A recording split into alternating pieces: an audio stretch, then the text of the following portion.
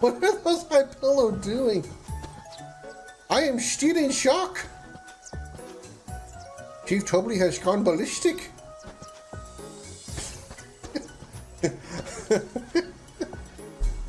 I'm so surprised.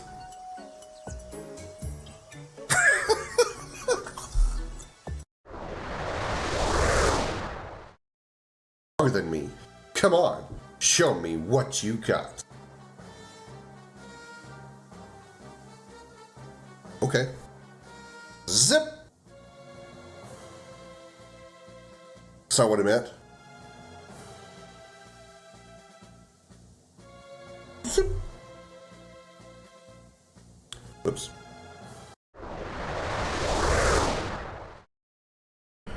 Let's tap the B button quickly, maybe I'll hit him.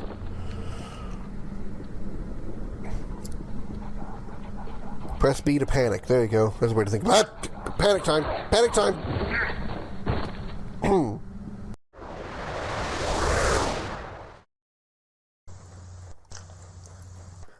Oh my god!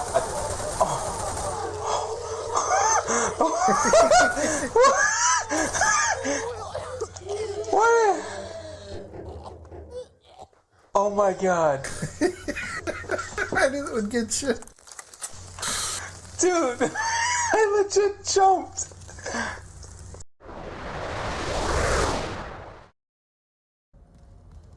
Gloves, everybody. Remember, always wear protection. Because you never know what kind of zombies might be in her vagina.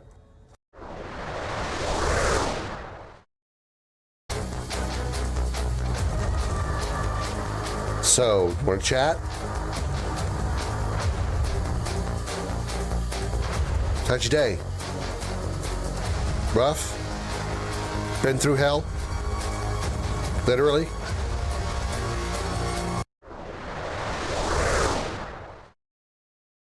Right in the dick, right in the dick, right in the dick! Pizza cannon loaded and ready to throw. I'm good at shooting things in the dick. Don't ask me why. You'd think I wouldn't because of professional courtesy.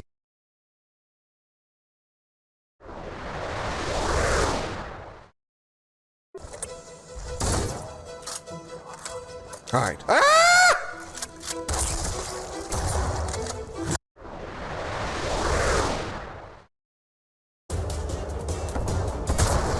Don't hit me again, don't hit me again, don't hit me again, don't hit me again. Fuck! Fuck! Fuck! Why does this asshole get so many fucking turns? Fuck you! I didn't even use my limit break, he got so many fucking turns in. Fuck you! Auto defenses activated. Station watchman Howard Phillips. Please provide verbal access code to authorize your guest. Oh. Fuck. Hey, buddy, I need you again. Yes, I'm Mr. whatever you said my name was. I allowed this guy in my place. Because I said so. Yeah.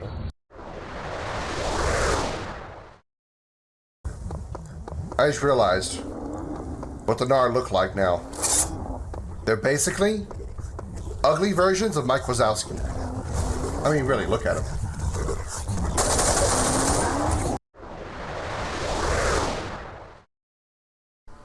What was that? Oh, good. TV's flashing an eyeball at me. All I can think of now is, I gotta feel like somebody's watching me.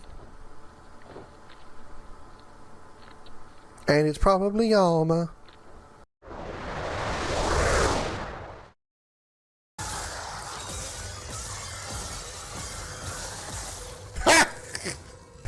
Door cut him apart.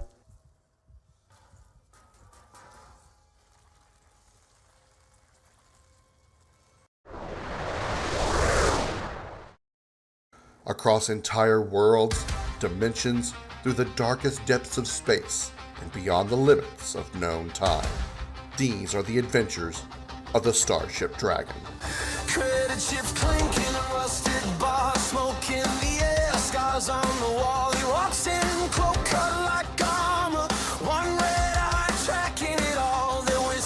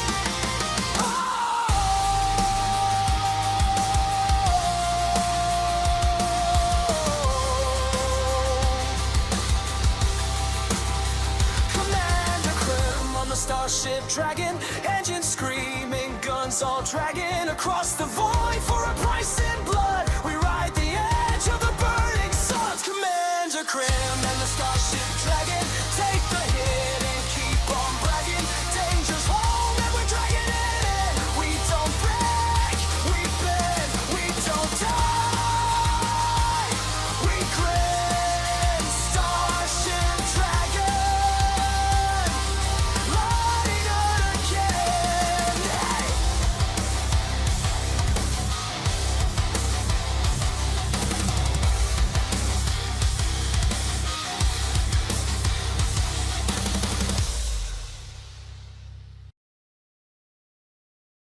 Everybody put your hands in the air and say, holy shit!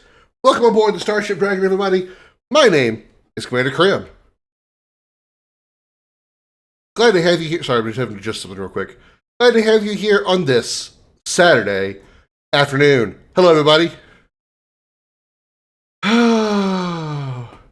How's everybody doing? Let's see who said hello first. Dr. Masochist was the first to claim a space buck. Has also requested lessons from the professor. Not just any lesson, the lesson. The most important lesson you could ever learn. And while you're it was all articulate and made sense in my head. And then my mouth opened and it all went Never mind.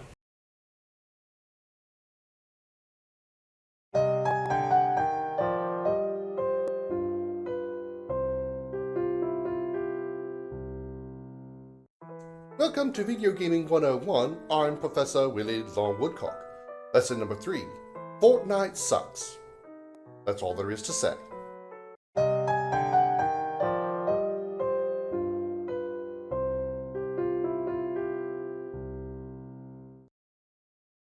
Nobody will ever disagree with that. Following Doc Masochist was Josh, claiming Space Bucks. He has now reached, I believe he was the first to reach the triple-digit mark. Thank you so much, Josh, for claiming Space Bucks. Jose claiming Space Bucks as well. He's 3 away from the prime number. Nice. Josh has also contributed to the I'm on Observation Duty challenge. Get swole, done, pumped a little bit. Left arm's doing better. I can do one full curl with it and not hurt, so it's getting there. It's certainly getting there. Pizza time indeed. Pizza time indeed, Josh. Me is here. Hi, Me. How you doing, Me? Per2 also contributing to the Observation Duty challenge. Thank you very much. Thank you for shouting out Jose and Doc. All right. I'm catching up on everybody. Just got home and eating a steak rice bowl. Ooh, that actually sounds good. 69 is the most important lesson. Yeah, well, I don't think I can come up with that much stuff. Words is heard. Yes, it is. But not as hard as I am whenever you subscribe. Wait, that came out wrong. Or did it? Anyway.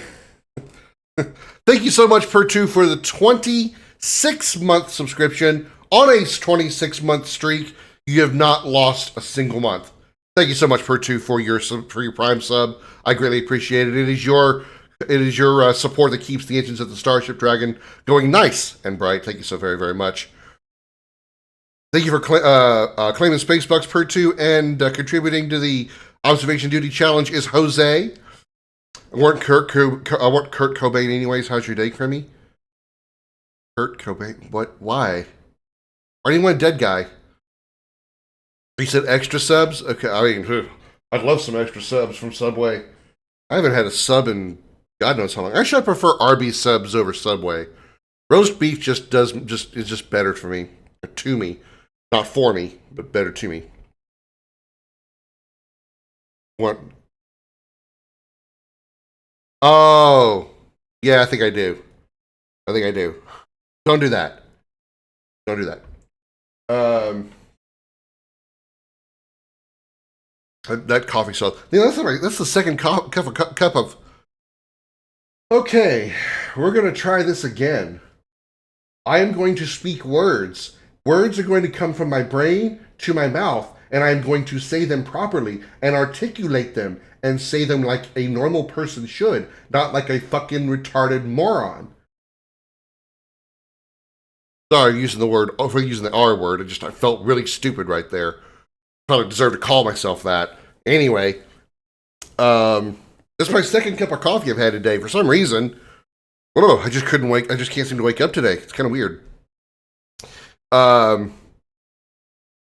So what I want to talk about today is something that was discussed briefly yesterday, and I want to kind of go into more detail about it today.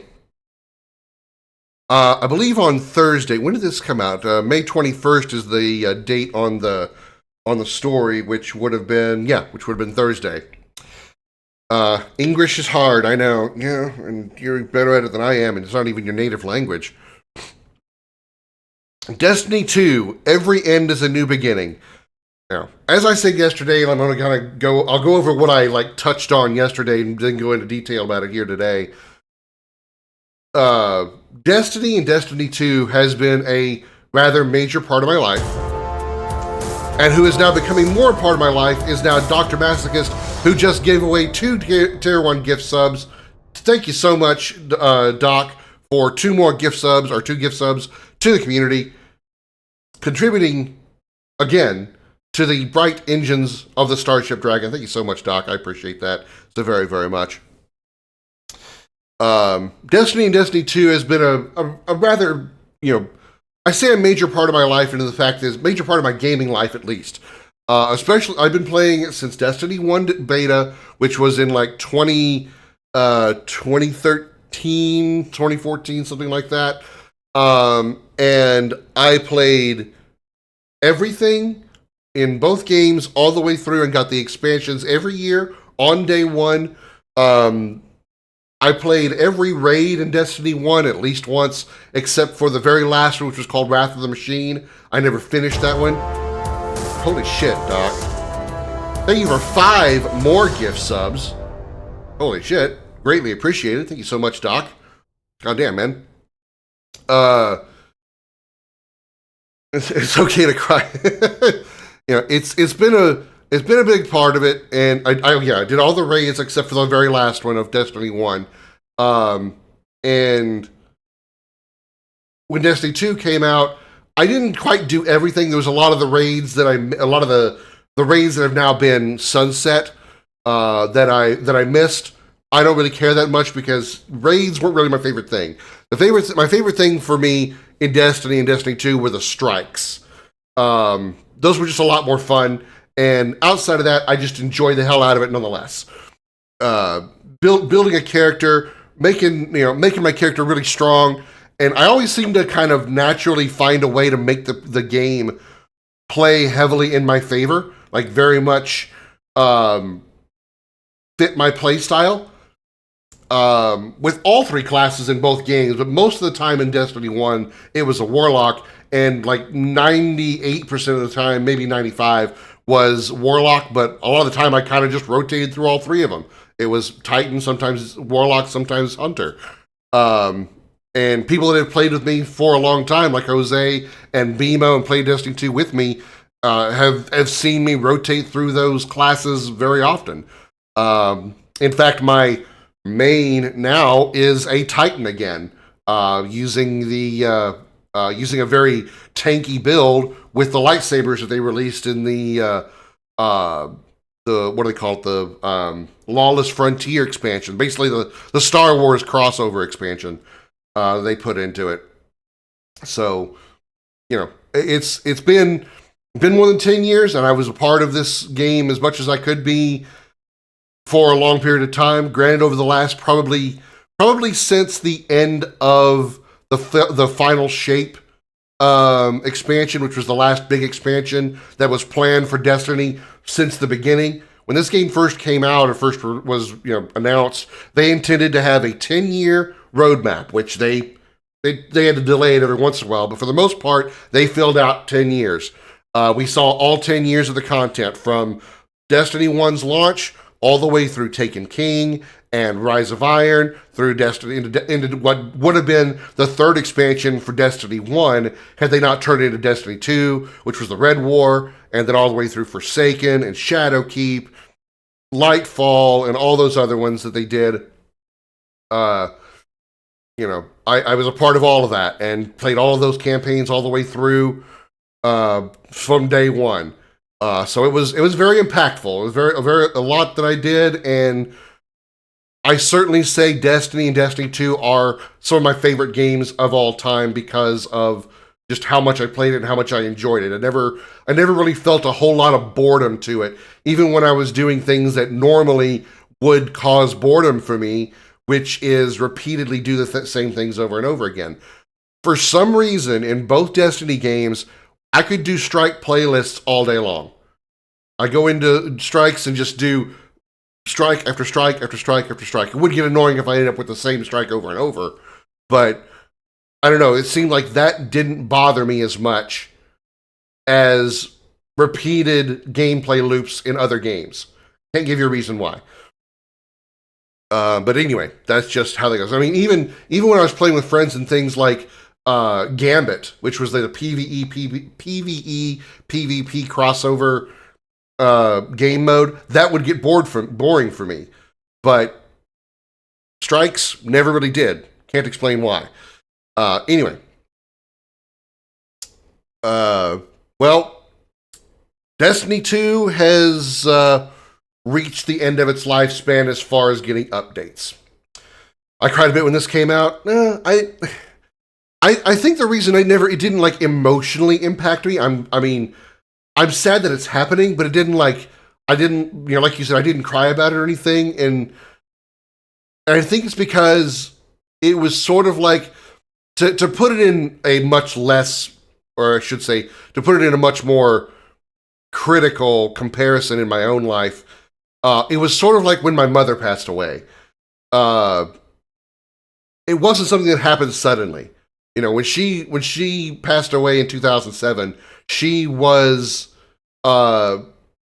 succumbing to a form of cancer. Long story behind it I've talked about before, but the shorthand of it is it was cancer that did it. What do we get for an emote? We got a frog emote, looks like. Thank you for the hype train, everybody. I greatly appreciate that. But it wasn't like it was something we saw coming. We could tell she was getting worse, you know, despite her attempts to try to overcome it and do what she could to overcome the issue she was having. She eventually succumbed, and that was kind of, you know, expected. We hoped it wouldn't, but it was expected. So it wasn't as surprising when she finally did pass. Unlike, say, if she happened to have died in a car wreck or something, right? You know, that would have been shocking because she was, you know, healthy, but did she die in a car wreck? That would be much more shocking, much less expected. So this is the kind of same thing here with Destiny, and I mean that just like as far as like my own personal experience. I'm not saying that Destiny impacted me as much as my mother's passing. That's definitely not what I'm saying.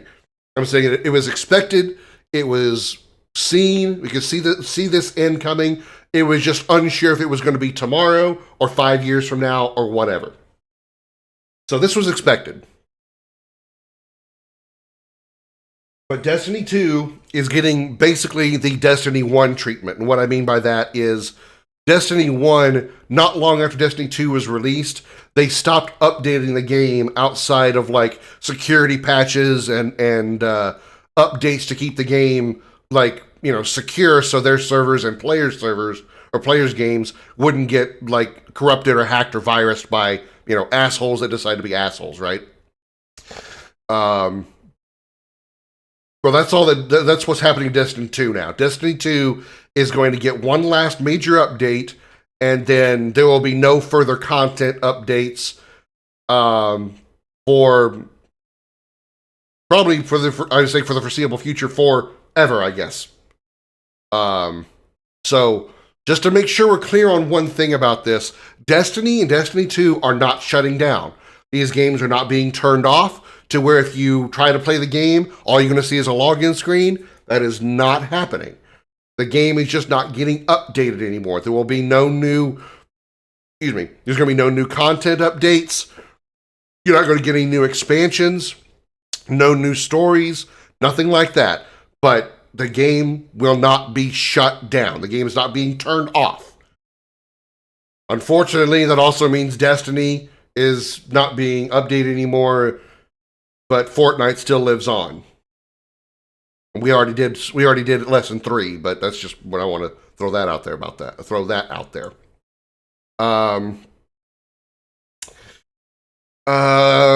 Still not playing Destiny unless they make Destiny 3. That's the thing, Doc, is they won't.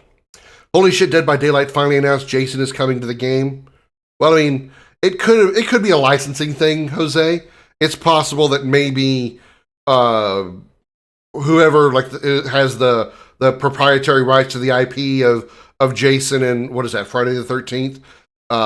Maybe they just were resistant or reluctant to give the IP to or license the IP to the DVD developers.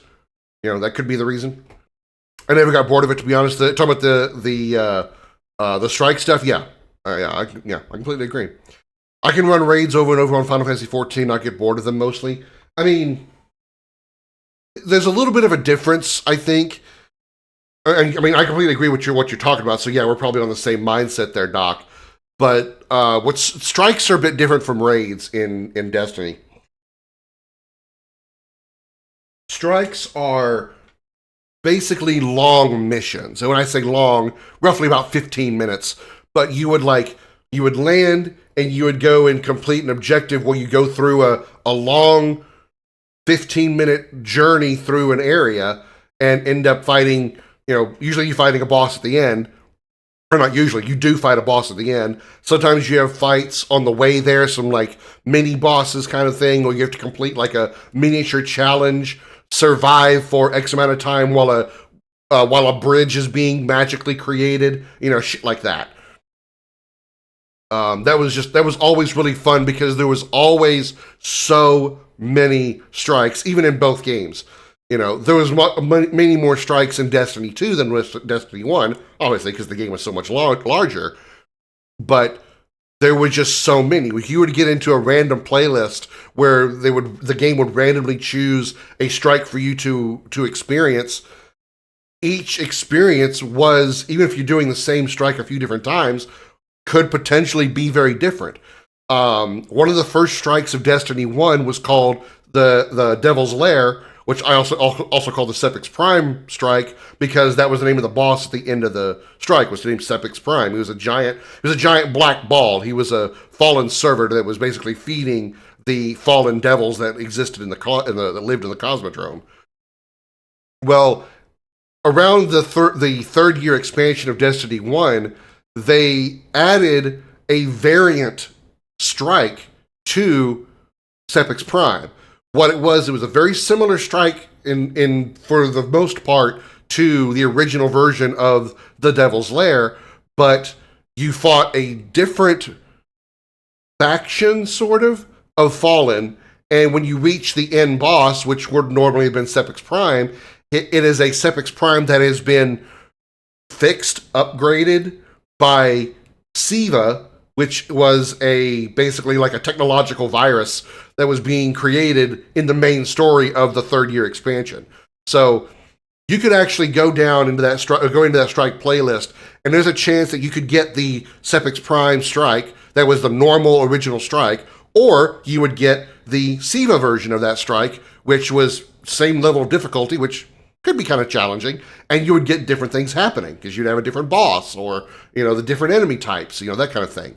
That was what was intriguing to me, is even if you're doing the same strike sometimes, the strike would be slightly different because you're doing a varied version. That didn't happen quite as much in Destiny 2, but they pretty much did. They still had a lot of strikes in Destiny 2, which were fantastic. I love that so much. My main in Destiny 1 and 2 is Titan. I do also play Hunter and Warlock in both Destiny games besides Titan. Yeah. I guess if I really had to lock down and say what is my absolute main of Destiny, probably would have to say Warlock. If I had to if you were to put down like a rule or something that I was only allowed to play one class forever, I would probably lean Void Walker Warlock, because Nova Bomb was my jam. Basically, it was a nuke. It was a giant purple nuke. You could, once I get a super bar filled up, I shot a giant purple ball at you, and you were annihilated.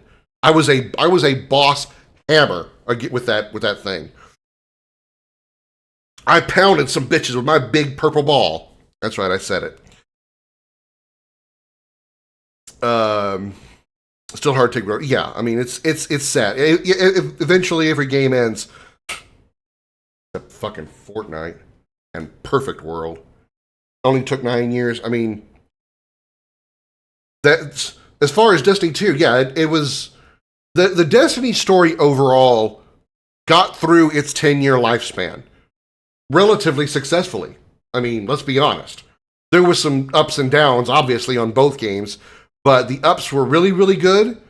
Unfortunately, sometimes the downs were really, really bad, but it still held through and was an entertaining game through all 10 years of its main existence. It just started falling off after the final shape, I think, partly because Bungie had was also taken over by Sony, but also had moved their team to work on fucking Marathon, and they didn't know what to do with it. They didn't know what to do with Destiny. Whoever was left on the Destiny crew, so to speak, didn't know what to do with it. They didn't know how to because they had already they already had the content, for the most part, set up for the 10-year lifespan of Destiny and Destiny 2. Everything after that, they were just kind of making up as they went along, and they didn't really do well with it. They should bring back everything when this update drops. I agree with you completely, Jose. However, obviously, they're not going to, because it's incompatible. This is not going to make sense to us as, I don't want to say casual gamers, but those not in the know about how game development works in detail anyway. The original, basically all the stuff that got sunset in Destiny 2, which is the Red War all the way through Forsaken, right? All the campaign stuff all the way through Forsaken. No, Forsaken, and you can still do Shadowkeep, right? Yeah, it's only through Forsaken's content. Shadowkeep stuff stayed. So all the content through basically years 1 and year 2 of Destiny 2 was sunset. That apparently cannot be reintroduced into current Destiny 2 because the programming is incompatible. There's too many updates that would be needed to, I guess, the worlds or the mechanics of the worlds or the enemies or however, the locations and whatnot that existed in those eras, so to speak, would take too much work to get them reintegrated into the current game. Now, if that wasn't the case, they would probably do that. But unfortunately, they can't because, or I should say it like this: they could if they had their full team. If they didn't already send their best people, basically, or most of their people over to work on Marathon, they would have the resources to bring everything out of the vault and stick it back into Destiny 2. Earliest for second story. Well, no, earliest is Red War, which is year 1. They need to not be stupid and unvault all content. No, it's not laziness, it's not laziness. It's the lack of resources. Lack of resources. They would take too much effort for them to update all the content from year 1 and year 2 and make it work with what is now basically year 9 and year 10 of Destiny 2.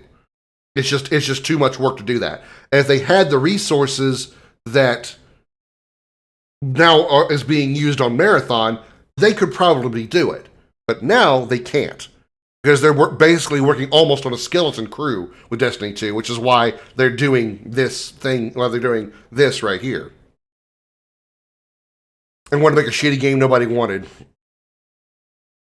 The only thing I want to know, and I don't know the answer to this, is who is responsible for the idea of wanting to make an extraction shooter from Bungie? Was it the Bungie devs themselves? Did they want to step away from, were they getting burnt out or bored with working on Destiny and wanted a new path to take? Or were they coerced or forced or pushed into it by their new overlords, which was Sony? I'm betting probably the latter. Some people probably wanted to work on Marathon, an extraction shooter, but I'm betting the majority probably, or the major region is probably because of Sony. Sony wanted them to actually do it. They saw the success of all the other extraction shooters, especially Arc Raiders, and was like, ooh, there's dollar signs. Ooh, we have an IP now. We have that Marathon IP that almost nobody knows about unless you are a big fan of the Bungie development team. Let's make an extraction shooter, and let's call it Pre-Halo, aka Marathon. Which, by the way, if you're not familiar with this, Marathon is not their first Marathon. There was a game series of, I believe, 3 games called Marathon that was a 2D, almost Doom clone, and I mean that in every way as far as like its visuals, called Marathon, Marathon 2, and Marathon Infinite, I think, or Infinity. And they are sort of like indirect prequels to Halo. You're a space marine, what a shock, right? Going into an alien space vessel or space station, whatever, and fighting aliens with like technology and stuff. Kind of sound familiar? You know, Master Chief, Space Marine, going aboard a spacecraft or something and fighting technologically advanced aliens. The Covenant sound kind of familiar. You know, it's you could say that Halo is like a spiritual successor to Marathon. Even though they're not connected in any way with the universe, Marathon is basically Halo before Halo. It's like if Halo was made in the 2D game space, that's what Marathon is. Well, when they made this game, this battle royale, thank God, I'd be even more pissed. This extraction shooter, they decided to use that IP because reasons. They made the decision, though, even with player backlash, they never tried. I think at the time, like when the first big wave of opportunity came for them to reintroduce the vaulted content back into Destiny. I mean, everybody that plays the game wants the vaulted content back from the first day they cut it off. Duh, everybody wants that. But it was later on when unvaulting that content would have been very, very good financially, very good as far as gameplay and all that. They didn't want to do it then, even though they definitely had the resources and the capability to do it. They didn't want to because they would rather focus those resources on expanding the current game.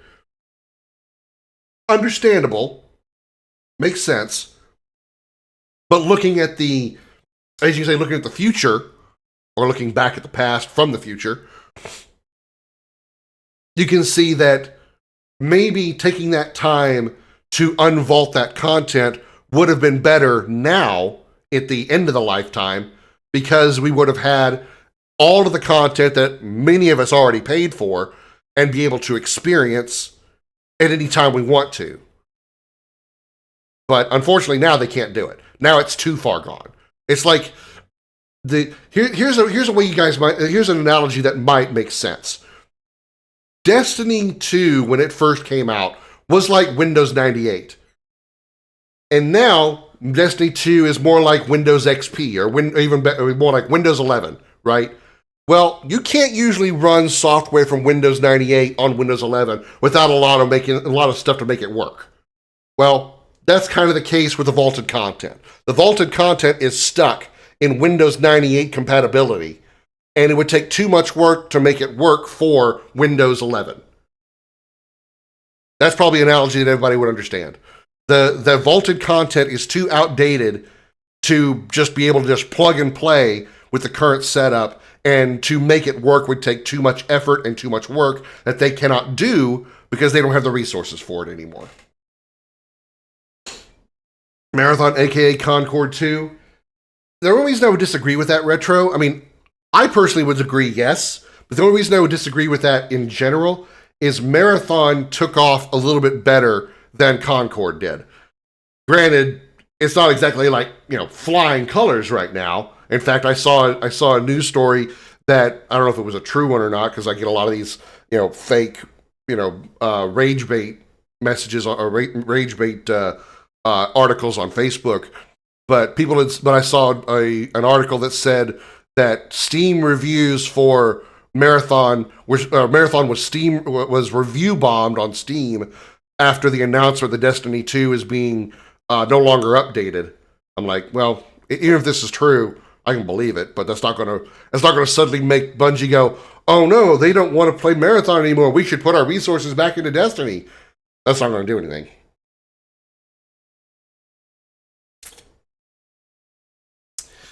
Arc Raiders only did well because of streamers. I mean, you can say the same thing for Destiny, Bear.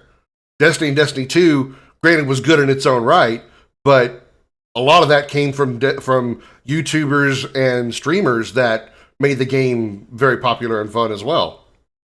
I mean, there's names now that we know from YouTubing at least, that I probably would have never known had not been for Destiny. Guys like My Name is Bife, guys like Dotto, guys like Rick Kakas, what's the streamer's name? Aztecross, I think that's his name. Those are 4 examples of people that I know I probably would never have discovered had they not turned Destiny into such a well done game, a well advertised game, I guess you could say. How about that stupid hero shooter they randomly announced at the end of the TGAs last year? It's the True Concord 2. Not Highlander. What was that? High Guard? Yeah. I think whoever the High Guard devs were, they must have gave Jeff Keighley one hell of a blowjob to get that game to be the final reveal at TGA last year. Either that or they had plans for a huge reveal, and whoever that huge reveal was backed out last minute, and Jeff was like, "Oh shit, let's just shove something in here." Streaming wasn't nearly as big now as back then when Destiny dropped. I mean, streaming, yes, that's very true. Although streaming was really starting to really grab hold in 2013, 2014 time frame. In fact, in some ways, outside of probably like Fortnite, Destiny and streaming kind of like worked up that general direction together, because 2013, 2014, 2015, like the mid 2010s is when a lot of the big streamers nowadays, like Maximilian Dude and people like that, which are not all Destiny related, but those kind of people really started like cranking out a lot of content that really brought people over to streaming and stuff like that.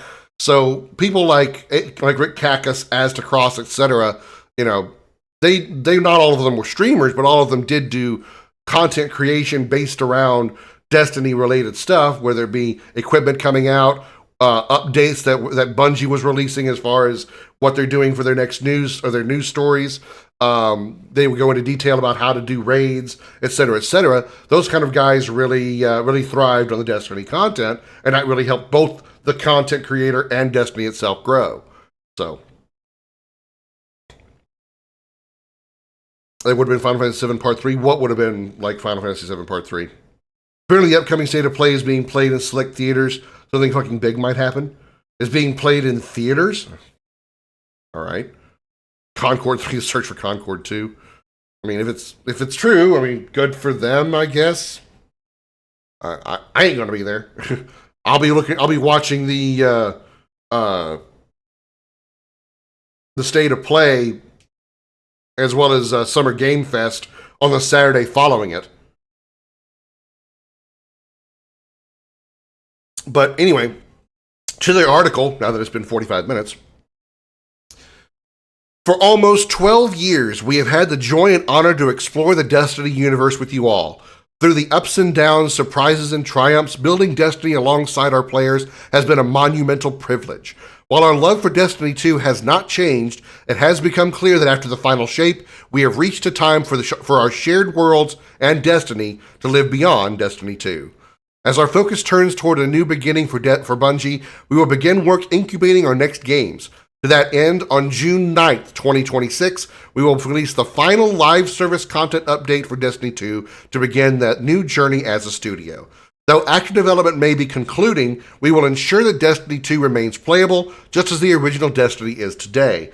Many changes in this final update will aim to ensure that Destiny 2 is a welcoming place for players to return to. We're proud of Destiny 2, the places it took us, and the legacy it has created. Because of you all, our universe is vast, built on years of shared stories, adventures, and victories. From the Cosmodrome, Destiny 1, to the Pale Heart, to the Lawless Frontier, so end of Destiny 2, we have forged long life memories and friendships with you all. Excuse me, coffee's coming back. We are incredibly grateful to everyone who made the journey with us. From the deepest part of our hearts, thank you, and we'll see you in the stars. So, there's your message. The big announcement you said might have been was planned that backed out. Obviously, nah. The big announcement that backed out was not Final Fantasy VII Part 3. Never was. Nah. They're waiting for 2026 because they even Square has said 2026 is the year Final Fantasy VII. They're re-releasing all of the Final Fantasy VII remake stuff. Remake Part 1 and Remake Part 2 is coming to Switch 2.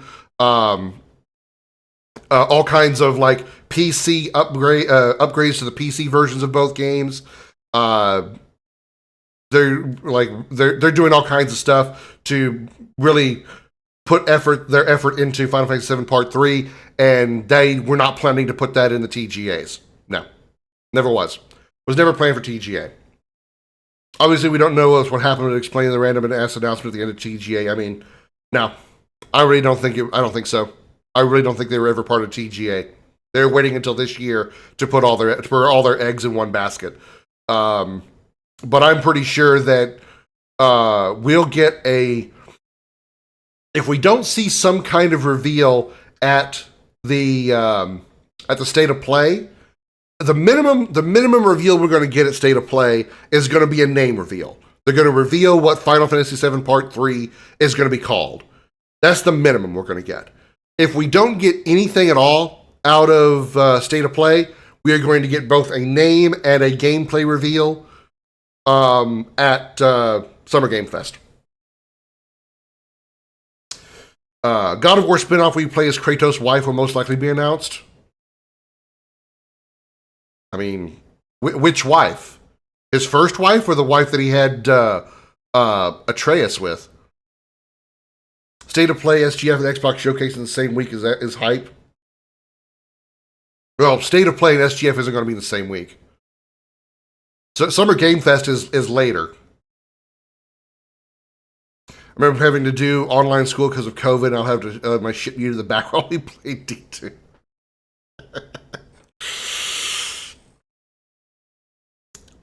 Destiny 2 Moment of Triumph. Since Destiny 2 launched, Guardians have turned back to the darkness, defeated gods, shattered blades, banished nightmares, outplayed Savathun at chess, and forged legendary stories across the Sol system. On June 9th, Destiny 2 Moment of Triumph will be available to all players. We are inviting all Guardians to take part in the celebration of these accomplishments. Legends, Dredgens, Renegades, Conquerors, New Lights, and everyone in between. For each year since launch, Moments of Triumph has celebrated highlights of Destiny 2's most recent chapter. This time, Monument of Triumph will broaden that celebration, bringing together experiences from across Destiny 2. So to kind of like specify what they're talking about here for people who may not entirely know or maybe didn't play Destiny 1, but did play Destiny 2. At the end of Destiny 1's lifetime, they had a similar update kind of like this called the Moments of Triumph, the Monuments of Triumph. And they were like additional sort of like achievements, but in-game achievements, not like the Xbox or PlayStation trophies, that would allow you to sort of revisit the big content in Destiny 1, such as raids or hard nightfall missions, stuff like that, that would give you extra new armor that, new gear. I don't want to just say armor. New gear that really updated your look and was really cool, and a lot of ways to sort of like, hey, remember when you did this? Well, here's an updated version for you to enjoy. It was really good content. I believe it was the Crota's End raid. The Moments of Triumph version of that was armor that actually, it was like sort of like holographic armor that as you took damage, those holograms would like slowly decrease off your body visually. It was all aesthetic, but it was like you had this like holographic armor, like say your helmet had like horns on it. As you took damage, the holographic horns would like sort of decrease, showing, kind of like showing, hey, I'm taking damage. The less your armor was glowing, basically, the more damage you had been taking, It was kind of a cool little feature they added. And they reintroduced the raid weapons and like retuned them for the later years and made them like sort of brought back to a useful level and stuff like that. So Destiny 2 is going to be having a similar thing. But this update has much more to offer than the monument itself. Rediscovering Soul. We've been embracing the mission of making this update feel meaningful, looking back at many of the requests that players have shared with us over the years while finding ways to bring some of them to life. We're just going to kind of, go, we're not going to read every little thing here, but I do want to go through the stuff that I thought was pretty important. Moments of Triumph will deliver small character beats to leave story and characters in interesting places, touching on themes across Destiny. We encourage reading and exploring to find all the Easter eggs, callbacks, reveals, and love for the Lorehounds. The return of the director. This is the big thing here. With the post Final Shape content, they changed the director still exists, but they kind of packed everything into what they called the portal. And it was really a wonky way to try to show you what was accessible and playable to you in the game. I didn't really have too much issue with it, but a lot of people did, and I completely understand it because it was kind of difficult to navigate. And I don't want to say difficult. It wasn't very intuitive. It could have been much better. Well, they're apparently bringing the director back as it was originally, all the way up until they started doing the portal. And that's what we're looking at here.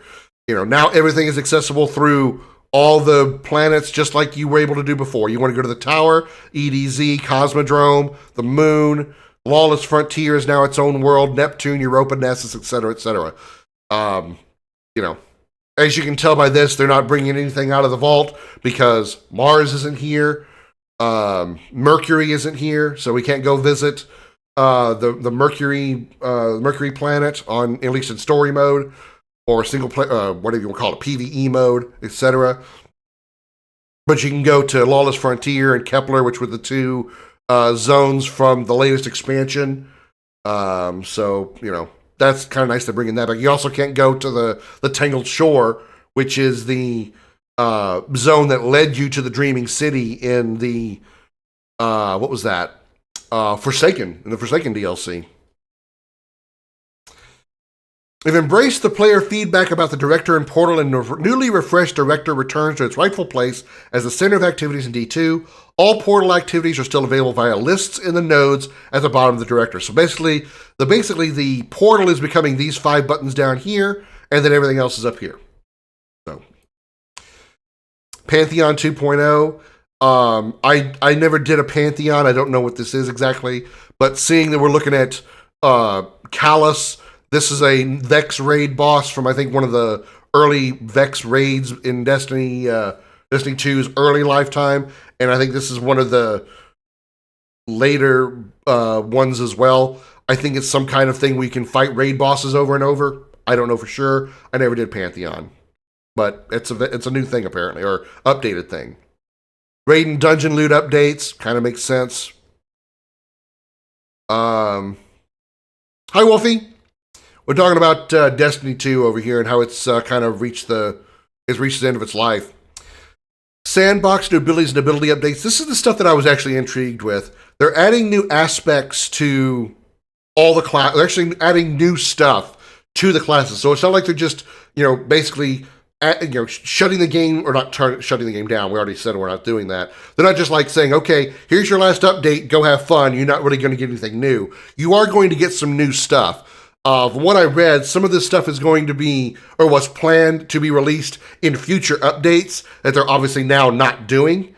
But a lot of this is actually pretty cool stuff. They're adding a new aspect called Crack Shot for Solar Hunters, Soul Siphon for Void Warlock, and Shield Burst for Solar Titan. Josh, I know you'd be interested in that because I know you run Solar Titan. New Hunter Melee, Void Hunter Phantom Surge. So we're getting an entirely new melee for the Void Hunter. New grenades, all classes, Strand Slice Wire Grenade. Sounds cool, don't know what it does, but Strand gets a new grenade. And Stasis Shatter Grenade. I don't know what's going to be different about it, but that's cool. Class-specific abilities, Warlock, Titan, and Hunter are all getting some new love. Mind Spun will interact with Threadling Grenade. Ward of Dawn is getting a complete rework, which that's crazy. By the way, anybody who doesn't know what Ward of Dawn is, the Void Titan has it's a callback to Destiny 1, where you put up a big dome shield, void dome shield around you, and it prevents all damage from coming in, but you obviously can't shoot out either. The Ward of Dawn is getting a rework. What does that mean? I don't know, but they're reworking that, which is kind of interesting. Trapper's Ambush has new capabilities. It is what it is there. Sandbox elevating exotics. All exotic armors earned since the Edge of Fate launched will be automatically upgraded to have tier 5 stats. That's awesome. So all your exotic gear that you got after Edge of Fate is going to be immediately tier 5. That's really good. We made some changes to a handful of exotic armors. As an example, what if Warlocks could throw 2 Nova Bombs in quick succession to create an even larger explosion? Remember how I said Void Warlock was my main?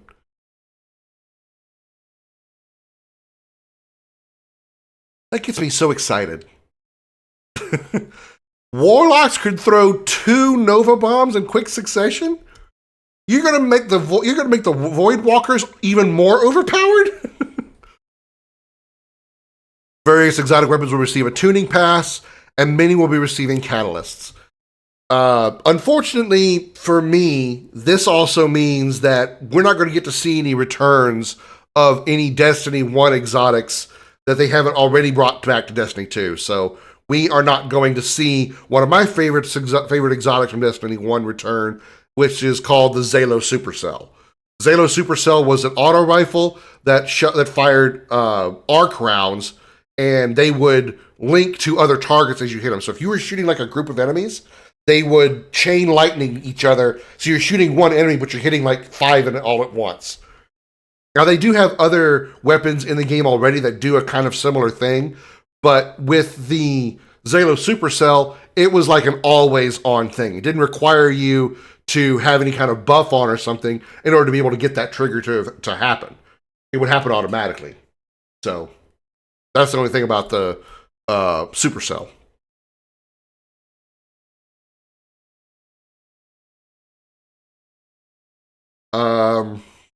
Taking a deep pass on the Portal's difficulty system to ensure players can approach ops categories and have fun with Destiny 2.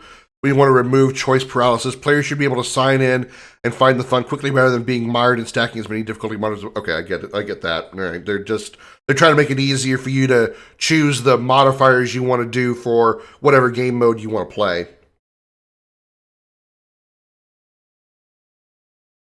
Expanding weapon offerings, so within Portal activities, each experience will offer a different pool to earn. We're also updating armors across the portal with new art and new set bonuses and some reprisals too, adding exclusive armor to competitive Crucible. I might actually be one of the better Crucible players now if I were to go in there because all the sweats probably don't play anymore.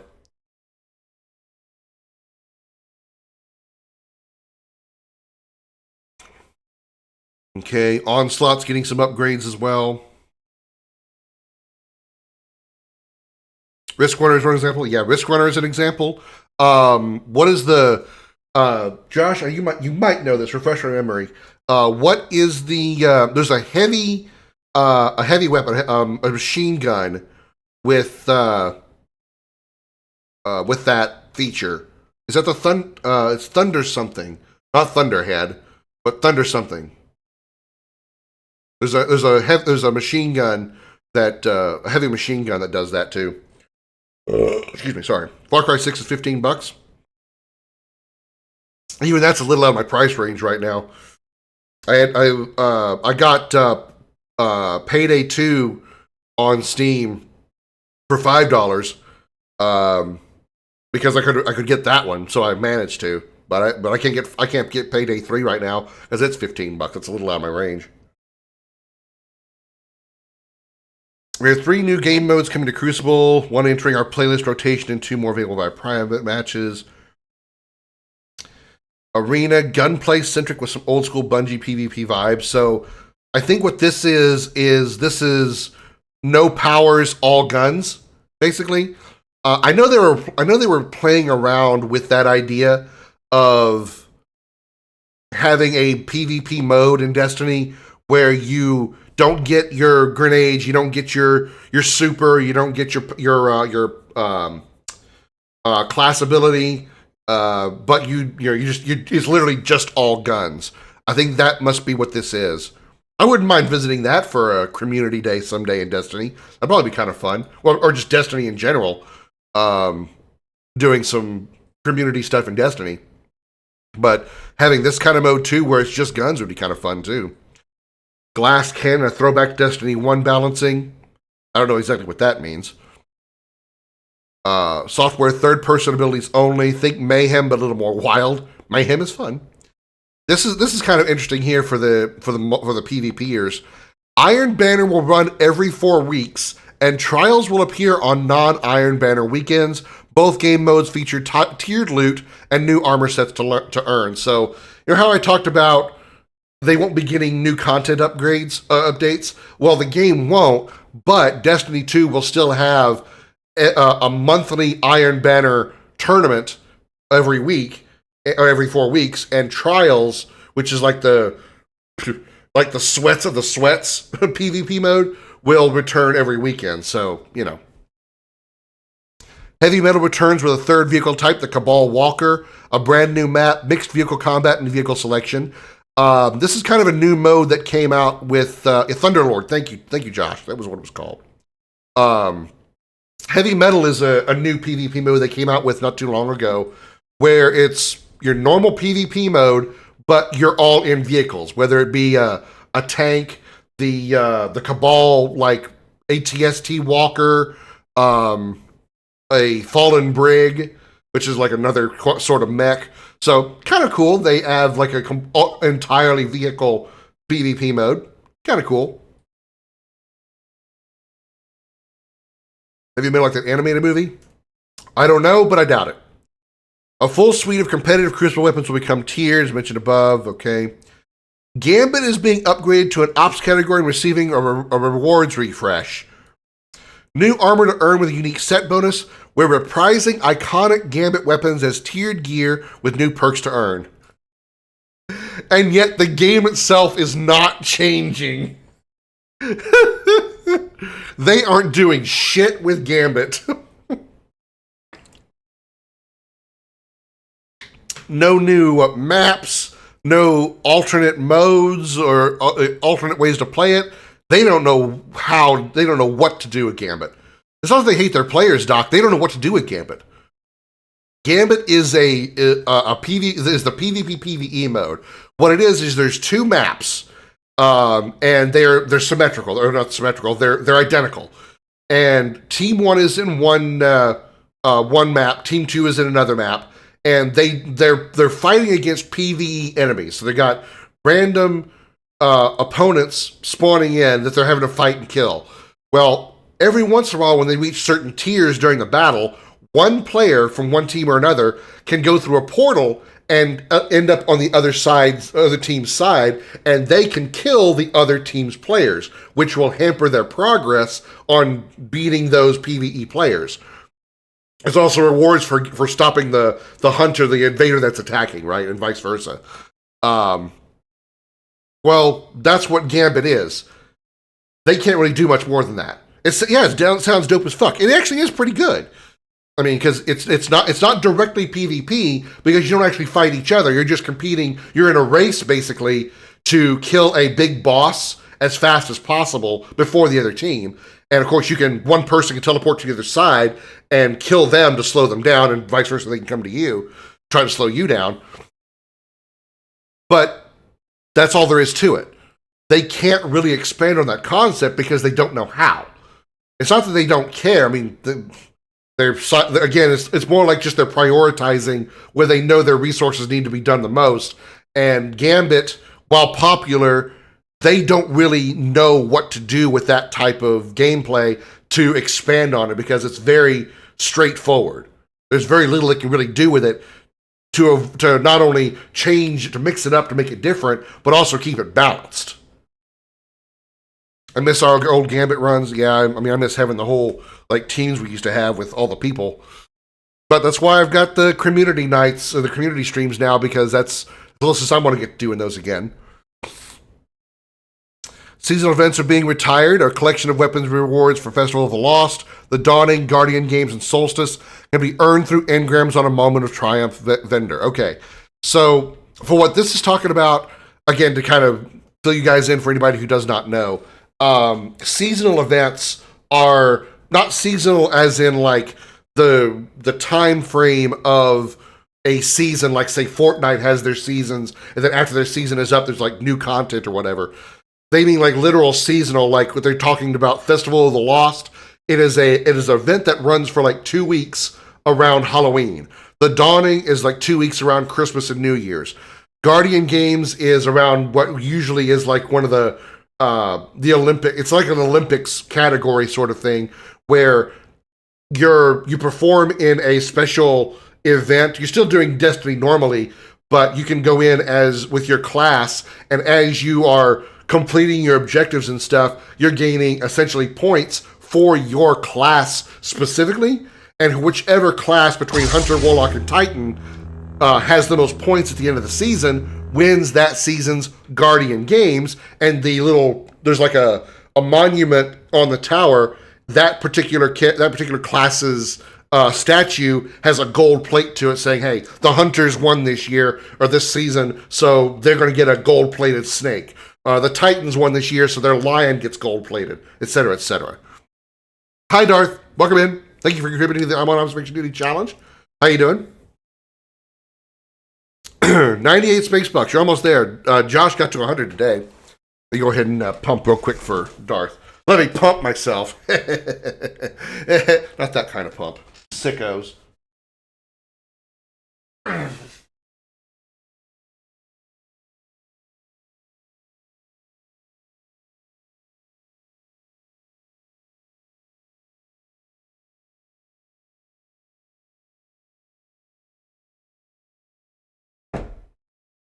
Okay. No, I'm not pumping my car either. I love my car, but not that much. So yeah, what I was getting at is these seasonal things will no longer exist. There will no longer be a Festival of the Lost, Dawning, or those kind of things. But the rewards you can get from them will be available at a vendor now. Sad, but okay, I get it. Give my throat a break. Darth has requested a lesson from the professor.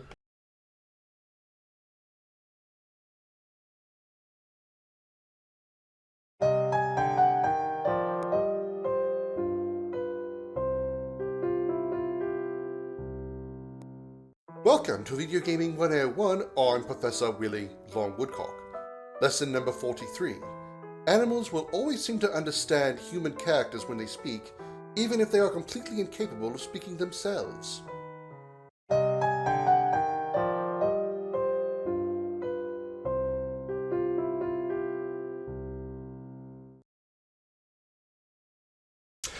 Silver and bright dust. These are specifically silver.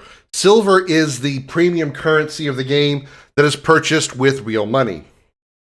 Silver will continue to be available for players to purchase in exchange for various items in the Eververse. Oh my god, what a shock.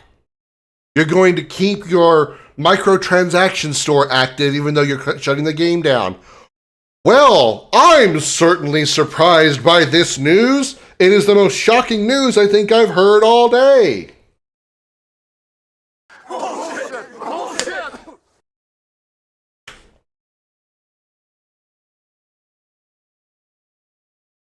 We're not updating our game anymore, but if you still want to pay us for it, that's okay. We don't mind. Enjoy your dinner, Darth. That's not even this makes no fucking sense lesson. I was actually working on budgeting right now.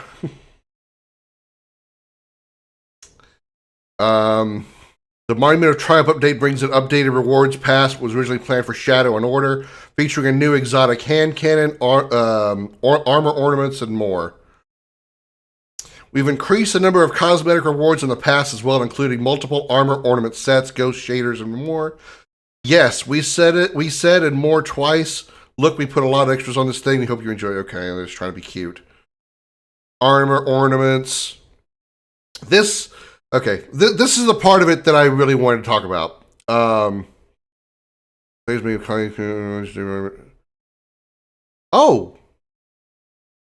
Starting June 9th, players may apply common, uncommon, rare, legendary armor ornaments to their exotic armors visible in PvE environments. Okay, that's actually kind of cool. I want to go over this real quick. So, right now, exotic armor cannot be what's called transmogrified. Basically, you can't put a skin on your exotic armor. Exotic armor is the highest tier armor that you can get, or should I say highest rarity armor that you can get. You can only wear one piece of armor on the exotic level in the game, and while you can in every other legendary gear, which is the purple, which is one level below that. You can customize that to look any way you want. If you have a certain piece of armor and but you don't like how it looks, but you like another piece of armor better, but you don't like its stats or its perks, you can take the look of that armor and you can put it on your current armor, whether your arms, chest, legs, whatever, helmet, whatever. Exotics don't have that perk. Exotics, you put that on and that's how it looks. There's some skins that go along with it that kind of keep the main theme of the exotic armor itself, but it doesn't always match everybody else's gear. Well, or every other piece of gear. Starting June 9th, you can now put on legendary and less gear visually on your exotic armor. So you can make your exotic helmet look like a regular helmet, which is cool. The reason they specifically mention visible in PvE environments, this is primarily because the point of the exotic armors looking different is so when you play somebody in PvP, it's really more it's completely for the competitive aspect of it. If you're playing PvP and you see your opponent wearing a certain type of exotic gear, you know what kind of buffs or enhancements or whatever that character or that player has because of that particular armor. If you can't see that, then you don't know what your opponent has. For those who know all of the exotic armors really, really well, that's a very important feature to know, so you know if this character is going to be doing this or that or that or this, whatever the exotic perk does. Me, I don't personally care. I don't know the exotics enough to know what all the different perks are, so even if I saw somebody with a specific exotic armor, short of ones that I already use, I'm not going to know what it does, and not that I would be able to counter it anyway. For example, my Warlock has an exotic helmet that increases my damage resistance and increases the damage of my Nova Bomb while I'm casting Nova Bomb. The whole, like, 2 seconds that it gets cast, right? So, if I see a Warlock with that helmet on, I know that if he's going to be shooting a Nova Bomb at me, he's going to have additional damage resistance. Okay, good to know, I guess, sort of. But if he's about to shoot a Nova Bomb at me, I might as well just bend over and spread my cheeks because he's going to kill me anyway. Might as well make it enjoyable. I mean, that's... So, for people like me, I don't care about whether I see somebody's exotic gear or not. It will not affect how I approach them during PvP gameplay. But for those who do care, at least that's a thing. You customize your gear. Your gear will still be visible in PvP environments, but PvE, it's going to be just like you want it. I remember my Warlock looked like Sauron from Lord of the Rings. This is the thing that I wanted to talk about the most, that I was actually most excited for. Something that I had been wanting to see in Destiny 2 literally since the day it came out. Sparrow Racing League. This is exactly what it sounds like. In Destiny 1, there was a Crucible PvP mode that was not a combat PvP mode. It was a racing mode. You literally were on your Sparrow, or a Sparrow, your mount, your ride, and you were racing against other players in a actual race. Like literally, like a race goes. You're trying to get first place. They were circuit maps, and they had all kinds of different like obstacles and stuff. There were sometimes enemies that would like spawn on the field, and you had to shoot or to avoid getting shot by them. Sometimes the Fallen would appear, sometimes the Taken would appear, whatever. So, and there were like gates that you passed through that they were the checkpoint gates. And these checkpoint gates would give you a boost of speed. And they would also get narrower and narrower depending on what place you were in when you passed the gates. So if you were closer to first place or in first place, the gates would be very narrow and you had to hit those gates very precise in order to keep your speed up. Whereas somebody in last place, their gates would be wider, more likely to actually hit it, not miss it, and get that speed boost. So it's really cool that they're finally bringing Sparrow Racing League back to Destiny 2. It's something that should have been in there for a long time. No horns, though, still. Yeah, I was about to say, I wish they would put the horns in, though. But that's one thing I miss about the Destiny 1 Sparrows, is they actually have a horn. I don't mean like a horn, but I mean like a toot-toot horn. There was like a button you could press on the controller where you could toot a horn on your Sparrow. And you can even customize that horn to have a different sound effect. My personal favorite was the clown horn. Yes, I had a clown horn on my Sparrow, and it sounds just like you think it does. Sparrow Racing League returns as a permanent addition, reopening tracks from the original Destiny experience and adding a new space to race opponents on. They've created a new unique weapon set to earn by competing in races. Armor sets return with a new set bonus, and numerous cosmetics, including horns, will be available to earn. Wait, what? Numerous cosmetics, including horns?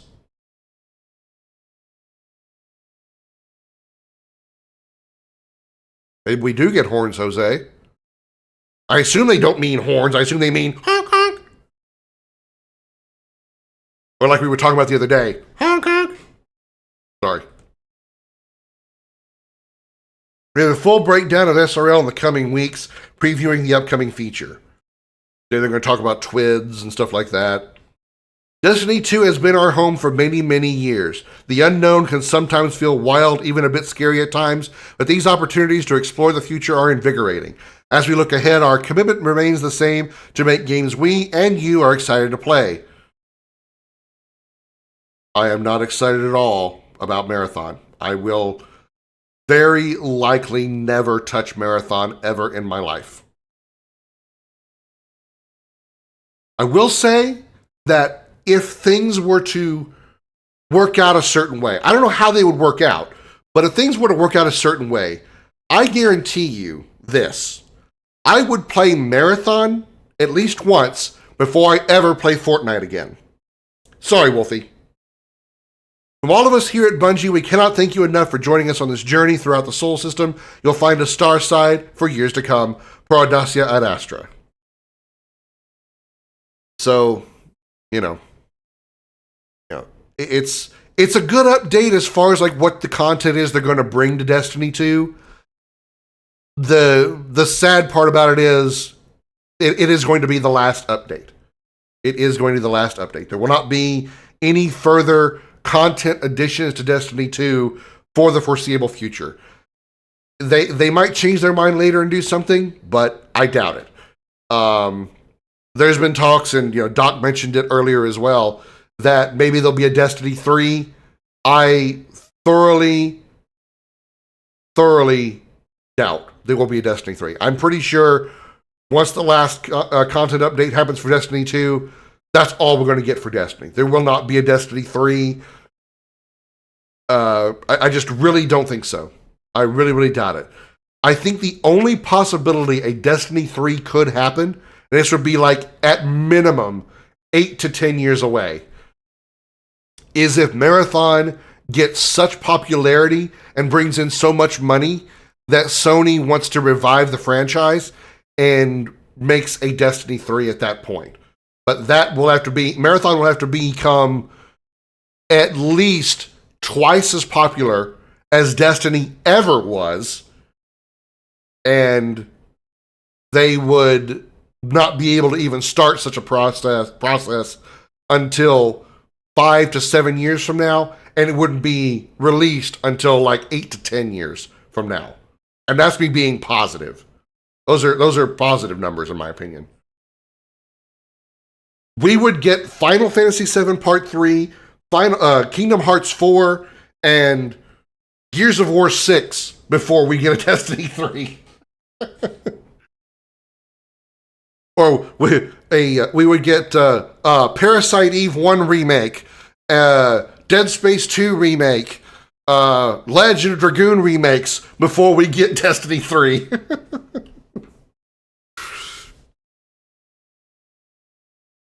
That skin you had, by the way, still rarely comes out when I've last played. We'll get Elder Scrolls 6 and GTA 6 before T3. Yeah, exactly.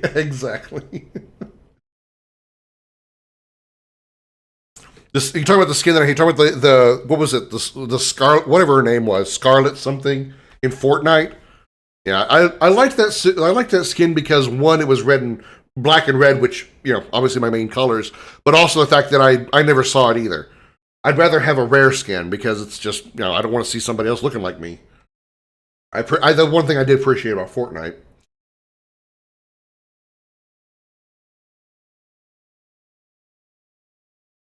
All right, whoops, almost had it. We are going to take a look-see at a demo of a game that I didn't even know existed until Doomy said it was a thing, called Boltgun 2. It is a 40K game, Warhammer 40K. I have not played the base game, or the original game, or I should say the prequel, I guess, called Boltgun. So I need to do that as well, or first. But this is a demo for 2, and I want to try it out. Other than it being in the 40K universe, I don't know a damn thing about this game. We'll crank up the brightness just a little bit. Screen width is fine. Subtitles enabled, that's fine. This game contains explosions and flashing lights. It may not be suitable for people who are with photosensitive conditions, such as photosensitive epilepsy. Player discretion is advised. Don't watch if you get weirded out on flashy lights. This game is an autosave feature. Cool. Options. Let's make sure everything that I want to turn off is off. I don't know if I should use a gamepad or not. I don't know what all the button options are for this game. I don't know if I should use controller or keypad or mouse and keyboard.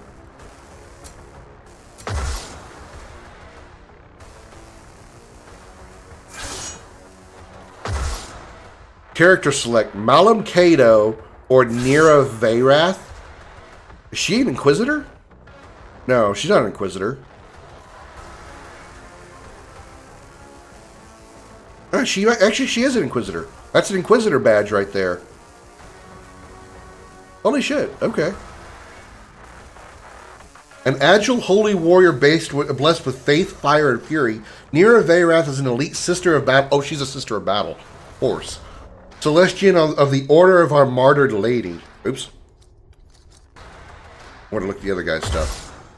Stern Guard veteran, an unstoppable juggernaut who knows only war. Malum Cato is a Stern Guard veteran from the Ultramarine chapter, Venerated First Company.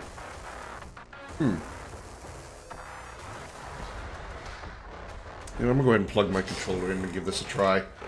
I want to see what this does first. Ugh. I'm going to play as the guy. I wonder if it's 2 different campaigns or if it's one campaign.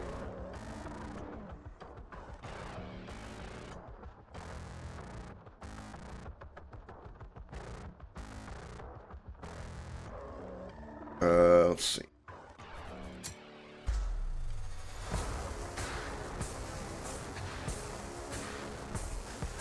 Let me make sure that works.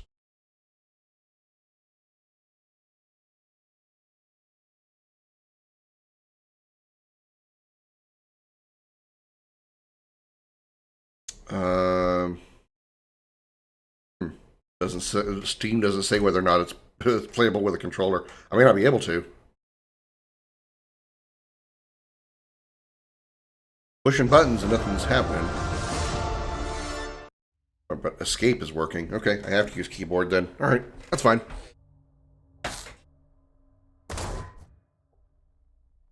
You got something on Far Cry 5? What do you mean you got something? Oh, let's play as Malum Cato. F is obliterating charge. Charge forward, obliterating enemies in your path. Hold F for increased power and distance. G is frag grenade. Throw an explosive fragmentation grenade. Hold G during throw to slow time. Press G after throw to explode early.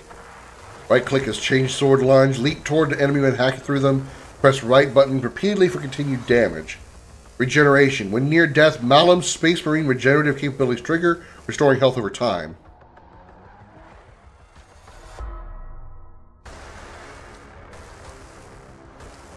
Let's do medium difficulty. Training for initiates, worthy of the Imperium's mightiest. Only veterans will triumph. Not even a Primarch could survive. You'll face even more enemies and take double damage. Oh, Christ.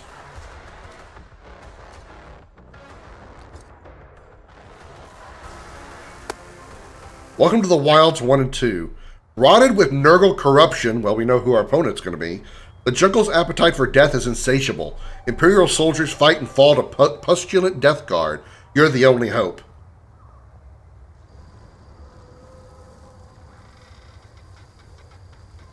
Alright, ASWD. Good old WASDA. Brother Malum, I'm flying over your vicinity. Presence of Imperial soldiers confirmed. They are outnumbered by the enemy. Do not die. Wasn't planning on it. Kind of funny how that's an order that they give you. An order that they give you in the 40K universe. Do not die. Alright, so let's see.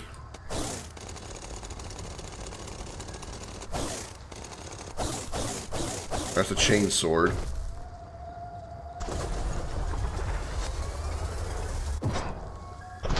Damn, that is a charge. That is a charge move. I like how it's the old school graphics too. I mean, this looks like something... Fuck. Oh, shit. It scared me. Someone was attacking me that was flying. I know it was one of those skull things. Skull Scouts. This is like something out of like 2003, like Half-Life visuals, right? Even earlier. This is a new game, by the way.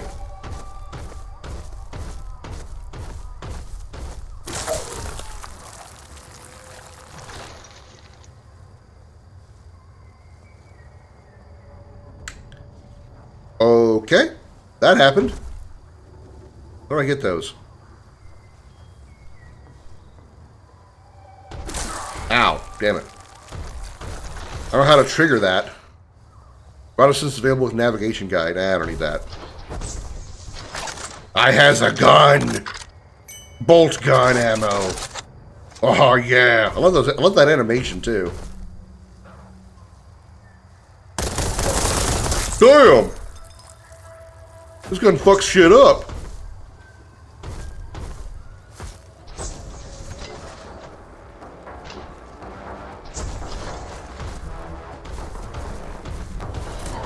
What? What? What hit me from the side? Oh. Autogun cultist. God damn, I only need one shot. Why am I doing so much damage? You just fire one bullet. Save the ammo.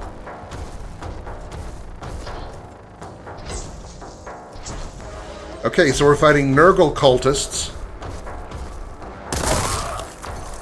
Okay, so we're slaughtering Nurgle cultists. Fighting would mean that they're, you know, that it's a combat back and forth.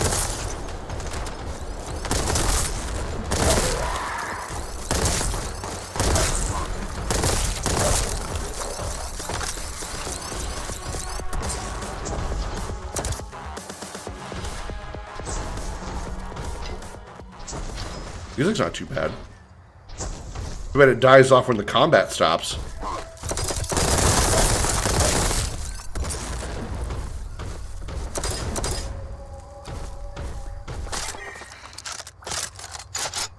Shotgun? Okay, hold tab to switch weapons. Okay.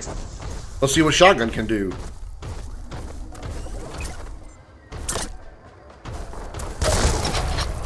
That works. Jesus Christ.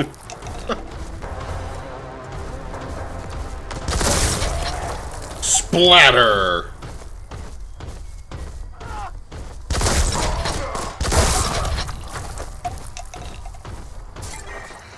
Death Core of Krieg? Uh-oh.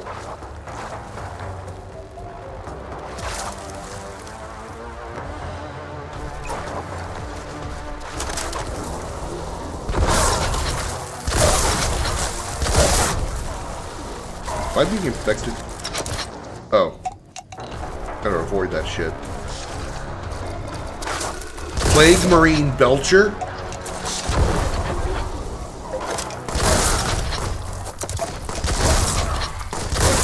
God damn, I love the shotgun. It's so fucking awesome.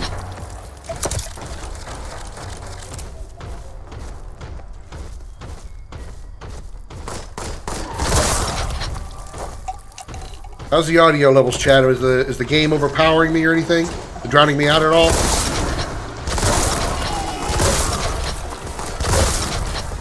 Game looks peak already. Yeah, no shit. I am all in. I can't wait to play the first game now.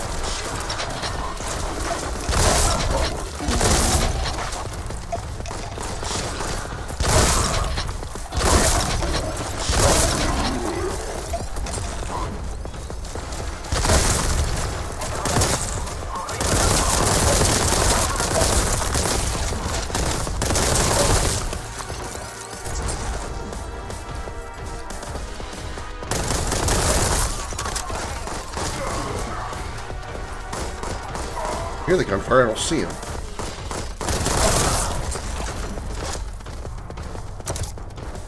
It's all good, thank you, Jose.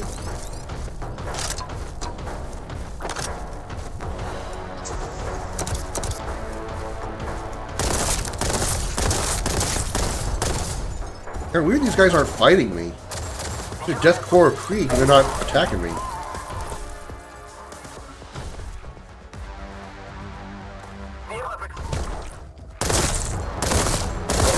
Are they actually allies? Why would they be? They wouldn't be allies. There's no way. Lesser Plague Toad. Plague Toad? Okay. Plague Toad's got some fucking health on him. Jesus.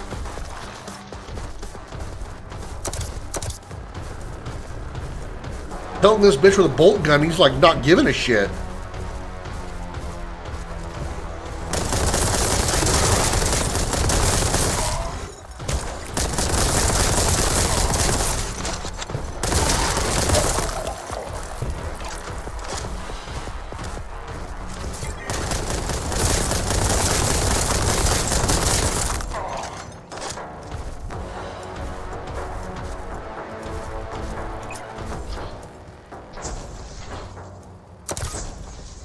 Kind of cool how they have the Doom thing of as you take damage, your portrait takes damage too.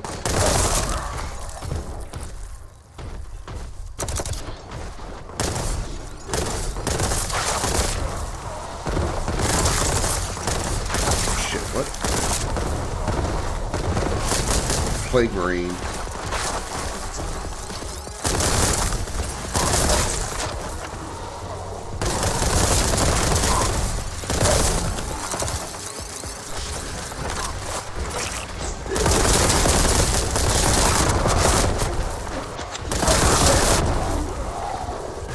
Doesn't they drop a whole bunch of health for you whenever you kill an enemy?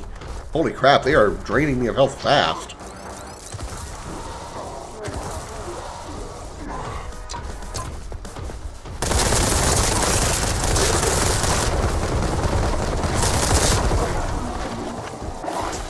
Shit, uh-oh. Oh, shit.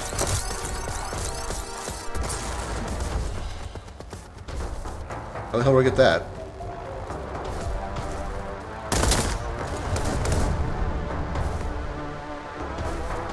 Wait, can I...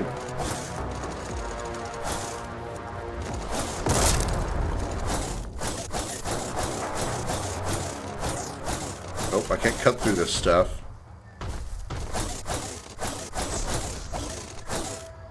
How do I get that?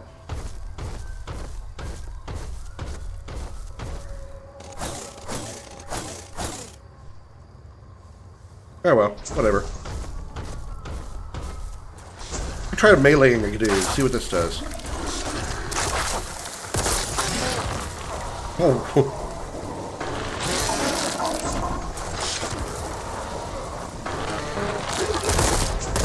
That's kind of cool. Where the fuck is a cliffhanger? Oh, what did I pick up? Oh, it's a plasma launcher. The plasma gun.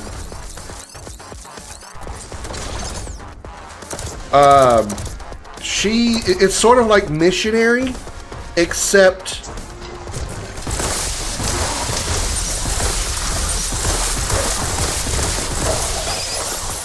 you're standing up and she's like hanging off the edge of the bed.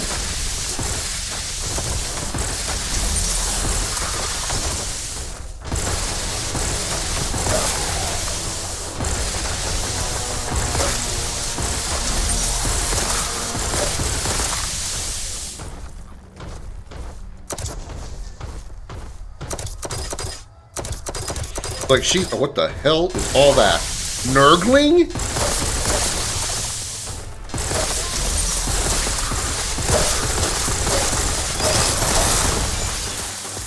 Okay, that's a thing.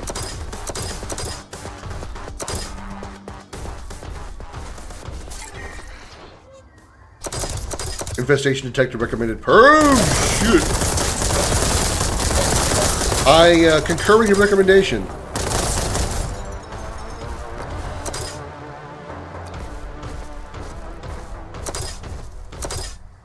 How do I do that? Or did I do it?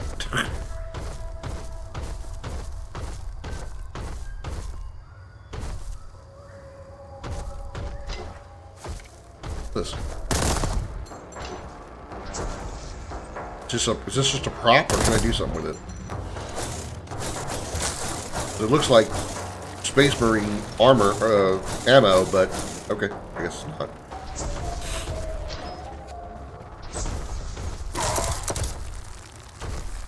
Damn it!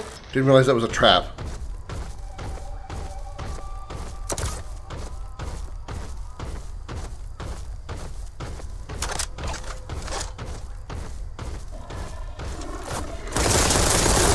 Plague Marine Skewer. I can tell headshots count.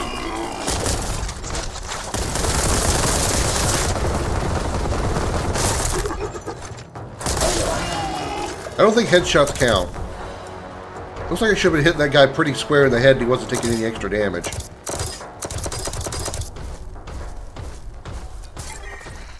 Scanning Allied units. 37 breaches of Imperial uniform regulations detected.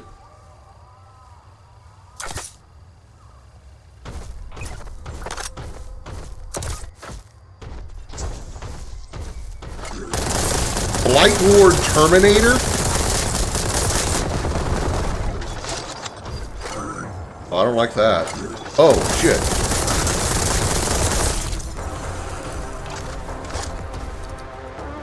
Alright. That's what that was a thing. My shotgun. I want my shotgun back.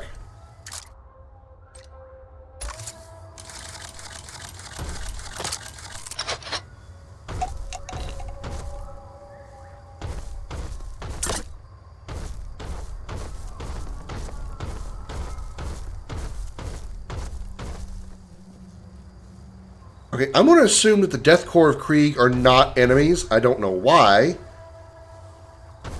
So I won't shoot them.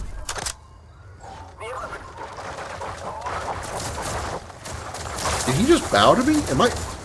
I'm an Ultramarine. Wait a minute. Death Corps of Krieg is not... That's not a Chaos Legion.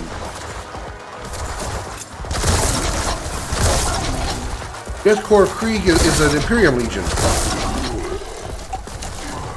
It's an Imperium chapter.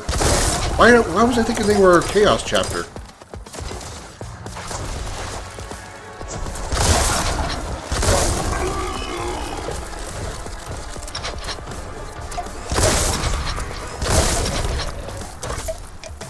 I might be overkilling those guys.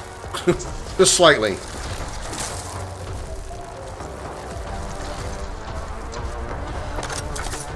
What the fuck?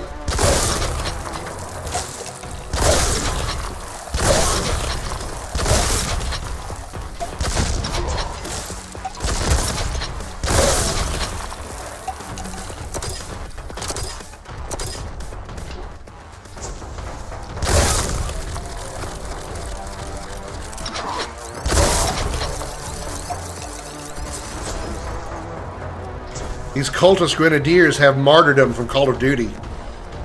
Those of you who've played Call of Duty know what the fuck I'm talking about. Secret discovered.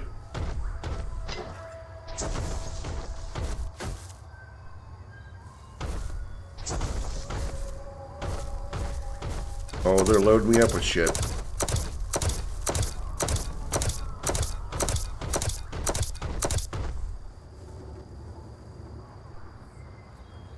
This is a boss arena. Or heavy ambush. Oh, more soldiers right here.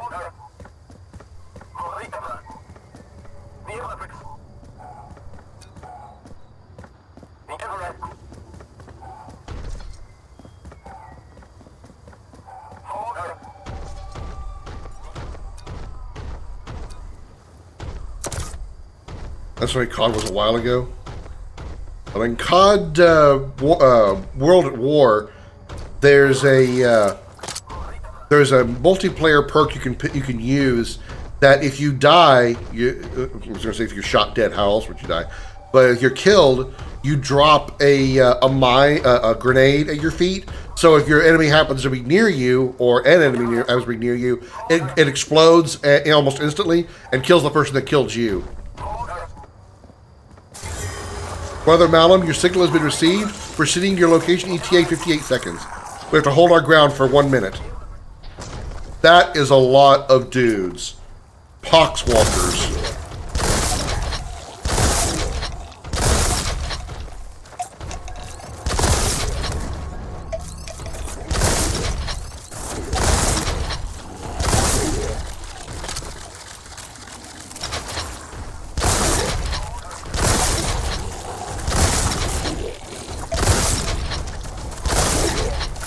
Shit.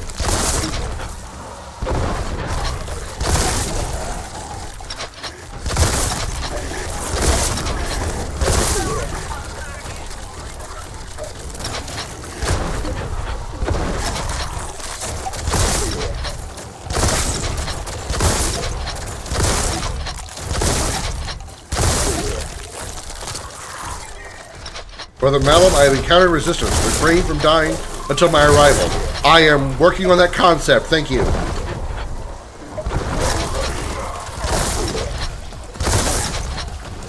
Wow, look at all the dudes over here. Holy shit.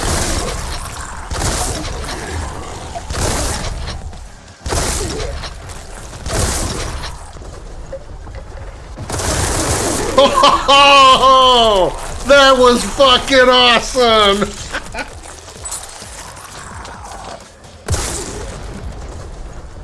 Charge, bitches! Okay, I'm putting this game on my wish list. It's confirmed.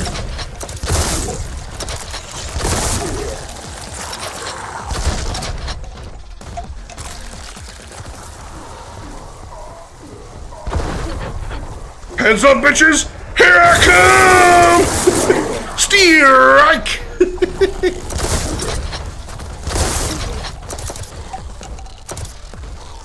I went through so many dudes, I definitely got a turkey.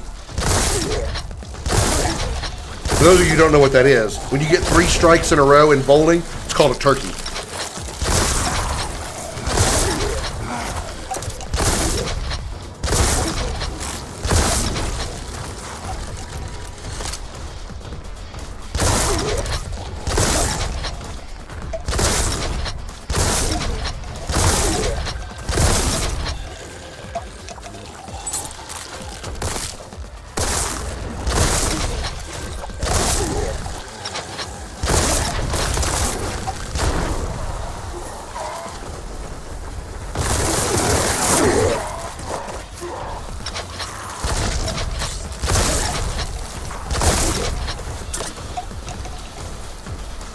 Damn, look at all the corpses.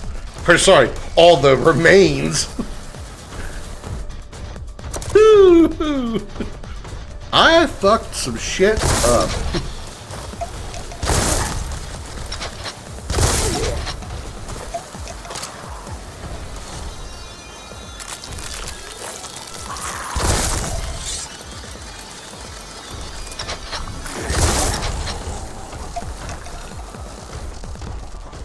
I don't know if I need to kill everything or not, but I'm just having fun killing shit.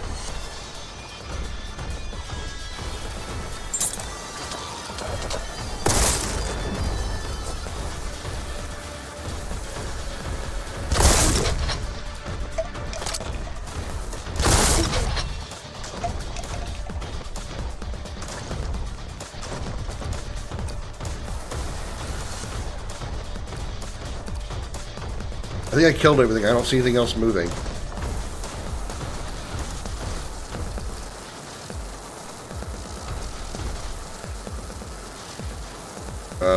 How do I...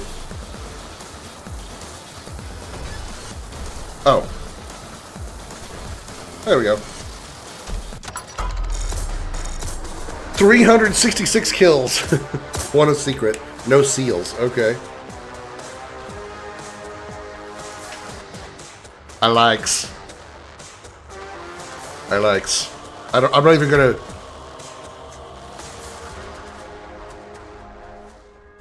You know, there's only 2 levels. I'm gonna do both levels, but I gotta pee real quick. I gotta pee really fucking bad.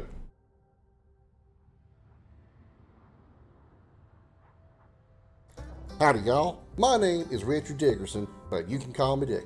That's right, I'm Dick Dickerson, and I got a question for all you men out there.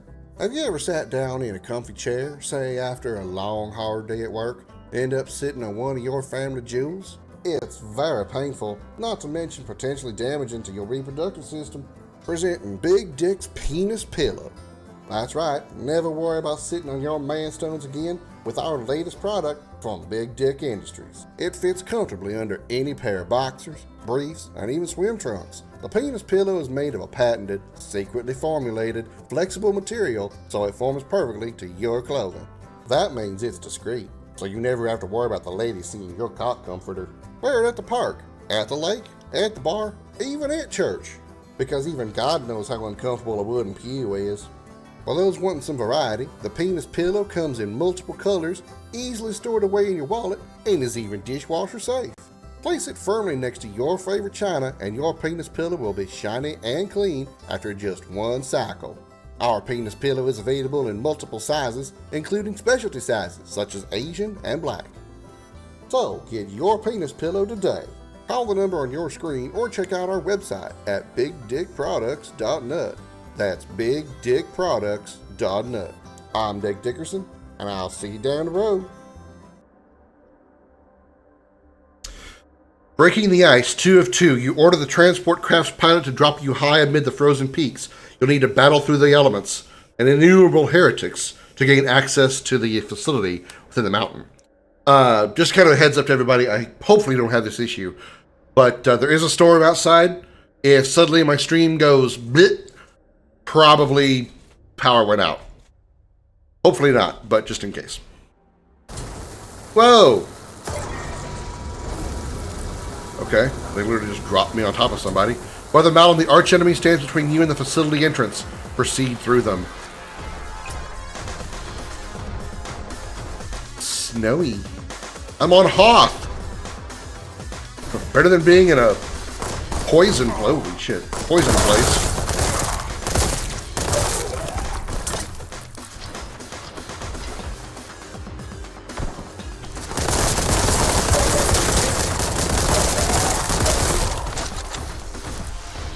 I still have my shotgun? I do. Give me shotgun.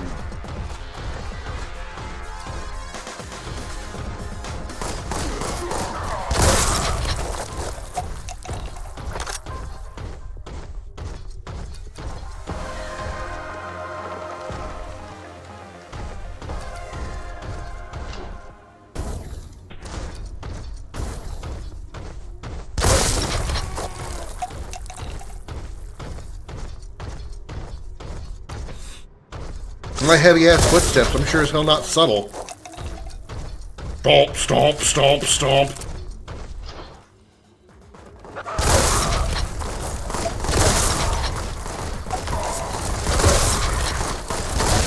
Corn Berserker. Oh, shit.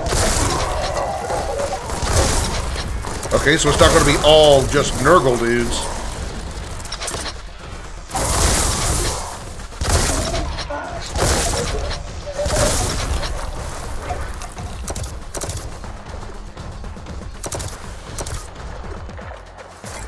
Access granted. Proceed. Oh.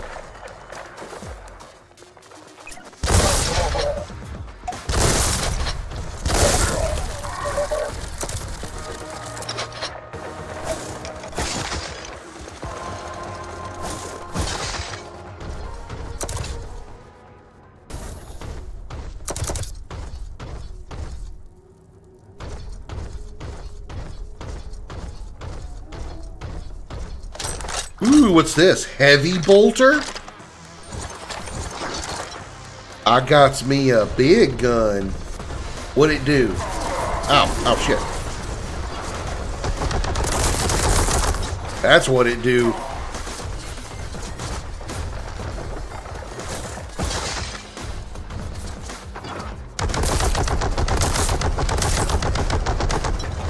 Oh god. I think it actually pushes me backwards, almost fell off the bridge. I got to be careful.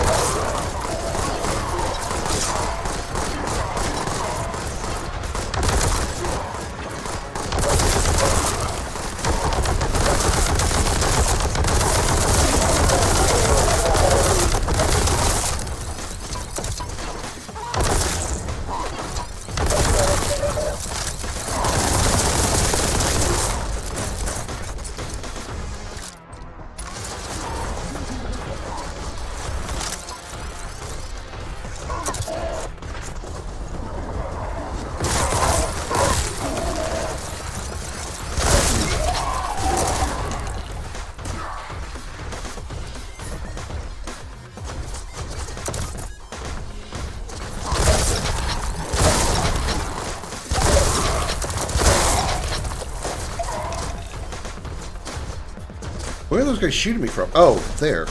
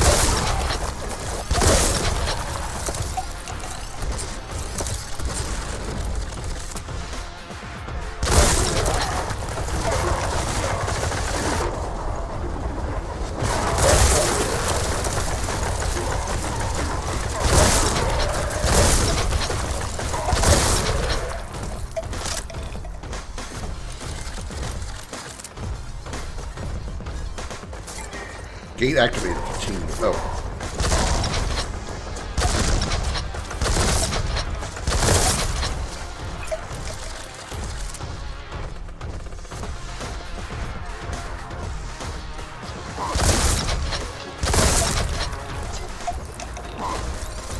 Uh-oh. Then our last 5 rounds. Heretical symbol identified. Servitor sanction. The sanitation unit requested ETA 9,428.09 days.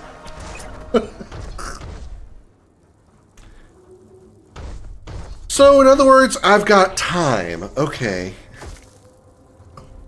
9,000 days.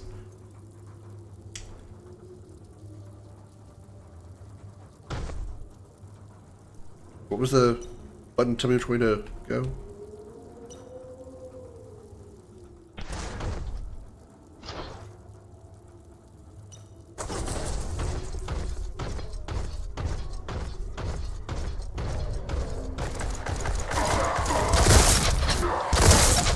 World Eater Terminator? Oh wait, that's Terminator armor. Oh shit, I just realized that. 23 HP, that's not good.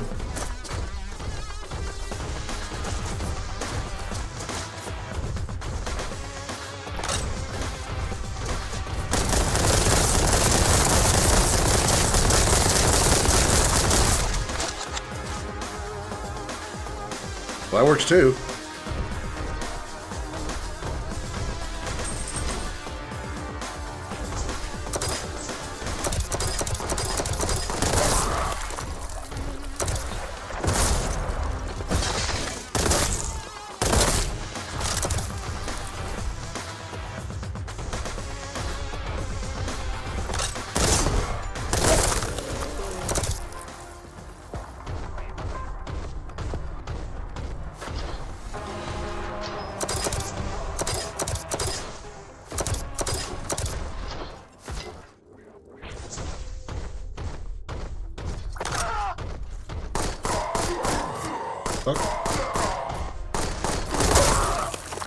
I literally didn't see where he came from.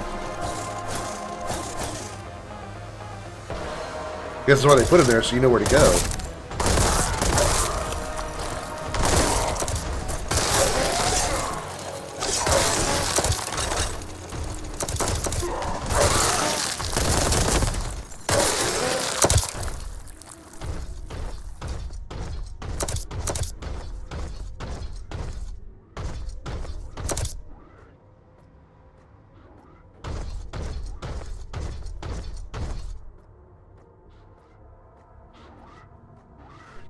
I can sneak on him.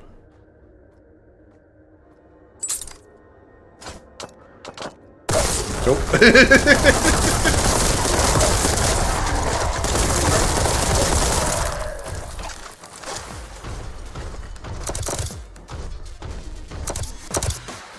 I mean, let's face it, the 40K Space Marines don't really know anything about stealth. Not really meant to be stealthy.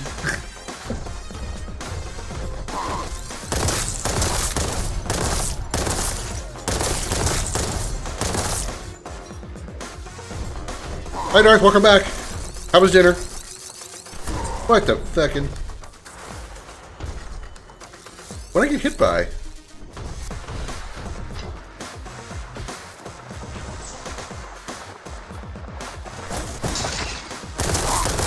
Oh gee, that's a lot of grenades. That's a lot of fucking grenades, man. That's a lot of fucking grenades, man.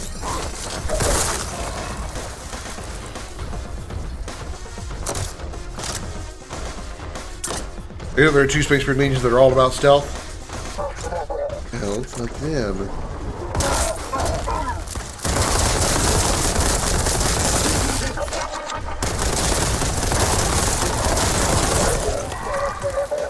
Yeah, bow to me, bitch.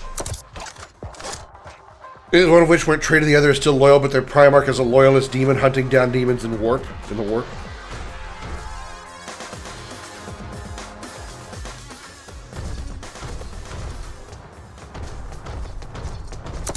Need that health.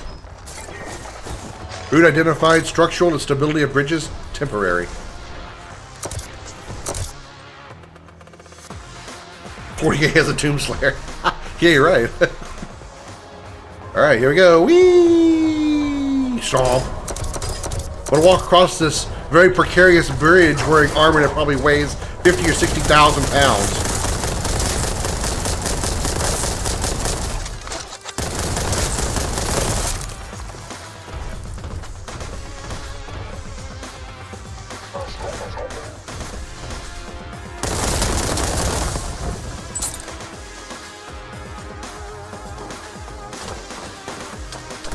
That didn't work.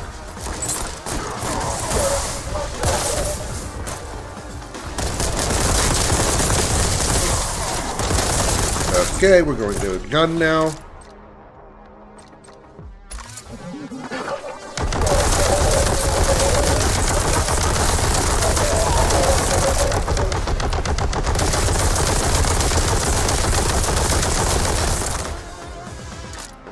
Okay.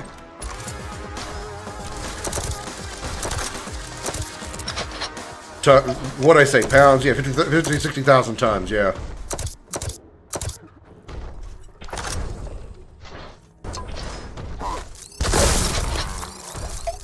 Yeah, I had the choice of playing either as an Ultramarine or a female Inquisitor. I started with this character. I wanted to see what it was. See what it was. Whee! Well, this just got a lot darker all of a sudden. I don't think I'm in Kansas anymore, Toto. Demonic corruption detected. Suggestion: vigilance.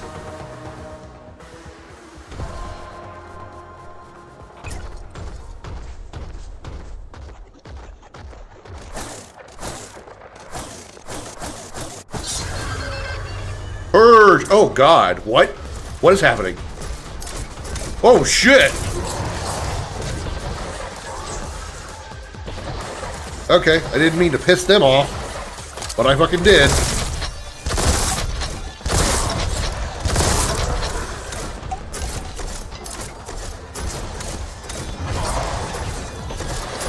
All this red is really hard on my eyes, though. If this is a common thing in the main game, this is going to be a bit of an issue. Too much red is like a real problem for me.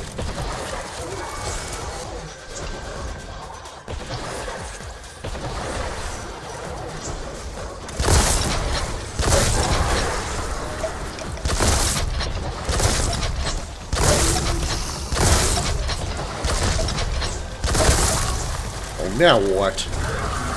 Oh, just another one. What if can I take out the rider, not the mount? I guess probably not.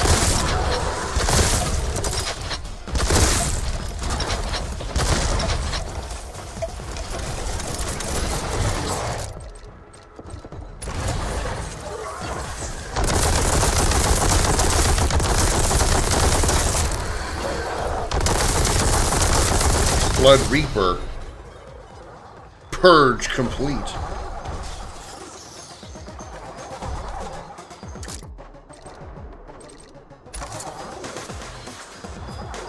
Yeah, the bloodletters were what was riding the mounts. You know, demons merge with their machine; they're just one being. Oh, that explains why I couldn't shoot off the shoot the pilot out or the rider.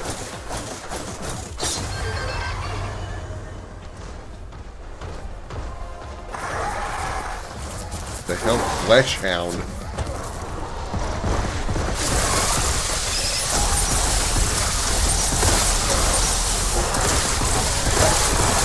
So damn hard to see him because everything is red. The enemies as well as the environment.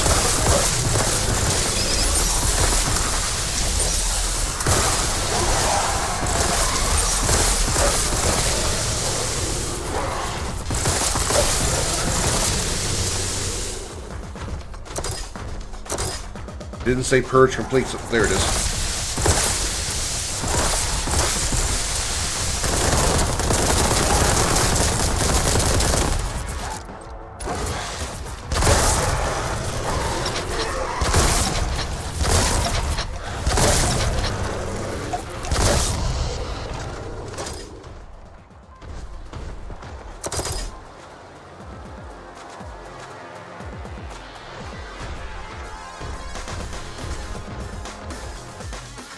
Yeah, no, the bloodletter's easy to kill. Yeah, I know.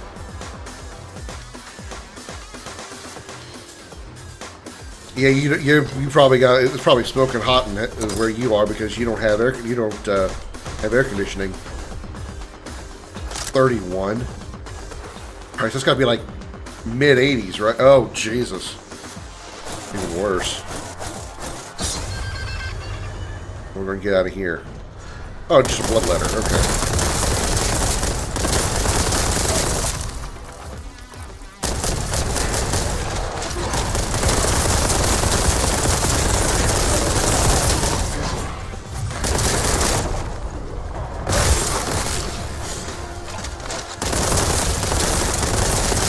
Running out of ammo here, guys.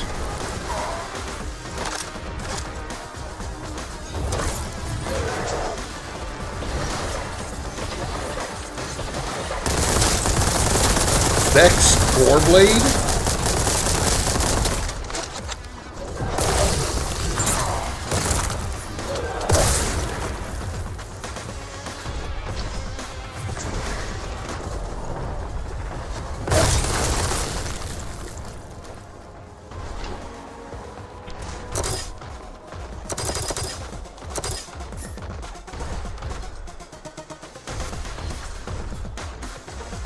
No wind, the main heat source is stagnating massive air that came from Morocco. Yeah, that's kind of what I had to deal with when the hurricane came through a few years ago. No, I couldn't even go outside and enjoy a breeze to make myself feel better. It was just stagnant, humid. Luckily, not like ridiculously hot. It wasn't like 100 plus degrees. It was in the 80s though, which was uncomfortable as shit. Picked up a key.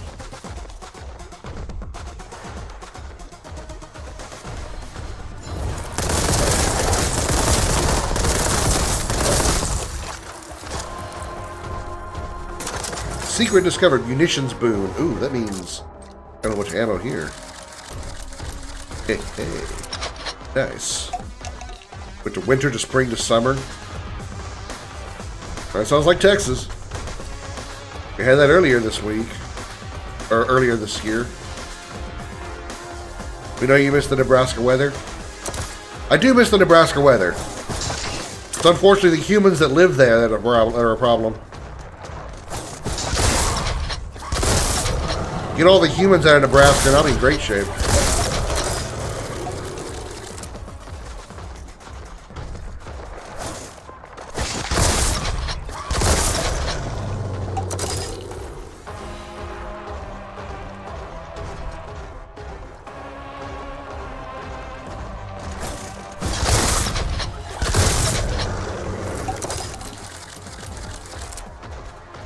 I don't know if this game or the first game if either one of them has a multiplayer mode. I would love to play this for a community stream.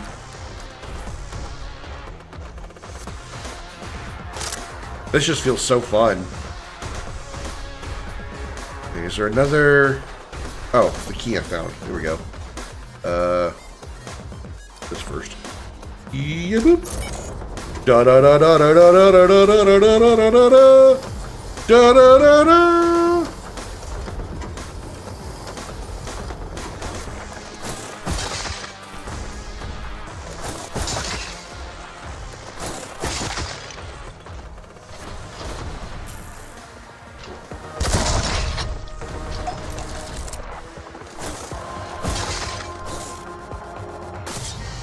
Exterior route discovered. Proceed. Demonic aberration. Cleansing required. Bombs cleansing required. Oh. Whoops. That's not the way to go.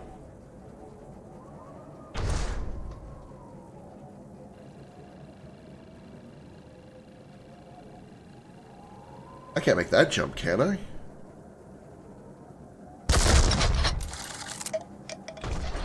Yeah, okay. That's not even where I need to go.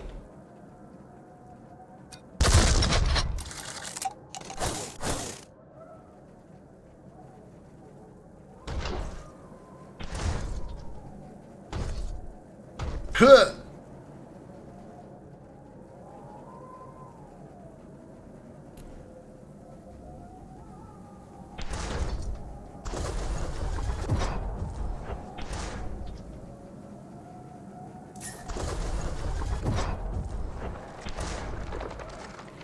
That makes sense.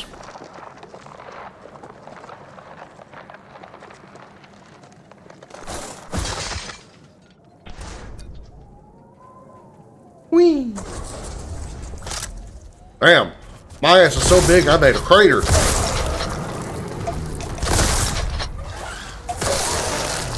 Slice and dice, bitches.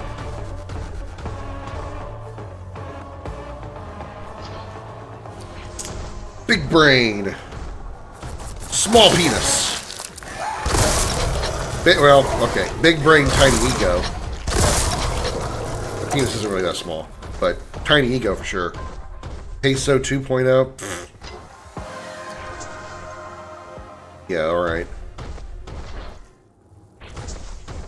Can't wait to get my... I can't wait to get a Domino's Krim pizza. Isn't that who's sponsoring him right now? Is Domino's? Or something? Bloodlet this, bitch! This is my shotgun. Her name's Pepper, because she peppers you.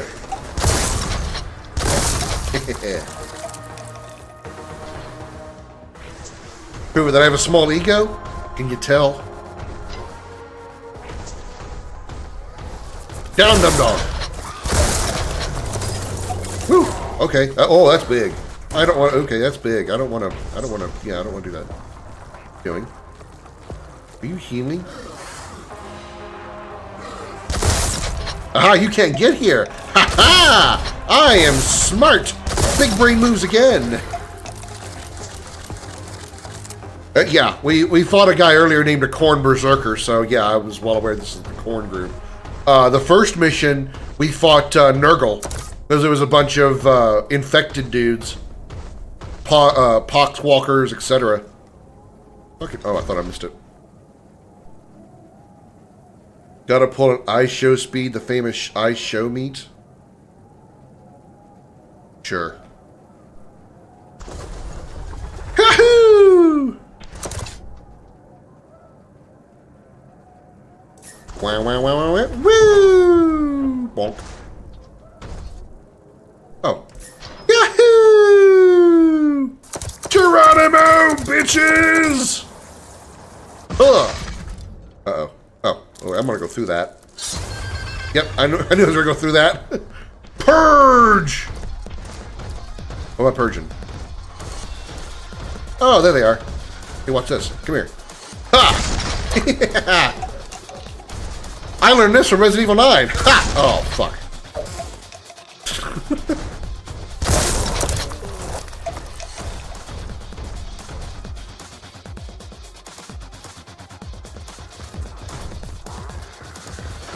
Oh, God, you guys are carrying explosives.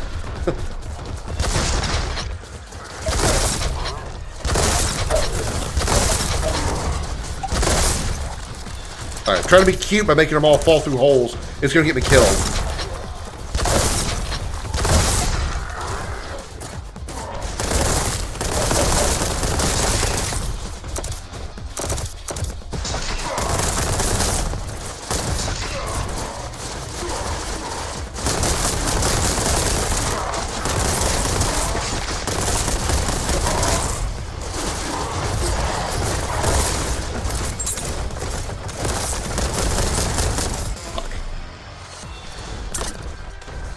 Oh, no!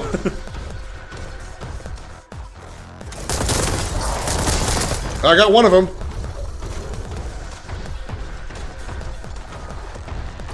I think I'm out of glass floors.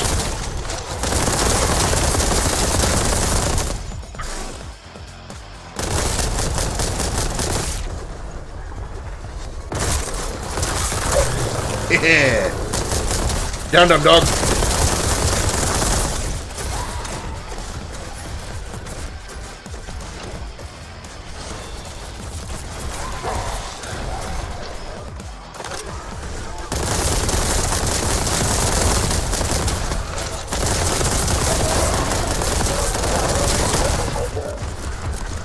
I may not make it through this.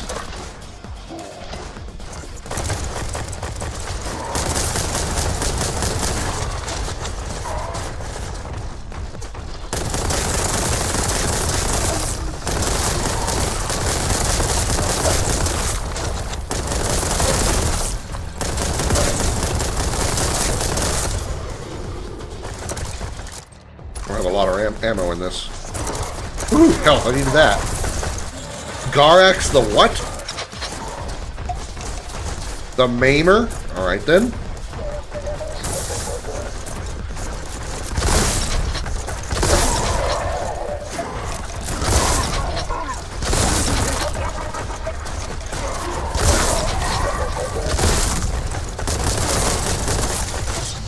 Purge complete bullshit.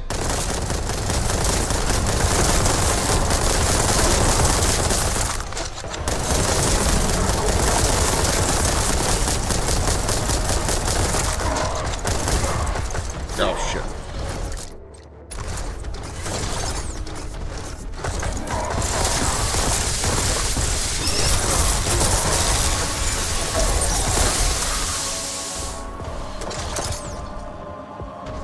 Whew.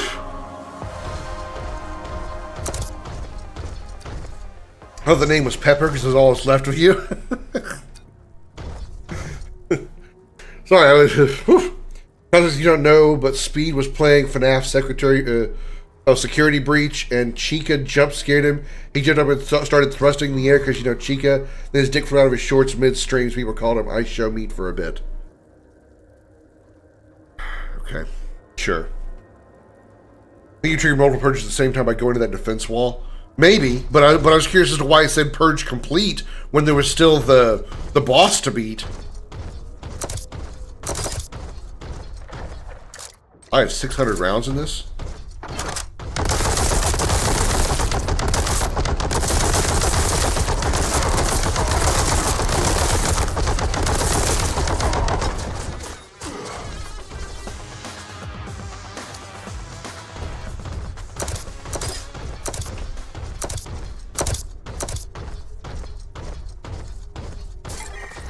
Heretics purged. Facility entrance found. Proceed, Madam Cato.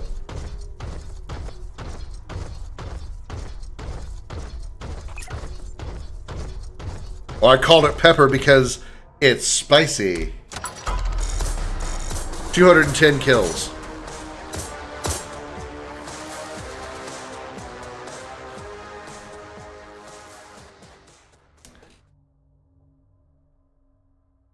Yep, wish listing. Absolutely wish listing if I didn't already. Yeah, I already did. Cool.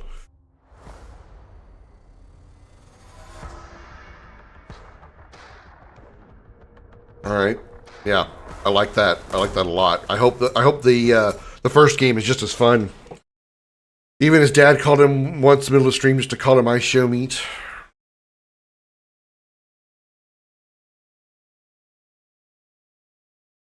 No. Okay. That is fun as shit. That is fun as shit. All right. Jose, you ready for Far Cry? I've tried demo Factorio. Nah, I'm not interested.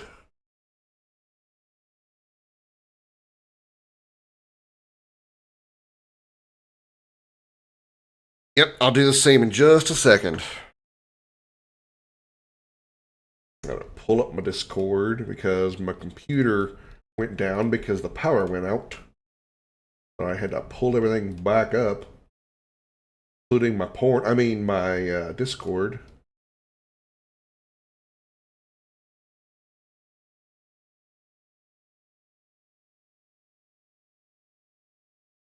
My PlayStation's got a bitch too because I had a brief power outage this morning. I mean brief, like the power blinked, and my PlayStation and everything, everything shut off. So my PlayStation gets mad whenever it isn't turned off via the turn off function on PlayStation. If it's in sleep mode when it goes off, your PlayStation gets really bitchy, like an ex-wife.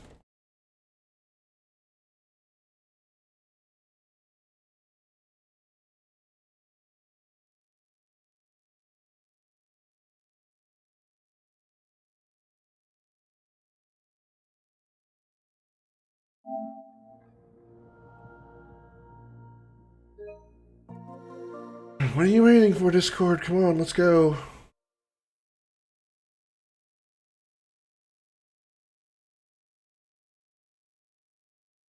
Discord doesn't want to start. Take two.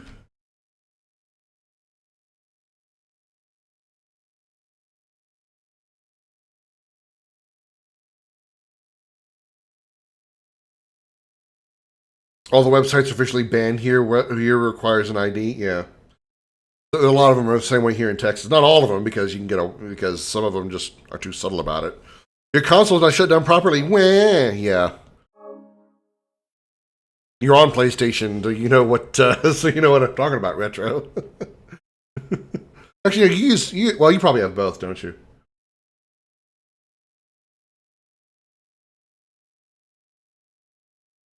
What the fuck is up with Discord? Why ain't it starting? All I'm getting is the spinning starting screen. Let's go.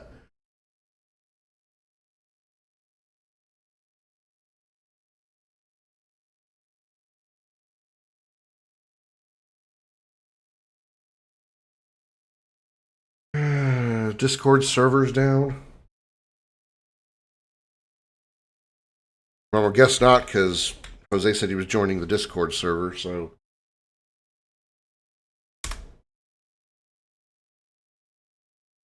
Yeah, you're in. It's probably just on my end then.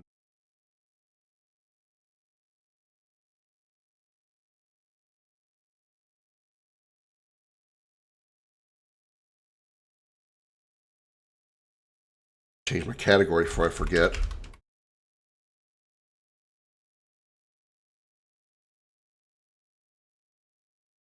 Well, the thing is, I have no microphone plugged into my PlayStation, Jose. So I literally can't talk to you unless it's through Discord. Which I guess, well, yeah, it still wouldn't make a difference. I don't have a microphone in my PlayStation, even if I went through Discord on PlayStation. I can't even use my gaming PC as or as Discord either, because I have no microphone plugged into that either.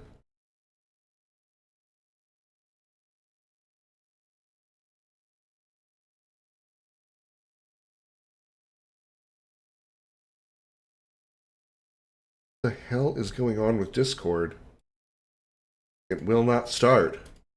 It just gives me the starting icon and just spins.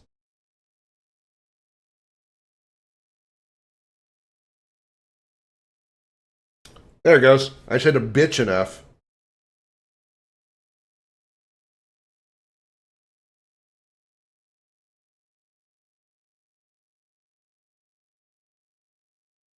Hey, my shit works. Took you forever. Yeah. Fucking Discord. Him slap you like the bitch you are. Okay.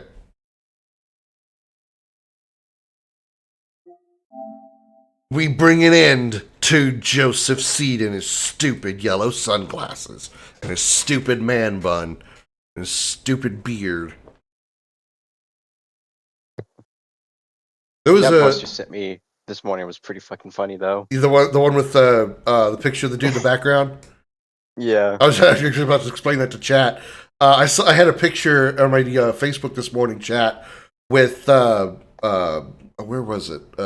Europe or something? I forget where it was, but it was some con somewhere where Mark Meir and Jennifer Hale were appearing. For those of you who don't know who that is, Mark Meir and Jennifer Hale voiced male and female Shepard in Mass Effect. Well, this particular photo had them petting a dog, but in the background behind Mark and Jennifer was a guy that looked just like Joseph Seed. Same beard. He had like you couldn't really see he had yellow glasses on, but he had like sunglasses looking things on, and he had that stupid man bun. It looked like he was cosplaying as Joseph Seed. probably was. This guy right here. That's who he was cosplaying as. Minus we couldn't see his back because he was facing the camera, but He had the suit, like the exact same suit on and everything. yeah. So yeah, it was most likely a cosplay. Hello, ma'am. If there was any hope for peace. Okay, this is one of the two locations that I liberated while you were I'm gonna go ahead asleep. and join you. Oh yeah, I thought you. I thought you were joined instantly. No, not end. Oh, are you joining manually? Yeah, manually. Oh, okay, all right. Because I was about to send an invite. What the? Who's detecting me? Oh, it's a goddamn plane. All right, come on, bring it, bitch. Snipe your ass out. Let's go.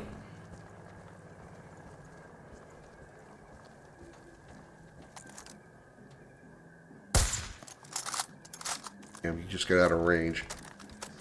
This is why we have the Second Amendment. Man, this is the most awesome game I've ever played. I should have shot at him while he was flying overhead. Let him come shit, around my to me. Expedition 33 has 30 minutes left. Nice.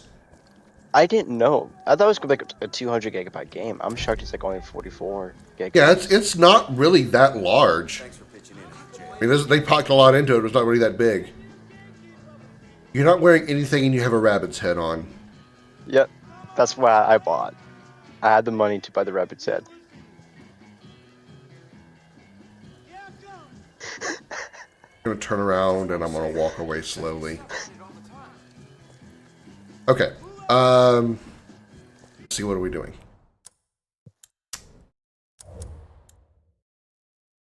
We have the drug boats and drug trucks. We need 4 more boats and 1 more truck. Okay. So let's see how easy it will be to get that. Oh, while you were playing the demo, I was flying around on my, just flying around. I turned out the giant. You were right about the yes signs. It wasn't the small ones, but you're actually able to destroy the big one. And The big one, the like the Hollywood sign on the mountain. Yeah, that's. Yeah, I that's the thought one about that when were- I was playing when we were playing the other day. I was like, I wonder if we go after the big yes sign on the mountain, if that would do it. Yeah, but I think it only counts towards his region. Head held in shame, more like embarrassment for my little brother.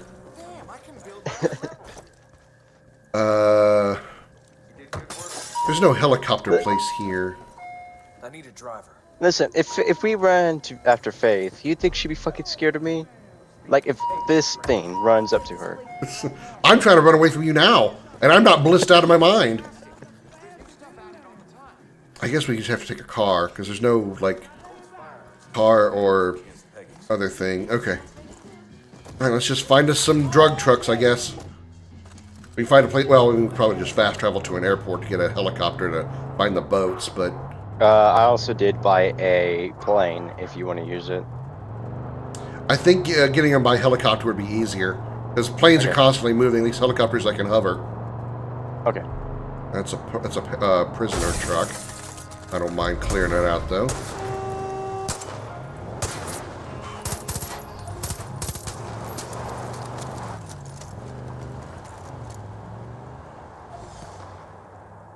Come here, buddy. Turns left. Jesus Christ.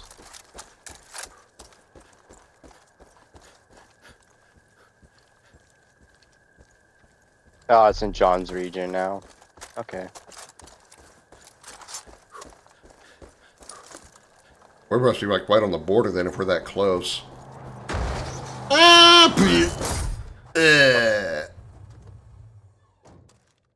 I'm so sorry. You ran in front of me. Yeah, I kind of did it on purpose. I didn't think it was actually going to kill me. I thought it would just like knock me down. Oh. Let's go, rabbit head. Feel like I'm in a car with a heroin junkie, crack junkie.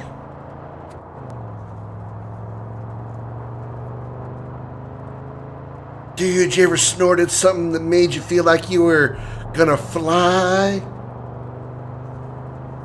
The fact we're in a van, Like, too. please don't talk to me. I'm just gonna look out the window.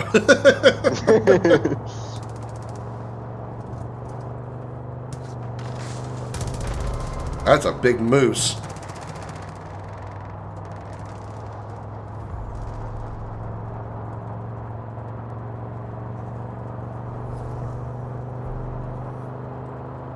There's one down there to the left.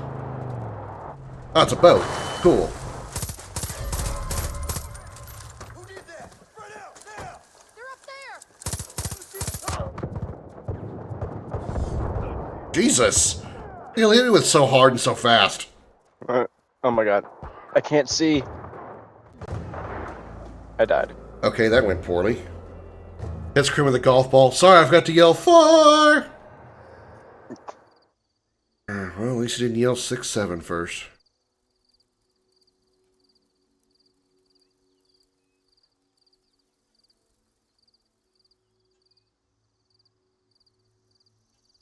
But then Darth had to. Even though you really didn't. Really didn't.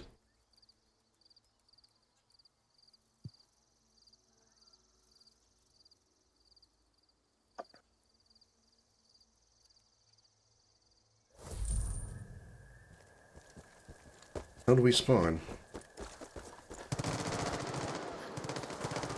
Okay, there's a war happening somewhere. Over here, this way.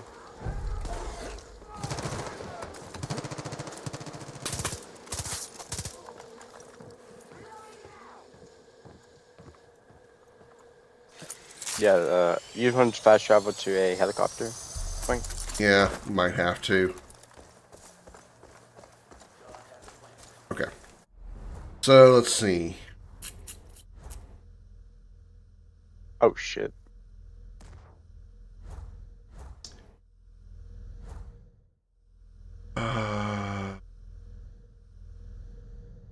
Oh, the marina. Right.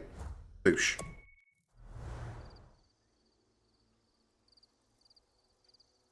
Truth about brotherly love to clipped. The path to Eden is clear to those who have faith. You were born pure. Follow the path and find that purity again. The quotes of the game are pretty good, though. Yeah, they sound like insane cultists. I know.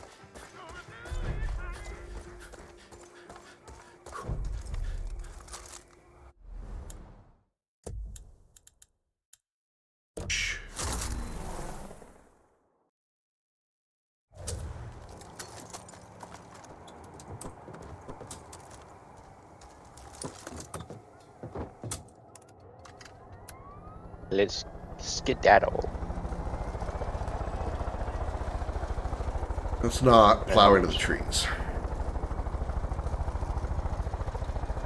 Alright, keep your eyes out for white trucks with black flags over their heads that looks like explosions. Those will be the ones we're looking for.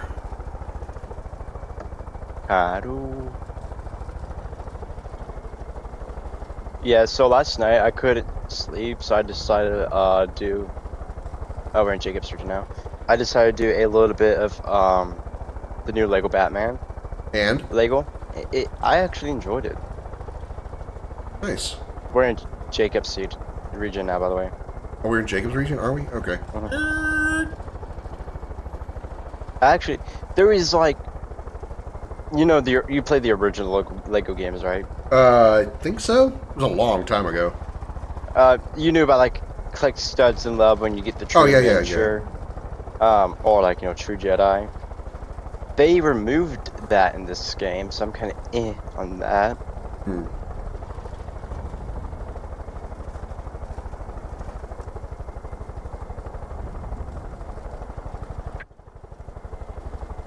And the voice actor for Batman's kind of, right there. The voice actor for Batman's kind of shit, but other than that, I enjoyed the game.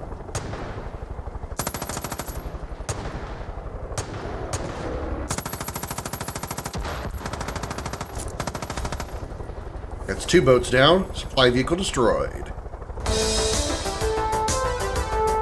Oh, and there is officially difficulty sliders in a fucking video game.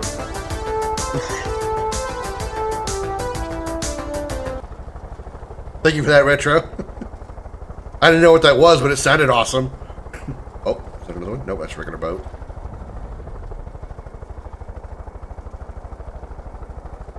Which, it is weird seeing a difficulty slider in a Lego game.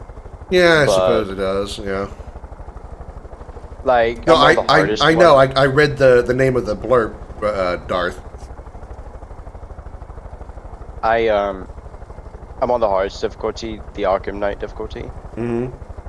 And like, so, all it does is increase enemies and their attacks. Oh, there's a blow up thing right there. Yep, I see him. And your lives do actually matter, because if you die like 3 times, you have to restart that section from checkpoint. Alright, trucks are done. Now we just gotta look for boats. Gonna be the harder thing, I think. Same ship without the vehicular's AI and the vehicle is a combat helicopter. What? I've never seen Airwolf. I do know Knight Rider. My parents watched it when I was a kid. People, they want my help downstairs because they don't want to do shit themselves. Alright, I'll find these boats if I can. Yep, I'm gonna be quick as I can. It better be fucking important. It better be sending him to the fucking hospital. If you're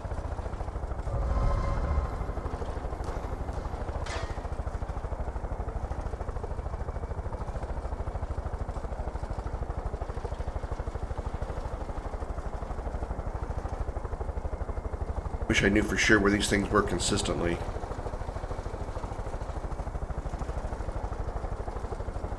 Kind of funny how the 80s had, the 80s and the 90s had all those, like, well, I don't want to say, like, they're the only time there was, like, those badass, shows with the badass vehicles involved, like Airwolf, A-Team, Knight Rider. Like, there was, like, it seemed like there was a flurry of them back then. is actually going to the hospital. I was joking, but be right back. Okay.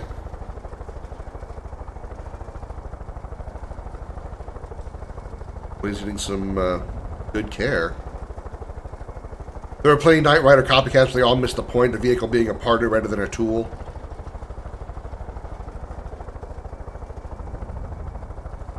It's also funny how, in ways, entertainment is like, yeah, MacGyver also, yeah. Entertainment is like predicting the future, at least at the time.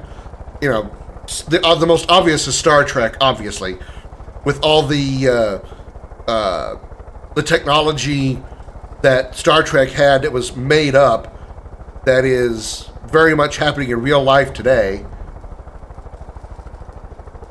And the past, 20 years at minimum.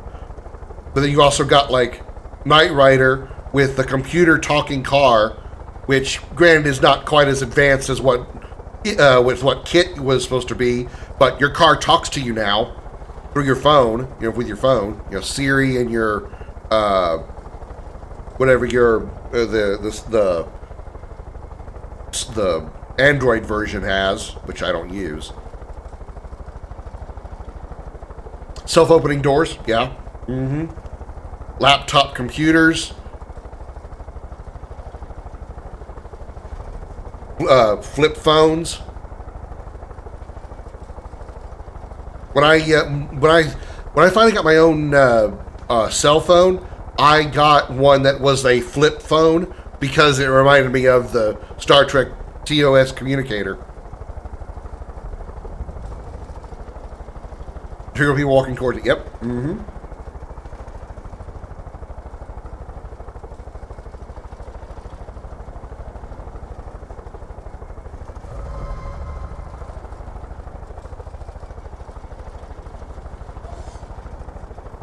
Oh, there's a cult structure down there. Okay. See if I can do something with it.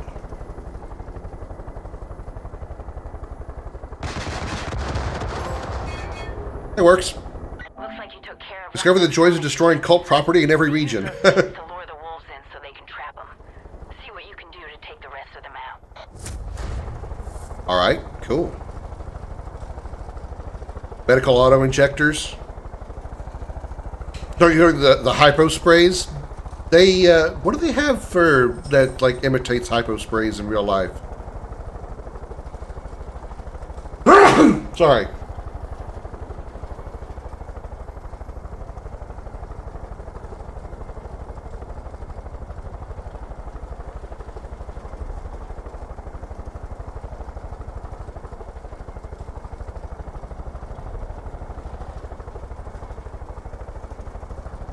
Doesn't happen to be a drug boat, is it? No. Geared by now. Oh, EpiPen. Okay, I guess you're right there. Yeah.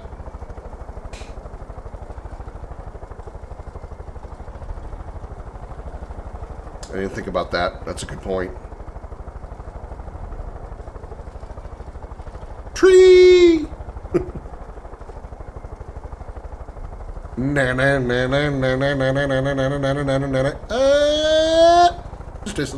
Just missing. Just kidding.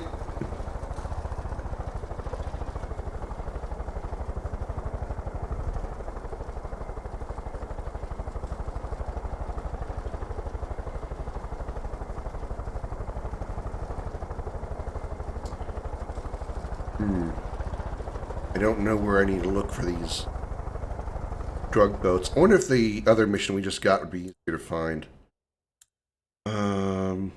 Got another side mission. Destroy wolf beacons. There's a marker for one that might help. We'll go to it since it has a marker. We have lasers. Yeah, I mean, we have lasers, yes. We don't really have laser-based weapons. Not to the same power and extent as, you know, phasers or anything like that. Yeah, I can't blow up a bird of prey, right.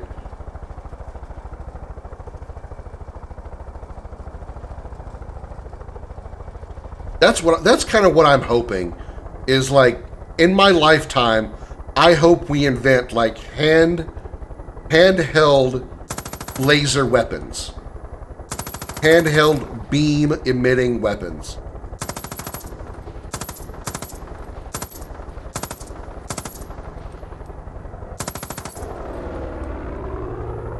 I gotta be so precise trying to hit that building.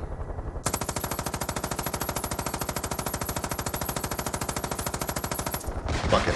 Give me the missiles. Just fuck it. Give me the missiles. Oh, these are already marked for me. That makes things a lot easier. Unlikely, yeah.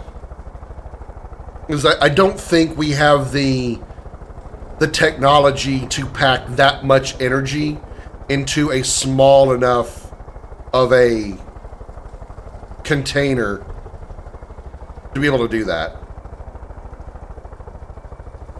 Like, I don't think we have what it takes to... Am I in...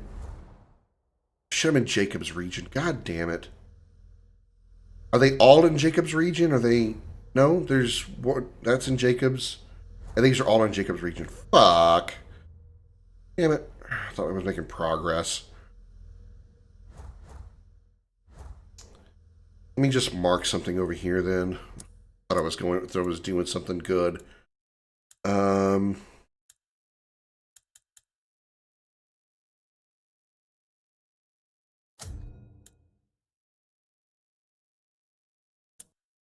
have any cult outposts we haven't discovered yet.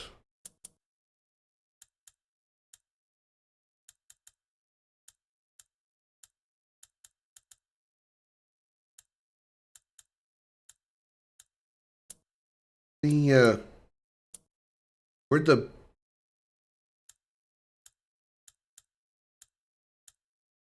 reach the location, vinyl crates, destroying great shrines, wolf beacons. Where did the other mission go? What I was just doing for the drug truck. Are those main quests? Oh, it was. Okay. That's why I couldn't find it. Back. Energy handling isn't even the main hurdle. I mean, you gotta try to like pack enough energy into a beam to do damage, to actually like, you know, injure, damage, whatever. Instead of just like a normal like hand laser that just like points a little dot on the wall. And pack it into something that can be fired like that in one hand. You know, it's you can't really, it's difficult to pack that much energy into it. And, you know, you're right as well. Well, yeah, we have torpedoes, sure. I mean, submarines in the 1940s during World War II had torpedoes. Do we have self-guided antimatter photon torpedoes? No, certainly not. Krim wants to own a hand phaser. I mean, why the fuck not? And you can't tell me that they wouldn't be able. They wouldn't if hand-based laser weapons, blasters, if you will, were to exist. They would obviously make batteries, essentially, that would replace a magazine. So when your laser starts going click, click, click, essentially, you drop the battery out, essentially, and put a new battery in the handle, and there you go, just like if you were changing a magazine on a Glock.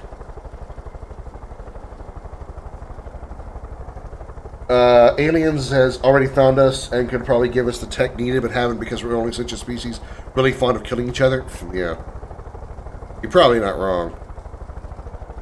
I mean, it would be ignorant to think that first of all, that alien species don't exist. That's first of all ignorance.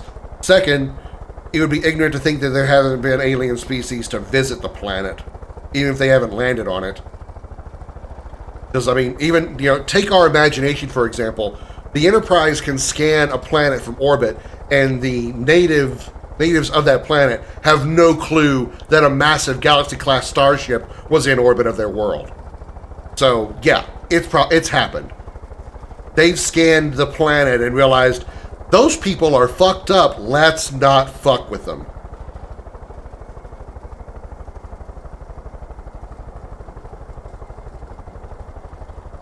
You have to make energy behave like a phaser first before talking about energy amounts. Well, yeah, I mean, it's all a matter of focusing that much energy into a constrained beam. And I'm not talking like phasers, which are actually a different type of technology. Phasers and lasers are two completely different sets of technology. They've even proved that in Next Generation. It was something they discussed. There was they were attacking, or they're supposed to be attacking, like an enemy ship or something, or being contacted by one, and the ship is like targeting them with lasers, and Will Riker goes, "Lasers? They're not even going to damage our navigation shields." So, I'm not even talking about like high-tech weaponry like phasers, but I mean just like energy weapons that we classically attribute to the term laser gun, or ray gun in some cases.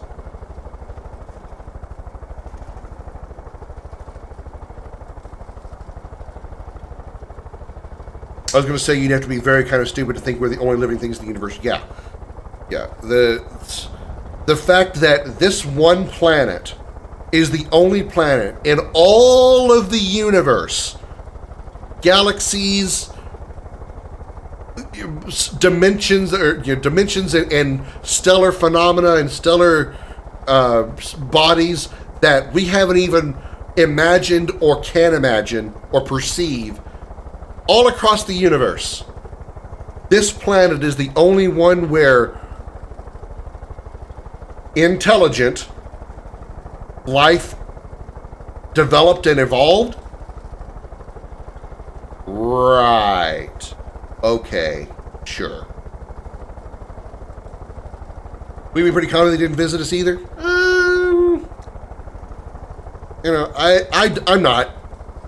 I'm sure, I'm not saying like they visited and landed on the planet and shook our hands or shape-shifted into another human, and then they shape-shifted into Elvis and then disappeared. And when he died, he disappeared and went back to his home or some shit like that. No, I'm just saying, like, probably a UFO of some kind has probably floated around the planet and scanned it and said, we're not fucking with those people yet, let's just not. How about we find the map? Where's the fucking map? Okay, I'm still in face region. Okay, good. I haven't somehow screwed that up. And I'm gonna go get this side mission. I gotta make some kind of progress somewhere. Where is it? It's over there. It's not a matter of focusing energy. Light through a magnifier doesn't destroy shit, it just heats it up. And we already have laser cutters, the best you'll get without changing how to handle it. Laser is light focused in one direction. Yeah.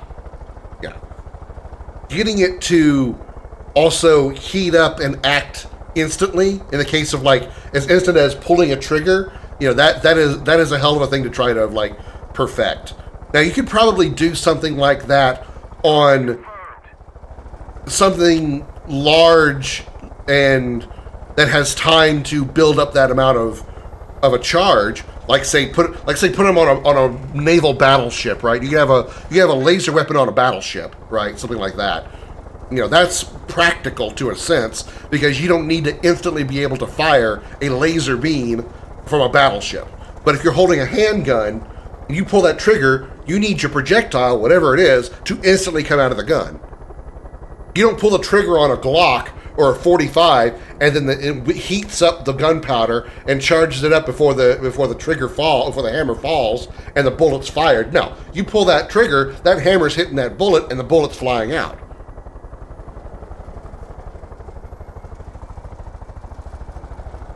Land. In fact, guarantee you are far from the most technologically advanced. Yeah, absolutely. And this is going to make me sound like I'm a crazy person, and I don't really care how it makes me perceived. But I think and I feel that it's possible that we are a science experiment. Hey, can you help me out? We have been accelerated, engineered, whatever, just slightly by some super advanced alien race that called themselves God and evolved our species into an intelligent, air quote, species. Which is why even though we have so many other similar humanoid type species... Oh shit, there's one of those. Oh, Okay, I'm back. Oh, hey. Hey. I was landing here to get us a side quest because I'm having a hard time finding boats. Alright, sorry that took. Is your dad okay? Hey, can you help I me mean, He out? said he wanted to go to the ER because he's having major head pains, and Jennifer just wanted to fucking sit on the table, do nothing, so I was the one who had to get him fucking dressed I need a favor. and carry him out to the car. So, yeah. Everyone here's owned something small at one point or another. It looks like the Peggies kept Okay, a you're bunch kinda of cute. angels locked in the basement. I don't know how many they got down there, but I ain't going near them. so a petri dish of aliens? No, but Friends. like Listen, we need to secure this whole area. That means the a basement. bajillion years ago, Do me like a back in the favor if you march down yeah, there and clean them out. when the first civilization started to arise on this planet. Oh fuck! Oh, Jesus. The first civilization started to rise on this planet. An alien species scanned our planet, whatever, and said we need to. We want to make a little bit of a test here. Krim, are you in a helicopter, or did she still... I am not in the helicopter. No, I'm on the ground trying to snipe Oh, that's what... Oh, fuck! Oh, fuck! Bitch! All right. That happened. Air support is coming in. Bomb release. Target visual.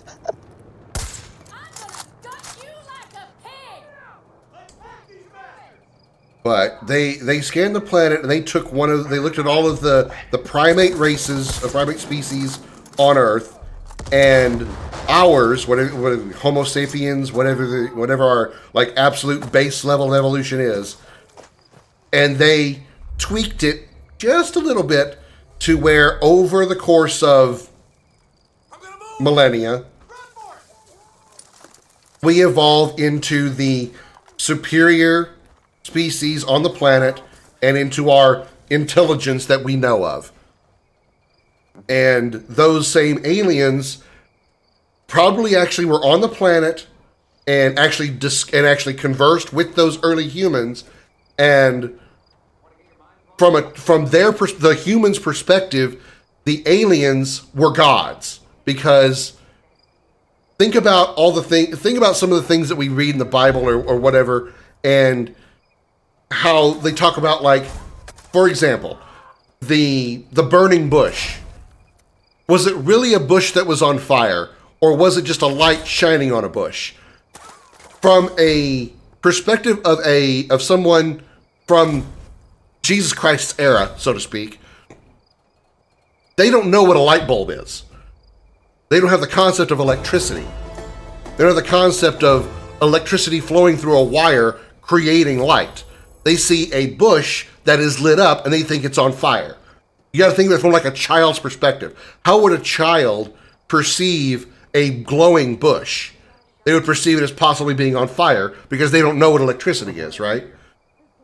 So, they think that all of the universe is just the land that they're on. They don't understand that they're on a planet in space, so they just see the stars up there and they just think they're all the different things that they say they are. So it's possible they saw the aliens, they actually visited, and they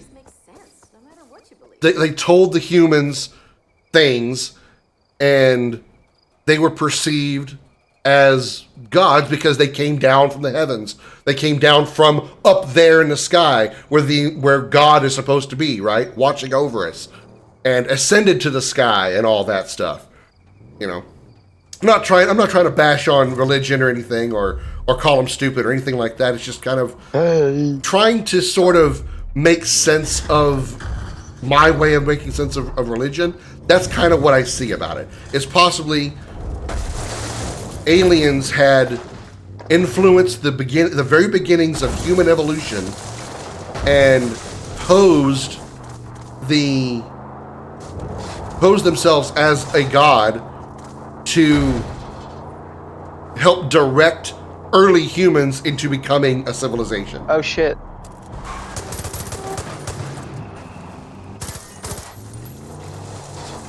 Where the hell did he go? Oh. We don't need any more of these. We need the boats, not the trucks. But whatever, I'm going to blow this thing up anyway. Here, oh, okay, I didn't know we need it. Oh, I threw bait. Whoops. Let me catch up with chat here a second. No civilization existing somewhere, sure, but having visited us, no. You don't think so? That guarantee we're far from the most technologically... Oh, yeah, absolutely. We know they can't visit us. We pick up radio transmissions several galaxies away now. We would have heard them come. It depends on, their... I think I should get out of this truck before I blow up. Because it's on fire. Oh, shit, Faith. It all depends on the technology. I mean, yeah, we can pick up radio signals now, but what about 1,000 years ago before radio existed? Uh-huh. What if there is a type of transmission that is being sent by our planet or through our planet or whatever, or whatever it may be, and we can't pick it up because we don't have the technology to do so? Using a sci-fi, I don't know why for some reason our car is drifting on my screen. There you go, that straightened it out. Let's use Star Trek for an example. Let's say subspace, which is a different type of communication in Star Trek, exists in the universe. We have no way of tracking or intercepting or reading or translating subspace transmissions. So we don't know that subspace transmissions haven't come to our planet, by our planet, whatever, because we have no way of reading them, intercepting them, hearing them, whatever. I'm not saying you're wrong, but just saying that's a possibility. Here, if you want to get your helicopter. Why did I get out of mine? Oh yeah, we didn't. I jumped out because I was trying to get that side mission. Whee! Yeah, and then that fucking chick stole it and it blew it up. And then died. Both you and her fell out of that helicopter. Well, I was grappling on it and it didn't give me the option. The helicopter thing's over here. Yeah, it was the wrong one. Advanced. So if they are, we'd still pick it up. Remember, light takes time to get to us. We pick up their activity millions of years ago. Yeah. Fuck.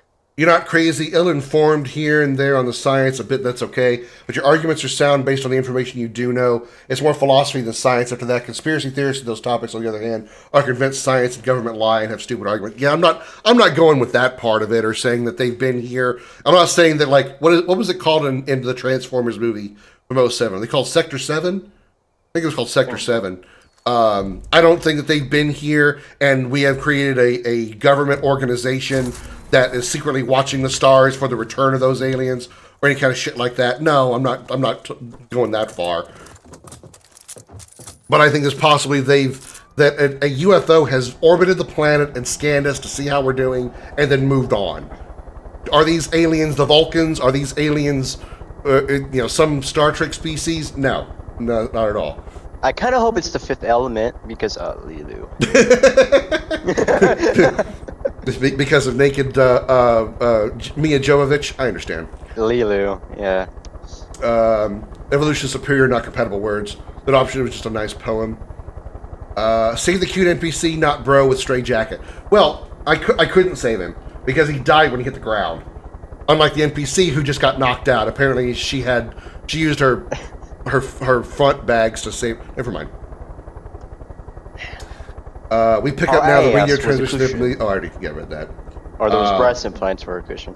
Only numbered location I know is Area 51. I mean, yes, Area 51 really exists, but is it a place where they're holding an alien spacecraft that landed in Roswell, New Mexico? No.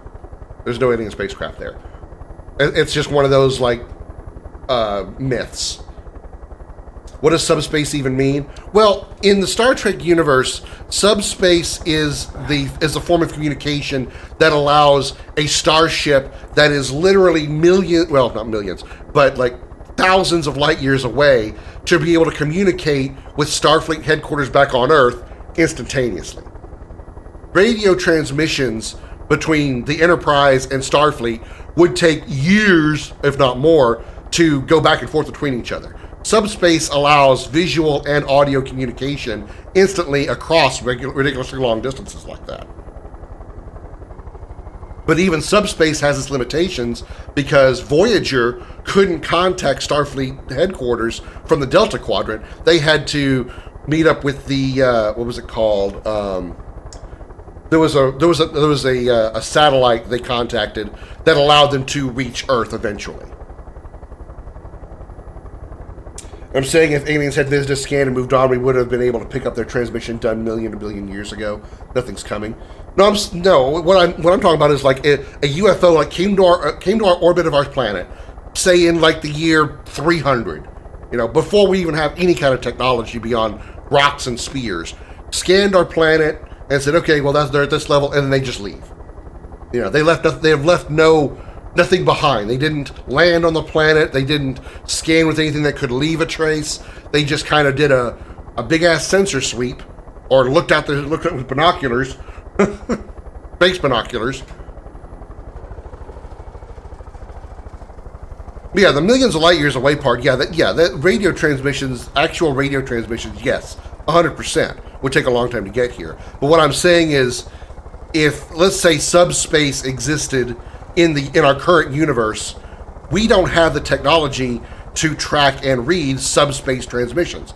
It's just not a thing that we have. So even if subspace transmissions exist, we can't pick them up or detect them. Okay, we need to find something to... Okay, we got a side quest from that chick, didn't we?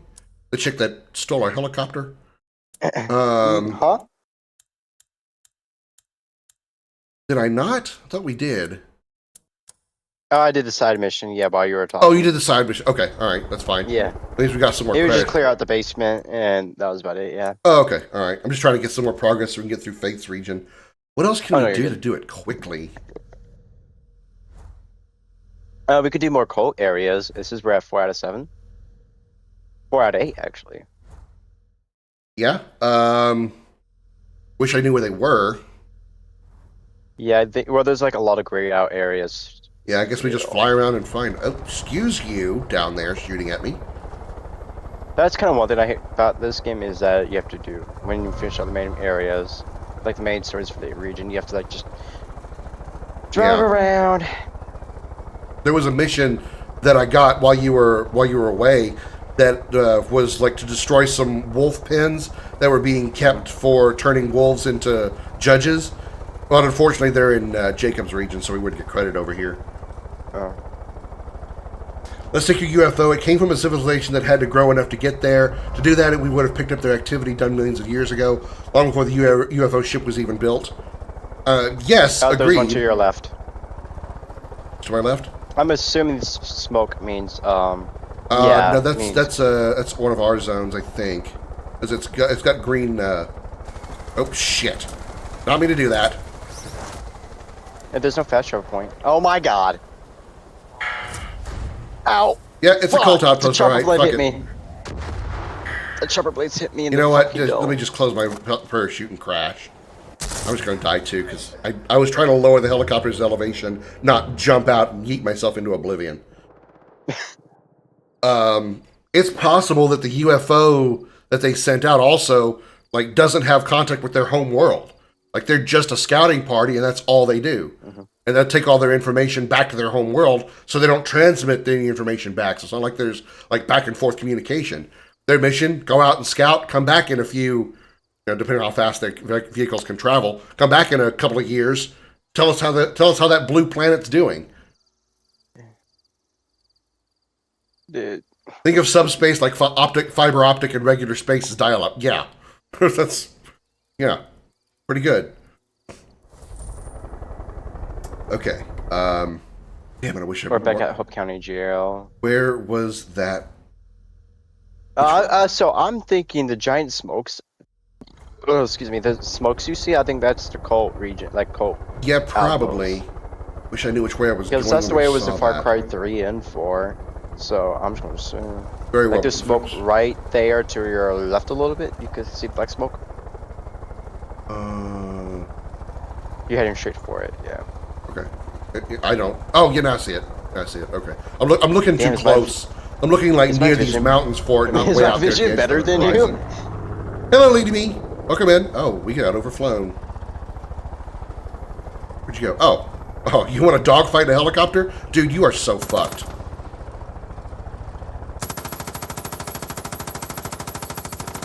Oh, shit. Never take on a helicopter in a fixed wing. Helicopter has so much more flexibility. Granted, the fixed wing has more speed, but the helicopter has so much more flexibility. There it goes. Yeah. Suck a dick, bitch.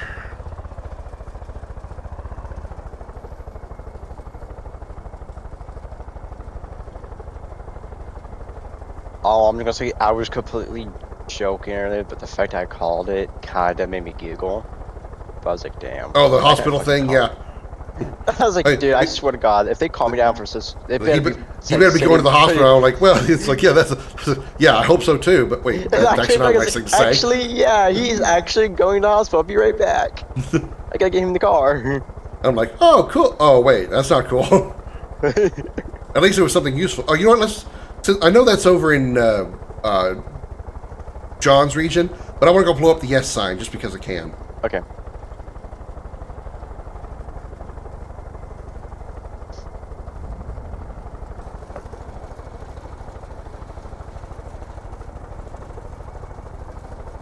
But yeah, no, fucking Jennifer just wanted to sit there.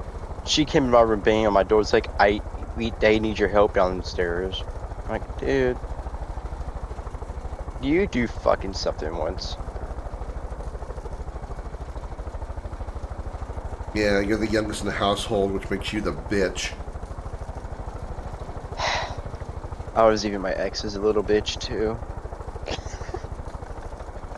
Oh, just a little one? You know how fucking short I am, okay? Not my fault that all my exes were kind of taller than me. I wasn't thinking little in that manner. Not this time.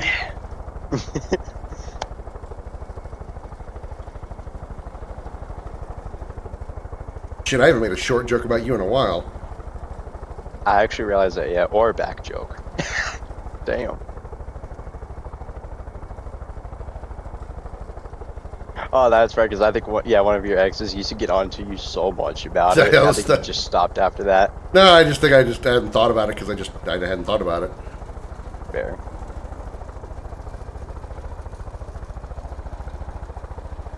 It was funny when I would make the joke and then she'd get on me about it. Because you and I found it funny. Yeah, I found it funny. I was like, it's fun. My bullets can reach from here. Oh, I know you have to get really close and shoot your missile. That's what I did. Hey, missiles, you yes sign, bitch! Wow, what shitty missiles I have. I saw where they exploded. Wasn't even halfway there. Is that why you can't wear trousers? Huh? What? No means no. Story mission.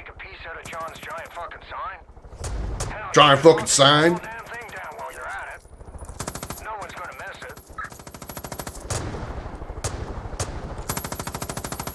They're too long, he has to wear shorts.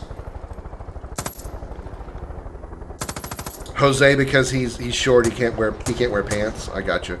He puts on shorts and they cover his whole legs. Yeah, okay. Gotcha. Oh, I'm a jeans guy. I despise shorts.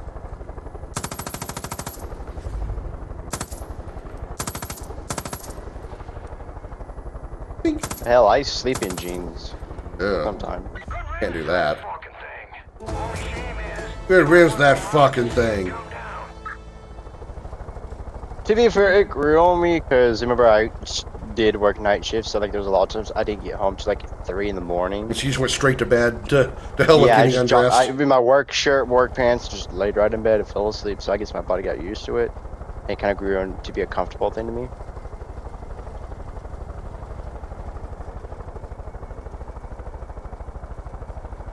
I'm not able to wear a lot of clothes to bed because I get hot way too easily. But conversely, I can't sleep naked either. I'm just too uncomfortable. It has nothing to do with the heat or anything. I just being naked. I'm not comfortable. I'd rather sleep like just in my boxers, and I'd be like, yeah, same. I don't even sleep under a blanket. I just have a sheet. I have to have a blanket. The only time I usually get a blanket is if it's cold outside and I've got the window open and it's blowing into the house, making it like 50 degrees inside, and then maybe I'll use a blanket to cover up with. Otherwise, nah, I'll just use a sheet.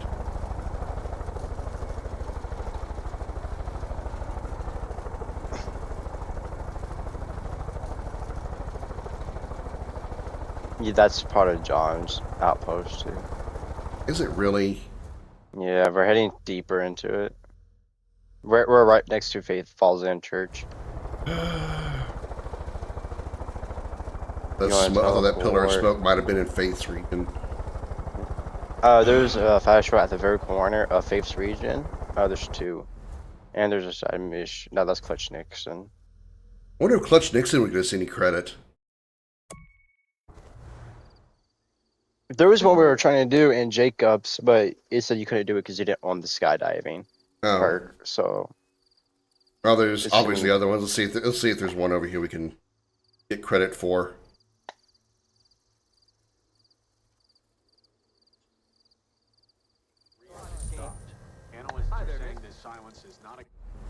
So it's right. Oh, that's a side mission right there, not Clutch Nixon. That side mission. Right inside. Ha! Just jump through the window.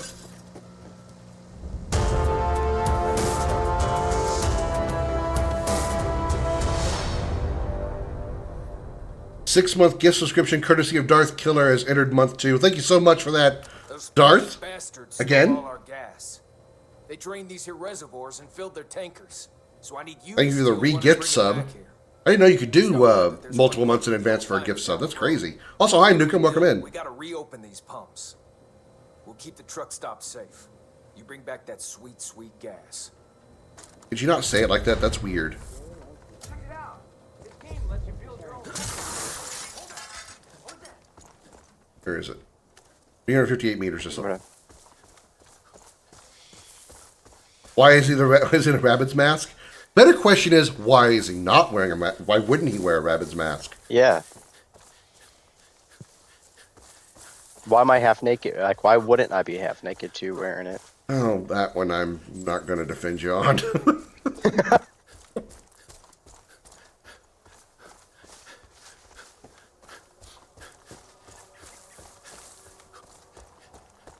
He's got a Far Cry Primal skin and a rabbit's hat.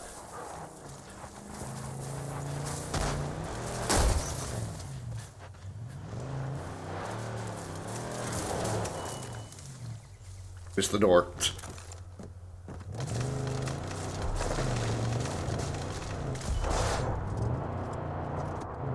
Steel. All right.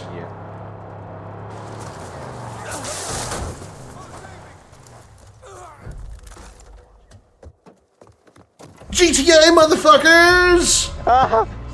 Let me. Oh, sorry. Get in quick before I get shot. Let's go. Well, that ain't good. GTA 5, bitches! that radio off. Jesus. It's you shooting, right? Yeah. Okay. So that sounds like a big gun. I don't want to get hit by that. I'm in a fuel truck. I'd rather not explode.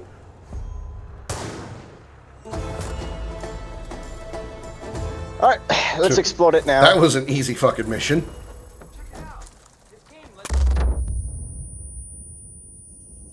You killed a dog!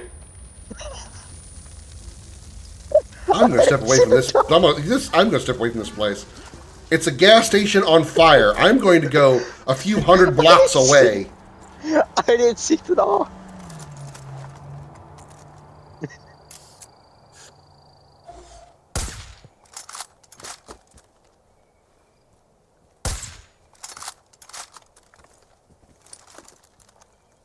Okay, next. Let's see what else we can find. Clutch Nixon. Let's see if we can go clutch us some Nixons. Oh god, I hear the only you.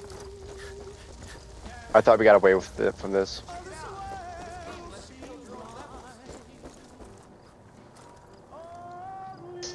Surprised it's not like causing us to pass out.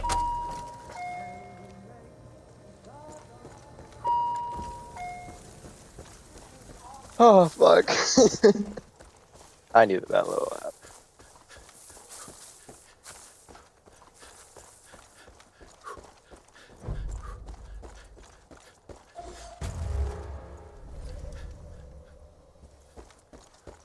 You got a ride for us? Yep. Served us survivor. Hey, sir, you saved hostages. Killed one, but you saved hostages. Where are you? Right in front of you. If you run me over again, Oh. I'm gonna slap that rabbit's mask off your face.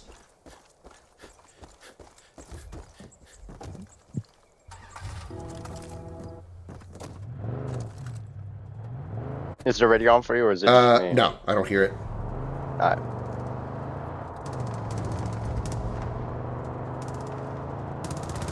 Oh! That was a city. You dodged him, though.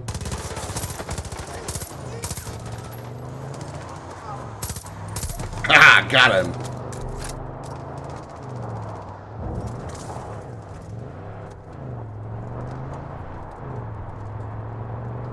Wish there was more of a reason to do more, like, fixed-wing dogfights, because that was fun when we fought, John. Oh, yeah. Lady, stop fucking running down the middle of the road, you dumb bitch!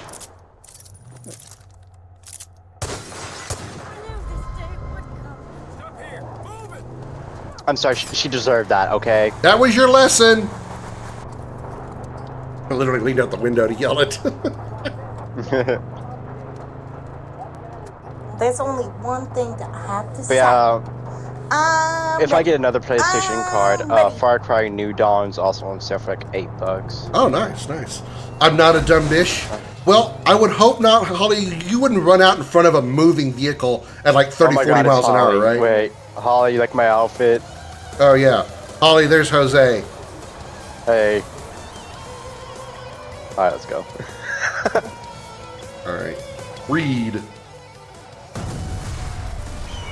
America, fuck America, yeah. motherfucker! America! Hell yeah! Destroy any obstacles in your path with the plane's weapons and fly to the finish. Hey, I just mentioned about wanting more fixed-wing. I have not heard the name jalapeno in a long. I've not been called that since 22. Get some clothes on, jalapeno. I have not been called that since the year 2022. Spray and Thank you, pray. mighty. Ugh.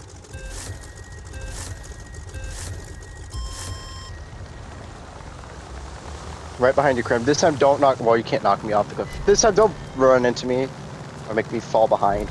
Look, I'm just flying. Okay, all right.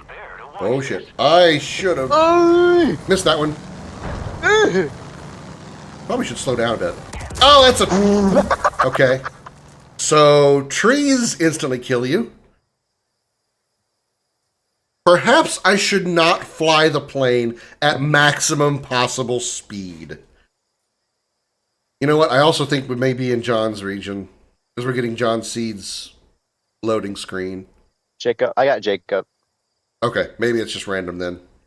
Hopefully we're in a Faith Seeds region Clutch Nixon. I didn't get a region, James. I can check the Maya. I just like Forrest Gump for a second.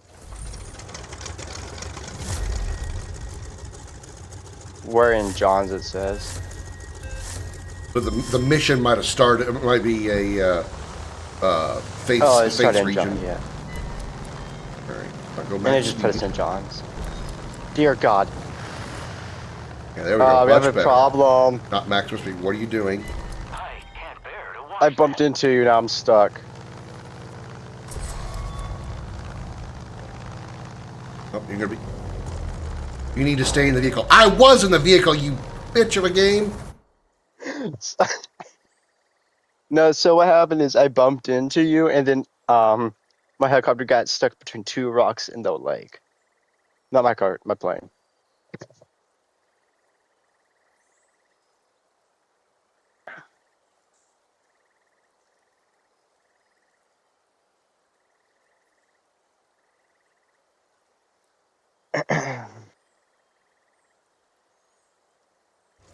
Right. Take 3. Third time's the charm.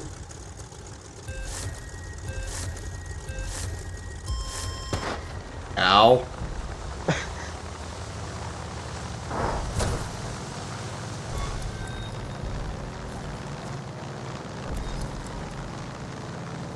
America. America! Hell yeah! Just don't crash into a tree. Okay. Oh god, I didn't crash into a tree! But it kinda did, but kinda didn't. I'm going, I'm turning. Oh!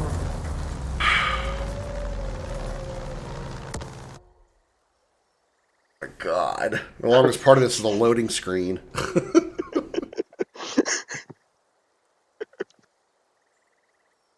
Whose fault was that? I was in the vehicle the entire time. Well, I thought I had dodged the tree, but I guess I bumped the wing enough that it spun me around. And by the time I turned back onto the course, it said I was too far away.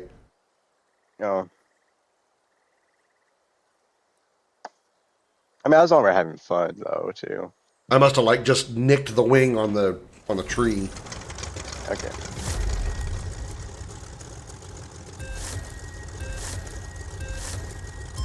Jesus, take the wheel.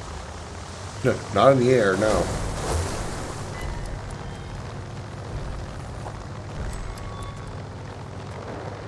Oh! If they hit a tree, they'll be torn apart. I'm trying to speed up. You need me to slow down? No, that's fine. Okay. I can see you. I'm close enough.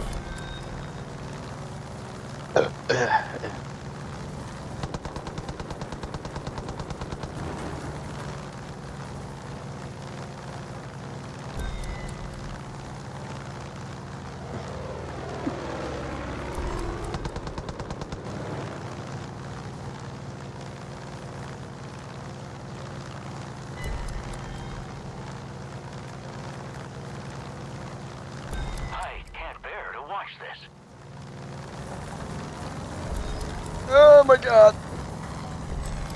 Oh my god, I'm going the wrong way. Oh shit. Ooh, got it. Nice.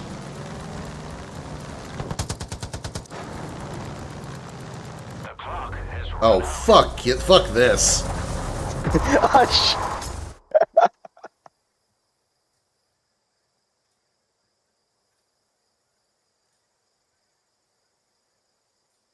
Okay, that one was on me. I missed the turn and I couldn't make lost some time trying to get back to it and then trying to get to the other one.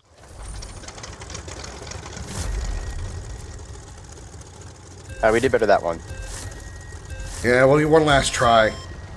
We're gonna find something to actually get some points. I can't believe this region is so hard for us to get points in. Oh my fucking god, Krim!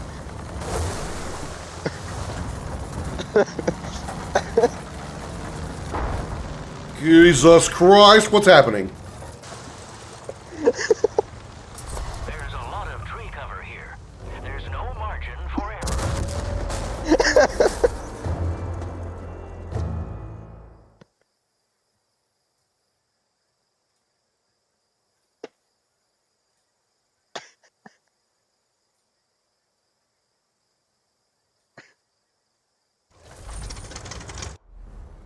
What do we got?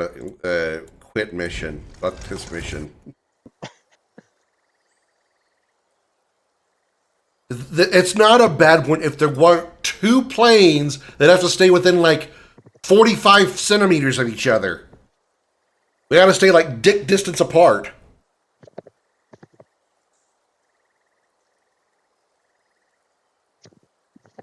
Yeah, it's hard. It's kind of hard to not hit each other too. All right. We were in John's region. Yeah, we were in. Yeah, John's we're in region John. the Yeah, entire okay. time. There's a side of me that's clutch connection right here. And the green. What distance apart? You heard me. You heard me, Darth. Said dick distance apart. Docking distance. You know what kind of docking I'm talking about.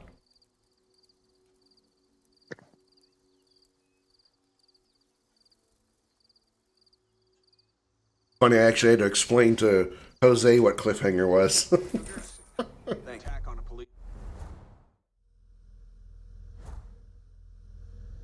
Yeah, I don't know what cliffhanger was. Okay. I'm not sure if it's colloquially known as that, but that's what I call it. Is there any place we haven't liberated yet? We destroyed Angel's Peak. Jones' residence. Aubrey's Diner. Fast travel, which means I've been there. Sacred Skies Lake. What context did you use a cliffhanger for? Sexual positions. I don't remember what we were talking about, but I brought up Missionary 69 and Cliffhanger, and both he and one of his viewers were like, "What is Cliffhanger?" She was concerned. She's like, "What the fuck is a cliffhanger?" Yeah.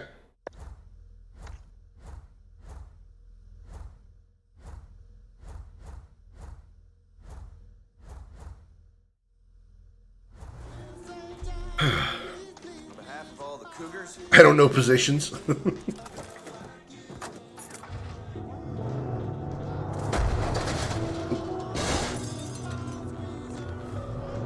Hey man, you're in my way.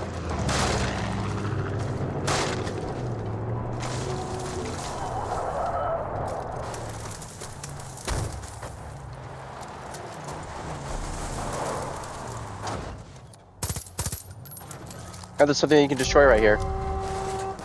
They're gonna destroy right here? Where? Oh, hello. Oh, he's dead. Where's my smoke grenade? No, I need regular grenades. Sticky on. Merry Christmas. I'm with you, Krim. There we go.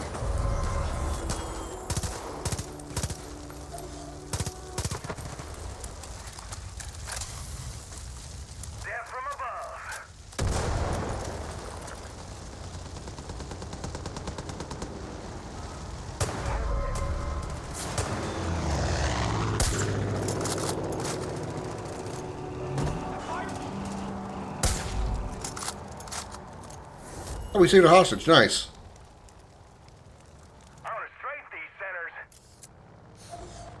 We're almost done. Oh. Okay.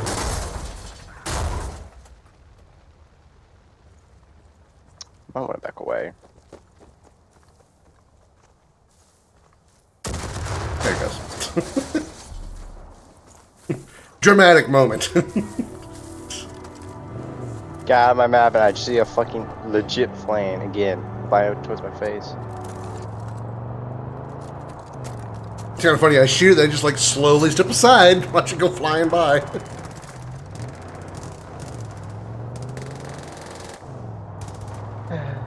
Oh shit, it's one of these things we can destroy. You have any more grenades?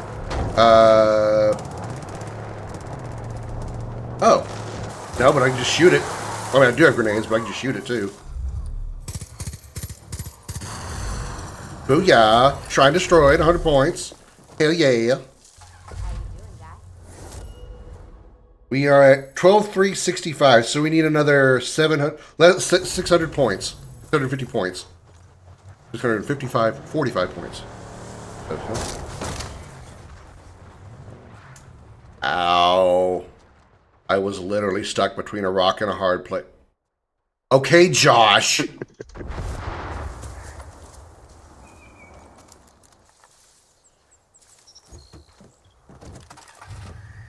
You're an asshole. Alright, let's go.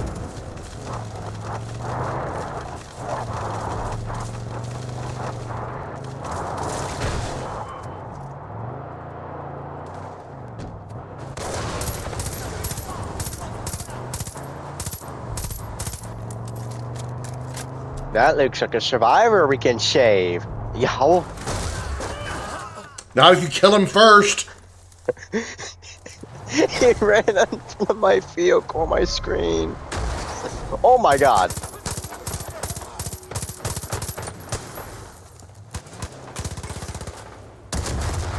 Oh my. Oops.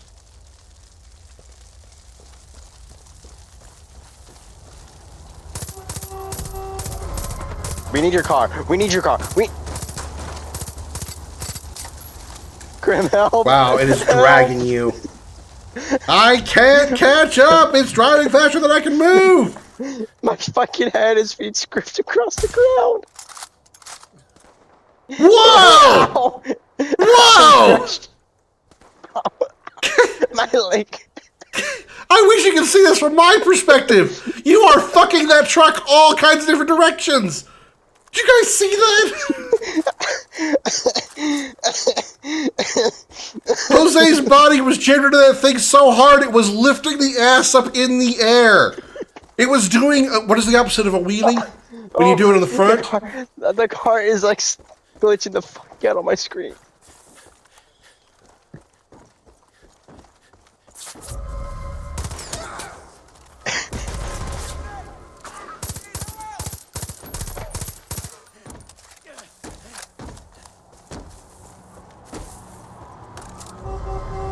You see the car jittering out, right?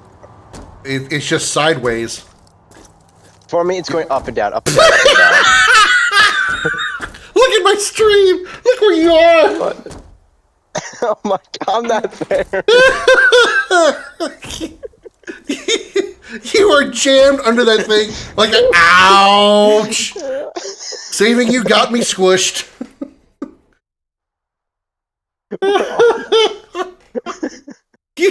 You were so far under that truck.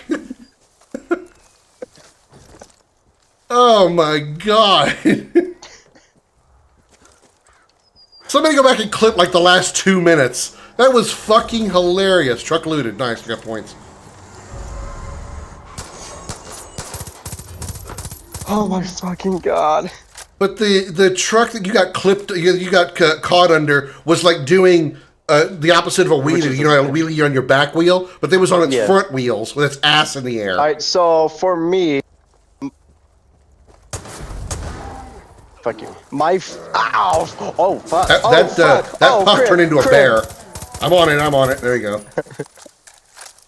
So for me, my leg, when I was in the deposition, my leg was stuck in the grills. So they were just dragging my head across the ground. Ow! The shit's shooting me! Goddamn sniper me the fuck out there. It hit these vehicles, and then I just, yeah.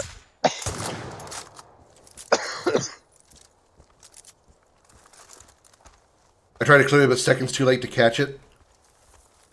You couldn't go back like 2 minutes? I mean, that's fine. I can actually... Oh, shit. There's cougars! Oh, be careful! Okay, one was actually just a deer. Alright. That's fine. The clip will work. I can just use that as a time reference for the full clip that I can make. I just need that as like a marker. Nice truck. Needs a paint job, but nice truck. What am I going to hit my face on this probably haydite block of a dashboard, though? Oh my god. I'm fucking crying. That was insane. How you would not only lodge under the truck, but you were fucking it up in 75 different ways. It was basically doing a Harlem Shake.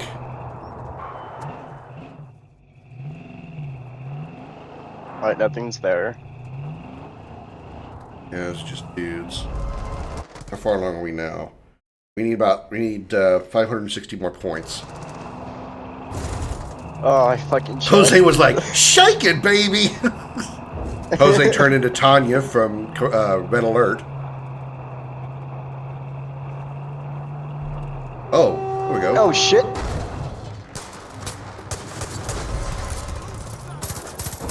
Bitch.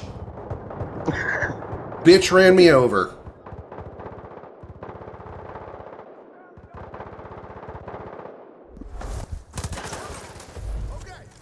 Oh, we just need one more hostage to save.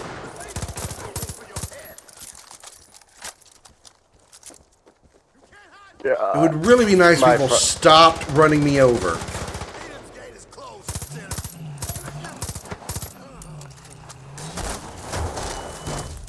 I hate you so much. So much. You're stuck in the car for me. Your freedom was taken from you. What would you do if I was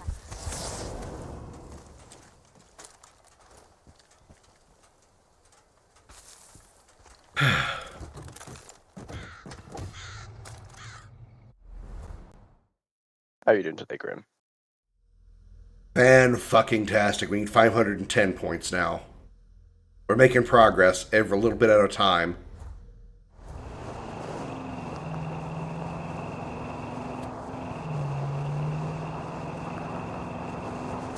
Oh, shit. How much points do we get for that quest, by the way? It depends on the quest, I think. 600 points for the save one more survivor. Oh! Okay. That it? Nope, that's not a survivor. Gotta watch the side of the road. You watch the side of the road, I watch for the car. Alright.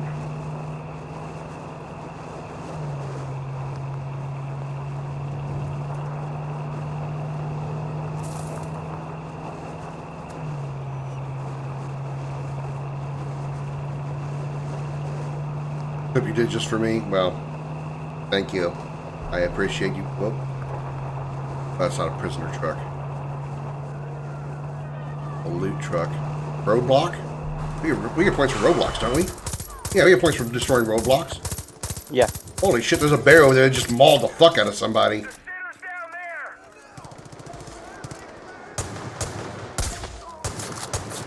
I don't have anything to blow these up, really. Huh! Oh, that works. Roadblock destroyed. 75 points.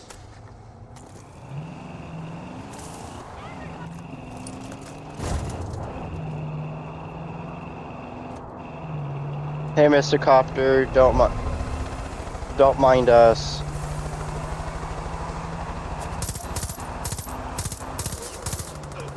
Oh my god. Oh, he's definitely minding us.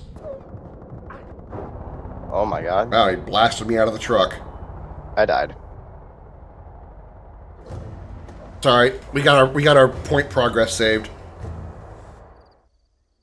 Fucking I feel like the rapid max which makes this shit more funny.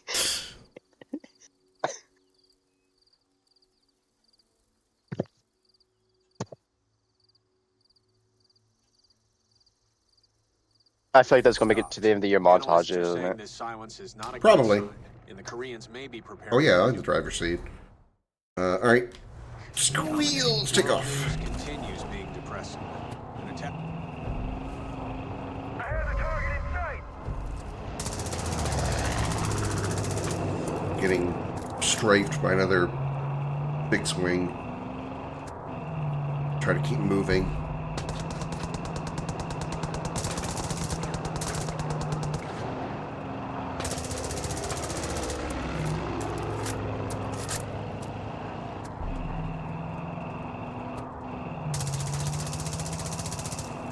He's upside down. Hostage. Nice. Hey, man. Let me be the first to thank you, Rook. You managed to track down all our missing persons. I'm gonna have to stop. Oh, not again. I got you. Oh, shit. Oh my god. Okay, I gotta deal with this I went aircraft. I went fly. Okay. Oh, I got the airplane. Nice. All right. Take this screenshot.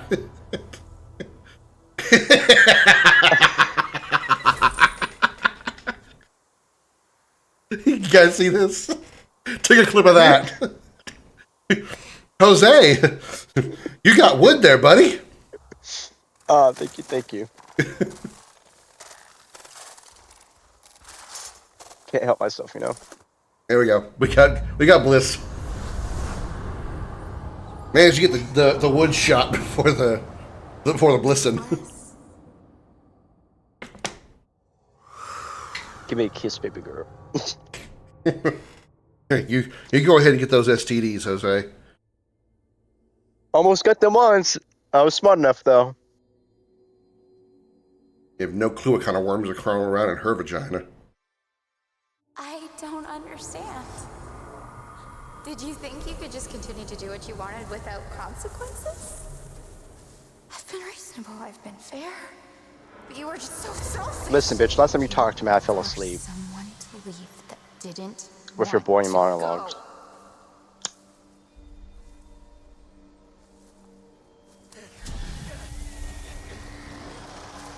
You're related to the Flash? Also, you could be what? A hero? David Bowie? Do you know what hubris is? Arrogance before the gods. She managed to get the Has a dangerous form of pride that one dude with the buttons. Nemesis, who would seek retribution. I win this hand. You have to wear a button. What do you say? Straight flush. If violence is the only language you choose to speak, I'll speak your language. And when their blood is on your hands, And when their blood is on your hands, we'll see how heroic you feel. we'll see how heroic you feel. What are you doing? Oh. I get it. I'm sorry to have to do this. I'm sorry to have to do this. I wanted there to be another way. I wanted there to be another way. But you made your choice. But you made your choice. Who opened the doors? Oh shit, they're inside. I told you. I didn't want to leave. Oh. I don't remember that.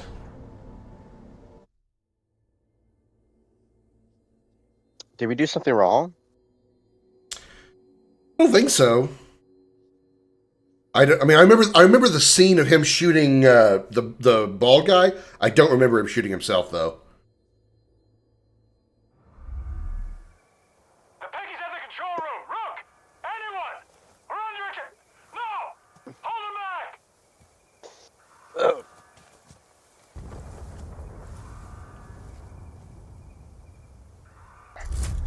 Help is on the way, dears. Fuck! Earl's been taken! Rook, where the fuck are you? I'm coming. Don't rush me. I'm in a bliss. I don't have a punchline. I'm gonna go show them what a rabbit is. I need to get that Mario Rabbids crossover game where they the XCOM style, the turn-based strategy XCOM like. I'm surprised they haven't played any of the Star Wars. Shit! Oh yeah, there's a Star Wars game, a Star Wars XCOM game that I want to get to. Yeah, when it comes out. Oh my god. I think I put it on my wish list. Oh shit! All right, hello. We gotta get on the roof, she said. Oh shit! I got zombos. On the way. Kind of stuck. All right.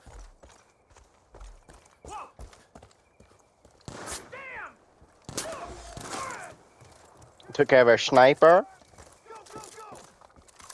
I'm on the ground floor now.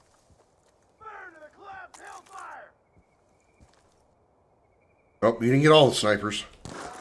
There you go, got the other.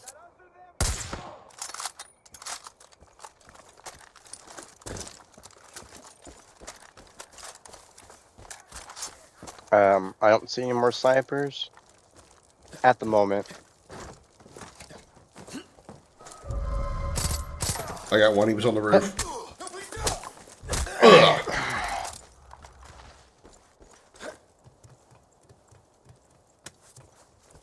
Hell up, Faith.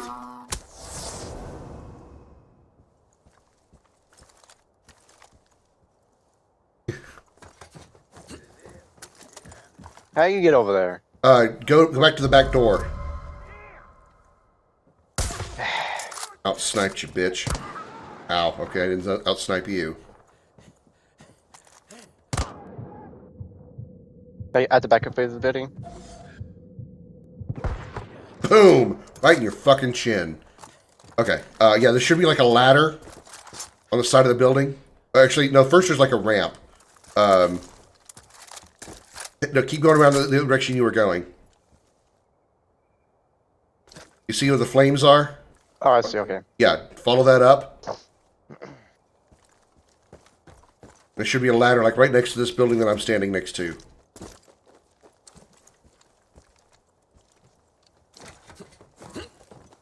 And then in the hole. The hell did I... Oh. I got immediately spawned into the hole. Would you rather have food with an unlimited supply of Romulan ale or food with an unlimited supply of Klingon blood wine? I don't know exactly how strong blood wine is. I know it's pretty fucking strong, but I also don't know what exactly the effects of Romulan ale do to you. I know it fucks with Klingons pretty bad, but I think it's not really as bad as like blood wine. I'd rather have Romulan ale. I'm down. I see that. Popping these two assholes. Okay, just decided to duck down. Well, I'll just... Up you go. Thank you, Sarge. Oh, shit. Ouch. Oh, you lucky dick. I was gonna come down and punch you right in the mug. I'm one level below you. Oh my god. Oh my god. There's no cover I can really take.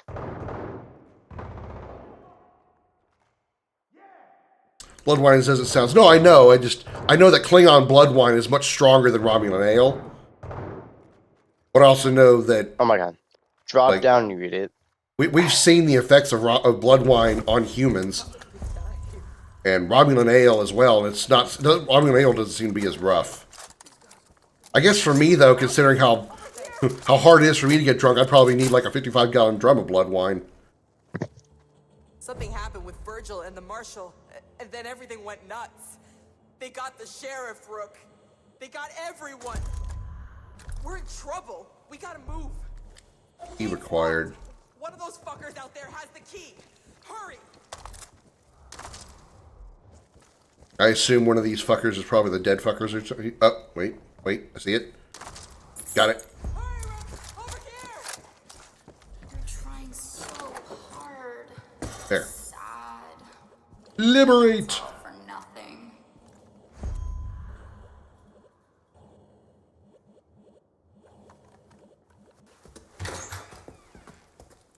Oh no. No. No. No. Help me! Put pressure on it.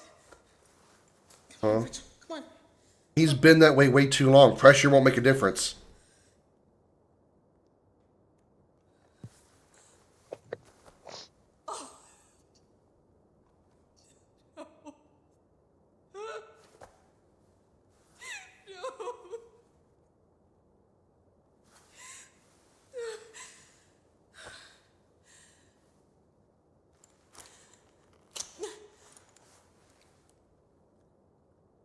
This is what she does.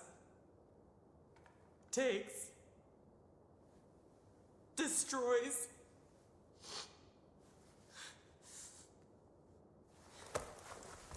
Find her. Kill her. Romulan ale is stronger from my understanding, which is why it's illegal in the Federation.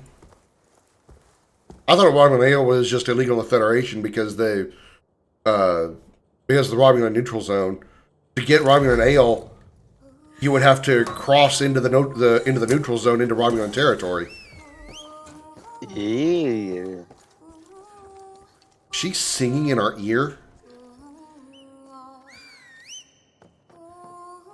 Okay, where's our way out? Confront Faith. How do we do that? Where do we go to do that? Front door. Oh. Yeah, she's singing louder. Oh, here it is. God damn! We gotta have a fight in the Bliss first before we can actually kill her proper. It's like the dollhouse in RE8.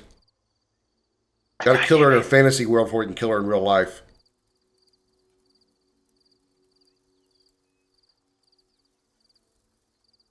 I still gotta try out that new RE9 DLC minigame.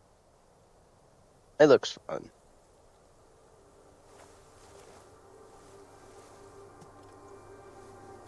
I can't imagine the strength of Romulan ale is why it's illegal in the Federation retro, because they use synthahol. You're gonna tell me that synthahol isn't as strong as Romulan ale? Show you a world you never dreamed possible. Here, we gotta go as slow as possible. Gonna creep along here. My nice shoes and your bare feet. I belong here though. This is my home. Hmm. Can you imagine how many hives you get from all these flowers and pollen? Oh yeah. Ugh. Aww. Do not ruin that song, bitch.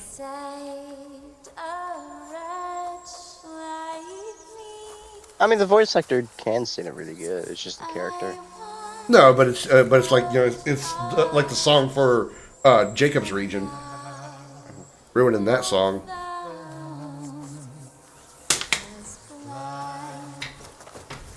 Your sheriff kept you from walking the path. Yeah, it's funeral song. Yeah. My favorite rendition of that particular song is Anne Murray's version. I don't know. I think it's because it was one of the first ones I heard, so I like it the most. And if you try to stop him.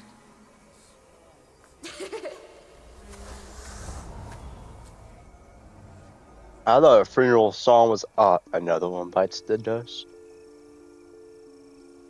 Ale for Andorians is illegal? Is Andorian ale a thing? A wall between you and the Father. A wall that kept you from seeing the truth. Okay.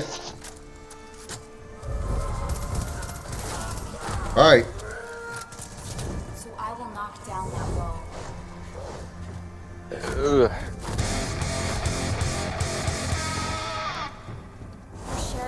Had to get that in there while I had a second between battle phases. Well, fuck she go. Keep your eyes in the air. She'll appear. Listen, bitch. I played all the Dark Souls in the Elden Ring. I'm prepared. Ah! Oh, there's multiples. Okay. Multiple lying bitches. So you don't see that every day. Oh shit. Yo, more for me? Bet.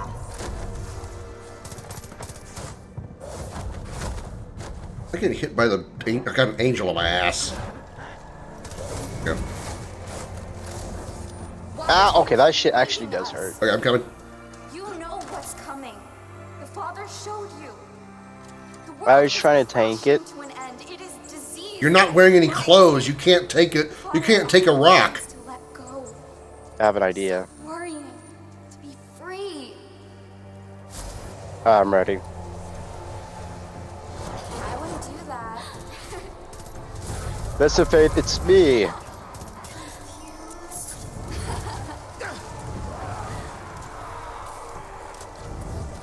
can't do that. Damn it, so many of these freaking assholes. See what you did?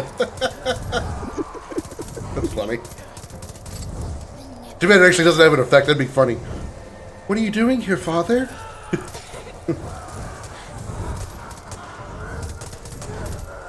Are their brother and sister, though? You will never know what I know. Ow, bitch, stop. This ain't fucking a Souls game. Stop spamming that damn move. You cannot cross the Father. I'm right here. I am out of HP. I'm gonna. Yep, I went down.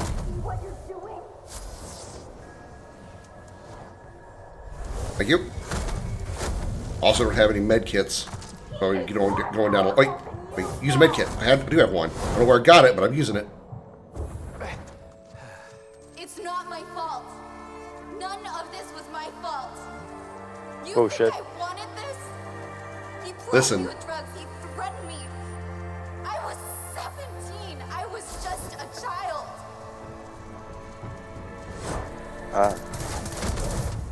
You can only imagine what he actually did to her. You will never Yeah. know what I know.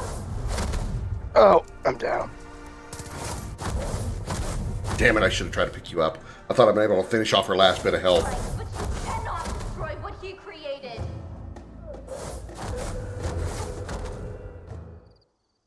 Andorian ale was the thing was introduced in Enterprise? Oh, okay. Well, I doubt they would ever make Andorian ale illegal because they're, especially now, because the Federation is made up of one of those three, is made up of Andorians as well. He threatened me. I was 17. I was just a child.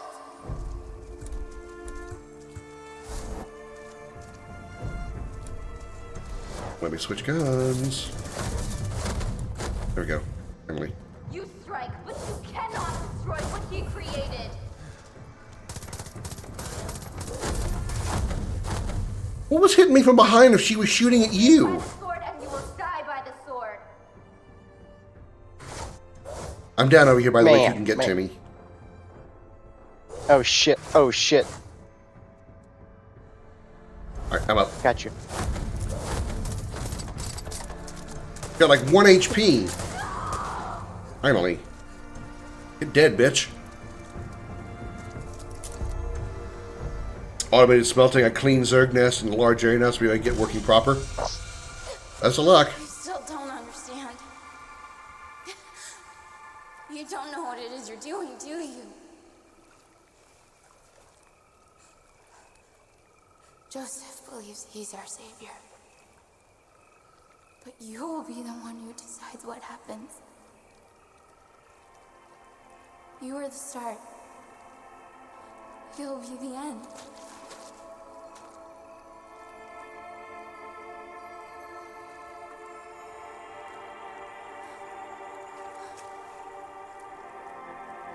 It was always gonna happen this way. I see why you wanted to do her last now.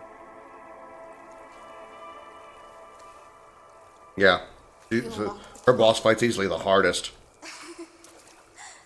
And the most crazy. You'll rescue your sheriff. It feels canonically the supposed to be following too. Yeah. A hero. It kind of feels like a natural progression between the three of them since, you know, John has the most, like, realistically practical one, and then Jacob is, you know, Jacob and Faith are both using, like, mind control. Don't listen to him. He'll be right.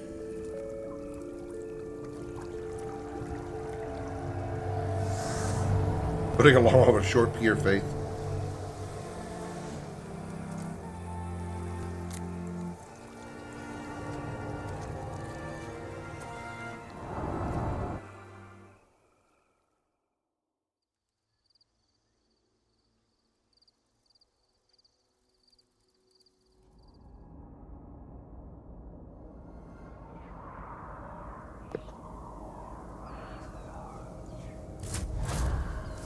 Walk the path. Enter Faith's bunker. It's right here. Okay. That's easy. We don't have to worry about getting a key off of her.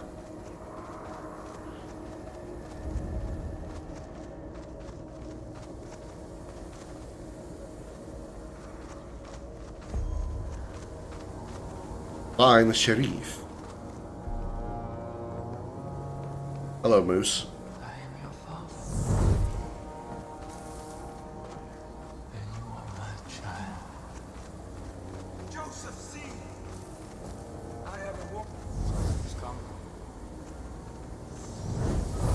Okay, take down. Oh, you have your gun? I don't have a gun. Huh? Oh, yeah, I got my guns. Like, I didn't have my gun out. It's like, I can't use my guns. What the fuck? Why can you shoot? Yeah, no, I just you know, went into the game. Codeine and coded my gun out.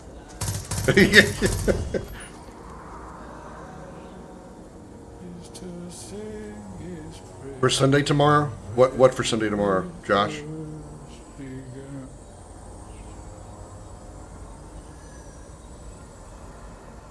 I don't have much time, Rook. The bliss. You have to stop it. You have to hurry.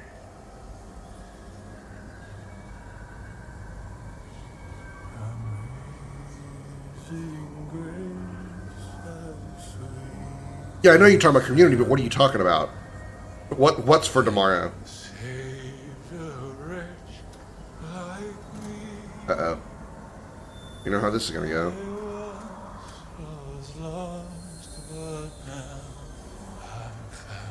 White Horse is gonna cosplay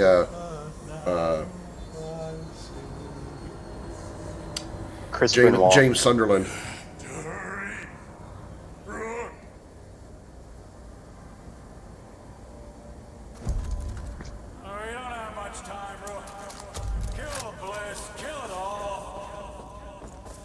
Can we just like sit there and watch?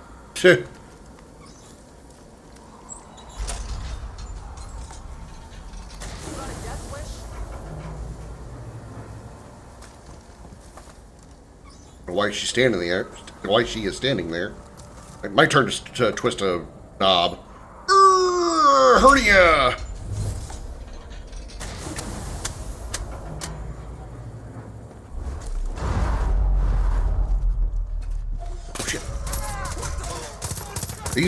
These guys are very real, and those bullets are very real that are hitting me.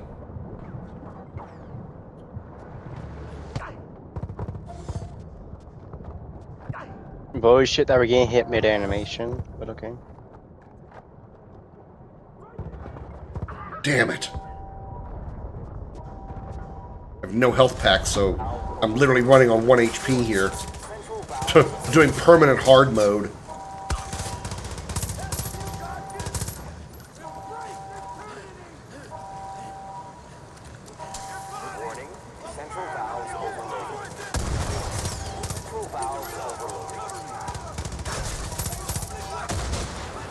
I'm hiding under the stairs right now. Warning, central valves overloading. Warning, central valves overloading. The fire's in the collapse. Damn it!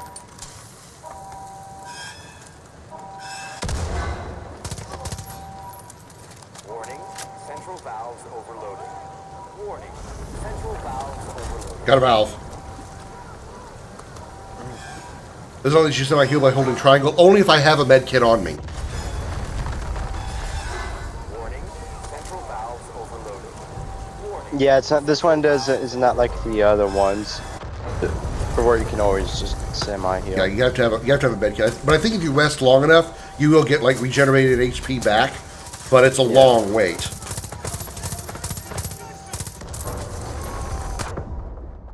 Ow! Oh shit. That's done it, Rook. I'm sorry, partner, but We did it, but we died. I can't see straight from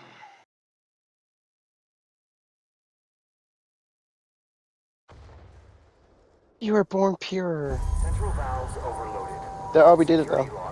Oh, we got. No, we still got to stop the bliss. Oh wait. I'm sorry, partner, but I need to get out of here. I can't see straight from this bliss. It's all on you. Blow this place into oblivion. Destroy the central pumps. Oh, this room here. Okay.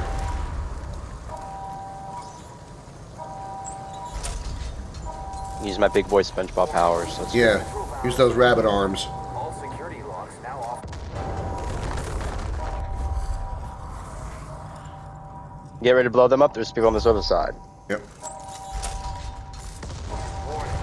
Central valves overloaded. All security locks offline. Right under your wrist.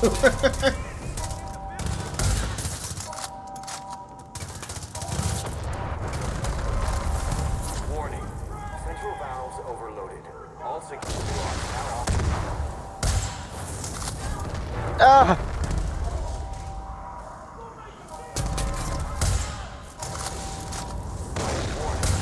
Central valve. All security locks now offline. Got him. Got her. Warning. Central valve overloaded. Ow. Shit. All security locks. On my way. I gotta wait for the flames to stop spewing. Overload imminent. You're up? Yep. That did it, Rook. The air is clearing up. Feel like I can finally think straight. Overload. We gotta get the hell out of here. Old place feels like it's about to blow. I'll round up any survivors and meet you outside. Good luck. Dear God. Let there be funds.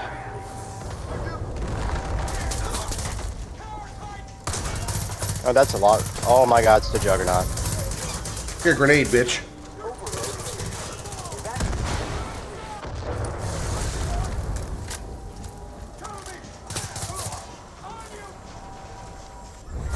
Oh, nice kill. Another Juggernaut on the left. Grenade out.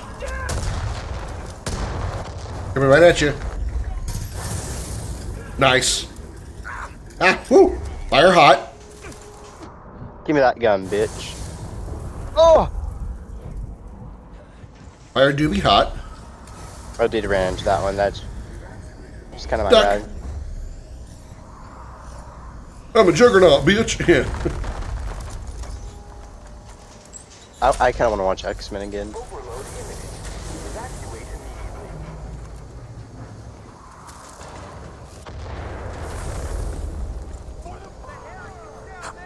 Damn it. We got lit up again just from here into the cutscene. Oh, not cutscene. Next area.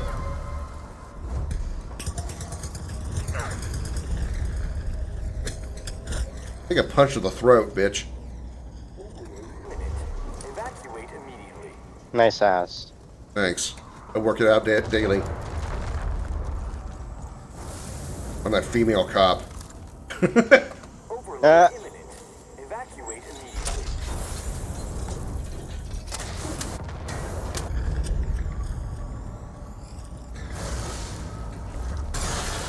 Overload imminent. Fire's still hot. Ouch. I'm out! Oh.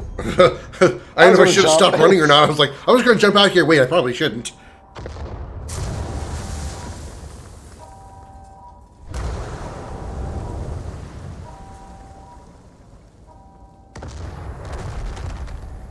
John's fight was so much better. Yeah, that's why I feel like John's like the most practical, the most believable.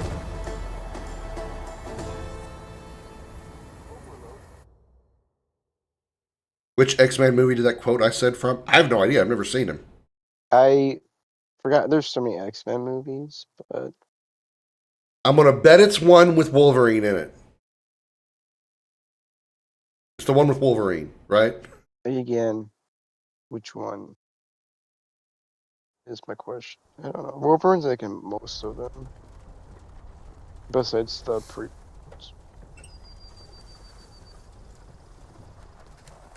Where Charles Xavier was like, young. You look like hell. Yeah, well, I feel like it too. You need help getting back inside? Hell no, I'll manage. I didn't think you could pull this off. You saved a lot of people here today, Rook. Don't forget that. Hey, can you give me a hand? Better go. Oh, I just thought it would be interesting to see. Just That a before character you arrived, in the X-Men? I just lost all hope. I couldn't see a What? way out. But you led the way. A lot of good people died, but everyone here, all of us, we're alive because of you.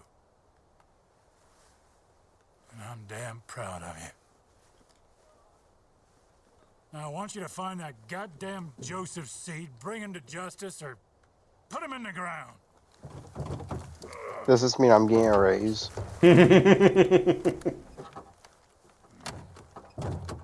That's an order, Deputy.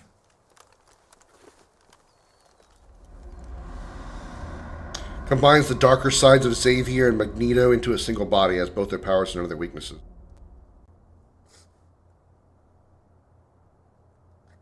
He doesn't have the glasses anymore. Seal has been opened. My family, my brothers, my sisters, they've been taken from me by a snake in the garden. Ew. Could we do it? Could we not do the snot?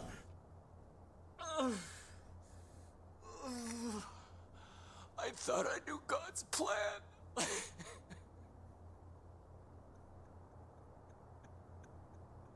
But I was wrong.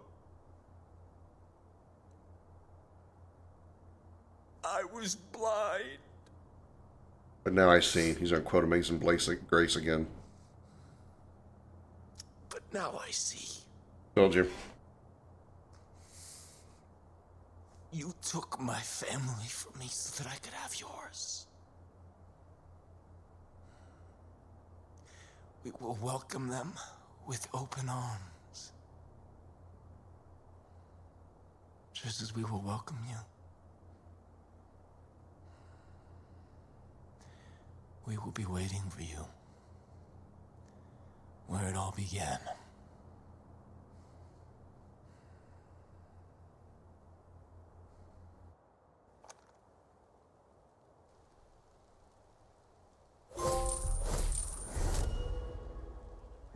$4,000? Save Sheriff Whitehorse. Kid, if you're near a shop, you might want to pop What's in. that? There's some new toys. Actually, I do want to go to a shop. I need to refill on ammo. I used a lot of ammo. Fucking Faith boss fight drained my ammo cache.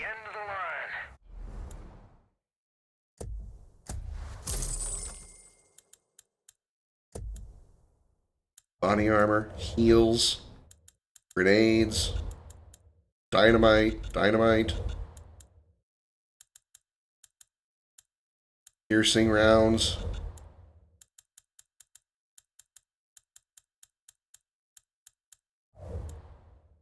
Time to cowboy up and deal with Joseph Seed once and for all.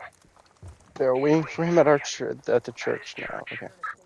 Oh, hi. Sorry. You want to go grab ammo real quick? I'll get a car. I'll get a chopper.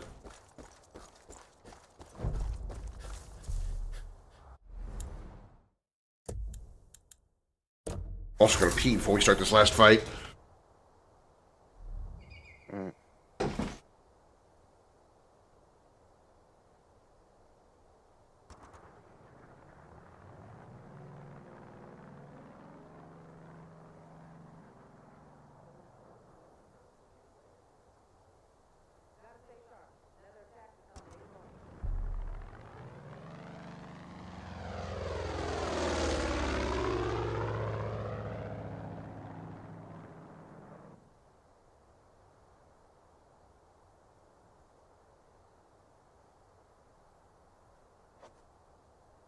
Days like this make it worth living in Hope County. I think I've heard that before.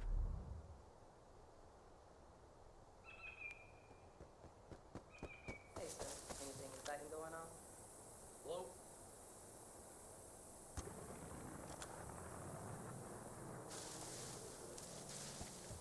Feels like Faith stopped attacking us once that deputy showed up. I wonder why.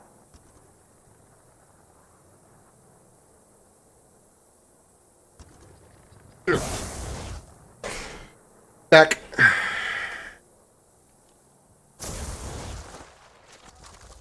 Look what I got. You flamethrower.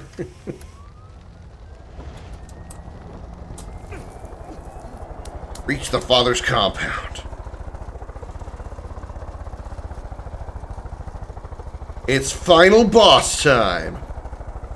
Hell yeah, motherfucker.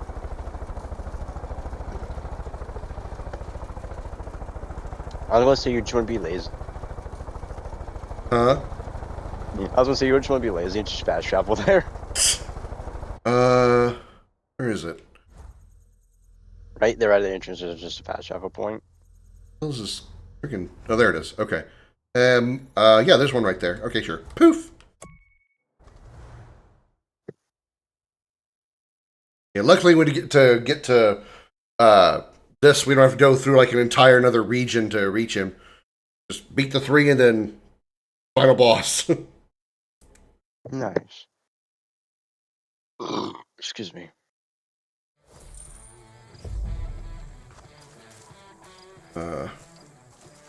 Vehicle.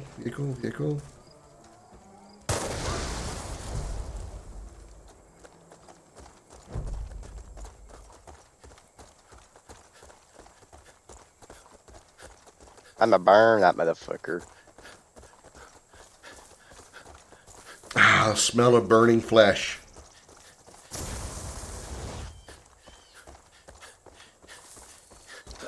And I'll almost have to continue my Final Fantasy 16 run after this fight. And I'm gonna jump into Star Trek Voyager.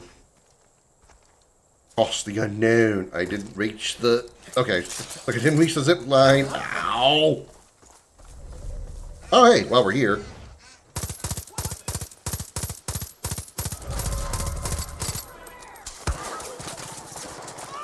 Burn, motherfuckers!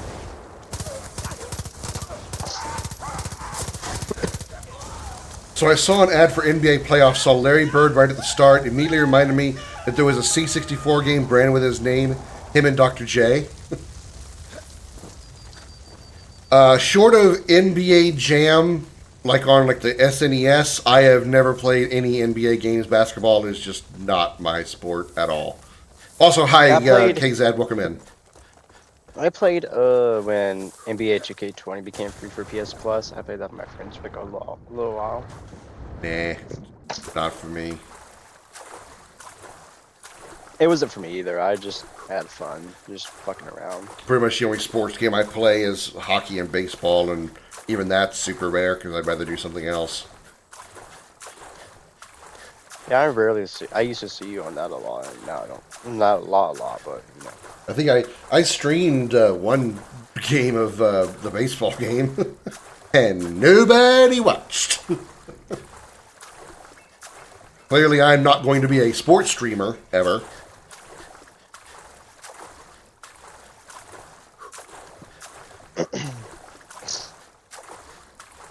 I remember that one time where like I was just mind my business. You messaged me like, Jose, why the fuck are you playing baseball? I was like, what? Because there was a guy named Jose there. I was like, oh. Yeah, Jose Altuve is and he's short. Yeah. Yeah.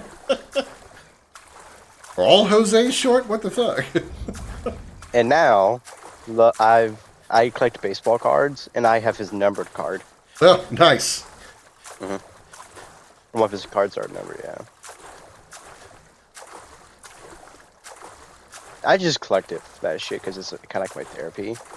When I have the money, I just collect cards. Like Magic the Gathering cards, I collect it. It was felt something nice, like opening packs, hoping to gamble to get like $1,000.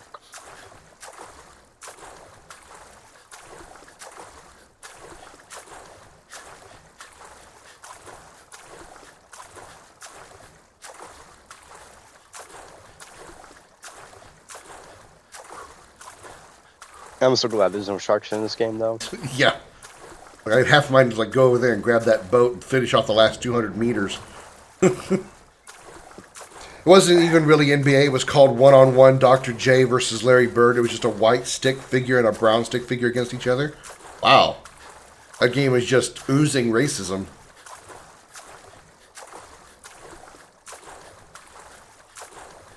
We're going to make a game called the Crackers versus the... Okay, Krim. Okay.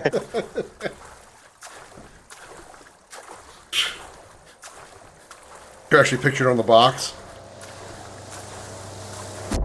What the... Okay. Well, you did what I was going to do, and you ran me over in the process.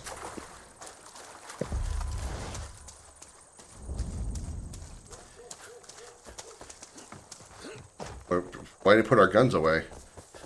We got to talk to him first. All right.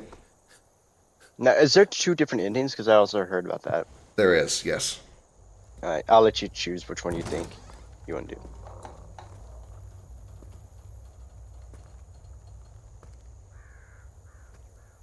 And when the lamb man broke the fifth seal.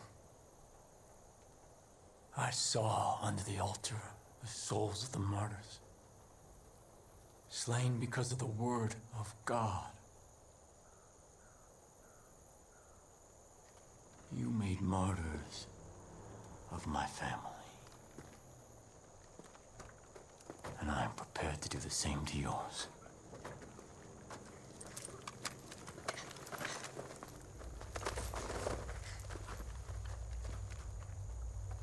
But God is watching us. Yeah, there's technically 3 endings, but one can only be done at the beginning of the game. Yeah, 3. I told you that we were living in a world on the brink, where every slight, every injustice, where every choice reveals our sins. And where have those sins led us? Where have those sins led you?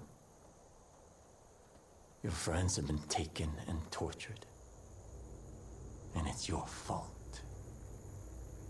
Countless people have been killed, and it is your fault. The world is on fire, and it's your fault. Was it worth it? Was it? When are you gonna realize that every problem cannot be solved with a bullet?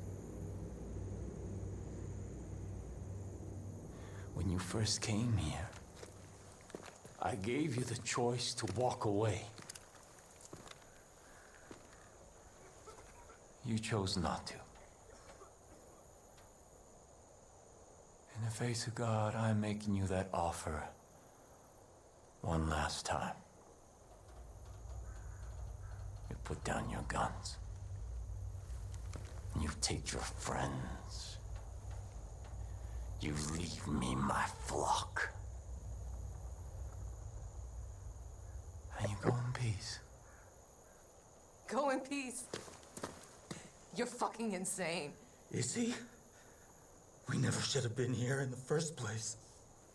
You know what to do, Rook.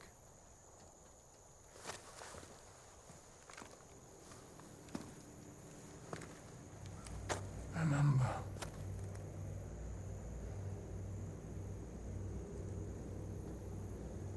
God is watching. This time we're going to take this one because it's the quicker way to the ending.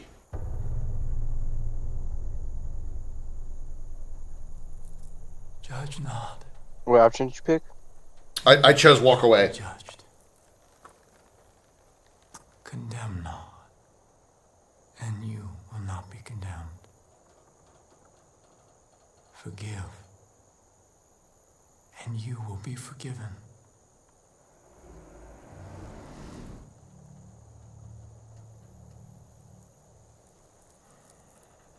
Take your friends, my child, and go.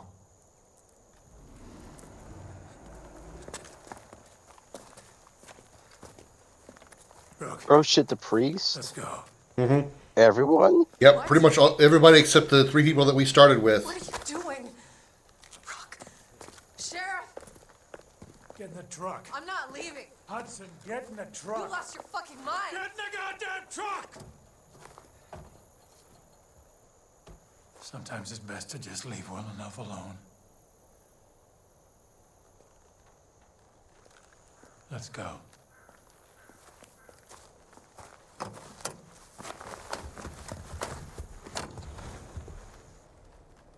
Pretty much everybody that didn't come on the helicopter, and that's still alive, of course, since the marshal shot himself.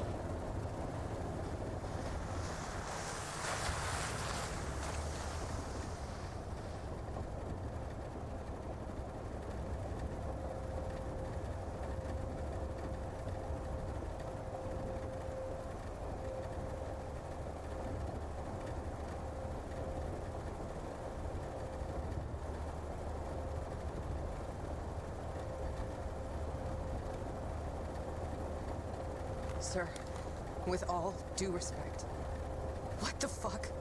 We can't just leave those people. We're not gonna leave those people. We're going to Missoula. We're gonna get the National Guard and we're gonna bring the hammer down on that goddamn place. No. No way. I'm not gonna be a part of this. You heard what he said. You're gonna do exactly as you're told, Pratt.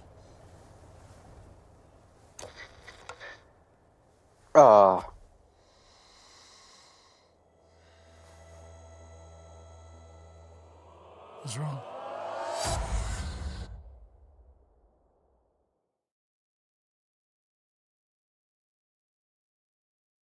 Wow.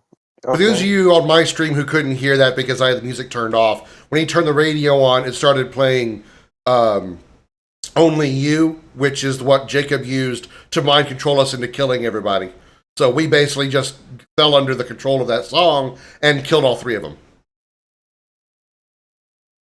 At least that's what I got out of what, that scene does. All right, skip. I chose this ending first because it's the quicker one to get to the end. Now we're going to do the other ending. Okay. That's kind of dark, not gonna lie. So it's still a bad ending?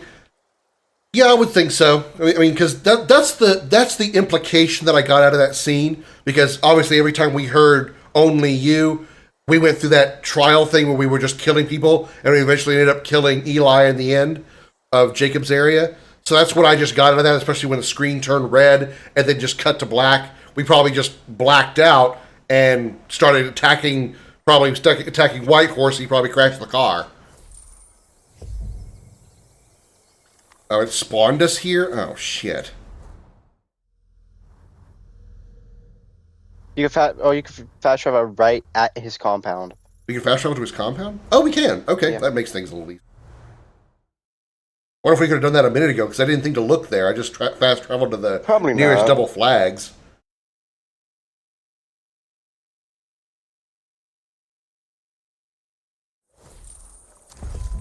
All right. Should be able to skip the monologue he has.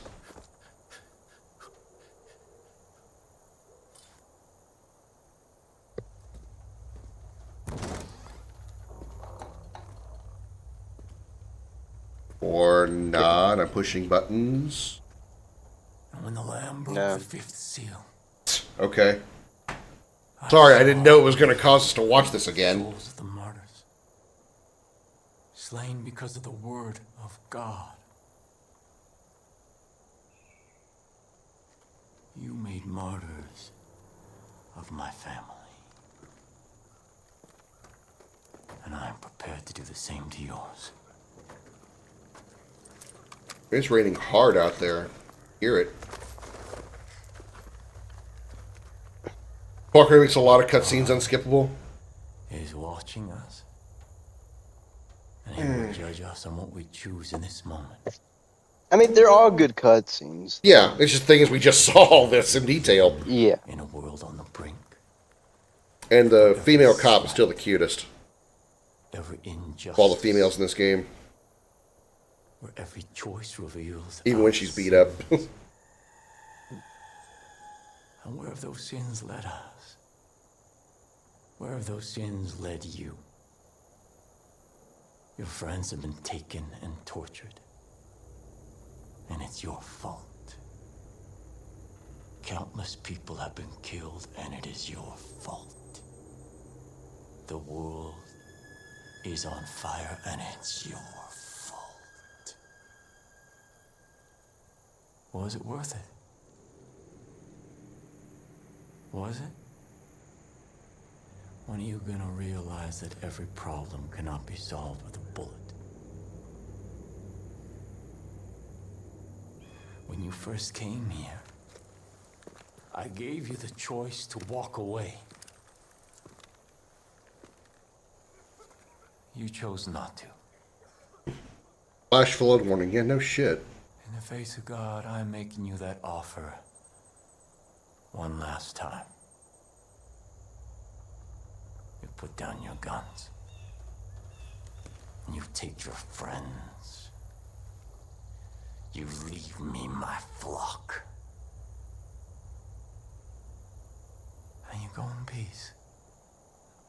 Go in peace. You're fucking insane. Is he? We never should have been here in the first place. You know what to do, Rook.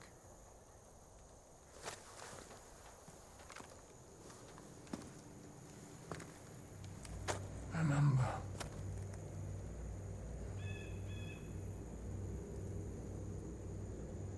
God is watching. Resist.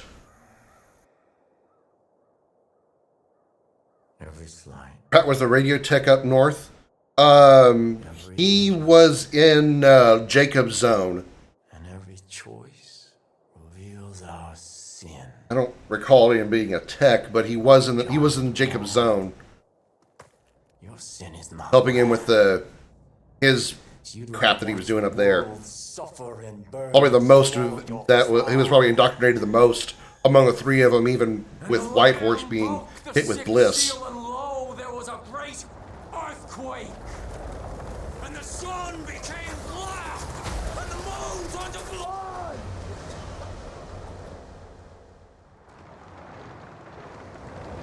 Your friends now see the truth.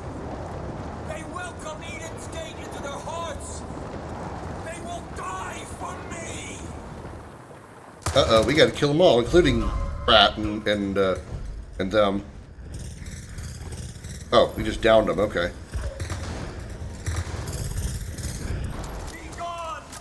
I died. I burned myself. I can revive them. They're not going to turn against me when I revive them, are they? Okay, good. They don't. All right. There's Seed. Okay, if Joseph revives them, then they... Oh, fuck. Down. If Joseph revives them, they revive as enemies. Oh, girl got me up.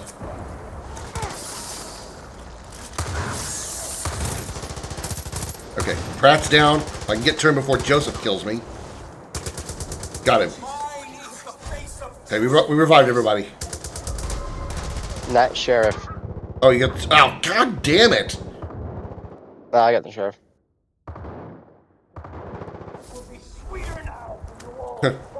Girl got me again. Use this medkit that I have. She sure does like you. I mean, have you seen me? That was crazy. But I don't think it's over yet.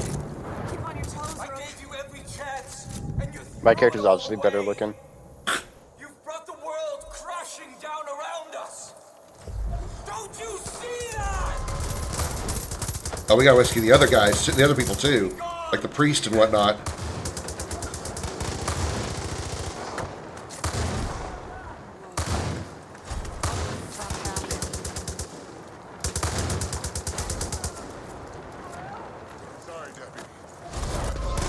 Oh shit! Oh, I just punched the shit out of Joseph. Punched him right in the fucking throat. Oh crap! My gun got changed.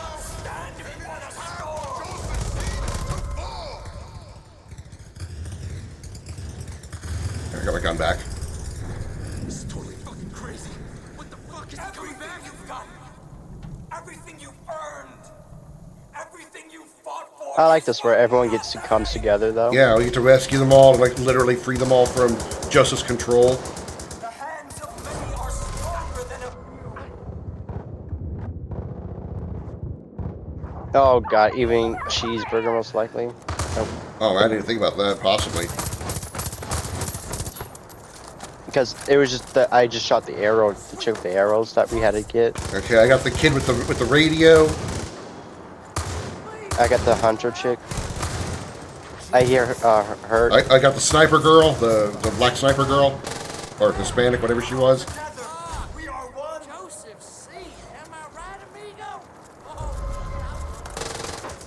God damn it! Keep dropping my weapon trying to pick people up. I am on fire. Joseph burned. Yeah. Revive your friends. We're missing one. Oh, right here.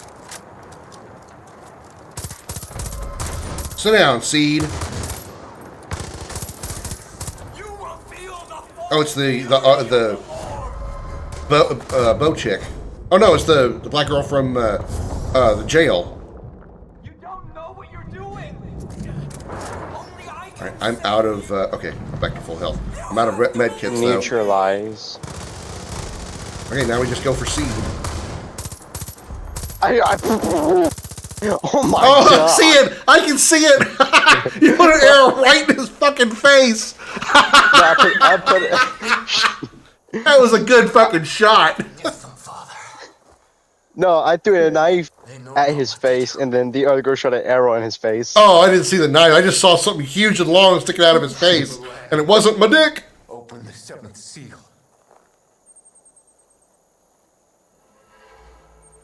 There was silence in heaven.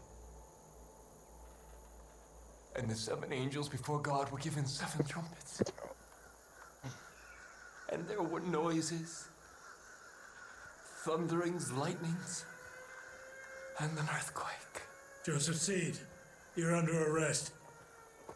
And I heard a great voice from the temple say to the angels, "Go your ways, and pour from the vials the wrath of God upon the earth."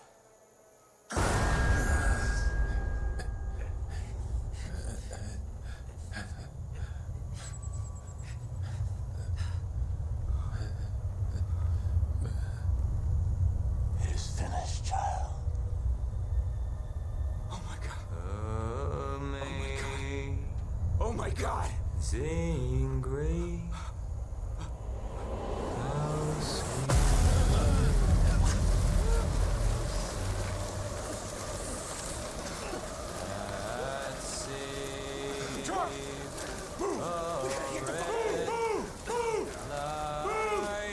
Hudson, you take it back! We gotta go! He was right. Shut the fuck up! I knew it. Get moving! John! John! John!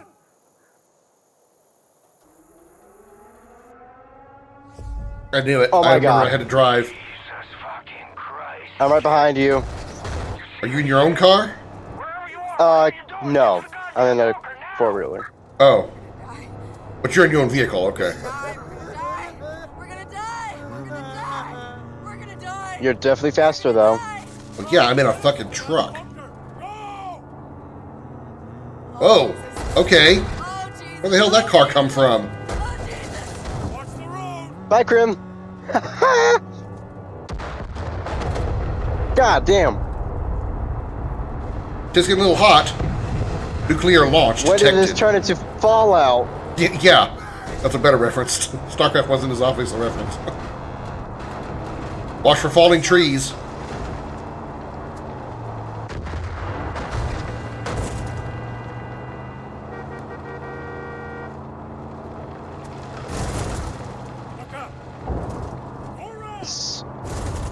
So they're just dropping nukes here. Gotcha.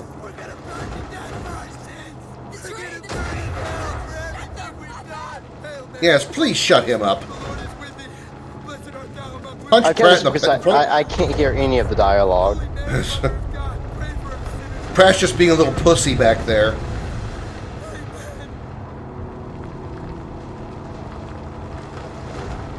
Whoa. Oh, I hit one. I'm okay. I just nicked a tire. I'm doing it. Stop side seat driving me, white horse. Woo! We're fine. Okay. Together forever. Gold trophy. Get to the end. That's how trees react to nuclear blast. How would you know? Have you ever seen one? Christ, please punch Pratt in the face. Shut him up. God, what a fucking pussy.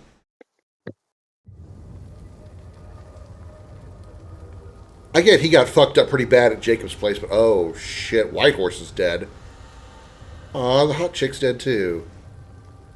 And Joseph's gone. What a shock. And I passed out. Probably died. Oh, not dead yet.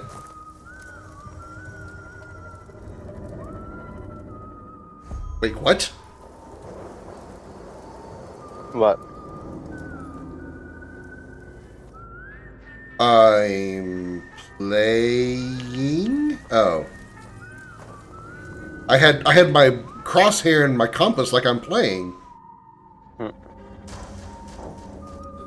And this is where New Dawn sets up, I guess. From what I read. This is the emergency broadcast system. Take shelter immediately. Take shelter immediately. We're in Dutch's bunker. Repeat. This is not a drill. Oh. Well, we know what happened to him. Yeah, I was about to say what happened.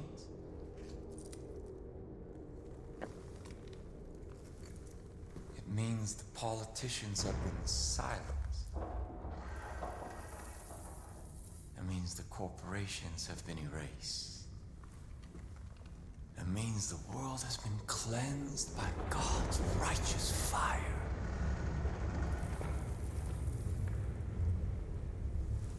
But most of all,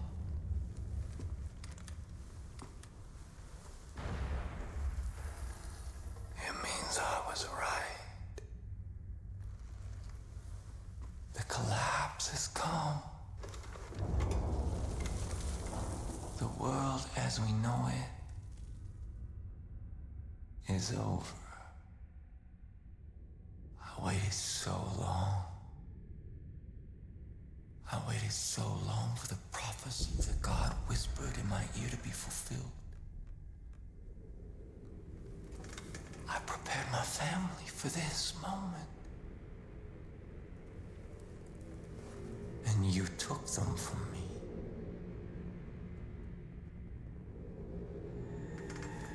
I should kill you for what you've done. But you're all I have left now. You're my family. And when the world is ready to be born anew, we will step into the light. I am your father. And you are my child. And together we will march to Eden's gate.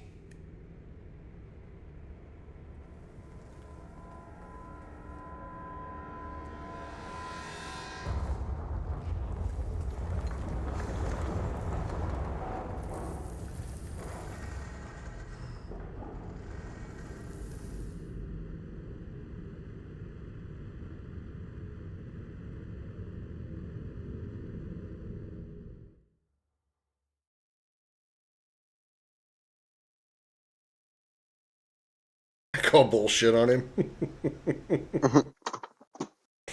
By the way, if you see that flash like that, you do not survive. You're talking about, obviously you're talking about like in real life, right? Yeah, I mean, yeah, if you're close enough to see a nuclear explosion, that'll be the last thing you see.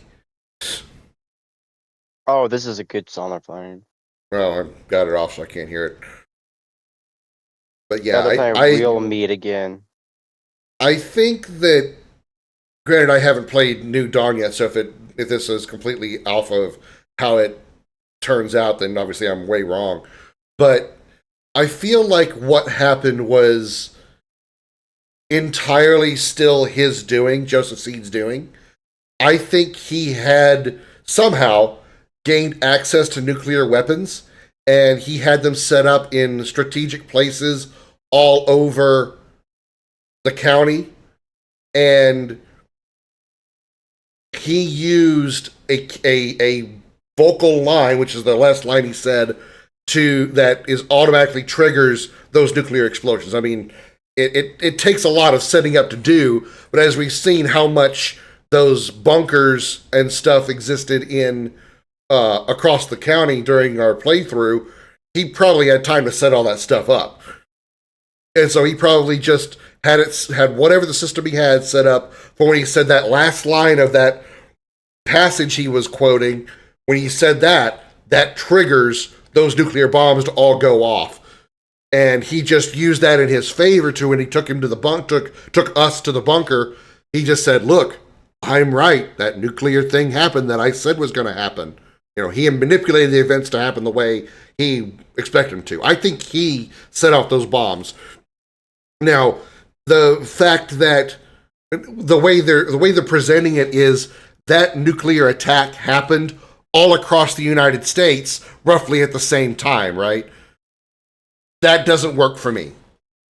I can believe more likely that to make his prophecy come true and make sure it happens the way he wants it to, he had that all set up and triggered the catchphrase to trigger his prophecy to happen.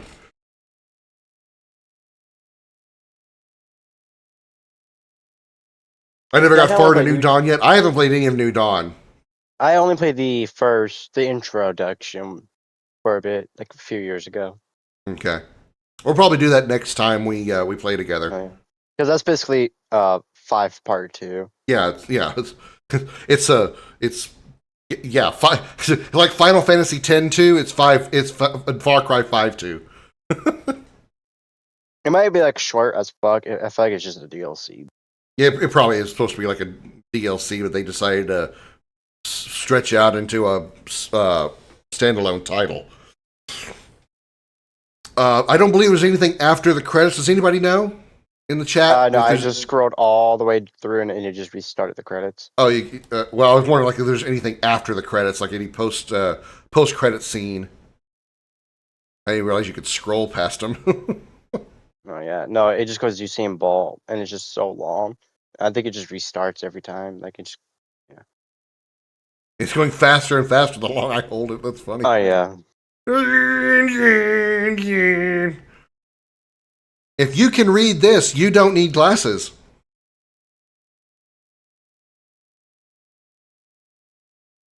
They're playing church music right now. It's definitely bigger and longer than any of the internal FC5 DLCs, but not as long as involved as FC5 main. Well, I get it. It's just it feels like the game itself is, from what I can gather about it, that it feels much more like a DLC than actual standalone title. Okay, took me back to the main screen, so there was no post credits. I did like this game.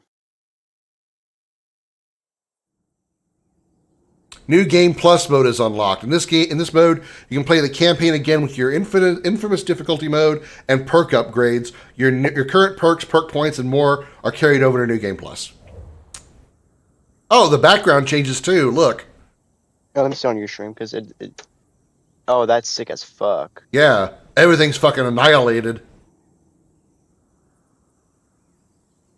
I mean, Darth's right though. What we're looking at here, if a nuclear missile had dropped, it would not look like this. It would look like flat, burnt land. You wouldn't just have a few trees still standing. All those buildings would be flattened, especially since they're all just wooden buildings.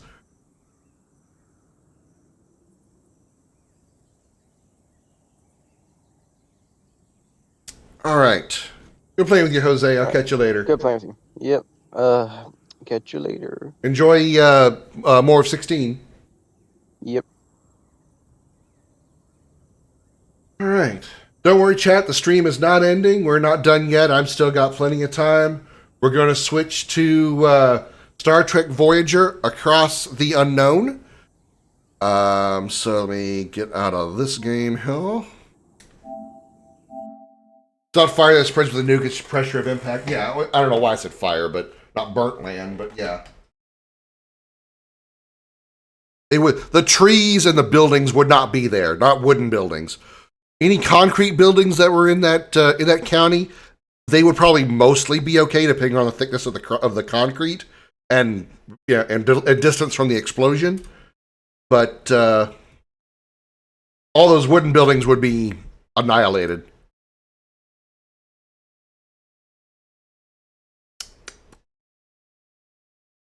Star Trek Voyager Across the Unknown. All right.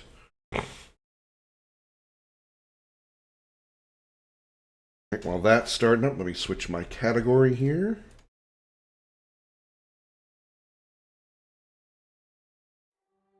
Boink, boink. It will also burn quite a bit for about 2 to 3 miles outside of the flatten. Will be a lot of charring. Yeah. I'll show you the thickness of my concrete. No, not concrete, concrete. Also, hi, Chris. Alright. So, the last time we were here, we finished the game. Like, we did. We chose the ending that took us back to the Alpha Quadrant, and the rest of Star Trek Voyager didn't happen. Well, we're going to pick up where that choice is different this time. As I said before, this playthrough is going to be a playthrough of doing what didn't happen in the show, which I know really well. Unless that option ends that playthrough, and then we're going to take the correct path, I guess you could say. Although I doubt that will happen anymore, but I don't know. We'll see.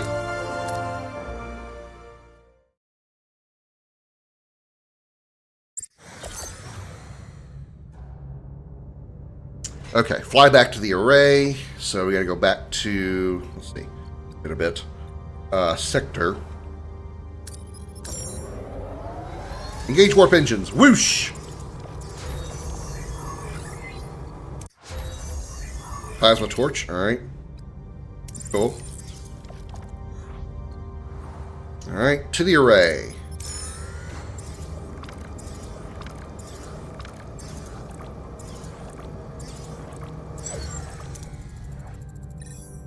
Continue. We're going to fight the Kazon again.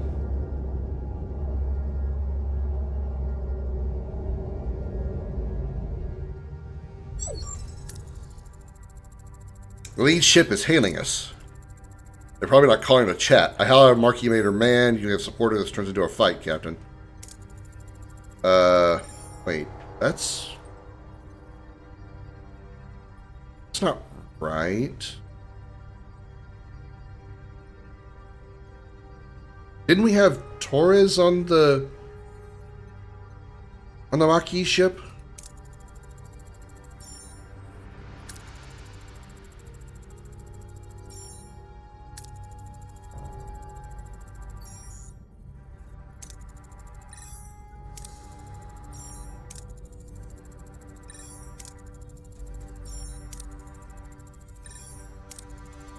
They're powering up their weapons. They're trying to catch up to where we were.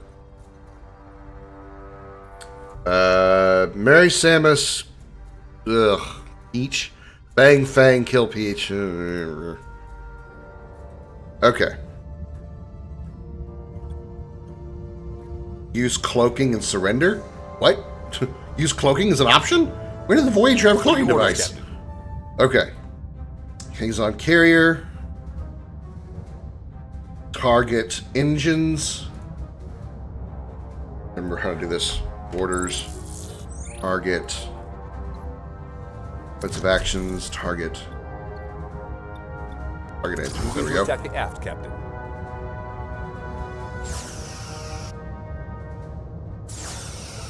Ability ready, Captain.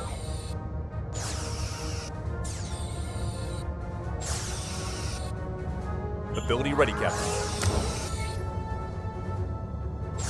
Ability ready, Captain.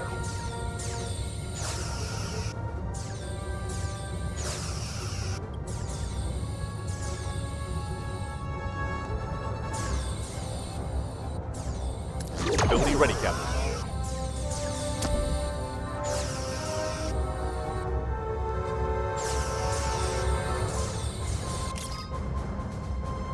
Yeah, I got it.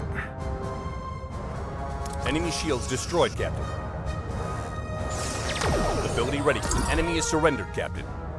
Okay. Now we can target another ship. Ow.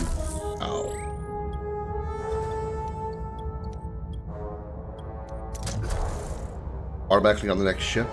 It's a warp vessel. Okay, alright. But automatically changes targets once they surrender. Alright, engines. Moving to attack the aft, Captain. Enemy shields destroyed, Captain. Ability. Enemy is surrendered, Captain. Damn it! Didn't get a chance to fire the torpedo. Alright. Offensive, target the Move to engines. attack the aft, Captain. Enemy shields destroyed, Captain. Enemy shields destroyed, Captain. Ability ready, Captain. Enemy shields destroyed, Captain. Enemy shields destroyed, Captain. There we go, they surrendered.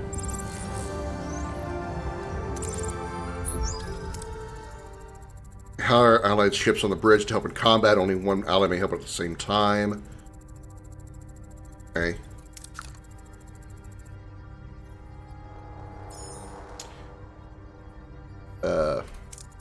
Strong, Captain, but there's strength in numbers. I have called for reinforcements. This array will be mine. I guess we don't have much time. Hail the array. Aren't you persistent? Send us back where we came from. Impossible. Alright. You must let go of the Ocampa.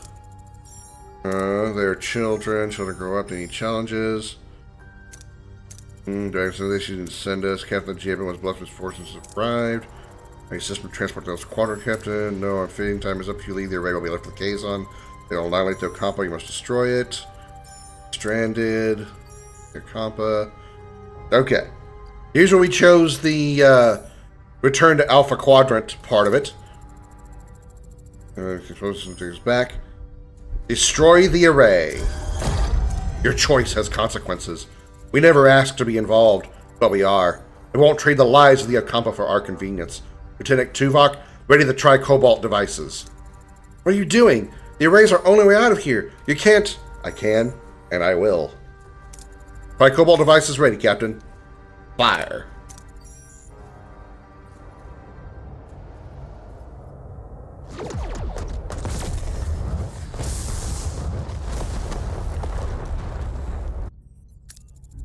We'll find another way home. I promise.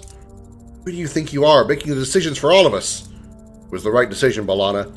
The Ocampa. They remind me of our own people. We were fighting a more powerful enemy to protect our own. The Ocampa deserve that too. 70,000 light years. We're really stranded, aren't we? Great. I'll definitely miss my next parole review. A missed parole review should not be your primary concern at the moment, Mr. Paris. Thanks, Tuvok. Hadn't thought about that. Gavin is hailing us, Captain. You have made an enemy today. Good talk. Mr. Paris, put some distance between us and this place. Voyager's hull can be damaged in combat, dialogue, spatial phenomena, or if the navigational deflector is offline. If the hull integrity reaches 0, Voyager will be destroyed and the game is over. Well, that would be inconvenient. Hull doesn't regenerate by itself. To repair the hull, assign a work team in the engineering office.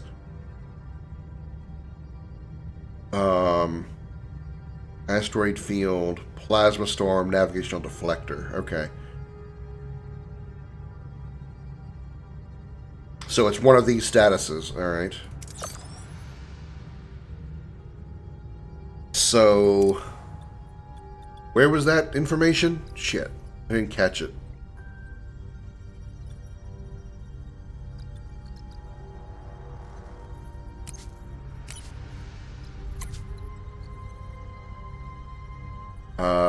No hull damage.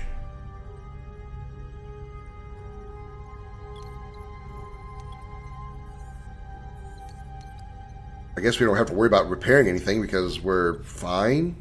Max capacity 400. So how do we repair? It probably just told me and I already forgot.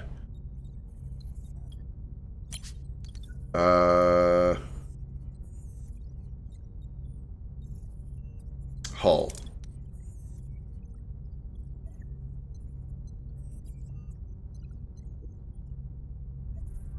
Repair the hull, assign a work team in the engineering office. Okay, engineering office. Right there. Work team assigned to repair hull. Okay, there we go. Alright, got it. Okay.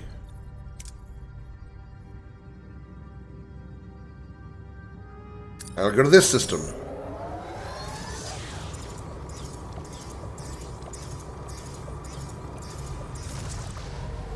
Alright, where are we now? Scan 7 Class J planet. deuterium, which we are actually pretty low on. Ew. Okay. Go here first to grab this deuterium because holy shit. Risk to fly directly into the atmosphere. Yeah, let's do that.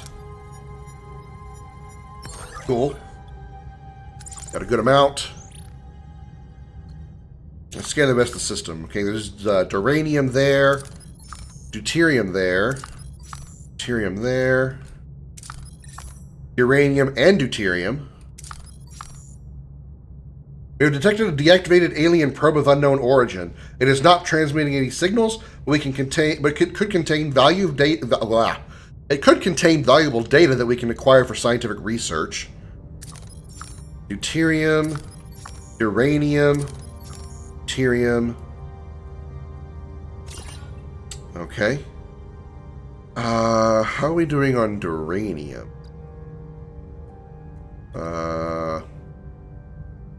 Not really that low.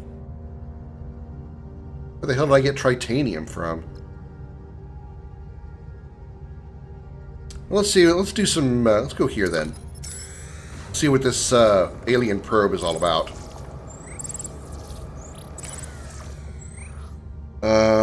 Perform a passive scan from a safe distance. Conduct detailed analysis.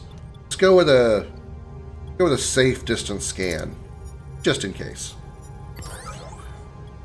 All right, we got some research. There's no maximum research. All right, good to know. Should we get some more duranium or deuterium?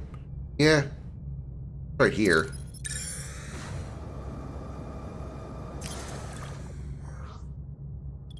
Let's just leave the storage alone and focus on this. Cool, and we're full. We can move on to the main plot. Caretaker is dead. To prevent this Kazon from seizing the control of his array, I was forced to destroy it. I should have read all that before clicking it. 70,000 light years from home. It seems we're in this together, Commander. Your decision didn't win you any friends. Kazon, Maquis, and Starfleet, but I respect you for it. Their anger is justified, but we have more pressing concerns. Two crews on one ship stranded in the Delta Quadrant, fighting for survival. I know a thing or two about survival. The Maquis are a motley crew. We had to learn to put our differences aside and work together to coexist. Coexist, hmm? Well, Commander, I'd like to offer you the position of Voyager's first officer. First officer? You're willing to trust a Maquis with that responsibility? I'm learning to adapt. This is a new beginning, a chance to forge a new path. Together. 27 crew join Voyager. Nice. I like that actually goes to some effort to try and emulate actual orbital mechanics. Yeah. There's like different ways you can get the deuterium and those other things from the locations that you scan. You have the option of orbiting the planet and getting it that way. With that last one, you could destroy the ship and get more parts, more resources from that. Because what's left of it, we either leave everything in the ship or blow it up, and we get get all of it. So yeah, literally make everything a choice.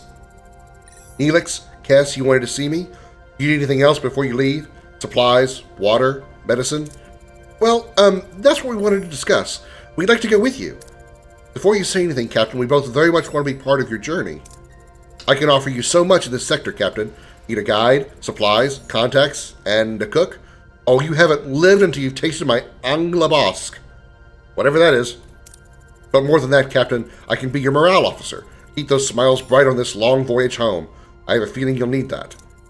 A guide, a cook, and a morale officer? That's quite an officer, Mr. Neelix. And Kess, what about you? What do you hope to gain from this journey? I want to see the galaxy. There's so much out there I don't know, so much to explore and discover. Perhaps this journey could help me understand my own telepathic abilities better, learn more, develop them. But I also want to help. After the doctor cured my wounds, I realized I want to help people too.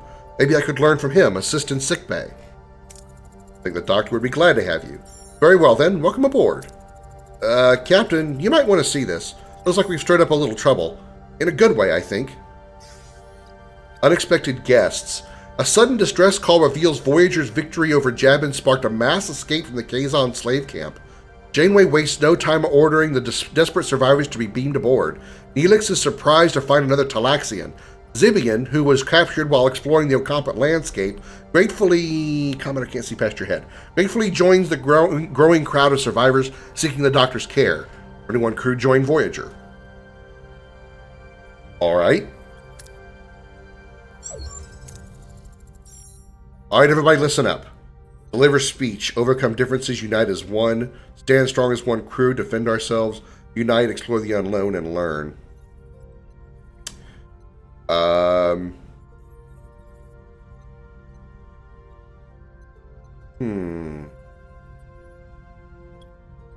Shadowing. We're alone in an uncharted part of the galaxy, ripe for scientific discovery. We face the unknown with open minds, eager to explore and learn. To survive, we must work together as one crew.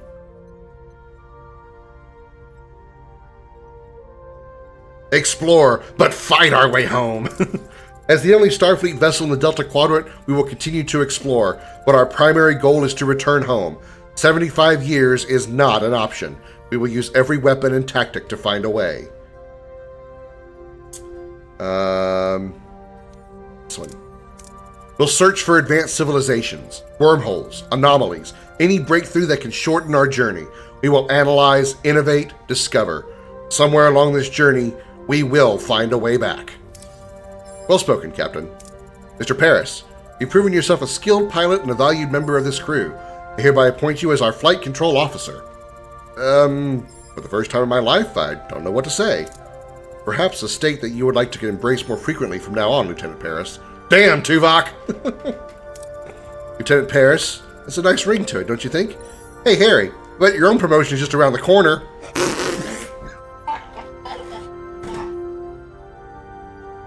Wow!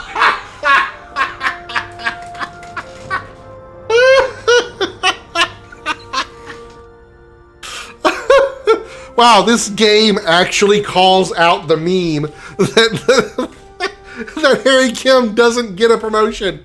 He stays an ensign through 7 years of service aboard Voyager.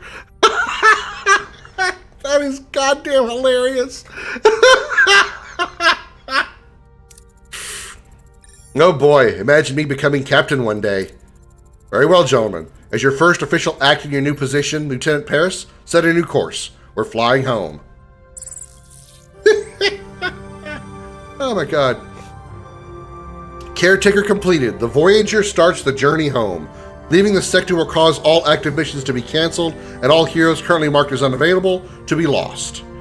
I'm going to say stay here for the moment because I think I wanted to grab some more stuff. I wanted to grab more... No, I'm at max deuterium. What was it I wanted to grab? Duranium, yeah. Mouse right there. I'm not sure if the U.S. Navy even allows someone to remain ensign for 7 years. I don't know. It would depend on their performance, I would think. Can you be discharged from the Navy for being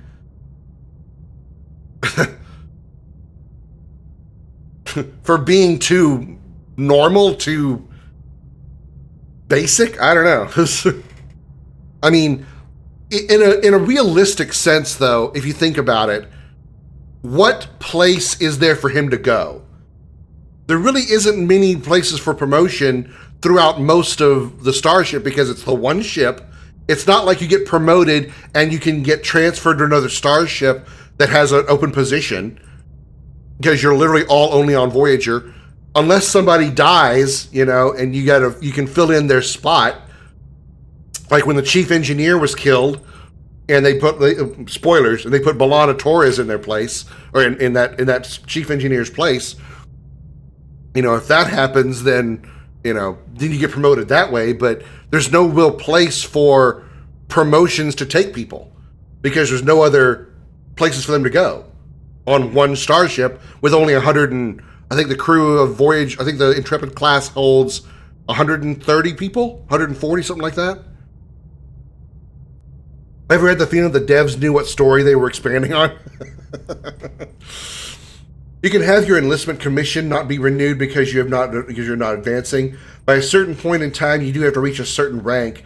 But yeah, these are also extraordinary circumstances. Yeah, it's not like a U.S. submarine gets lost on the other side of the planet, and it's going to take them 70 years to get back to the United States. You know, that kind of thing can't happen. We don't need 100, right? We don't need 100 deuterium. I keep saying it backwards. 100 uranium. Let's just get this. All right. Nice, 136. That'll work. All right. Well, we're done with this system for now. No point in me grabbing any more stuff. Next sector.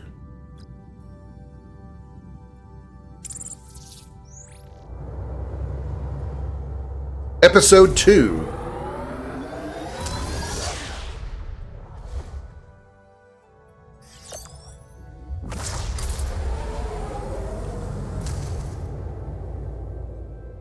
Personal log, Lieutenant Tuvok. We have been in the Delta Quadrant for an estimated 4 weeks. The integration of Starfleet and former Maquis personnel is progressing. Our current trajectory of 70,000 light-years to Federation space dictates a need for a long-term survival strategy. Due to the replicator's power consumption, the captain has concluded that we must transition to traditional nutrition and enlist the assistance of Mr. Neelix in locating alternative food sources. I have provided Mr. Neelix with a Starfleet Cadet's Guide to Shipboard Protocol, specifically highlighting regulations concerning discipline, resource management, and proper conduct. To date, I have observed no discernible alteration in his operational methodology or adherence to protocol. I will therefore continue to monitor his activities to ensure that his unconventional approach does not result in any culinary incidents. Can anyone confirm if that's Tim Russ? Because it kinda sounds like him, but also kinda doesn't.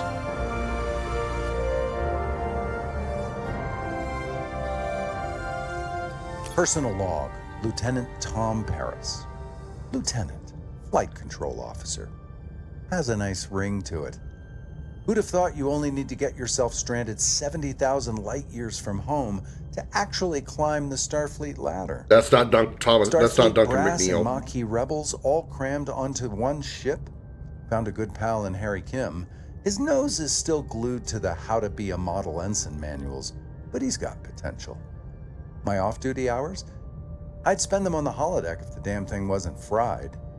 I'm honestly dying of boredom.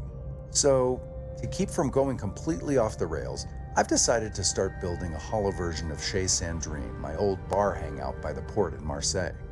Turns out, when Starfleet isn't it was released earlier this year. KZAD. Conserve? And that, unfortunately, includes the food replicators as well. The captain wants us to find traditional food sources, and Neelix, our Delta Quadrant guide, is apparently the point man for that gourmet expedition. Sounds exciting. Neelix already puts our security chief through the logical ringer daily. Can't wait to see what kind of traditional delicacies he drags back when we actually let him forage for real food. I'll be sticking close to the replicators, just in case.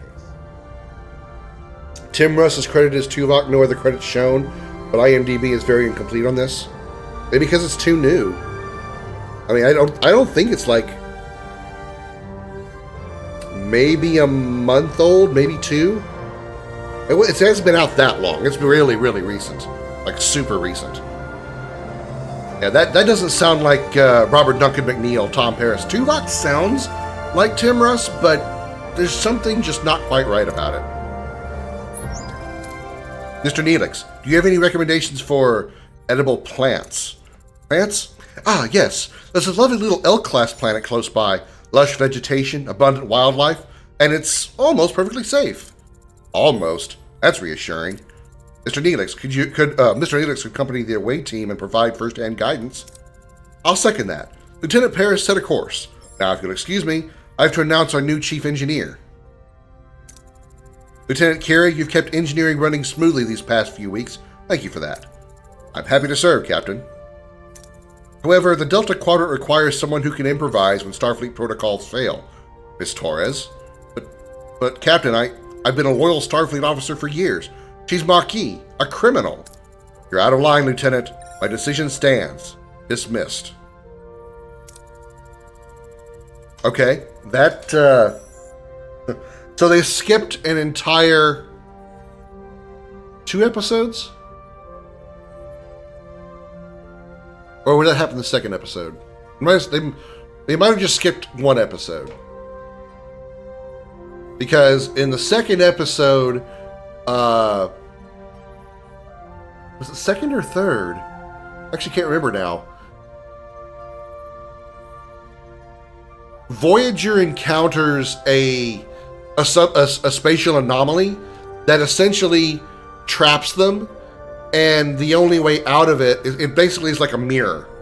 And they see their own reflection of their own ship through a time-delayed distortion. So, like, what happens is Janeway sees the ship, but they can't identify it. They just see a ship trapped in this spatial anomaly. Well, they try sending out a message to them to hail them to see if they need help. Well, a few hours later, they get a message back, but the message they hear is their initial call or their initial hail to that ship, because who they're hailing is essentially themselves, because they're bouncing their signal off of this spatial anomaly that's acting like a mirror. Released in February, IMDb is very far behind. I would have expected to be filled out by now. It also probably depends on like how popular the game is. How many people that work for IMDb rush to get the game and get the information out and finish the game, because they probably base a lot of their IMDb information off of the credits, since those are going to be basically official, right? Well, at the end of that episode, Torres becomes chief engineer. Ms. Torres, or should I say Lieutenant Torres, I know we got off on the wrong foot, but I hope we can learn to work together. Fine, I'll keep your ship running, but don't think I'll forget who it was you who got us into this situation. I trust you'll handle engineering with equal determination. Don't worry, Voyager's in good hands. Captain, you'll have assistance. Commander Chakotay highly recommended both Ensign Seska and crewman Jonas, both Maquis. Ooh, bad choices. Also, the point that they tend to be slower and less thorough on games than movies and shows. That's true. What the internet needs is like a gaming version of IMDb that focuses primarily on gaming credits, you know. Well, that's not so bad. At least I'll have someone to rant about Starfleet regulations to. Ooh, bad choices. Don't worry, B'Elanna. We'll find ways to adapt to Starfleet. We always have. Anything you need, just say the word, Lieutenant. You can count on me. Okay, Caden Nolenko. By the way, for those who don't know, the actor who played Michael Jonas is Raphael Sbarge, who also voiced Caden Nolenko in Mass Effect. Is anybody trying to force relationships? No. Just do your job, Jonas. That's all I need. You start right away. We're reaching the L-class planet. We've got plenty of work to do. Now, those two were the two that we saw. Jonas and Seska are Maquis members also, and I think Janeway just wanted them to work together because 1, they're qualified, and 2, they're all Maquis, so they kind of already have chemistry with each other, know how to work together with each other, you know, crap like that.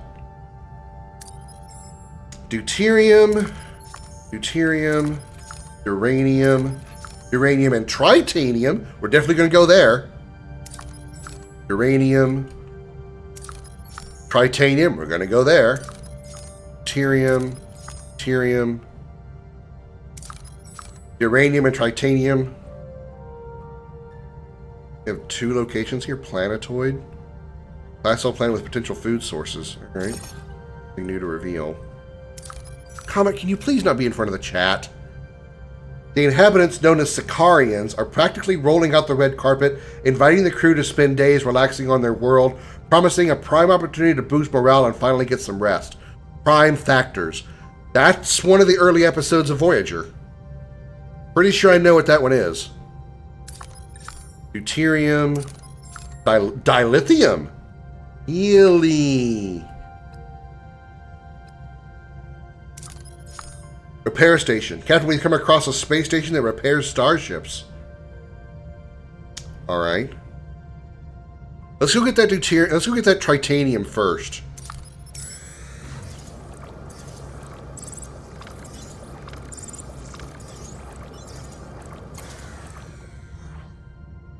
There's IGDB, but it doesn't include credits apparently.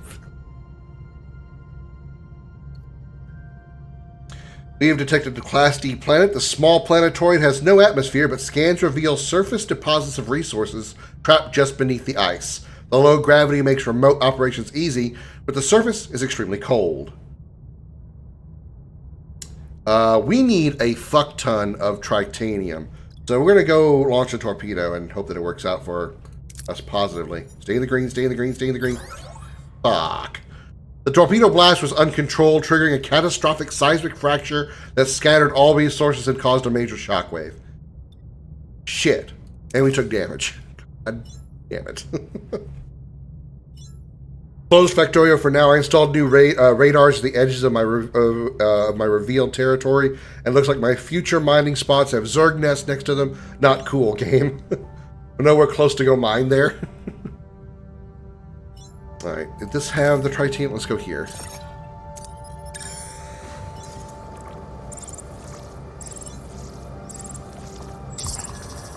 Warp core upgrade. Captain, the warp core is never fully repaired after the initial damage brings us to the Delta Quadrant. Read the words, Krim.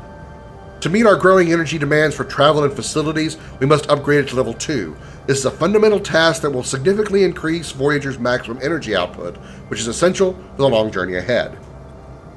Sure, get to it. Okay.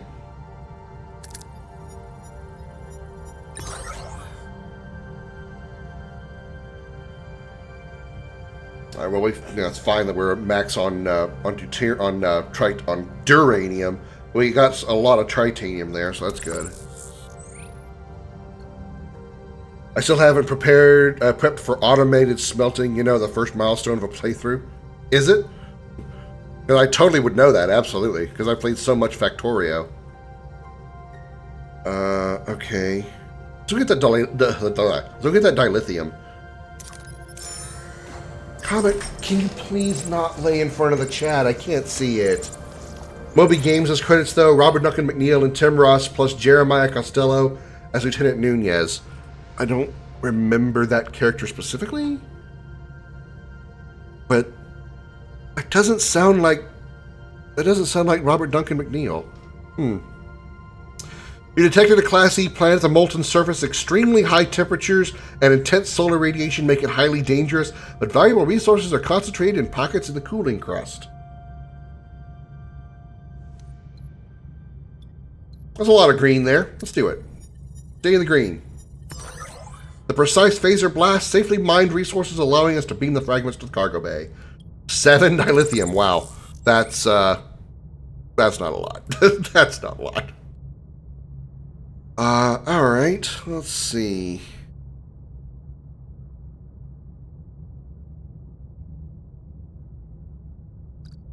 We're doing decently on deuterium. We're less than half. Let's go ahead and top off. We're right next to a planet that has some anyway. As long as automated smelting isn't in place, it means I have to manually pick resources from miners and manually put it in systems or storage. You're supposed to automate everything you can, plus burner miners are eating my coal, which when I switch to electric miners, it'll be much better. Okay, so either one of these will do, because 1,000 will bring us up to nearly maximum.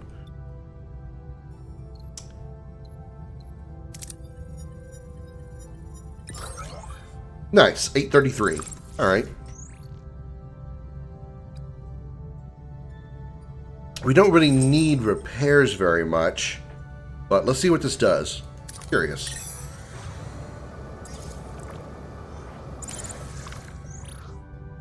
Pay 300 deuterium to repair hull plus 50. 75 duranium to repair hull 150. I don't want to give away tritanium. That's really valuable right now. Uranium is much more accessible. So let's do uranium. That maxed us out. Nice. That was worth it. No character named Nunez is on Memory Alpha, so it may be a character just for the game. That's possible. Or, I mean, you did check Memory Alpha, so I was thinking, I wonder if Nunez was in Star Trek Voyager Elite Force and might be considered Memory Beta. Only problem is my current mines are mining deposits inside a forest, and the trees are actually reducing my pollution cloud.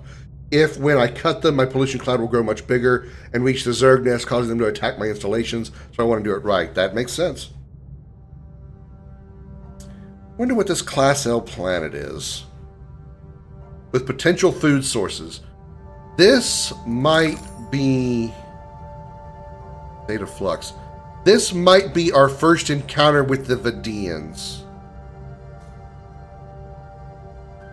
This could be when Neelix loses a lung because the Vidians steal his lungs. Let's go to prime factors first.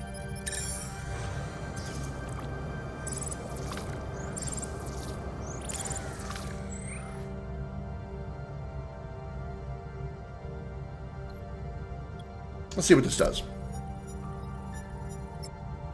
Morale plus 400. Alright. During shore leave, the crew discovers the Sicarians possess advanced space-folding technology capable of sending Voyager over halfway to the Alpha Quadrant. This may be their best opportunity to return home. Offer Federation knowledge in return for access to the Sicarian technology. Secure it by any necessary means. Locate a Sicarian willing to share technology without official approval. 40 science points.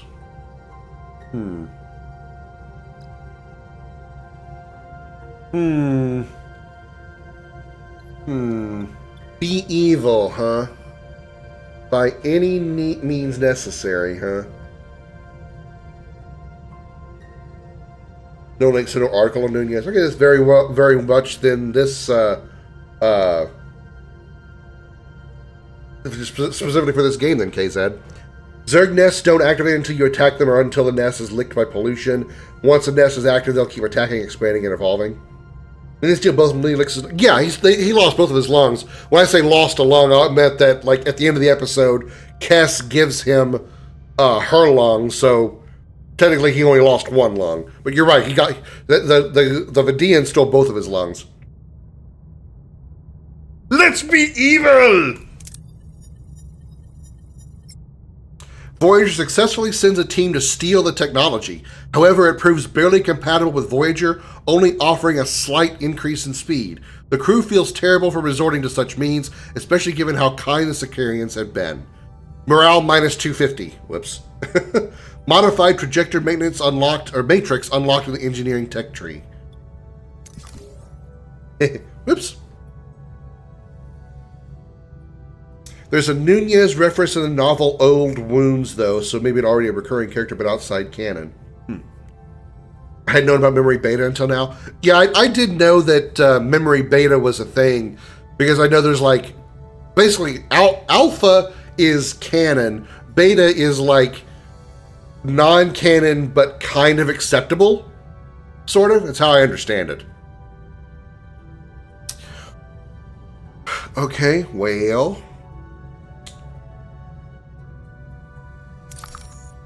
Phage. Oh, there they are. There they are. Our scanners picked up definite dilithium signatures inside a rogue Class M planetoid. We're talking about approximately 500 to 1,000 metric tons of dilithium. We should take a look at that. That is where Neelix loses his lungs. That's it. Let's go get food first, but before I do that, I need to upgrade the warp core. Where's engineering? Where is engineering?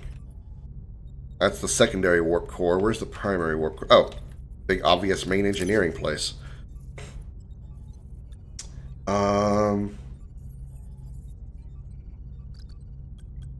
Upgrade to tier 2. Unlocked by upgrading main engineering.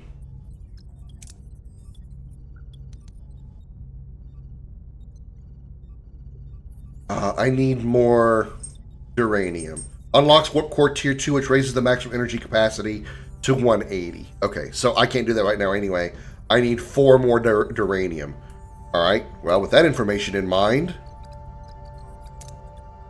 let's go to get some uranium. Kind of like alternate timeline alpha. No. No, we don't talk about alternate timeline bullshit. Let's see if we have better luck with the phasers this time. Okay. That helped.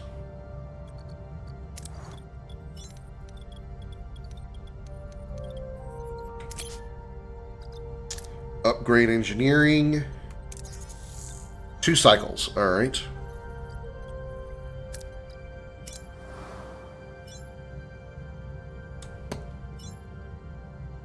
This home icon. 38? 38 crew housed? The Kelvin timeline would not exist. It doesn't need to exist. Really, really doesn't. Sorry, I'm not a fan of the Kelvin timeline.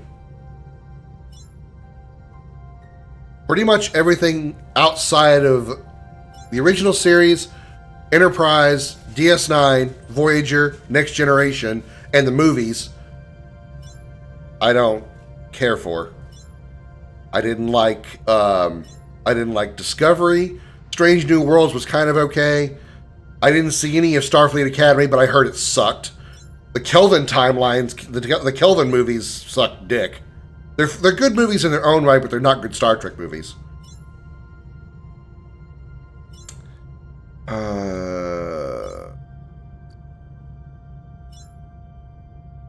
This is 6 cycles away, so they'll finish engineering in 2 cycles. Okay, enter ship. The warp core is now level 2. We've significantly increased our maximum energy output, making Voyager ready for higher demands. Yeah. All right. Crew status. We need... What's this? Captain, several decks remain inaccessible because of their life support systems are offline. Recommend we send a work team immediately to restore life support to one of those damaged decks. Once repaired, we can safely unlock and utilize that entire deck, which provides crucial operational space. Alrighty. Let's do deck 3. We need more shit first. Okay.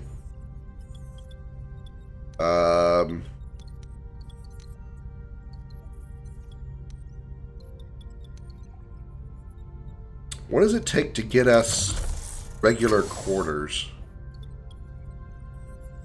Okay, we have work crews working. That's fine. That'll be good for now. They still want to burn that bridge by making a 4th Kelvin film? They do? I didn't even see the 3rd one. I saw Star Trek and Into Darkness. Again, the movies themselves are good. I will admit, they're good. But they're not good Star Trek movies.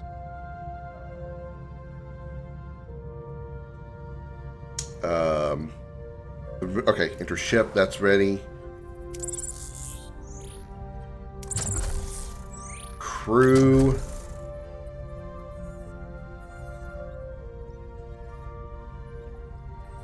Why is this missing? How do we get this technology?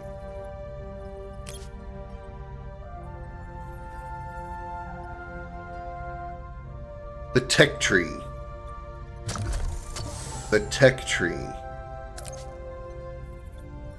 The tech tree.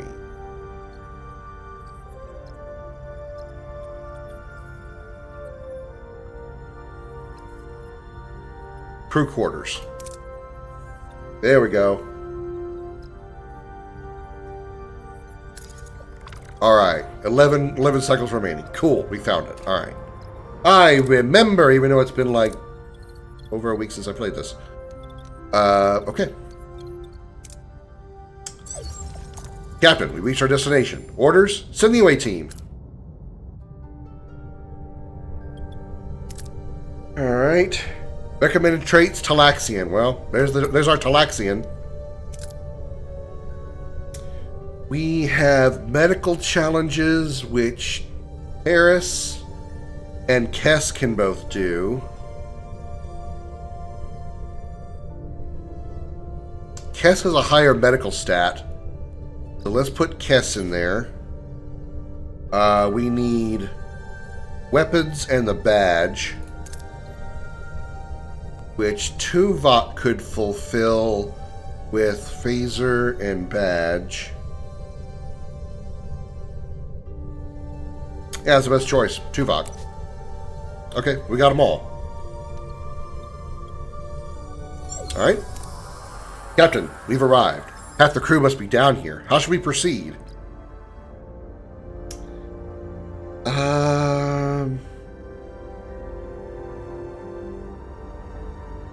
Analyze vegetation and locate food sources.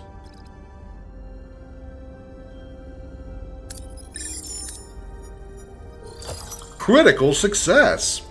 The away team analyzes the local vegetation and gathers a variety of plants, including delicious-looking apples and peculiar roots. Concerns about their edibility remain. Edibility? That's the word. That's right. Edibility.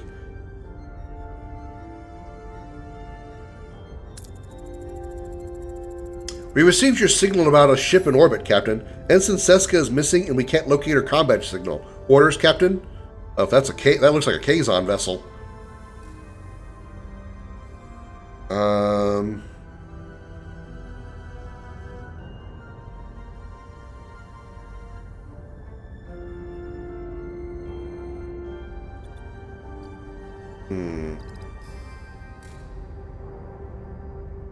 Analyze traces in the environment. You know, we have combat coming up. Let's do him instead.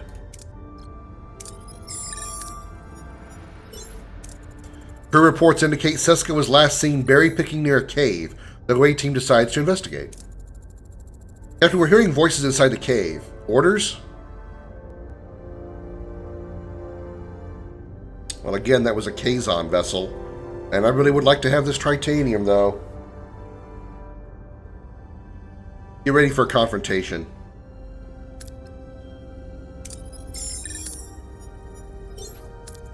Rating for combat proves wise. Kazon emerge, blasting. The team prevails unscathed. Why were the Kazon here? Is Seska safe? No. I mean, spoilers. Captain, we're inside the cave, but no sign of Seska.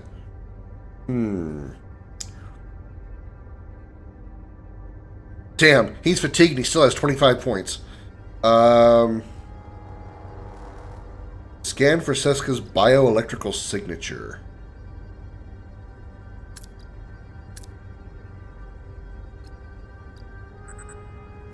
We need both of those, yep.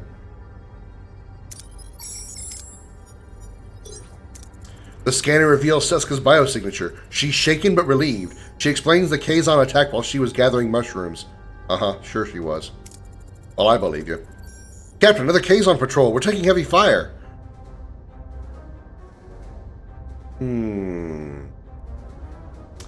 Ouch. Two risk points? Ew. Shit.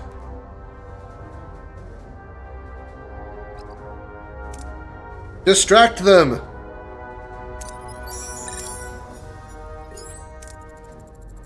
A tricorder decoy grants the team a chance to escape.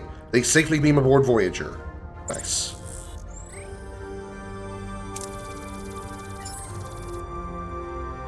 +1 apple-like fruits and weird roots.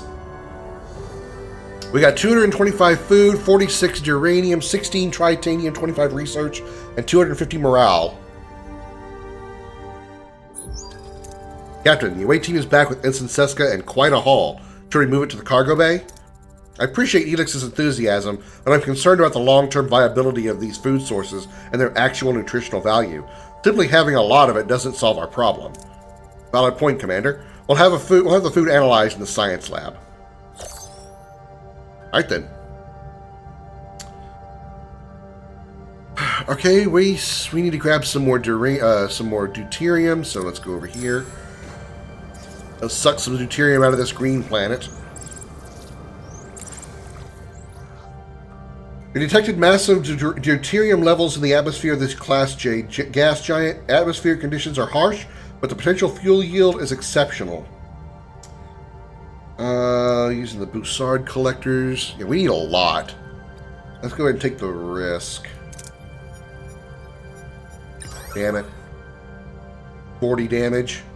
Only got 507 out of it. Alright, let's go here then, the debris field.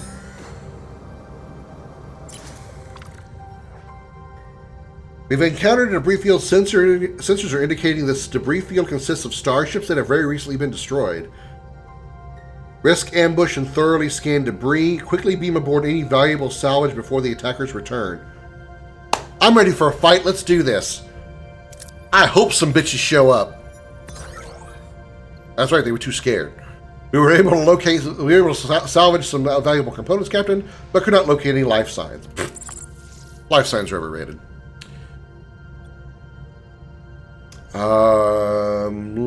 Let's go get some. We're good on uranium for now. Let's go ahead and top off on deuterium.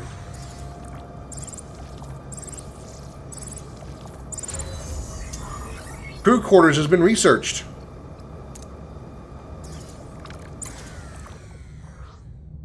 All right. We don't need 1,000 now, do we? Yeah, we only need like 700. So let's just scan the sensor or scan the station. Cool. We're maxed out. Nice. Okay. Let's go here and have Neelix lose an organ or two. Captain, we reached our destination. Orders? Send an away team. Recommended traits, Ocampa, huh? Alright, Kess, you cover that. Let's see. We could send B'Elanna, because she's got a wrench. Paris is a wrench also. B'Elanna's got higher wrench stat. Let's go with that. And then probably Tuvok, because he's got both these two. Alright. Alright, different crew. So who's going to lose their lungs this time? Is it going to be Tuvok or Kess? It's funny if it's Kess that loses them, and Neelix has to give his lung to her. Captain, we're inside a cave system, and our tricorders are picking up strong dilithium signatures. Orders?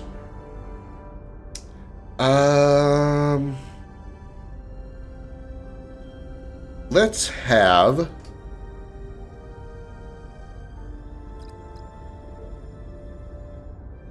you, it says all of those tritanium here too. Let's have you and you do a scan. The team performs the analysis and finds no dilithium in the walls, begging the question, where does this signature come from? And we found a metal door protected by a sophisticated force field. It seems we're not alone. Orders?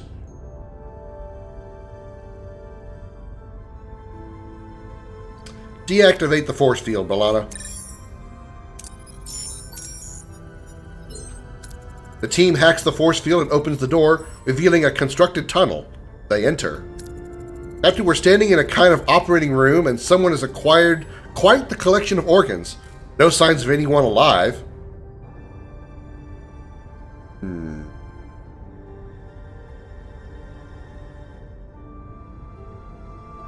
We get more points for this, as well as deuterium.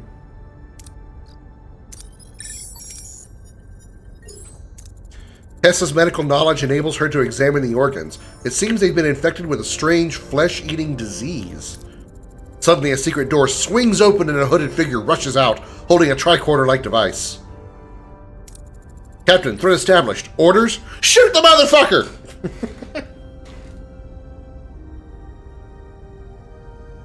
Damn, none of these are going to pass completely. Ew. This gives us dilithium. Shoot the bitch! Come on, Tuvok, don't miss! Ooh, you almost missed. The stranger is intimidated by the crew's united front and flees into the darkness. Worried about further surprises, the team retreats to the ship.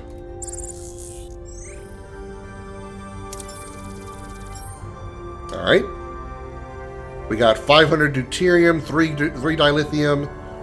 We got 16 tritanium. Alright. Nice. Captain, the away team has returned. That was a close call. Quite. We cannot draw any definitive conclusions as to what was down there. But what about a guess, Lieutenant? A guess? We are dealing with a species that appropriates organs, and our away team almost contributed to their collection. However, the why is not clear. Captain, an alien ship just left the planetoid at warp speed. We can still follow their ion trail. Take up pursuit. Our chance to find out why. Follow them. Which way do they go, George? Oh. They went to an asteroid 1 cycle away.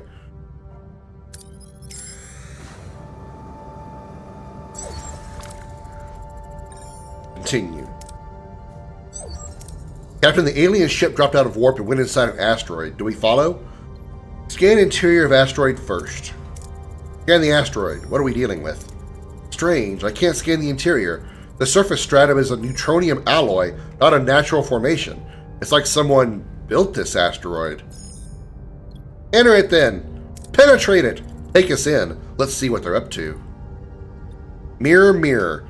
Voyager plunges into the heart of the asteroid and encounters an unexpected sight. A vast chamber with mirrored walls, creating endless reflections of the alien starship and Voyager. Lost in a sea of duplicates, the crew must act before they are ambushed. Yeah, this happens in like the third act, if you will, of the episode where Neelix loses his lungs. They follow the Dean ship into the asteroid, and as they enter it, there's a whole bunch of duplicates of them because their image is being reflected off the walls and stuff, off the walls of the asteroid, both Voyager and the Dean ship. A hall of mirrors. Can we identify the real ship? We're still picking up on their ion trail, but they could have left a fake one, so we fly straight into one of these walls. 55 plus 35%. Just follow the ion trail, full risk. 6 chance 60. Fire torpedoes to shatter the mirrors.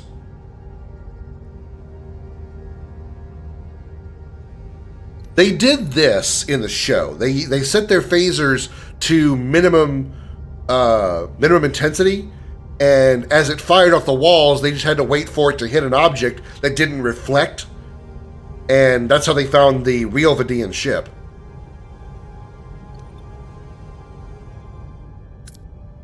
Fire photon torpedoes and shatter the mirrors. Captain, there's a possibility that our torpedoes will hit the other ship.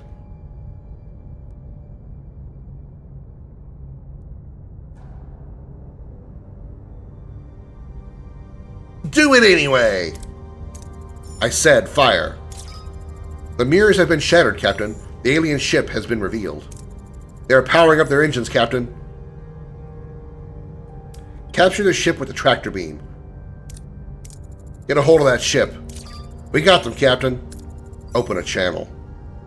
The captured aliens show up on the view screen, their bodies ravaged by rot. The crew exchange uneasy glances. What has caused the aliens' horrifying disfigurement? I'm Captain Catherine Janeway of the Federation starship Voyager. We have a firm grip on your ship, so do yourself a favor and talk. I am Dareth, and this is Motura. We are of the Vidian Sodality. I demand an explanation for what happened in the caves. I'm so very sorry that we tried to attack you. Normally we harvest from the dead, but time was running short. It is the phage, you see. My people have been stricken by this disease for eons. It consumes our bodies, eats us up alive. The only way to fight it is to gather organs and graft them. I'm in mortal peril and in dire need of a lung. But this is not your problem, Captain. Let us go, and you'll never see us again.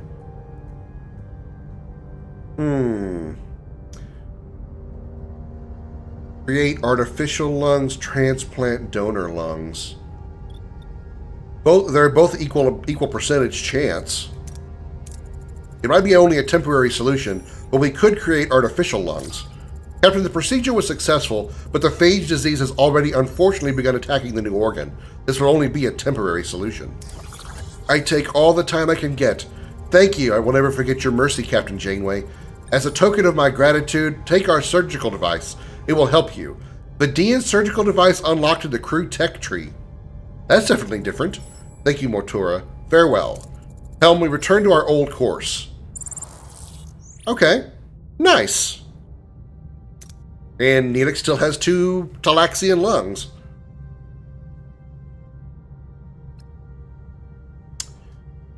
Okay. We're done with this sector for now, I suppose.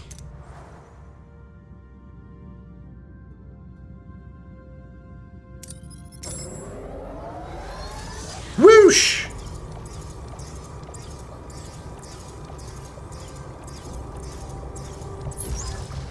A glimmer of hope? Scans have discovered a wormhole, but subspace disturbances indicate it's collapsing rapidly. You attacked our ship. Prepare to be destroyed. Exactly. I would make a good Starfleet captain. I'm too much like, you pissed me off, I'm going to shoot you now. I shoot first and then make you apologize for making me shoot you. Captain, what do we do now? We don't have much time to investigate. Investigate right away. We won't let this opportunity pass us by. Helm, set a course for the wormhole. Morale plus 200.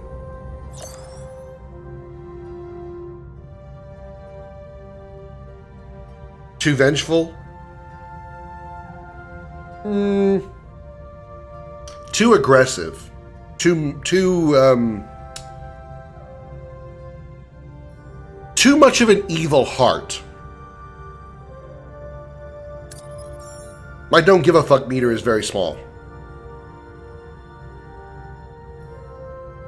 Or I should say my give a fuck meter is very small.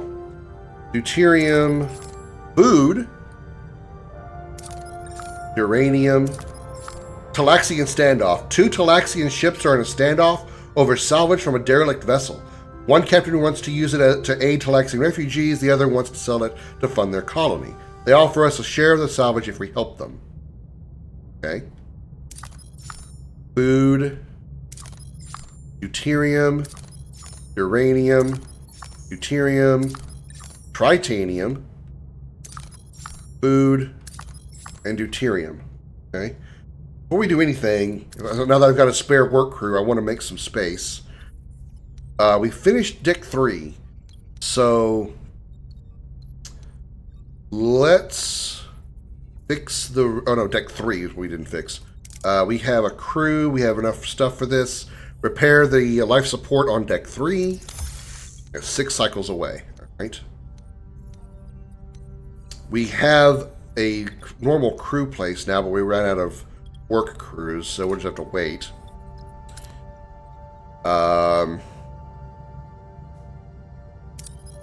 There's a Class Y planet with Duranium and Tritanium. Okay.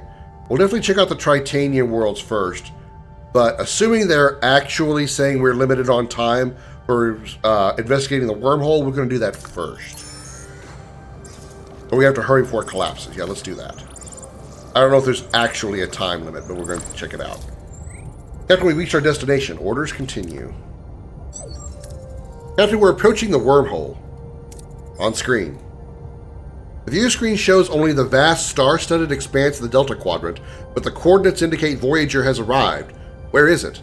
The wormhole, a supposed ticket home, remains stubbornly invisible. This is the wormhole that's very small. They launch a probe into it, and it turns out it does link to the Alpha Quadrant, but it's another time flux wormhole, and the probe gets stuck, and I said that already. And they contact a Romulan that helps them, but unfortunately, the time displacement is a problem. I'll just put it like that. Are we in visual range? Affirmative, Captain. This must be the smallest wormhole on record. Not like my ex-girlfriend's pussy. Magnify. Even magnified, the wormhole remains a frustratingly small blip on the screen. Disbelief and a flicker of despair across the bridge crew's faces. Is this their only hope of returning home? It's small. The aperture is about 30 centimeters in diameter, but it is large enough for a message. It could carry a data transmission to Federation space in minutes. We still have to find out if it goes anywhere near the Alpha Quadrant. We could send a probe beforehand. A modified probe would have a greater chance of success, but would require time and resources.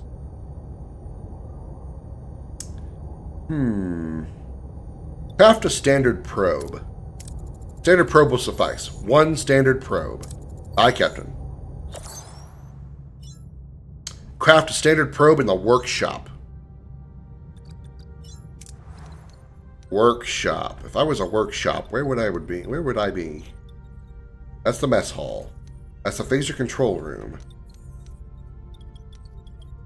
This would be the workshop. No, this is main engineering. Captain, I've been reviewing our power grid. We're losing too much excess energy from the warp core. It just dissipates. By building dedicated high-capacity batteries, we could store that wasted energy. It's a proactive step which would create a massive reserve to cover situations where our energy consumption exceeds the warp core's output. Build a battery compartment within 20 cycles. Sure. We'll put that on deck 3 when we get it. Workshop, workshop, workshop, workshop. Where's a workshop? Ruined room. Sick bay, engineering office, emergency quarters, shield generator. Science lab, cargo bay. Torpedo launch bay, navigational deflector, transporter room, workshop. Hey, I found it. Standard probe, please. 4 cycles remaining. Okay.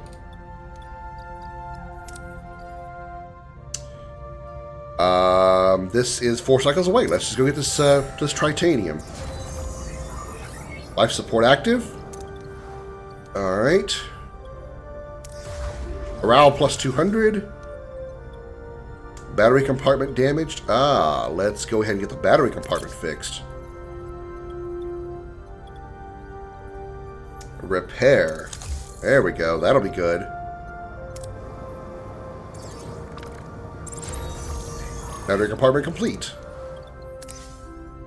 Energy is essential to power rooms. Any energy not used is wasted. Use battery compartments to store excess energy and use it if you run out of deuterium or the warp core doesn't provide enough energy.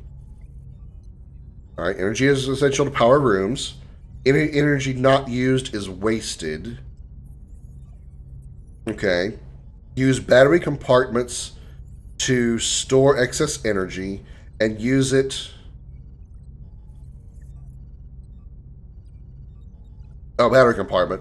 And use it if you run out of deuterium or the warp core doesn't provide enough energy. Okay. So this is our battery compartment. It doesn't have any extra charge right now, but it is charging. Okay. Got it. Build a battery compartment.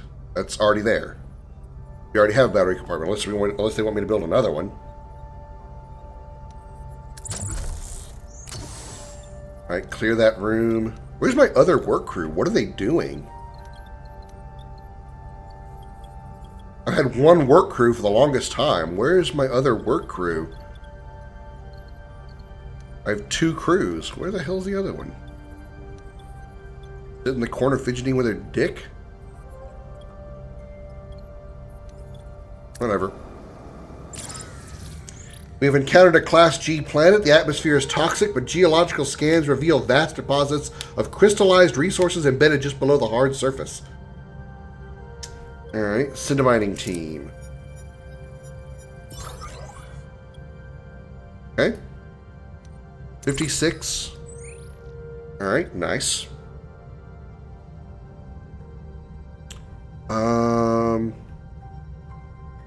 We should be almost done with that probe. Let's go back to the wormhole. Ruined room is complete.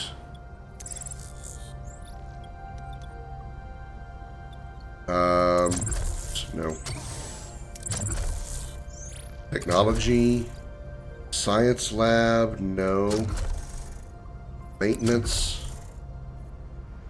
Battery compartment is missing technology. Okay. So we need to research that first. Engineering. Small battery compartment. Okay.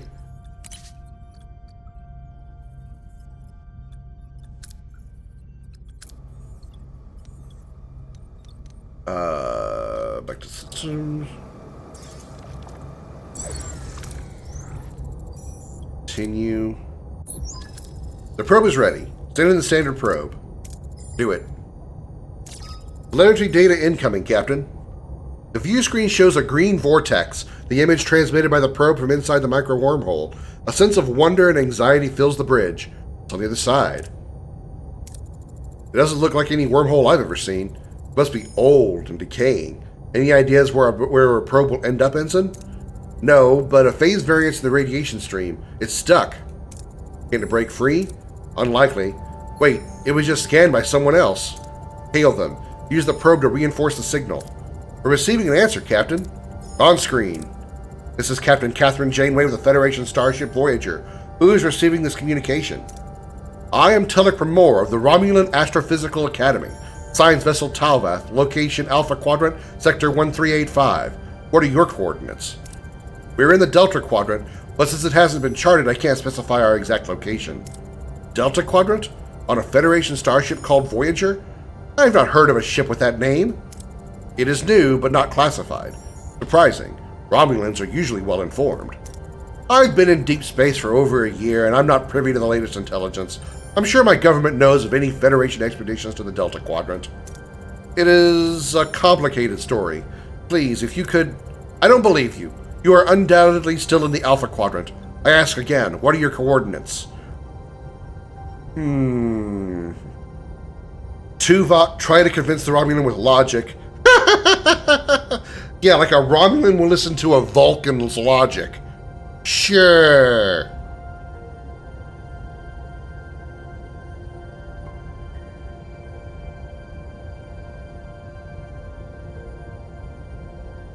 Let's try Balana. Convince the Romulan with technical facts.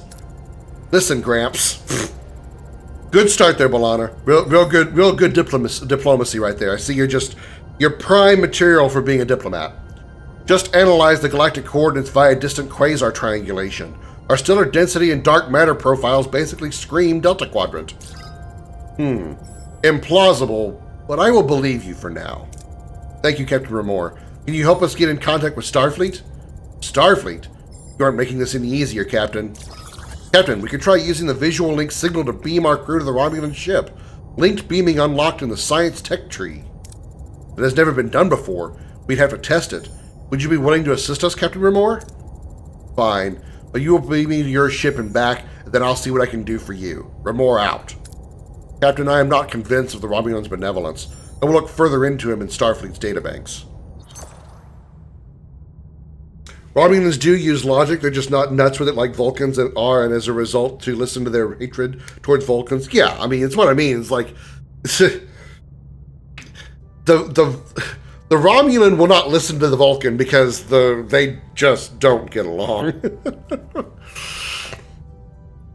Romulans and Vulcans were once one race, one species. Okay, linked beaming in the science tech tree. Well, I'm already doing research. I wonder how limited we are on time with this wormhole. Science. Linked beaming. Can I cancel the other one? What was I working on? Engineering. Abort research. Linked beaming. 11 days. Okay. I thought Romulans branched out from the Vulcans rather than the two having common ancestors. Subtle detail, I know. They were once, from my understanding, I'm pretty sure I have this right. The Vulcans and Romulans once were one single race, one single species. but there was a divisive difference among it was sort of like the prehistoric Vulcans, if you will, and they were an extremely warlike race. Well, the Vulcans who followed Surak eventually became the Vulcans who are peaceful, knowledgeable, logical, not controlled by their emotions, and the more warlike, some of the warlike Vulcans left Vulcan and eventually became the Romulans. That's how I understand it. Alexian backseat freighter. I'm down to 8 days of deuterium. So I probably should get some deuterium in our banks.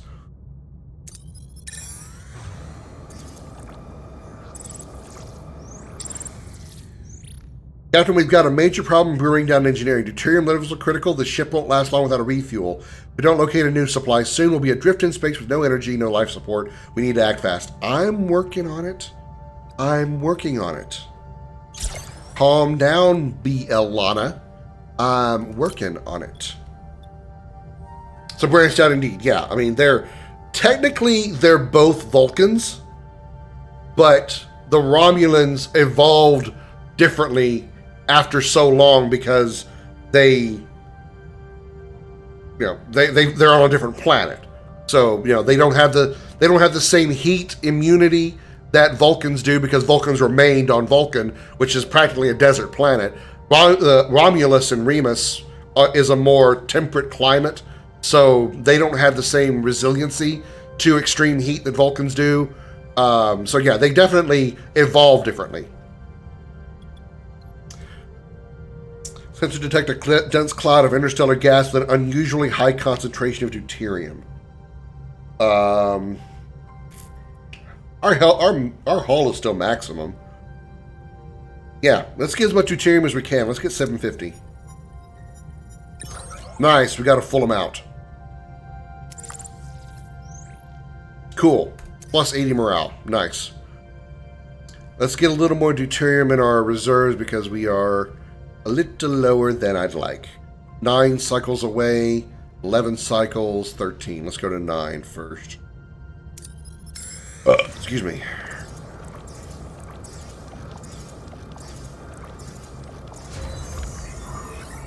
Linked beaming researched. Okay, let's go back to engineering and start working on a small battery compartment.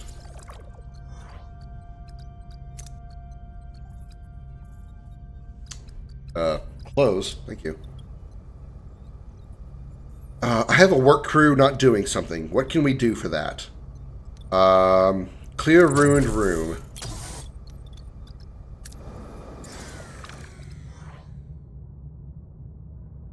Oh, I didn't get the batteries up in time. Oh, working on it, you picky bitches. Our risk is probably not going to pay off this time, but I'm going to give it a try anyway. And it actually worked out really well. Okay, cool. We're actually nearly at maximum. Let's go back to the wormhole.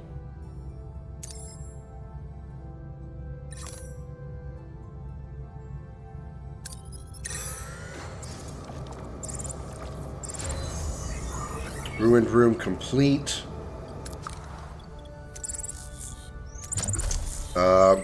We researched the battery, yeah. Crew, no. No.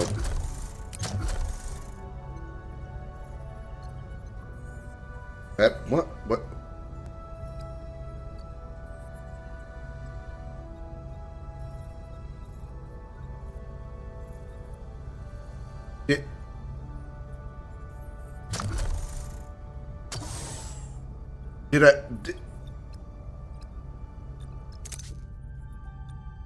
Oh. These are the research I finished. Whoops.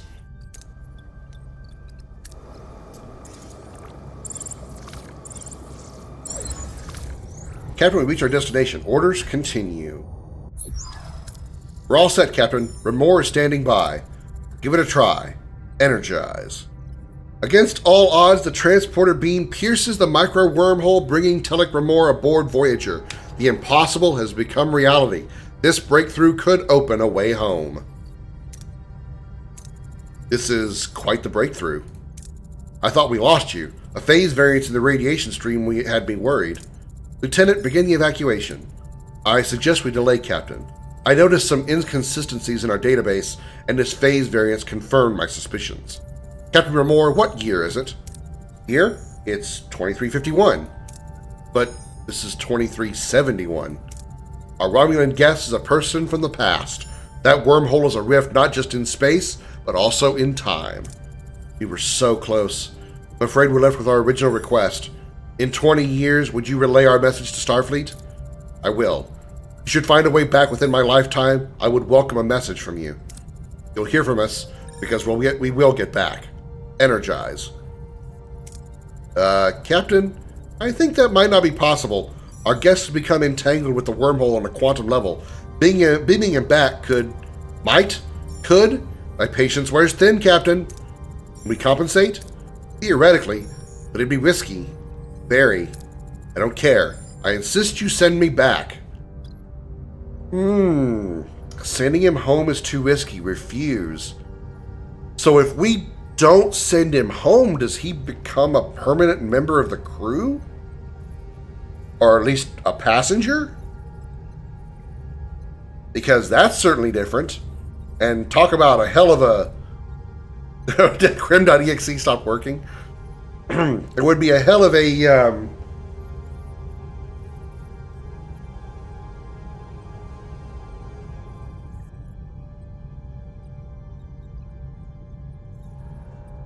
It'd be a hell of a... Well, it would be a hell of a violation of the Prime Directive, because we're literally changing we're changing time.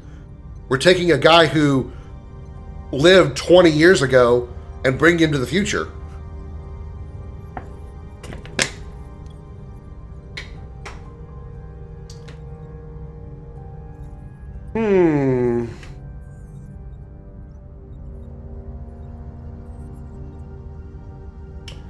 I'm going to refuse and see what happens. I'm genuinely curious how they're going to work this out.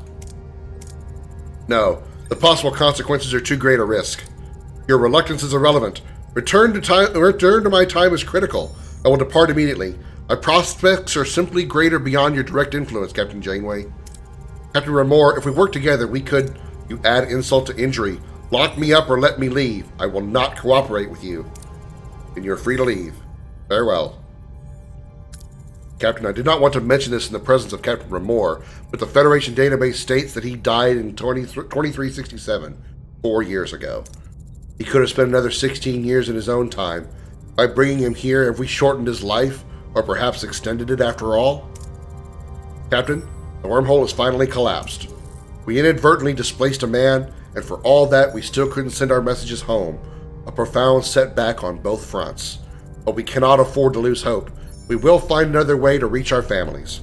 Helm, return to our original course, or old course. Okay?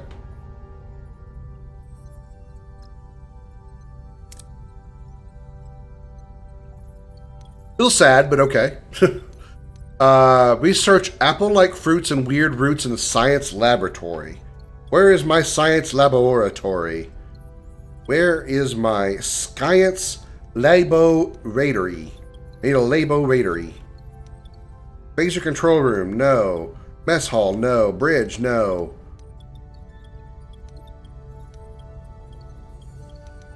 Main engineering, where the hell? Charlotte cartography, that ain't it. God damn it, where the hell's my control? Where's my science lab? Would it be near sickbay, I wonder? Hey, look, science lab.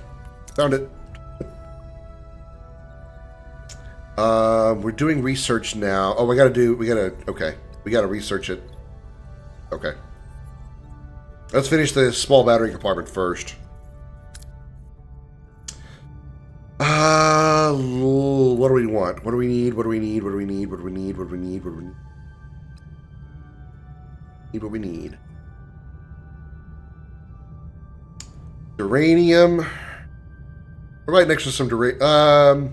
Let's get some Duranium. Yeah, let's get Duranium first. Hello, Trek reviewer. Welcome in. Thank you for being a first-time chatter. Judging by your name, I'm going to assume you're a big fan of Doctor Who. Enter ship. Battery compartment. Battery compartment. There we go. Put it right there. Right next to the other one. Doctor what? The Force is strong with you. The Force is strong within you, Captain Kirk. I wish you the best aboard Battlestar Galactica.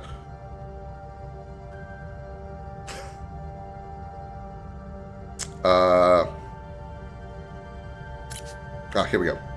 We came across an abandoned mining station. The station is under lockdown. Seems to be damaged. We don't need a lot. 79 would nearly top us out. Actually, 79 is exactly what we would need to top us out. No. Yeah, whatever. Maybe it'd be 10 more. So this use a torpedo?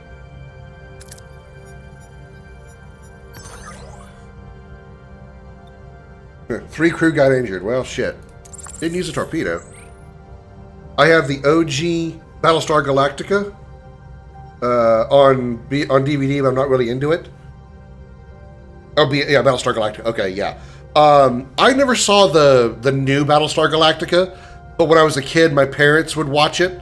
Watch the old Battlestar Galactica, and I fell in love with it. Escaping to the one place that hasn't been corrupted by capitalism. Space. God, I cannot get over that. I will not be able to not mention how Tim Curry just could not hold it together for that scene.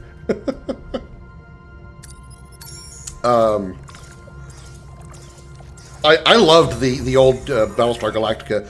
I don't remember much about it because it was, like I said, I was a kid when I watched it. I do just remember it being really cool, though. Galactica 1980, didn't like it. That's fair. That's fair. Okay, battery compartment is built. So, all right, so that we kind of screwed the rest of that up. All right, can I convert these emergency quarters into normal crew quarters? If we dismantle it,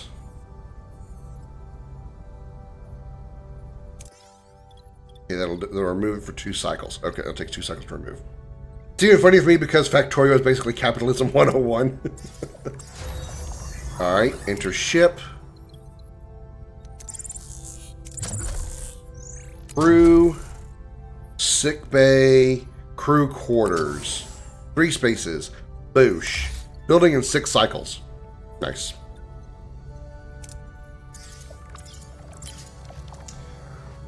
All right, we're getting, what are we getting here? Tritanium? All right. Sensors detect unusual energy readings emanating from a moon. Scans reveal rich metal deposits within strange crystalline structures on the moon's surface. Then a team and mine anything we can get our hands on. Ew, I don't like those bars. I don't like those bars. 4 crew got sick. After a good start, our mining team had a minor accident due to the instability of the crystals. Alright, our holographic doctor's got work to do. I have a good-sized DVD collection. I have some movies plus 84 TV series, most complete to what has been released. I'm not a big TV or movie person. As far as like actually like collecting stuff, I don't even, as big as I am into gaming, I don't even have I don't have a collection at all of physical video game media. I'm just not into having those kind of things because for me, it would be just me sticking a bunch of discs or, you know, jewels or whatever on a shelf and they just sit there. I don't like having those kind of things. Not that I judge others for it. I'm just saying that's how I operate. Have you played this game, reviewer? Trek reviewer? Okay, we just got this thing from here. We probably should get some more deuterium again.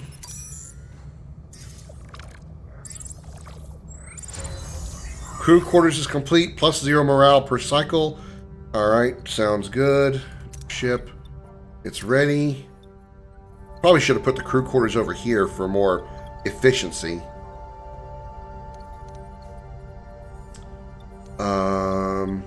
But yeah, I can change these emergency quarters out. Yeah, okay. Dismantle.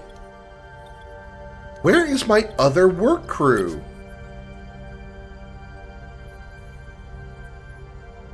Where is my other work crew? What are they doing?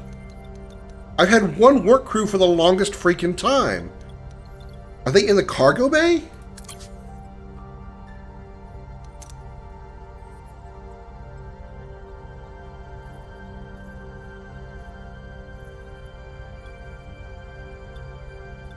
Do I require a work crew to be in the cargo bay in order to use it? Where the hell is my other work crew?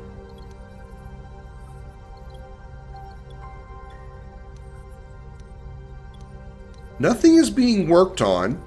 Nothing is being fixed or cleared out short of this thing here.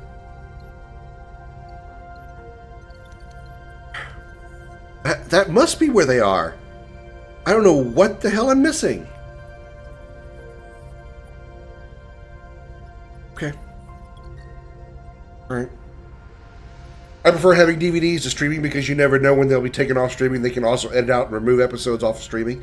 That's true. I completely understand the digital side of things. I mean, again, as somebody who mostly does digital gaming, I completely understand the risk of, focusing on digital media and the digital store of which I am getting the game from. If they decide to take it off the store and I decide to erase it from my hard drive, when I want it back, I may not be able to get it back. So I understand that risk. So I completely get it. I just like the idea of having physical media because also, again, for me, when most times, with a few exceptions, when I finish playing a game, I usually don't go back to it again unless it's a very special game in some way. Something like Final Fantasy VII, Expedition 33. There's a very few exceptions when I will revisit a game that I completed all the way through.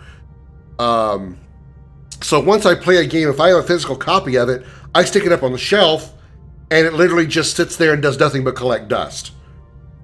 Then I could trade it, take it to like GameStop or somebody and trade it in or sell it on like eBay or Amazon or something.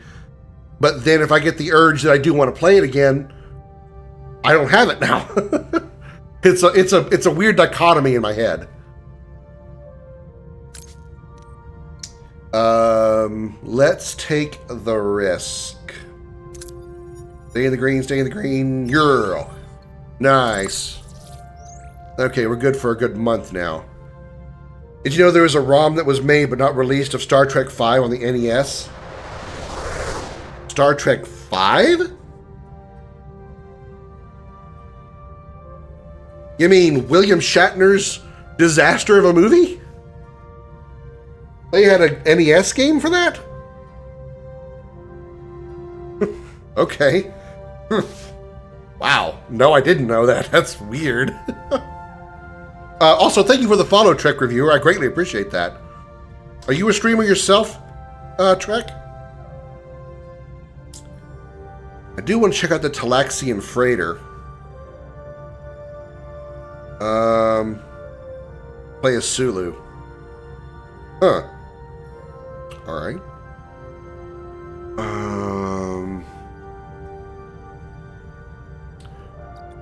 How are we doing on that? Get some more of this. It's right here. Shouldn't take long. We should be able to cap out right there. Emergency quarters is complete. Or removed. Go ahead and make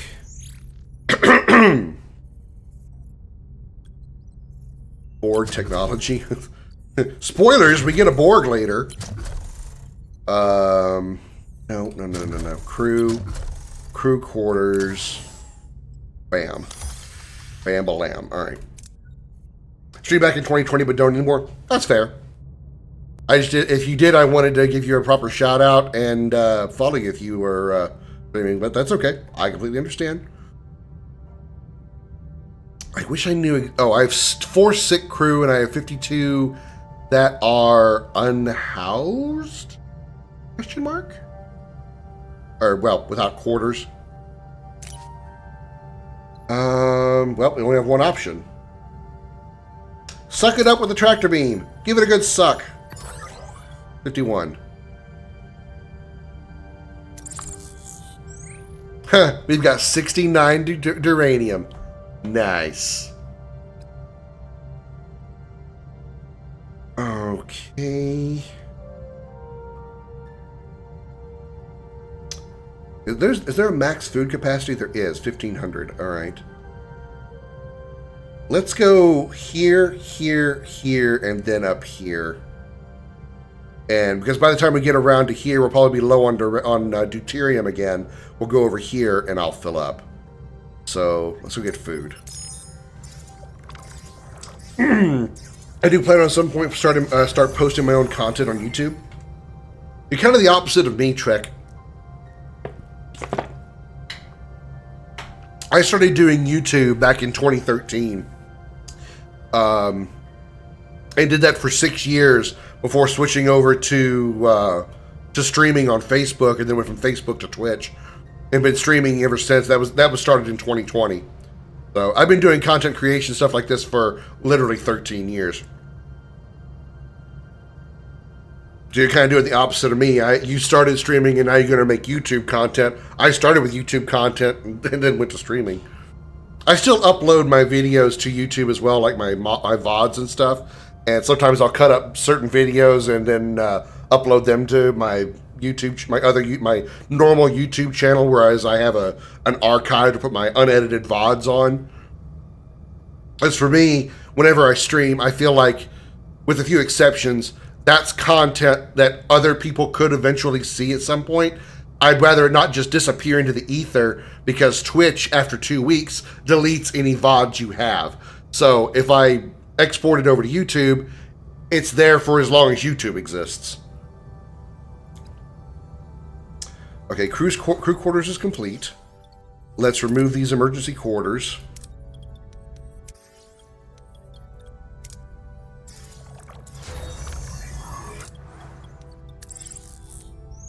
And let's put crew quarters here.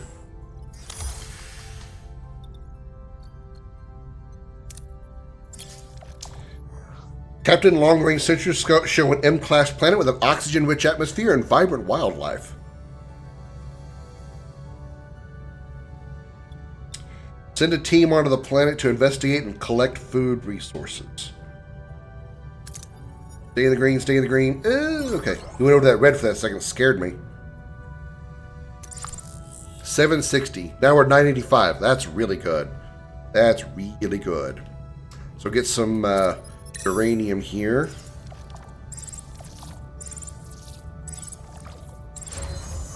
Life support active. Okay.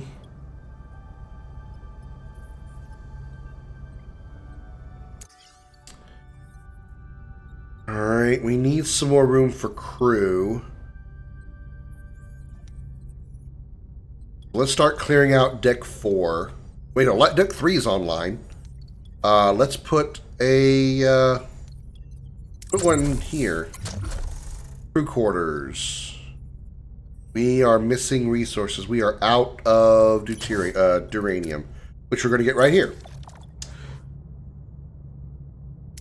We need to stay over here, stay over here, stay over here. Okay. 89. Well, that's enough to get the job done.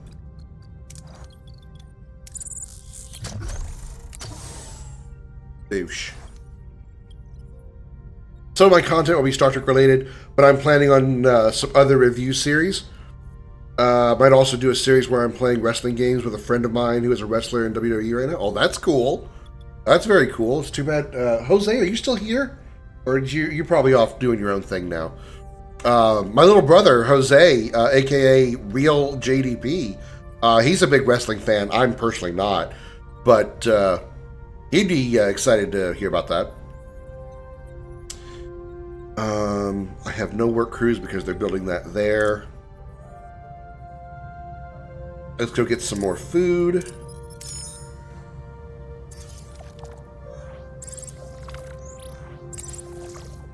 The world of this Class P planet is largely glaciated, but our sensors have discovered animal life that could be used as a food source. Hunt them! Sensor array. The life forms defended each other and attacked our hunting team. Our team suffered an immense blow. One crew died.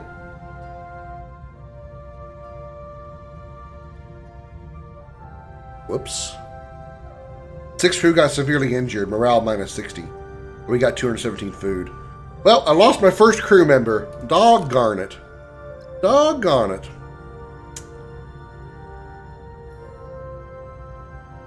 Oops.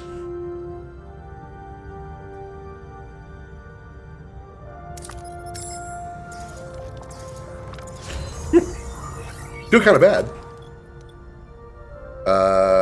Okay, that's ready. So now they've got more room. We've got 33 crew that is still without a place.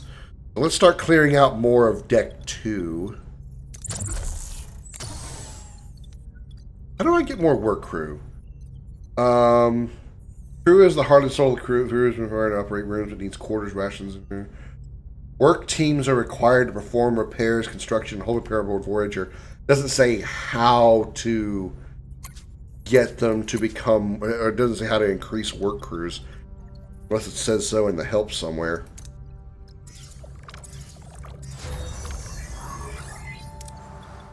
Okay. Clear that out. We're a little low on the deuterium again. Our gas is running low.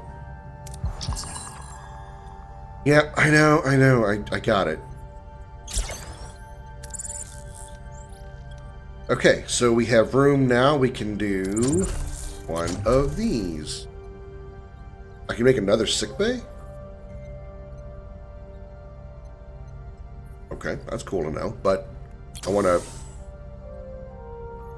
this first. Okay, deuterium running low. Batteries are full. Our energy batteries are... oh, we could also... well, no, I can't because I don't have any work crews, but I need to build another battery here and probably here. Play the Atari 2600 arcade Star Trek game. No, I have not.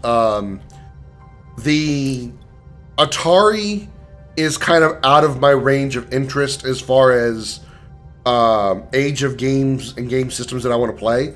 Typically, I don't play anything on systems older than the Nintendo Entertainment System. There may be a few exceptions with like PC games that might be older, but for the most part, Atari and stuff just doesn't interest me. However, I did play a DOS, and I will play it again soon on stream. Well, I say soon, a few months away from now to do this on stream. Play a DOS game from, I believe, 89 or 91 called EGA Trek, which is essentially a fan-made Star Trek game, but the guy was using Paramount trademark stuff in his game, and Paramount sent him a cease and desist on it, so he had to just basically change everything that was Star Trek trademark into something that was still Star Trek-ish, but not using the actual names. Like the ship you were on was originally called the Enterprise, obviously, but he changed it to the Lexington. The Klingons became the Mongols and stuff like that. The Star Trek Voyager arcade game. Not the arcade game, but I did play Star Trek Voyager Elite Force. It was the first game I actually did content creation on. I did an entire walkthrough of it. Love that game. Love that game. Love it so much.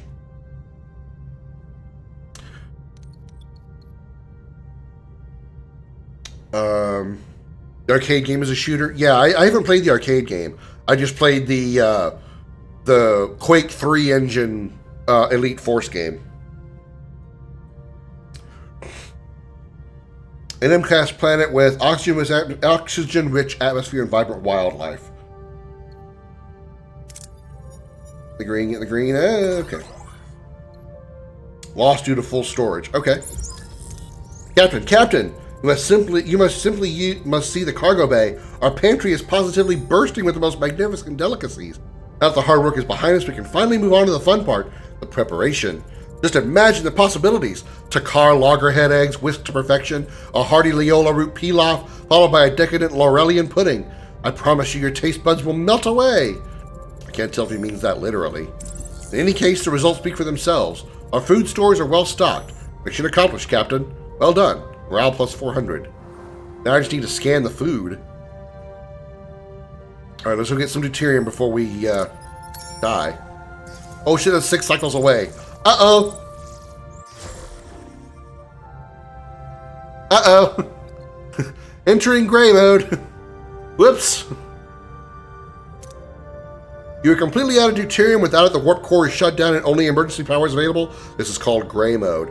While traveling in gray mode, you won't use any deuterium, but most rooms will be deactivated to conserve energy. Whoops. Oopsie.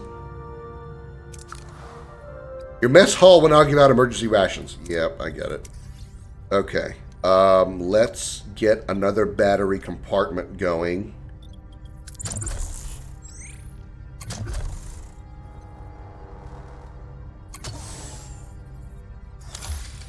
Okay. Need to repair the holodeck soon. We need every bit we can get. Send a team to try to stabilize the ship from inside. It's heavily damaged and radiation is about to explode. Uh-oh. If this fails, we might take some serious damage to the ship. Okay. We managed to stabilize the ship and retrieved all resources. Nice! The crew is happy about the fulfilled promise. Oh! Morale increased. Some of my favorite non-Star Trek games are Tecmo Super Bowl and G.I. Joe, A Real American Hero by Texan for the NES. I think I know of some of those games. Tecmo Super Bowl I know for sure. I see you're a big retro streamer, is what you mean, in what you're a retro player. I mean, you play a lot of older games that there's nothing wrong with. I do a little bit of that as well. I'm all, outside of this game, I'm also streaming a RTS game called Empire Earth, which is from 2001. It's a sort of a spiritual successor to Age of Empires. Okay, let's go check out the Talaxian freighter.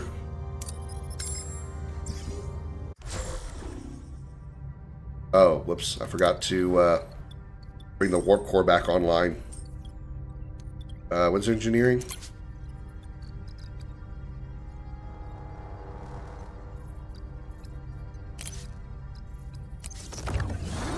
There we go.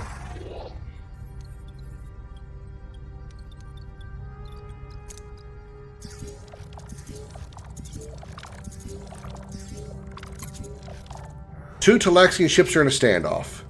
They offer us a share of the salvage if we help them. Side with the captain who prioritizes using the salvage to aid refugees. Side with the captain who wants to fund their colony and take your share. Suggest a compromise, using half the salvage for refugees and selling the rest to fund the colony expansion.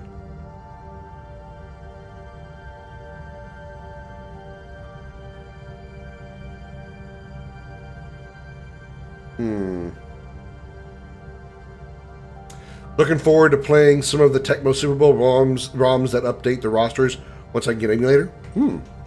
I guess, I was going to say I'm surprised they would take time to upgrade the rosters, but people mod just about anything nowadays. I guess that makes sense. Let's suggest a compromise and see how well that works out. Voyager's mediation efforts are successful, leading to a peaceful resolution and increased goodwill with the Talaxian people. Plus 600 morale. Okay. Oh, what's this? We have uranium. Well, it's 7 cycles away. Uranium could definitely be stocked up on.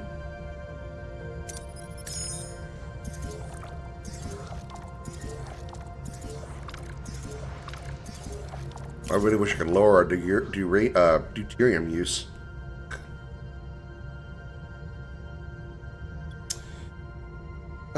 We've stumbled upon a massive debris field. It doesn't make sense that anyone would leave this many salvageable resources floating around, so we should investigate.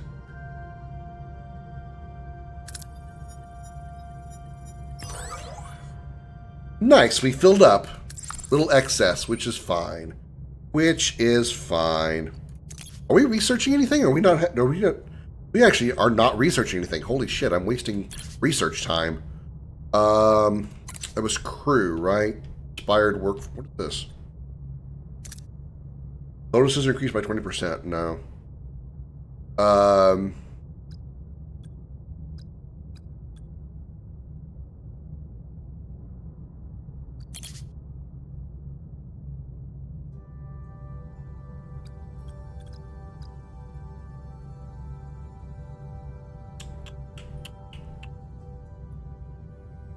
I'm not remembering what it is I'm looking for. Apple-like fruits and weird roots in the science lab. That not science lab. Science lab.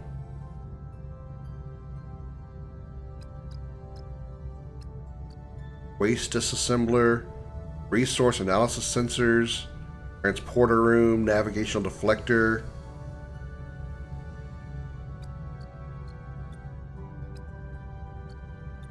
Biolab, Science Lab, Brew, Observation Lounge, Holodeck, Observation Lounge, Inspired Workforce, Delicious Meals,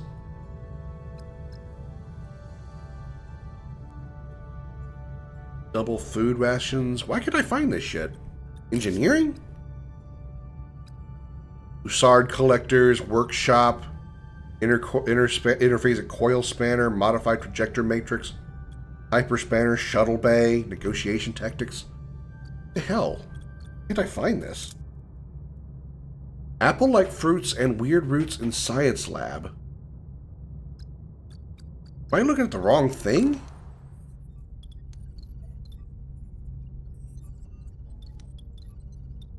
I forgot what my science lab was.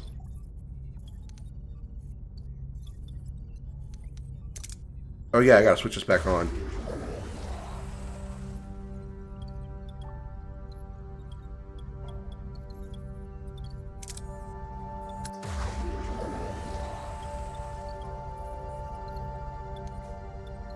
And I can't remember where my science lab was. Sick bay, engineering office. There it is. Management. Heroes. Just takes me here.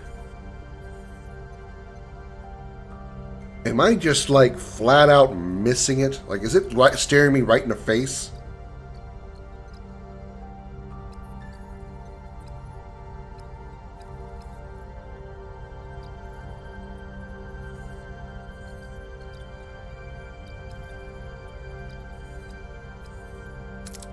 S Hall's researched.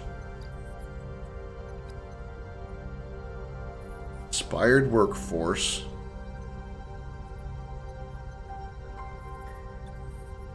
Mess hall. Maybe it's right here and I don't have it unlocked yet?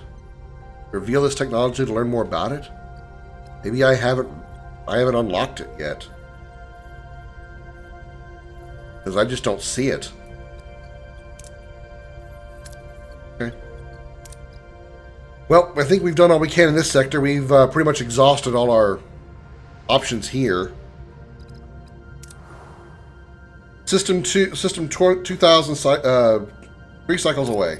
Engage warp engines.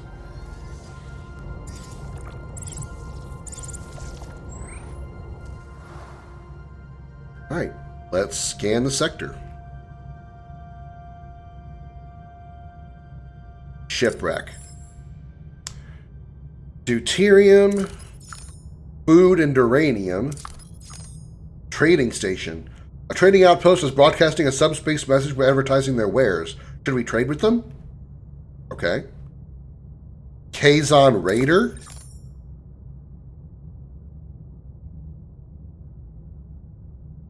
I don't know how I feel about going to get deuterium from a Kazon Raider. What do you think of Starfleet Academy? I actually did not see Starfleet Academy. I saw like little things here and there that like Robert Picardo brought back the holographic doctor. So outside of that and a few like clips of certain things, like a female Jem'Hadar, I don't know anything about Starfleet Academy other than those two things and that they canceled it. So I can't give my opinion on whether or not it was good as far as actually a show because I never actually saw it. Deuterium, Duranium, Kazon Fighter, Deuterium. There's a lot of Kazon here. That makes me uncomfortable. The Cloud. Sensors detect unusual activity in a high-pressure nebula. Omicron particles scatter freely with larger clusters sealed behind stable energy barriers. Chance but risky. This is the life form. This is a space life form. This is one of the episodes of the show. I do remember that one. Food. Dilithium. That's nice. Tritanium and deuterium. Another Kazon fighter. Food and duranium. Food and duranium. Deuterium. Tritanium. We come across a space station to repair starships. Good to know. We shouldn't need it, but in case we do. The Jem'Hadar in Starfleet Academy is half Klingon? Really? I was not aware of that. Is this another cloud? Another interstellar cloud? Oh, it's a different one from this one. Okay. Uranium and tritanium. I think I've scanned everything. Alright. We're down to 12 days of fuel, so let's go get deuterium first. Let's go get some gas. Let's go to the gas station and fill up first. We've detected massive deuterium levels in the atmosphere of this Class J gas giant. Atmospheric conditions are harsh, but the potential fuel yield is exceptional. Use the Bussard collectors and stay in the green. Stay in the green, stay in the green, stay in the green. All right. Nice. We got a huge amount right there. Very, very, very good. I like 49 days. That was a real good grab. That was a super good grab. All right.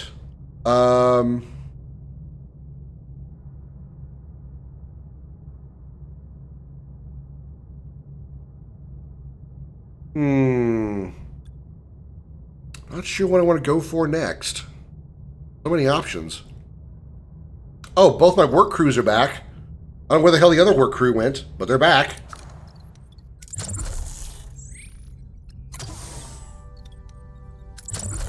Oh, resume building. Well, there's one of them. So I still have a second work. Where did the... okay. I bitched enough. I don't know where the hell they disappeared to and now they're back, but whatever. Okay.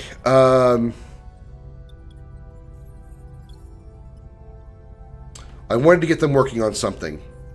What was it I wanted to get them to work on?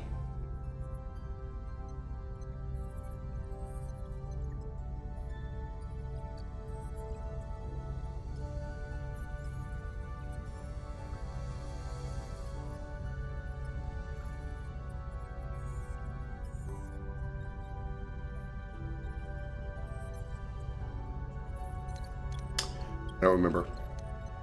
I don't remember what it was I wanted them to actually work on. Oop. Okay. Can I repair the holodeck?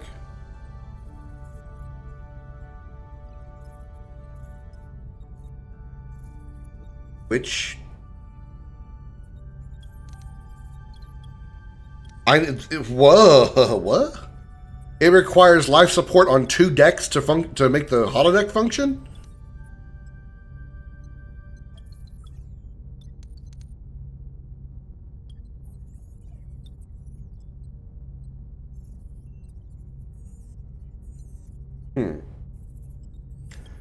Okay.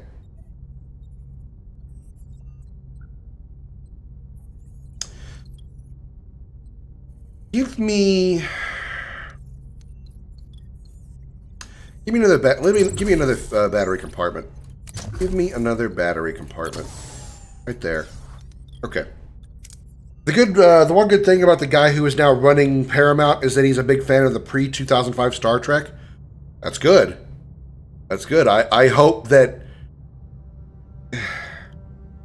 if they do make more Star Treks, that they more align with the style of the what I call the prime Star Treks. That's all I can hope for.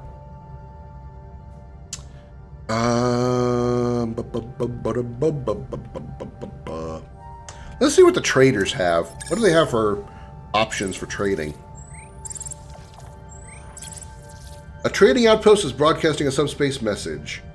Trade 30 duranium for 350 food. Trade deuterium for duranium. Trade tritanium for food. Dilithium for deuterium. The problem is what they want to trade is what I'm actually short on in most cases. Uranium is... I don't want to trade deuterium for duranium. I'd like some tritanium, but they're not selling that. I don't need food. If I could trade away food, I would do that, but they won't let me. They don't want any of that. So I guess for now, we'll just leave. We don't need any of this stuff. Alright. Thanks for the offer, though. Dilithium?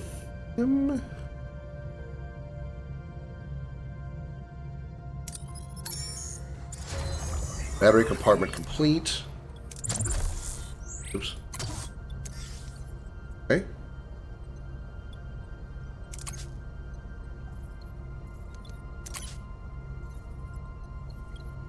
So we should have an extra 120 now, shouldn't we? Yeah, okay. It says full because it just hasn't updated. So we have a spare work crew now. Let's start working on... Let's start clearing out the rest of Deck 2 and Deck 3.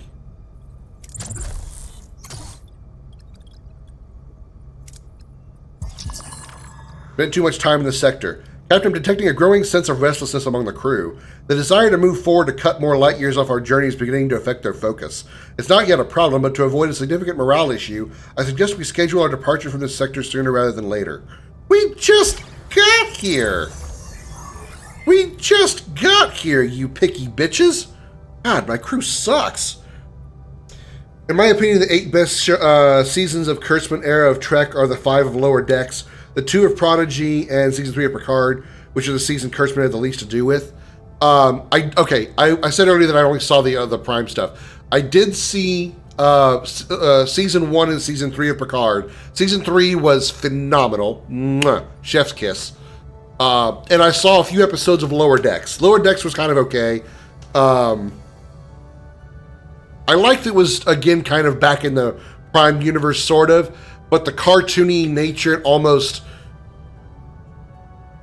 parody nature, kind of turned me off a little bit. Although it was okay. Prodigy felt too much like Star Wars, like Star Wars. What was the animated series of Star Wars? Star Wars Clone Wars. It felt more like Star Wars Clone Wars competition using Star Trek's trademarks. It was okay. I didn't really care a lot for it. That's good. Okay, let's start clearing out the rest of Deck 3.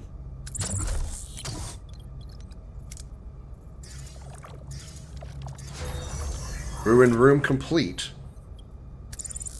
Alright, what do we want to put here? We need more crew. Can we research? We don't have any research going. I need to remember to start keeping research going. Crew. Let's get another... Crew quarters level 2 is locked. Okay, so we can't even do that. What can we research? Bonuses are increased by 20%.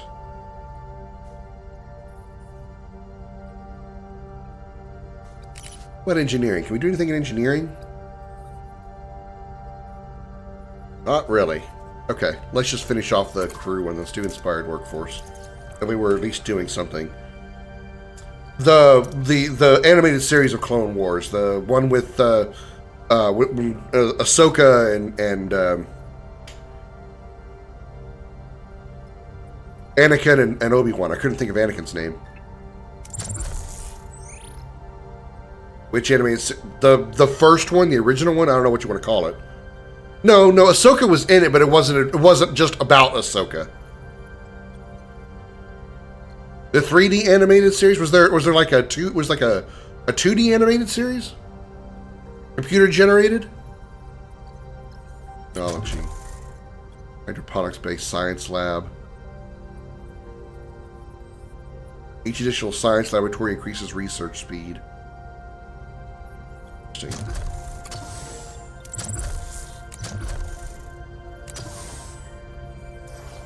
It was a 2D one in 2003. No, I don't think that's the one I'm thinking of.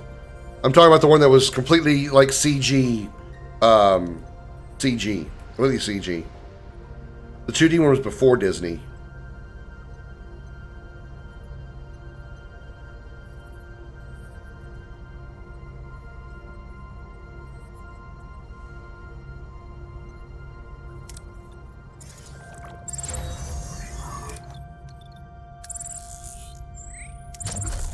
Okay. To help with most of the crew, they should only leave us 3 that are unquartered, because each of those gives 10. The elements they don't conflict. It was the one that was animated completely with CGI. It was not like it wasn't hand animated at all. It wasn't cartoon, so to speak. Even though animated, yeah, you get it. To use the tractor beam to consolidate the debris for easier collection. Nice. 9 dilithium.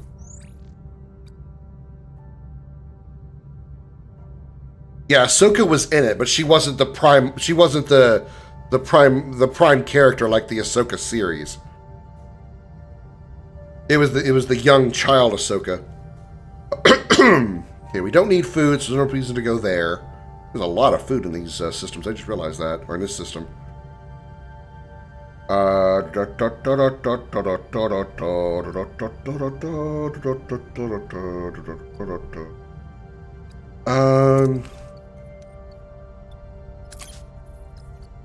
Yeah, we're still storing that.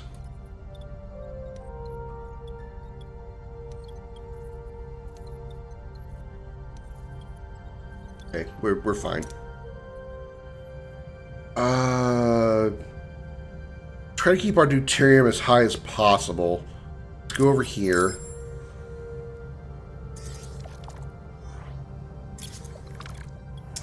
Sensors indicating this debris being crystal starships that have recently been destroyed. Scan through the debris thoroughly. We don't need 1100.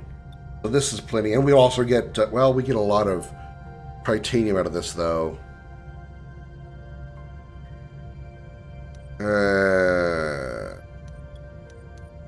Okay, I'll go with this. We'll be safe this time. We still filled up a storage anyway, so using the smaller one was better. We actually filled up on titanium. Ahsoka was the third main protagonist, actually, but yeah, not the first protagonist like in that shit show of a live-action show. Yeah.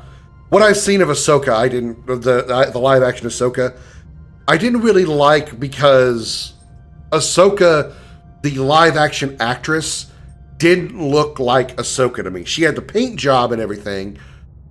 Like, she had the makeup and all that, but it just didn't look like Ahsoka to me. She looked too different. She looked like a completely different character.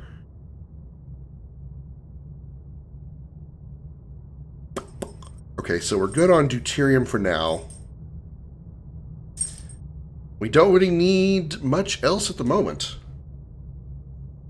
I guess we'll go ahead and find us a new place to go.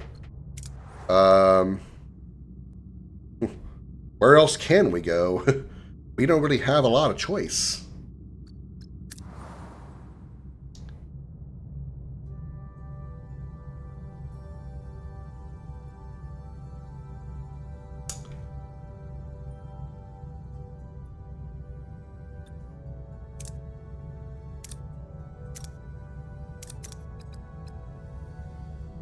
The show as a whole was bad. Then again, it was a spin-off of another bad show, The Mandalorian. I can't fully agree. I think Mandalorian, from what I saw, was pretty good.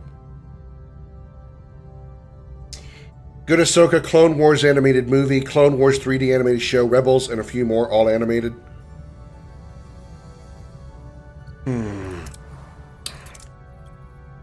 Where do we go? I started here. Didn't we go here? Always remember the Commander Rowe did not die in Season 3 of Picard because I would like to see her and Wesley Crusher meet. Well, there's not going to be any more seasons of Picard. Season 3 is definitely the last season. But that would still have been nice to have Rowe come back again, but the reason they wouldn't do that is it kind of takes away from the emotional impact of her dying in Season 3. Anime movies where Ahsoka was first introduced and served as a pilot for the 3D show. Oh, okay. Captain, I sense a heaviness upon the crew's spirit. Being stranded in the Delta Quadrant has taken its toll. A small gesture like improving quarters, better meals, or time on the holodeck might boost morale. Some of the crew could leave.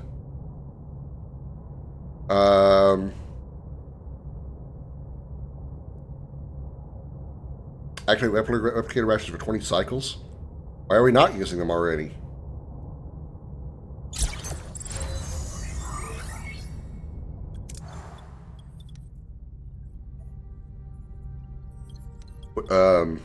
Okay, how do I...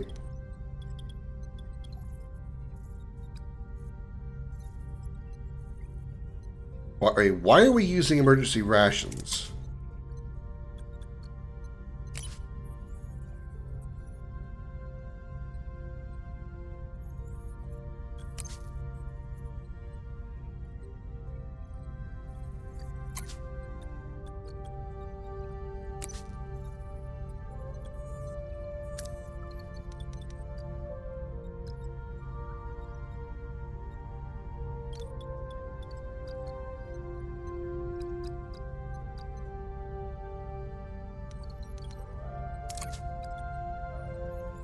Oh, that's why. That's why they're so pissed off.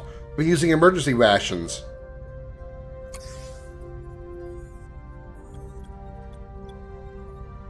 That'll help. That doesn't switch back automatically when that kind of shit happens. Inspired workforce. Okay. That's done. Cool. We completed that research. Hydroponics bay. Alright, let's get that done. Field training. Increases experience gained for heroes in away missions by 10%. That's not bad. Let's do the hydroponics bay. Produces 50 food every 10 cycles by growing plants in a non-soil medium. Okay.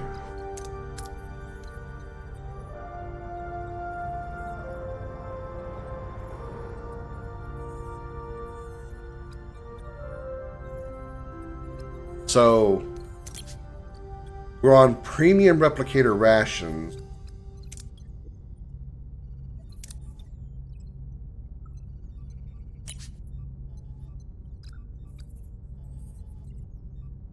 Which does or does not use food. How do we use food?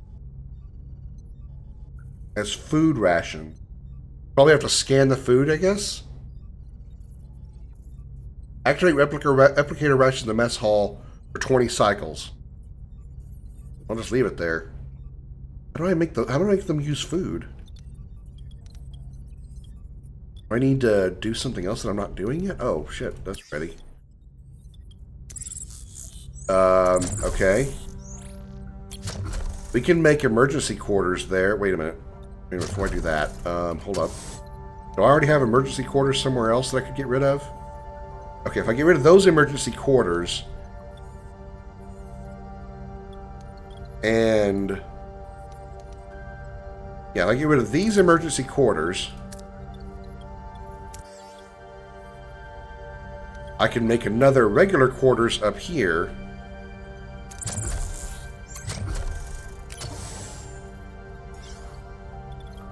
Okay, because I don't want to waste space. Producer Terry Matala said that he had the money in Picard Season 3, we would have found out that the changelings had beamed Ro into the brig of the ship that her shuttle had just before the collision. I mean, there's obviously plenty of ways to unkill somebody from the series. I mean, God knows it's happened so many times, right?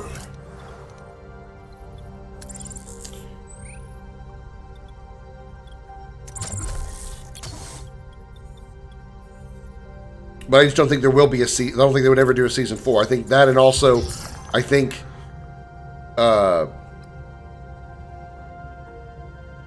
Patrick Stewart's kind of tired. I mean, the guy is like what, almost 90? He's like late 80s or something. It's like comic books. I see what you're saying. Just like comic books, bringing people back to life. Yeah. Look, we're traveling to a new sector. Tell the crew to shut up. Good God damn it, laddie. All right, let's trash these emergency quarters as well. Don't need it. So you recast the character they did with Han Solo after all. It was Han Solo after all. Oh, for the movie, yeah. Crew quarters. Bam. Emergency quarters. Alright, what can we... A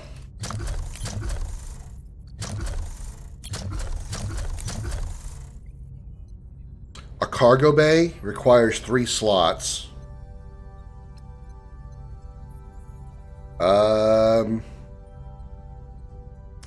Battery compartment. Sure. Let's give ourselves some more battery space.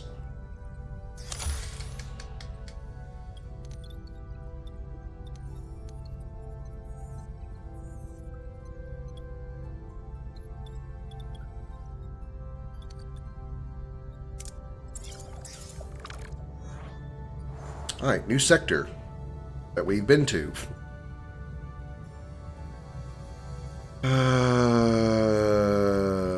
Let's see. We could use some more duranium.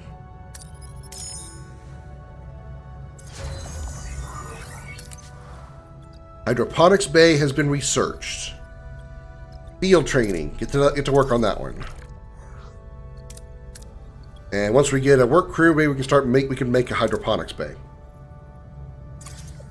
We can see that happen if there's a series on the Enterprise G with 709 as captain. But if they do that, I don't want Raffi as regular in the series. I'd replace Raffi with an alien first officer. Yeah, I would like to have seen. I think they were going to. I think somebody had at least dubbed it, calling it Star Trek Legacy, with an entire series of 7 of 9 as captain of the new Enterprise, the former Titan. I don't have a problem with Raffi. I mean, I don't really care for her character that much, but I don't despise the character. I would like to have seen that, but unfortunately I don't think that's going to happen either. Detected a Class O planet with largely covered in water and features a diverse ecosystem. Scans indicate valuable resources are concentrated in the ground just beneath the water's surface. Deploy prototype mining devices to extract resources from the sea floor. Fascinating. We'll get some titanium out of it too. It's gonna be kind of wasted though. Oh well. Yeah, we wasted 78. Ugh. That's okay. That's okay. See who Geordie LaForge married? They ever say if she, she didn't die or anything, right? She's still alive, they just never, talked about her? Alright, let's grab this deuterium since it's right here. Alright, that's ready to go. Crew quarters complete. So we can turn this into a hydroponics bay, maybe? No, not combat. Technology. Hydroponics bay requires 3 spaces. Of course it does. 'Cause why not? God darn it.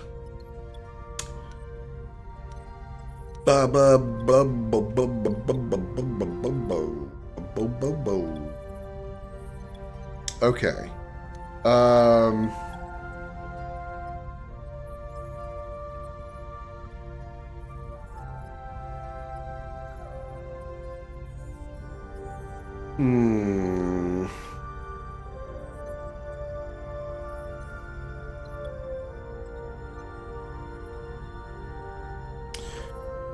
All right, let's get another deck working. Repair deck 4. Battery compartment complete. So you can work on the other battery compartment, or another battery compartment. No available work. Oh. Oops. Cool. That should give us a lot of spare battery power. Jordy tells his non-real life daughter to call her mom, let her know they would not be home.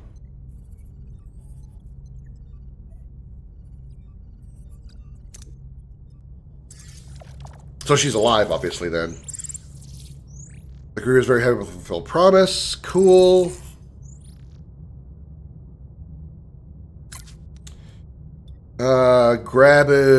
Use the Boussard collectors. Come on, stay over here.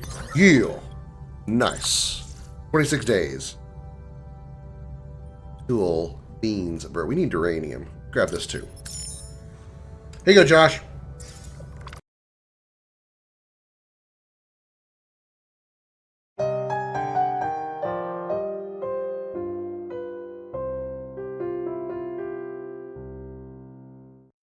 Welcome to Video Gaming 101. I'm Professor Willie Von Woodcock.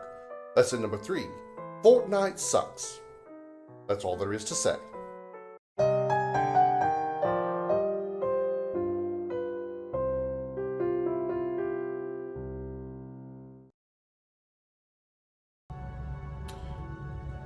Okay. Pump some iron real quick. Ugh.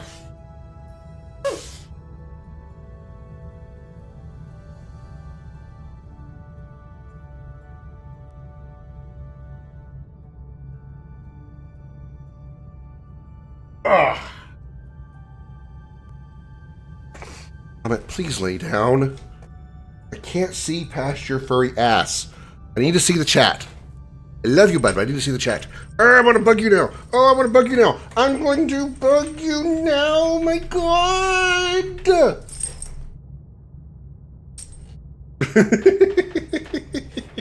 You had enough of my shit.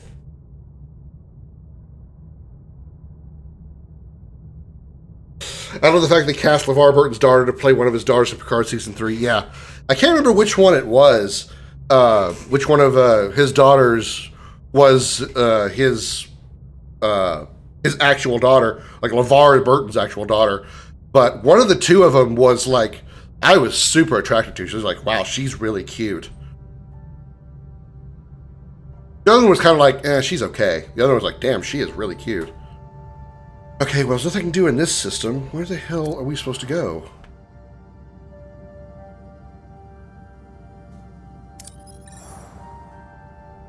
Wait, what? Have I not been to this system?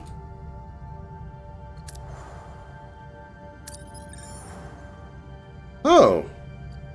I didn't realize I hadn't been here. Whoops. The short of the two daughters was Mika Burton? I don't remember.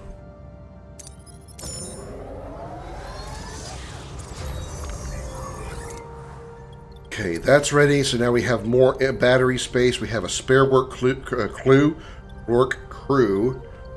that could work on Deck 6 life support. Never mind. We need those. How do we get these? Are produced in the bio laboratory from food and titanium. The bio laboratory. The bio laboratory.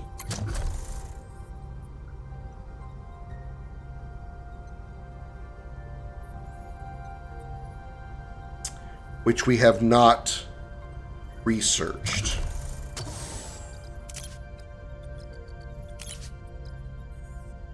Where would we research that if we were going to? Biolab, biolab, biolab, biolab. Well, many of these science, field training, resource, biolab, right there. We haven't unlocked it. Okay, good to know.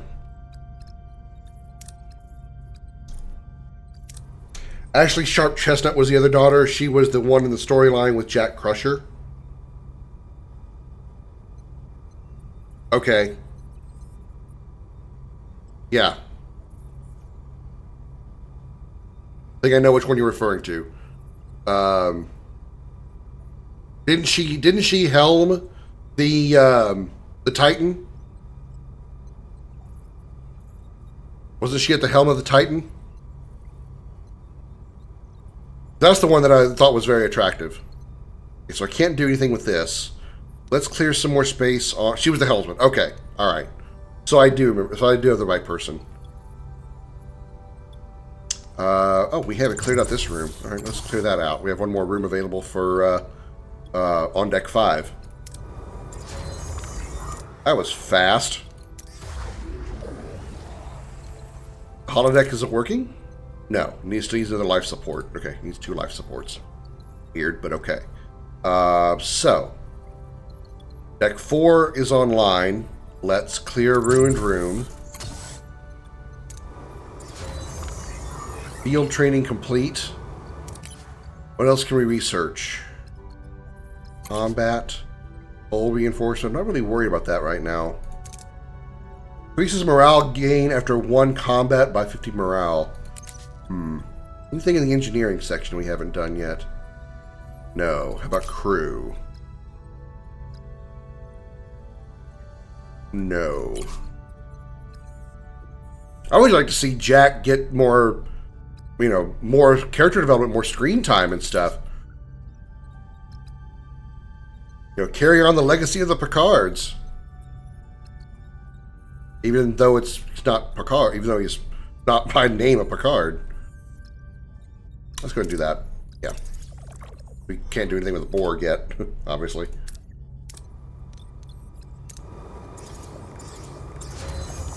Ruined room. Ready. Let's make this our hydroponics bay because we can do that. Maintenance? No. In technology? No. Wait, yes. Hydroponics bay. What does it do? A dedicated facility for growing plants in a non-soil medium, producing 50 food every 10 cycles. Well, that's not a problem. We have plenty of food. Let's give Jack a real position. Well, that would be, oh, that wouldn't be fair. I was going to say give Jack the first officer position instead of Raffi, but that'd be kind of unfair to just kind of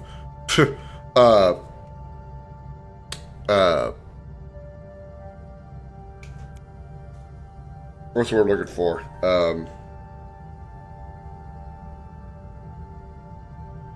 Nepotism.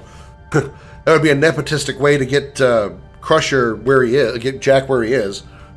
Oh, you're the son of Captain Picard, of Admiral Picard? Sure. There you go. Here's your first officer seat. Duranium, deuterium, food. Duranium, deuterium, Kazon carrier, duranium, dilithium, deuterium, uranium, deuterium, a whole lot of ems.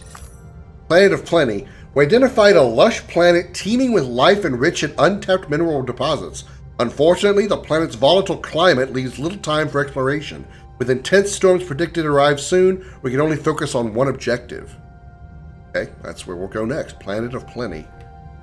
That's our next objective planet, I guess. Okay, what are we short on? We're kind of short on deuterium, so let's get some of that. Let's grab it from the Vidian Interceptor. Probably not a great idea. I would give the Titan's tactical officer, then have Jack take over his old job.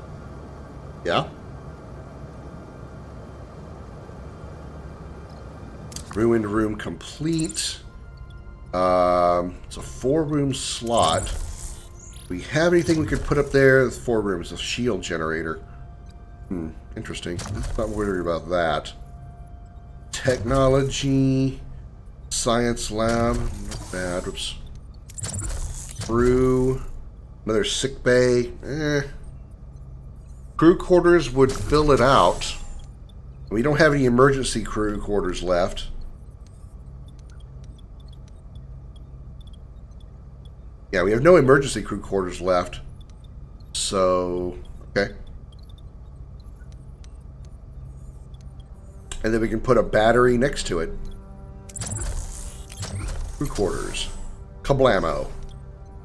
Alright.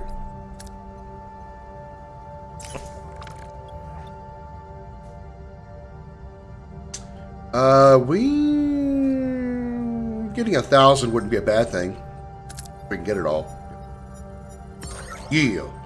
Cool. I didn't like the CMO of the Titan. Who was the CMO of the Titan? I don't remember the crew of... I don't remember the cast of Season 3 of Picard outside of, like, the TNG crew and Geordi's daughters. And obviously Jack. As far as the Titan crew, at least. Dilithium is not even close to full. Okay, sure. We're going to get some dilithium.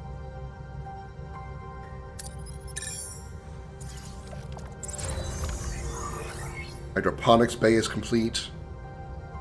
No, we don't really need the food. Have a work crew we can take advantage of.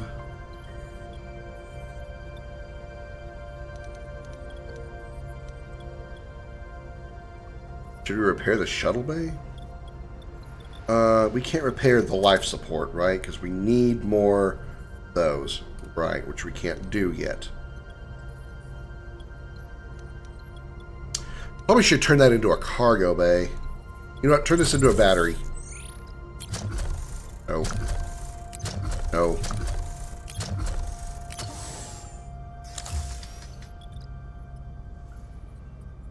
Conquering the galaxy now? Hell yeah! I'm taking Voyager across the unknown. Name drop. Title drop. And dominating the Delta Quadrant. I do remember disrespecting Beverly. Well, I'm pretty sure everybody would have put her in her place at that point. Crew quarters, life support active, captain's acknowledgements complete. That's good. Hull reinforcement. I'd rather keep those research points being used instead of just sitting there collecting dust. So let's do that. Crew quarters are ready, so everybody is good on that front. We have a spare work crew that's not doing anything. Let's do something about that and have them work on clearing out more of Deck 4. Also, hi Doc, again. A rich asteroid field containing valuable minerals. One of our scientists suggests using a new experimental mining technique which has the potential for a much higher yield. The chance it could destroy the asteroid. Take the risk. Fuck. We shouldn't have taken the risk.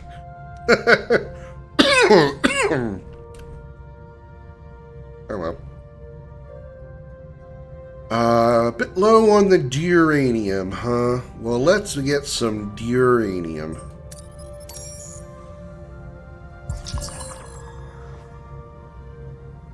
Oh my god, shut up. What the fuck? Would you rather fully original D&D campaign in the Final Fantasy 16 world, Expedition 33 world, or Doom universe? Expedition 33 world. I did, yeah, Expedition 33 world. Doom isn't bad, but Expedition 33, Final Fantasy 16, nah. Those Expedition 33 and Doom are much more of my interest. Again, not that I didn't like Final Fantasy 16, but again, it's in a fantasy type universe. As opposed to like Final Fantasy 7 or 8, so But Expedition 33's world is fucked up. Expedition 33's world is fucked up. But you're saying that a world of crystals literally sucking the life out of the planet like a Mako reactor in Final Fantasy VII is not fucked up.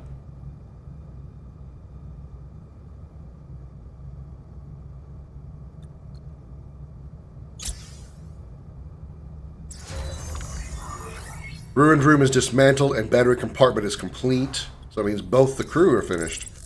Alright, that means I can double up on the ruined room clearing. I did like Captain Shaw. I don't understand why in New Trek they have to give everyone a tragic backstory. To give them character development. I mean, if Shaw didn't have the PTSD, if you will, of Wolf 359, would he have been as appealing as a character? Of appealing as a character? As far as being like a sort of, not villain, but like antagonist to Riker, and specifically Picard? I mean, you also have to think that over 11,000 people were killed, or 11,000 people were killed at Wolf 359, and that's going to affect a multitude of people outside of those that were killed. Not to mention those that survived the battle at Wolf 359, like the crew of the Saratoga, like Captain Sisko, like Captain Shaw, and so many others. But less fucked up than censored, goddamn people play the game if you haven't. Tragic backstories tend to make characters more interesting. See Arden, yeah. What's interesting about Arden is that tragic backstory very much twisted him into a kind of Kefka-style villain, where he's coming off of the appearance of being helpful and happy and cheerful villain that you don't expect him to be the pure evil guy in the background, you know, as opposed to somebody like Sephiroth, who is like brooding and clearly seeking to be evil, you know. Not just Shaw, but both La'an, Uhura, and Mabinga in Strange New Worlds. Strange New Worlds was good in a lot of ways, but in their attempt to try to recreate the episode The Cage, which was the very first Star Trek episode ever, and expand into a full series, I don't know. I felt like they could have done something else. It didn't fit right. Unlike Kefka, Arden had an actual motive. So you're saying that Kefka didn't have a motive by being twisted into the evil man that he is by the Magitech experiments being done to him by Emperor Gestal? That didn't give him a right to be, it wasn't a motive for him to want to destroy the world and hate all of existence? His motive is living destruction, yes, and killing because he hates everything. Because he was twisted by the Magitech experiments from Emperor Gestal.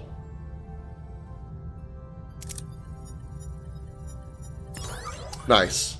And we got a full amount. That worked really well. We're doing decently on deuterium. Galaxian Baxial Freighter.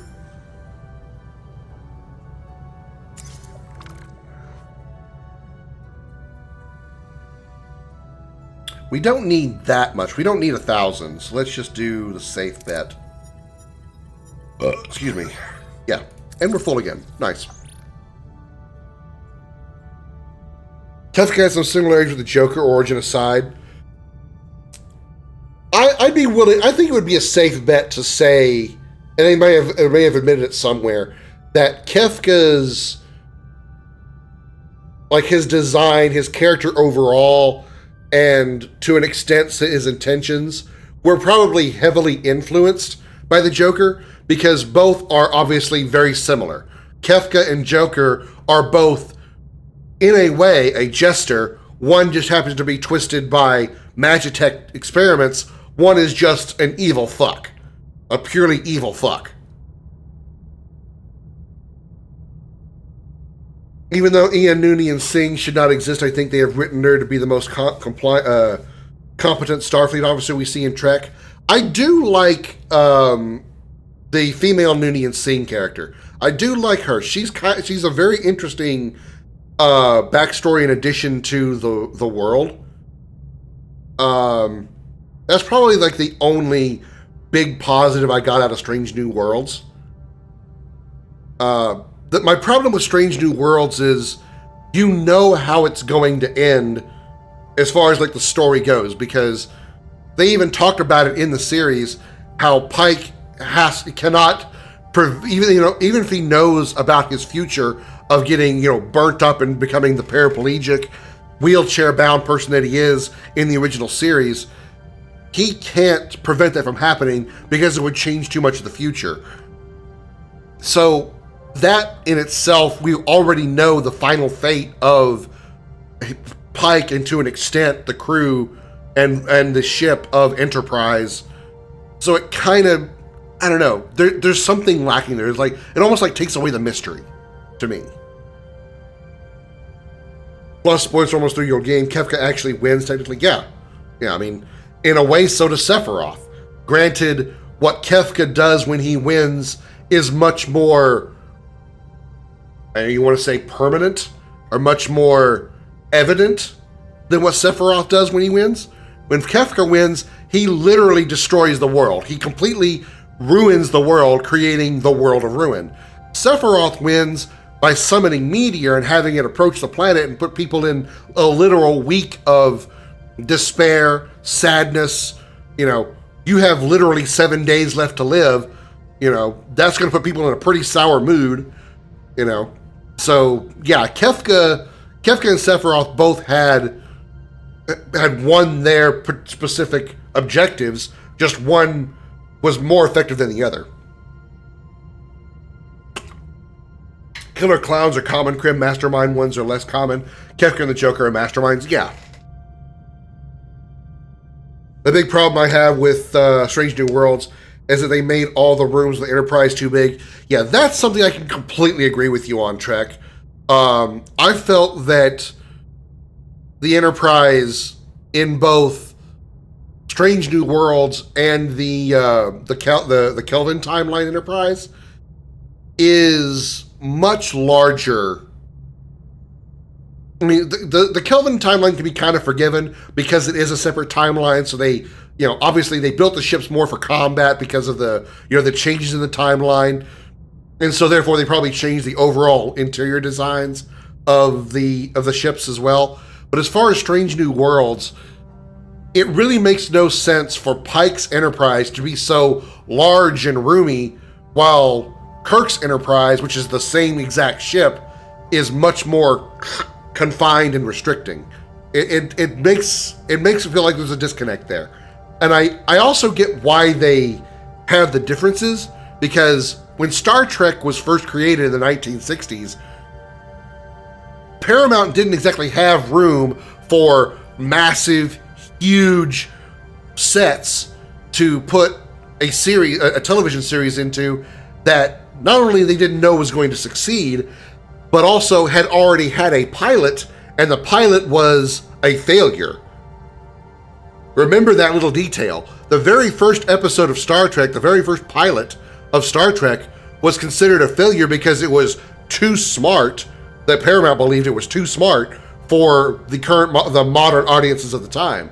So they had to rewrite a vast amount of the characters and stuff and such to make it less brainy for the audiences, and they had to make a new pilot. So not only did they have a pilot that failed on a series they knew nothing about, they had to make a second pilot. They didn't have the opportunity, and like Darth said, to an extent, a budget, to make a massive set piece that they're going to have to tear down if the second pilot failed as well. And yet Star Trek is now widely beloved. And even in addition to that, Doc, just to add a little more interest to that, the pilot episode is referenced again later in the original series as a how do you want to call well, I guess just a reference to essentially make the story of what happened in that first pilot canon to the entire series. I know it's got a lot of words jumping around there. Let me explain. Episode 1 was called The Cage, and in that, the captain and a few others of the crew were captured by aliens that were manipulating the captain to basically, like, it was their way of researching humanity, or humans in particular. And it was a rather harmful type of experiment. Well, that was the first episode. Well, they referenced that later in an episode called The Menagerie. Spock steals the Enterprise and heads to that planet again with the old captain of the Enterprise from the pilot, Captain Pike, who is disabled and injured and stuff. And Spock is taking the Enterprise back because he wants to give Pike back to those aliens, because Pike is permanently injured and basically inept, an invalid, and those aliens can give him at least a fantasy life where he's happy with a beautiful woman and a happy family and all that stuff, and not having to live in that invalid life that he lives in real life. That's Spock's objective, more or less, to the Menagerie. So by doing that with the Menagerie, they make the pilot, which wouldn't have existed in the first place, become canon by putting it in the main series. Just because you have the room, that does not mean you have to use it. And if you want, you can use that extra room to build more sets so you don't have to keep redressing your secondary sets. I completely agree with what you're saying. I wholeheartedly agree with what you're saying. If they wanted to keep the canon of the original Enterprise, they should have kept it at least somewhat similar in scale to the original bridge. Yes, they could have made it look different and made it look more modern for modern audiences, give it more flash, more gloss, which is what they did to the new Strange New Worlds Enterprise. It's much more sleek. It's got more shiny surfaces. It's much better looking on the eyes than a bunch of square, non-glossy, non-reflective surfaces that was the TOS series Enterprise. But they should have made it a little closer to scale to the original Enterprise if they wanted to keep that canon the way it was. So I completely agree with you on that. This lesson again, huh? Well, you guys are definitely consistent, if nothing else.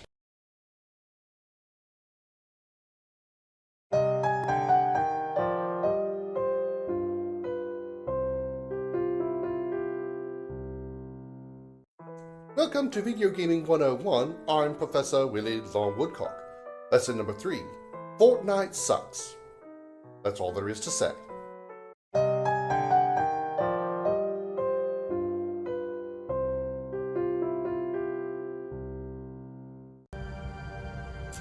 To answer your question, have any other Final Fantasy villains technically won besides Kefka?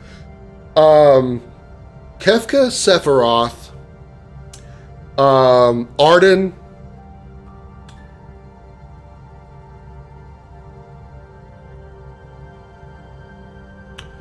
let's see, 8 was Ultimecia, she really didn't.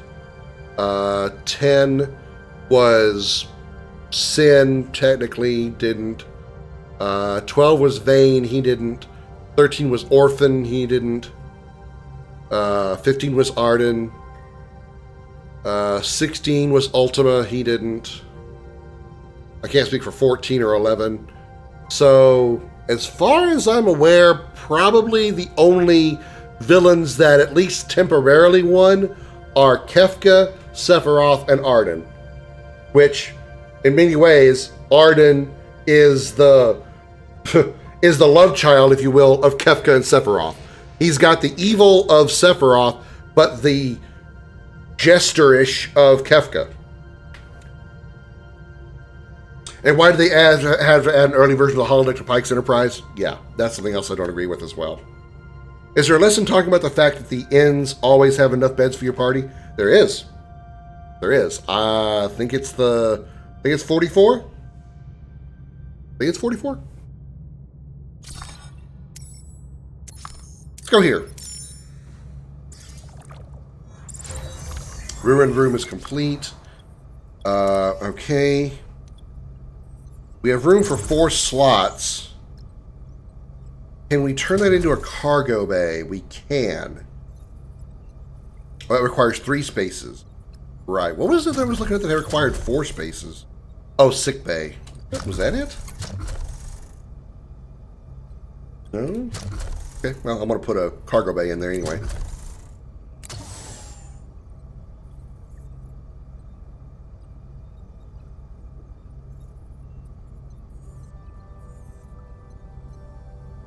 Actually, before we do that, hold on.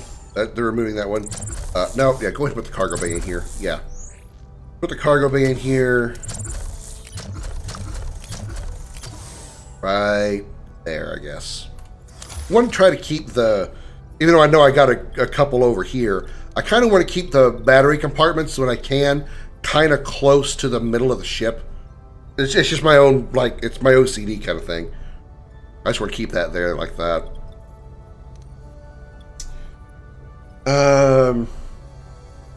Got any other plans to poke fun at things that make no sense in RPGs? I still have more lessons on the way. They're already recorded. I just have to cut them up and get them edited. So I have, like, I think 8 more lessons, I think, to cut up. At least they will be able to give us a canon reason why Una did not stay on the Enterprise after Kirk took over. I hope so.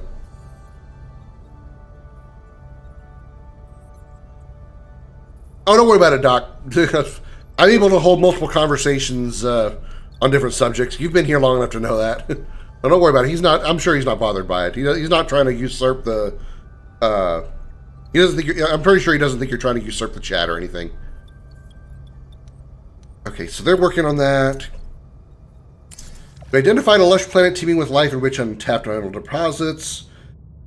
Focus on gathering food or duranium. Well, duranium's kind of full. We don't need food right now because we're at max. So, duranium. Duranium plus 100. And we filled. Of course. Been watching Trek for 40 years, as have I. Well, maybe not 40. I didn't watch it when I was, like, fresh born, but... I watched a lot. Trek is one of the things that I geek out about, for sure. I definitely nerd out on Star Trek stuff. Okay, so that's it for this sector for now. We don't really need to do much else. So, what else do we do? I don't know where else to go. We've been in this system. We don't need anything from here. We've completely drained this system. We were just here, and we've drained this system. What do we need to do? Research apple-like fruits and weird roots in science lab. I mean, I still can't do that yet. I'm still doing research. I guess we can proceed a day. Alright, let's have you make... You're making a cargo bay there. We're already good on crew. Let's make another cargo bay here. That's actually a good one. My mom said my dad started me on Trek and Voyage to the Bottom of the Sea when I was 2. I haven't seen Voyage to the Bottom of the Sea.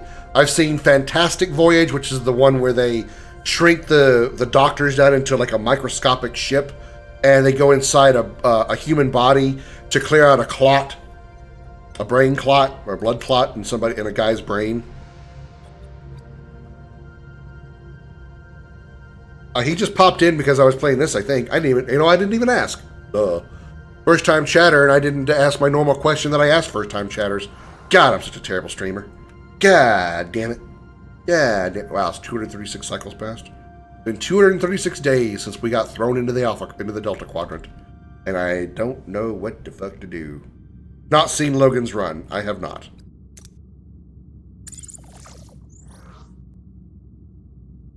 Nothing new to reveal. Deuterium at max. All batteries are full. That's good.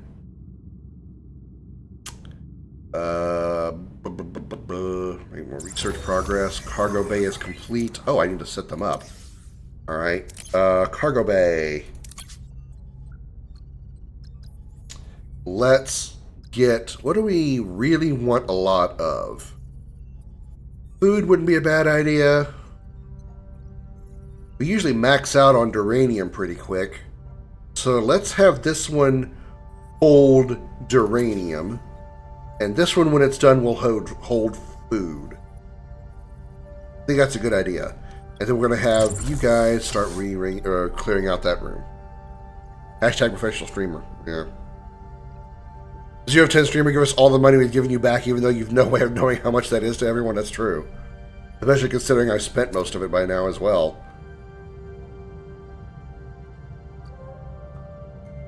$10 million USD? Yeah. If I got 10 million USD from you guys, I wouldn't be needing a job after September. I'd be working here for Twitch. Alright. No new research, I don't think. No, I think we can't do anything else with research for now.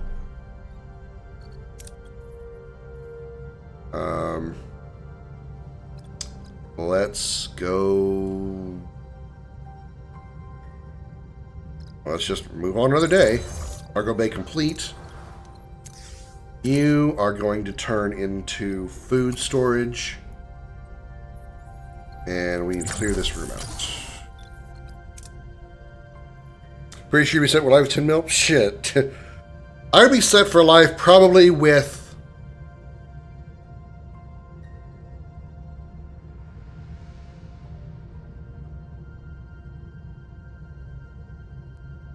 Probably at minimum, if I never worked again, outside of Twitch, probably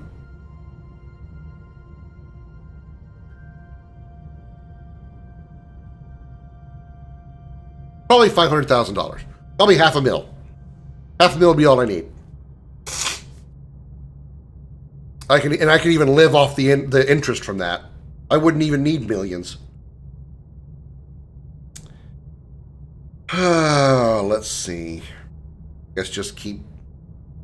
I can't do anything. I can't go to any other sectors.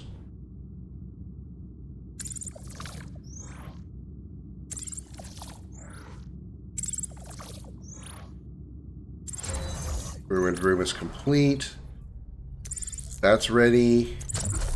What do we want to put there? Another hydroponics bay? No, we don't really need that. Science lab to increase research speed. That's not a terrible idea. Oh, engineering office increases work teams. Oh, I didn't know that. That is really, really good knowledge. That is really good to know. That is really good to know. Okay. In that case, engineering office it is. Booyah. Stick it in, baby. You know you like it. The inflation's going definitely not $500,000. No, I'd be able to live on $500,000. Yeah. Given the bills, $500,000 you'll run out. 2 mils is more manageable. Nah. No, I know how much I make every year, and I pretty much spend that much every year on bills and stuff. So, yeah. 500 would easily do me. What lesson? Oh, I didn't see that. Sorry.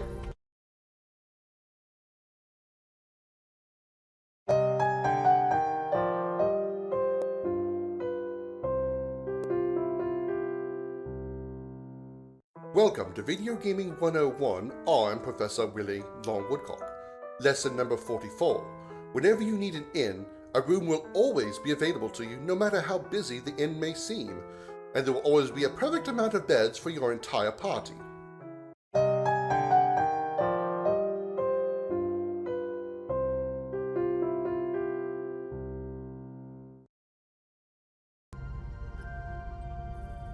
How do you spend versus how you spent 10 years ago adjusted? You'll see you're spending a shit more ton more now. Well, I'm also spending more now because I had to make up for 2 years of making absolutely terrible decisions. So I'm having to catch up on that first. So yeah, right now my spending is certainly higher because I'm having to pay things off that I didn't need to be spending on before that. But even if you take those, remove those from, or don't take those into account, well, yeah, obviously it's going to be it's going to be more than I did 10 years ago. But I was also making more 10 years ago, or making less 10 years ago, so it probably balances out. I'm also cheap as shit.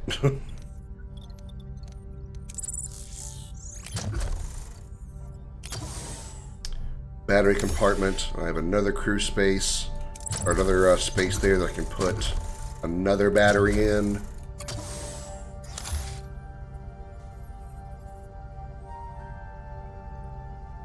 Yeah, I know you didn't know. That's why I was saying, like, if you take that, if you remove the crap I'm trying to catch up on as far as those payments, as far as the 2 years of mistakes, so to speak, yeah, obviously overall I'm spending more than I did 10 years ago, but I also am I also made more than I did 10 years ago as well, like almost double what I was making 10 years ago. Yeah, very close to double, actually. But yeah, cost of life has definitely increased. Yeah, 100%. I completely agree. I'm definitely, on basic needs, yeah, 100% I'm paying more than I did 10 years ago. No question. No question at all. Okay, so we have enough to do this stuff, right? No, we need more. Okay, we need more of this now. Oh yeah, we need these, which we can't do until we produce in the bio. We need to make a bio lab, which we can't do because we don't have access to it yet. Bio lab was something we had to unlock, which is not unlocked yet, and I don't know how to do that. Okay, got it. Understood. Well, we need more duranium or deuterium now, so let's go get some fuel. It's the same problem. Went from average but comfortable to being piss poor and need a social apartment. I'm actually not that bad off. I mean, if I didn't have those stupid mistakes to catch up on, I would be, way better off with my income, with the income that I'm getting now. Okay, so that's ready and that's ready. I have nothing that takes up only 2 slots, right?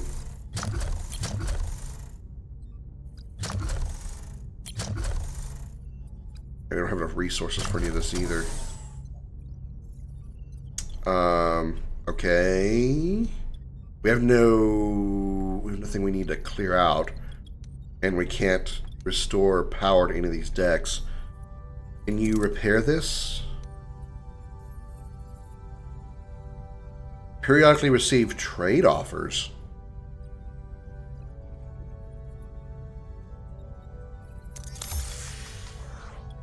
Sure.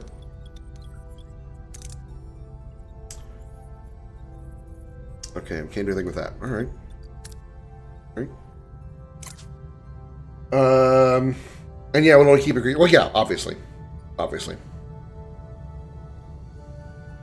Would you rather be stuck in the Delta Quadrant with your crew on Starship Dragon with me and my crew on the Starship Pizza, or be stuck in a galaxy we don't know about?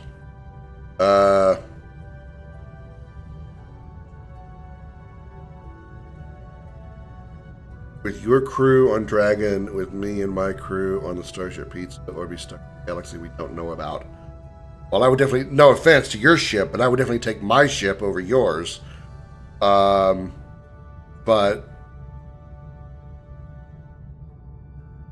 if the Delta Quadrant, if I was able to retain the knowledge I have about the Delta Quadrant thanks to Star Trek Voyager, I would rather be in the Delta Quadrant because I know the dangers that are there. Like, I know the Kazon, the Vidians, the Borg, the Undine, all the different species. I know a lot of them, so I'd rather that, again, kind of the devil you know versus the devil you don't know. I'd rather have the devil you know. Alright, so that's not bad. We need more duranium, so we're gonna cleanse this system. Aero shuttle bay is complete. Cool.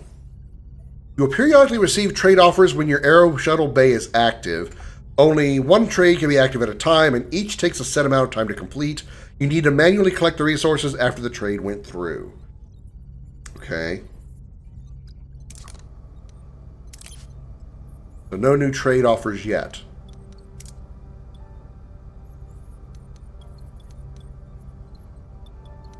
Okay. Now we can't do anything with this right now because we need more. Oh yeah, we need those again. I still don't have the research for it.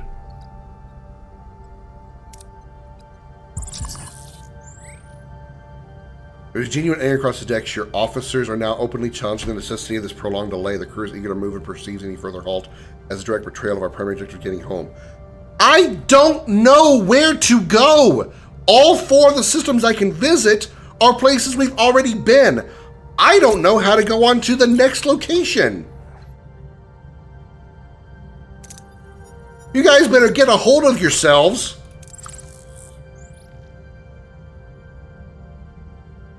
Jesus Christ.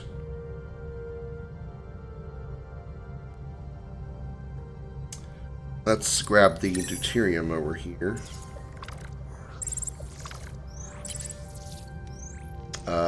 Blindly board a team. Ooh, that got close. Okay.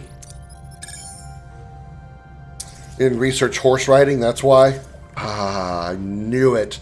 I knew I needed to research those space horses.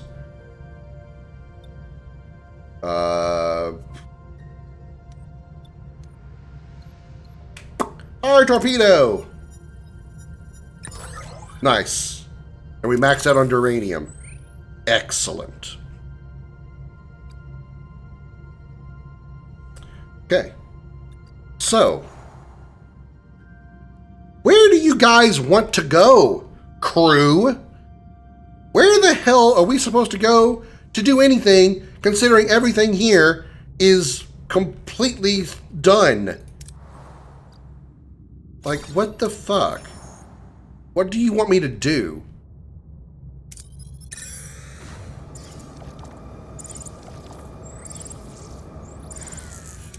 There's nothing here. I mean, like, there's nothing I can do.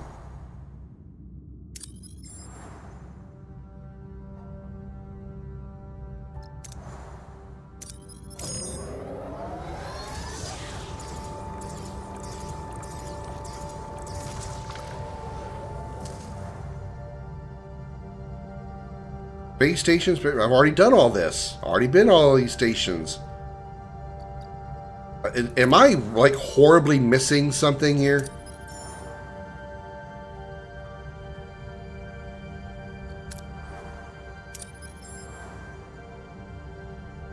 All this is research stuff. This is a trading station. I could go to the repair station, but I don't need much. Well, I guess a little repairing. But I like what the trade officer received. Okay. Hold on. Ship. Trade offer received. 50 duranium for 500 food. Not really what I need, but sure. I don't really need that. I have plenty of food. Shit, I just had to make a space to make more room for food. Yeah.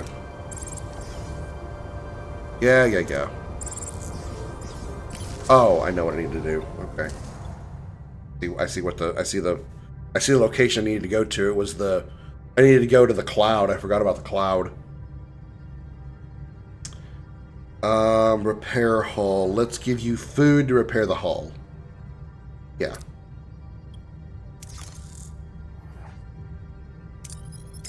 We gotta go over here to this cloud. Completely forgot. Pursuit of happiness. Okay, yeah.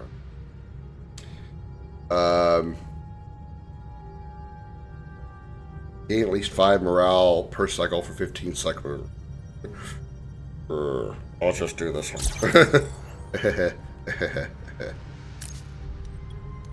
Use the Bussard collectors. Come on, stay in the green. Okay. Alright. At least didn't go red.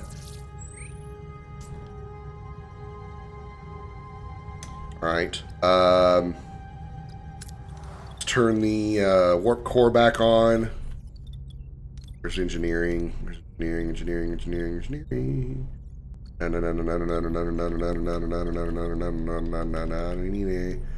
Can't find engineering. There it is. Here too. Warp core online. Your shit is now working. Congratulations. Bring your replicator rations. Okay.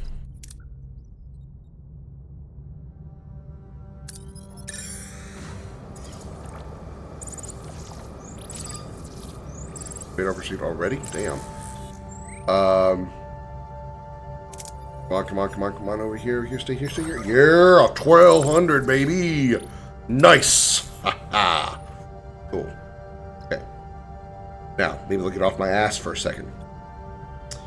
Oh, trade offer.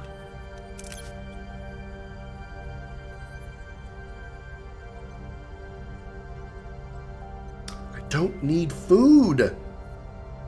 I need other things. Give me tritanium, you cheap fucks. Alright, what, this is the interstellar cloud? Yeah, okay. Let's do this one. This is main story. Made complete. Let's do that. Select. Oh, wait. 50 duranium for 500 deuterium? That's worth it. That's worth it.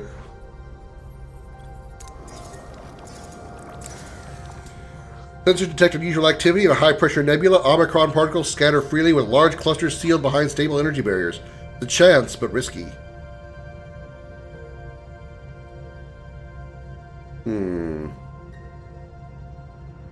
This would take us into the episode The Cloud.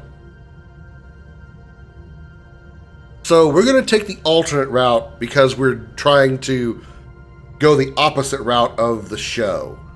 This was the entire episode of The Cloud, so let's do this one. The particles actively disperse to evade the collectors, but despite this, a significant amount is successfully gathered. 400 deuterium. Nice. Okay. We get a new sector to go visit. No. No, nothing really changed. God damn it.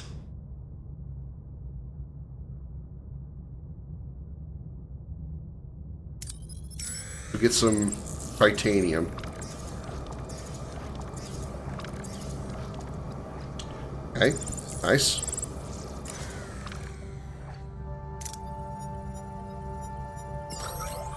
$51 titanium, very good.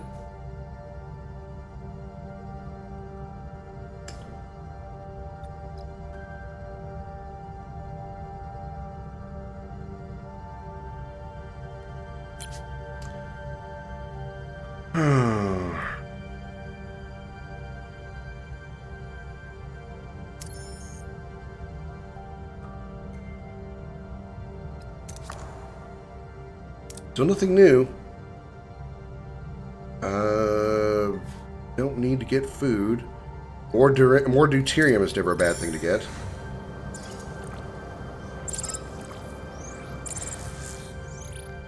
Risk ambush and thoroughly scan the debris. Okay, we're fine. Do trade offer. Can't do it because we only have one ship. Okay. More deuterium. Be complete. 50 research for 500 food. Nah, don't need that. No, you don't need food. We're actually maxed.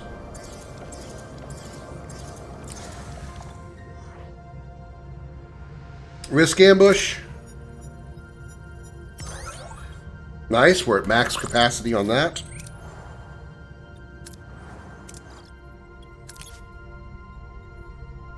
500. Yeah, we'll probably be using it by the time that gets around here. That's a good deal. Use more uranium now.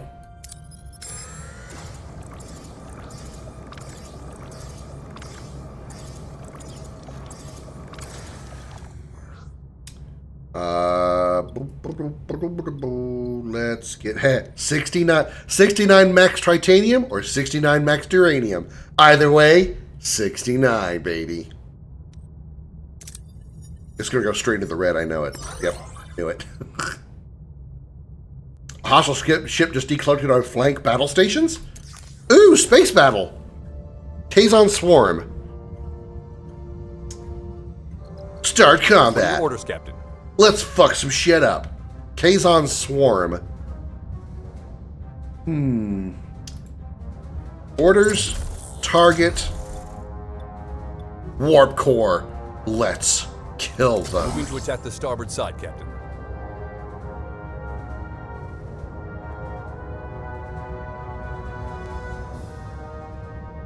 Ability ready, Captain.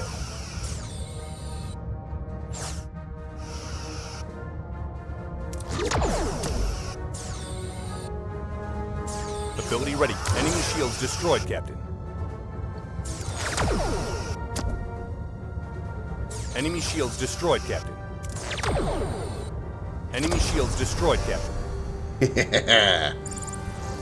Combat result destroyed. Gain 200 deuterium, 200 food, and 100 morale. You get in a fight with me, I'm gonna fuck your shit up. But if you need me to give you food, or keep your morale up, or give you fuel or something, things are gonna go well. I'm a combat captain. We maxed out on tritanium. Did max out on uranium.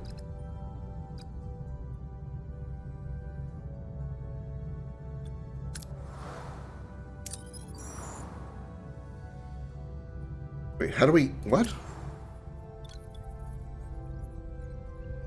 How do we have 3 crew that is unquartered?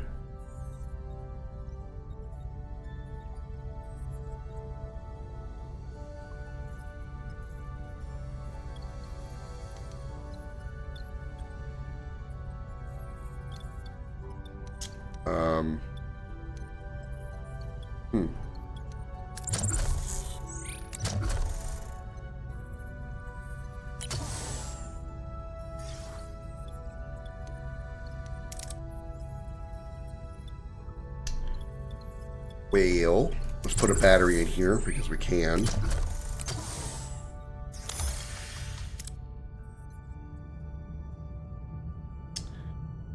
Uranium, there's some right here.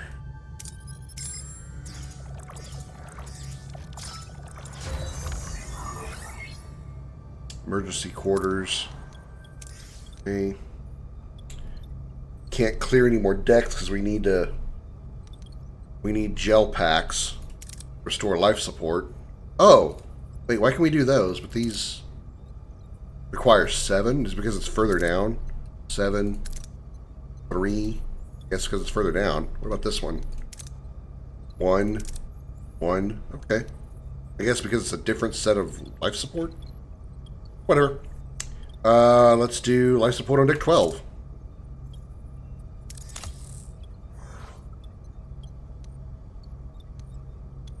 Okay.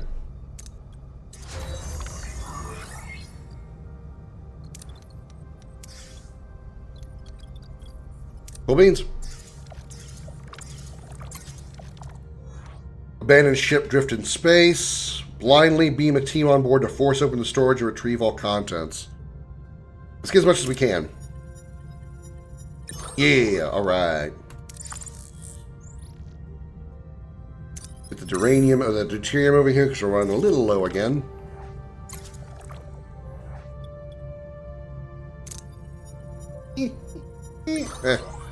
Sorry, 75%, I'll take it. That's 24 more days.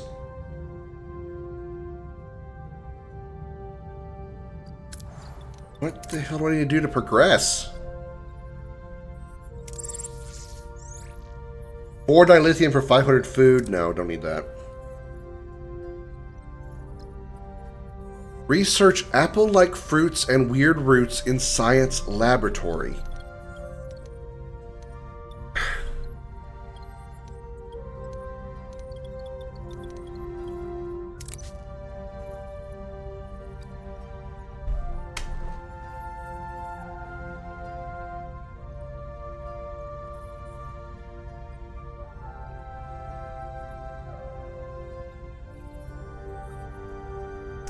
I thought I had to go here in order to get what I needed.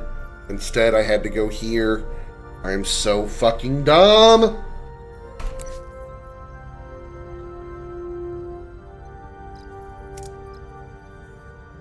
He did research horse riding. Not inaccurate, but not not accurate, but not entirely inaccurate either. Farkin, narkin, farkin, farkin, fark. Fark. Just like Empire Earth. Hey, look, we got it. Accept comms request. That's not the comms request. Do we need to trade for anything? I have lots of food. How about I give you food, you give me deuterium? Not dilithium, not tritanium, not duranium or deuterium. You give me deuterium, and I give you food. I mean, I have 34 dilithium, or 400. I guess that's not a bad deal.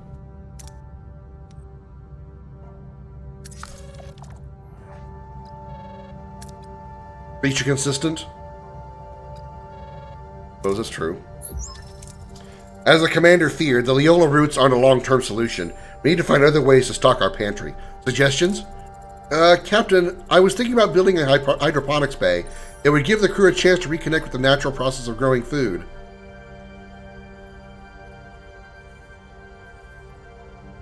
I've already done that. In fact, I think I made 2 hydroponics bays. I know I made 1 for sure. Yep. Kess is, she's a little slow. We can also hit up some local trading stations with the Aero Shuttle, barter for supplies, do a little Delta Quadrant grocery shopping, so to speak. But Captain, there are so many planets out here. We just need to keep exploring to find one brimming with the most delicious, nutritious delicacies. Think of the culinary adventures. Hydroponics, trade, exploration, all valid options. Thank you. Oh, Captain, regardless of your choice, the raw ingredients still need to be prepared. Naturally, I'd be honored to apply my culinary skills.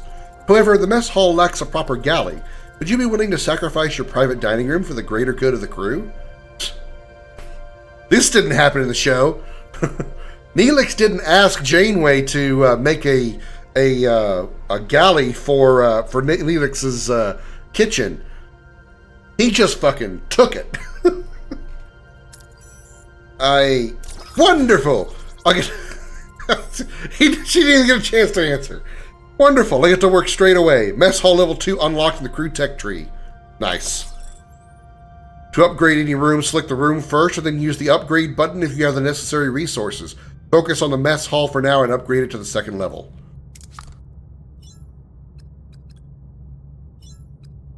Ship. Mess hall. Mess hall. Management. Upgrade. Upgrade complete. Actually, not complete, but upgrade in progress.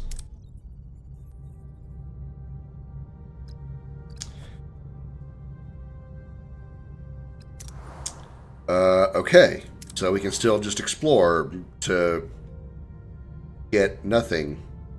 We really don't need anything. We have cleared all of the systems of every resource that we need. We have stripped almost 4 entire systems of resources that we can use. Go here. There's some more duranium there we can strip. Because why not?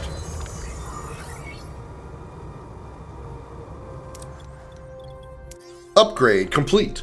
Certain rooms like the mess hall benefit from a specialist support. You can assign heroes to aid your crew and gain an efficiency bonus. So in this case, we need to add Neelix to it. An upgraded mess hall enables a new option to feed your crew. Instead of using emergency or premium rations, you can resort to fresh, normal rations. It won't affect your morale nor cost deuterium, but needs fresh food instead.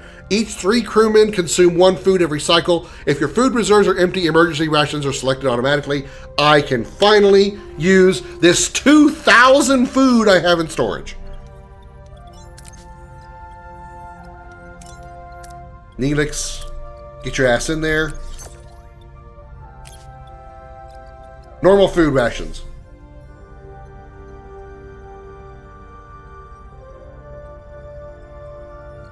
Yeah. All right. Normal food rations. Yes, finally. I can finally start using this. I had so fucking much. What do you want, people? Who's calling me? Captain, we're picking up a distress call. On screen. Anyone who can hear this message. Lost control of the bridge. Ship is falling apart. Help! Now! Please! This Kazon dude is named Kunut. Kunut. His name has the word nut in it.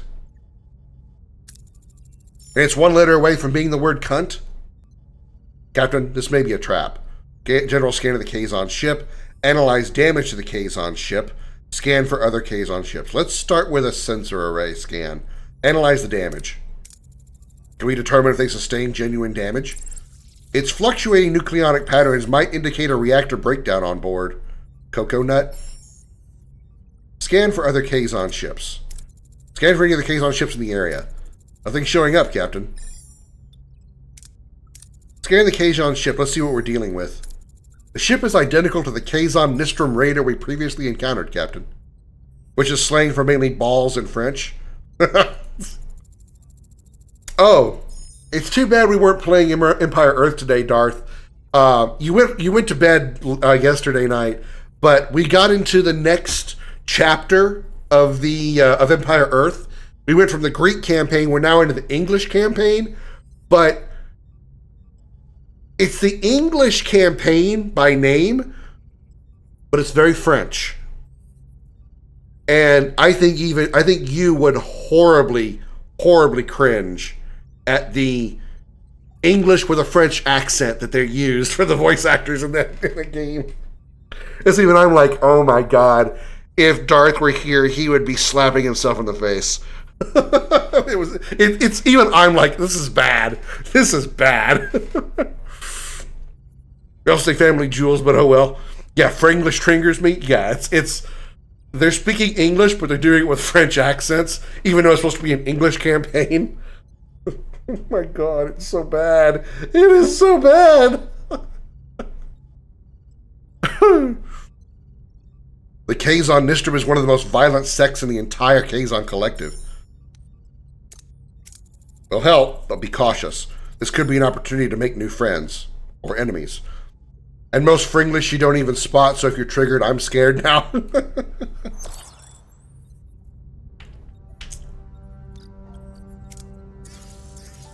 We just warped right through some asteroids, no big deal.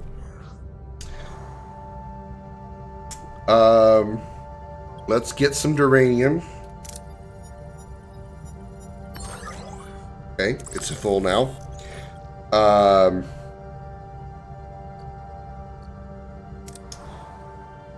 Our objective is in this system, so we're already where we need to be. Okay, there it is. This Kazon Raider wreck. Did we get some new, we got some new research, right? We researched something? Or we got access to new research? Or did that happen automatically? I forgot.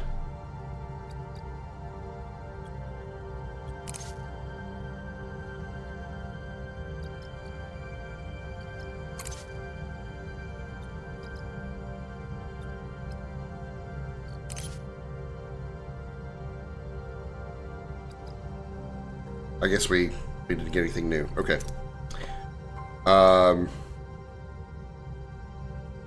Oh, we had a trade. That's what it was. That's what I remember seeing.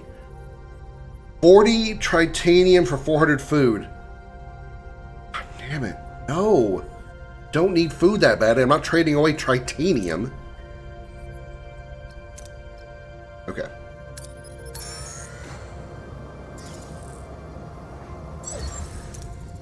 I mean, the accents may not necessarily be really bad, Darth, but it's the fact that it's supposed to be an English campaign, but there's French characters. It's just weird to me. I mean, the accents do seem kind of bad, but it's just weird. Okay. No particular species or anything. Badge. We only need one badge, so we don't need a high badge. Paris could do. We have repair with him. And medical, so that'll cover a lot. That's normal for France, UK bickering for centuries? Yeah. But I mean, the characters that I'm controlling as well as the enemies, I think, are French. That's what's kind of throwing me off. Okay, we need science. And Starfleet, which she can do. Kess can do science and Starfleet.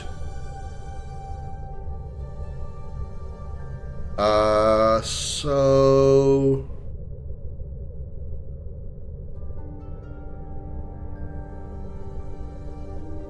Kess, and at this point it wouldn't really matter because anybody else would just be an additional. Let's get Chakotay some experience because he's level 1. Everybody else is at least level 2. So let's get Chakotay some experience. He doesn't need to be there, but it works. Alright. The inside of the Raider shows signs of a massive explosion. No sign of the crew. Orders? I think I know what this is. Swarm out and search the ship for crew. Call out for survivors. Scan the life signs for the crew. Scan for life signs. Kesh, you can do that best.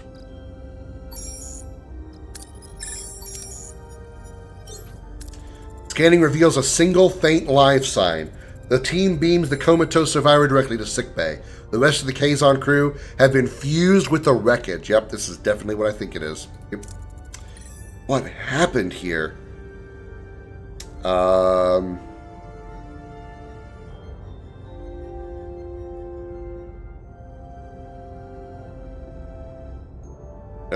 Well, that's either Paris or a fatigued Cass, which he can still do it. Uh-oh. The medical examination yields limited information due to the extensive physical damage. The cause of the explosion remains unknown. Okay. Failed that one. Any suggestions how to find the origin of the explosion, Captain? Oh god. Only Paris can deal with this? Ooh. Ooh, those are bad. Well, no risk involved. Or we can get some deuterium out of this and have a 1-star risk. 1 bar risk. Let's do with this one. This is going to be rough. Probably going to fail this too. Yeah, it wouldn't even bother going into the green. Not even for a second. The system analysis yields inconclusive results. However, during their search, the team stumbles upon an irradiated area contained by a force field. Likely the explosion's origin. Captain, there's a strange console inside the force field. It could be the origin of the explosion, but the radiation is preventing us from coming any closer. How should we proceed? How come Chakotay never had anything to do? I really... Wow, it shows poorly for him. Modify a tricorder to scan the console. Come on, Cash, you can do it. Okay, she did it. They scan the console from a distance. The analysis reveals traces of Federation technology within the console. The away team returns to Voyager with this shocking discovery.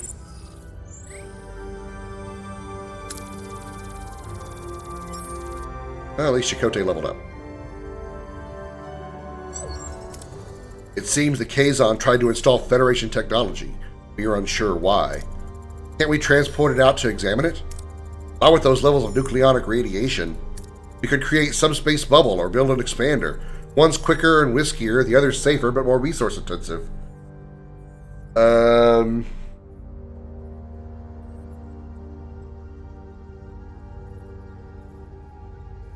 Yeah, that's not that much. We won't risk lives no matter how expensive it is. One expander. How on earth did the Kazon get their hands on Federation technology? The most probable explanation is that someone on our ship gave it to them. I don't like this. If technology changed hands, maybe it happened on the planet earlier. Who could have met them while you were on the surface? I can't possibly imagine who could have possibly had time to give them Federation technology. It's not like we had any crew that was off doing things and not in contact with us. Oh.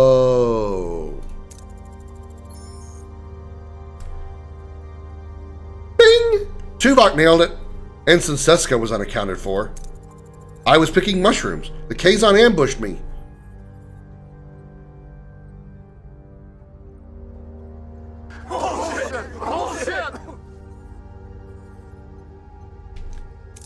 Quite. I suggest interviewing the Kazon survivor, Captain. Captain, this raises serious security concerns with Maquis personnel in critical areas.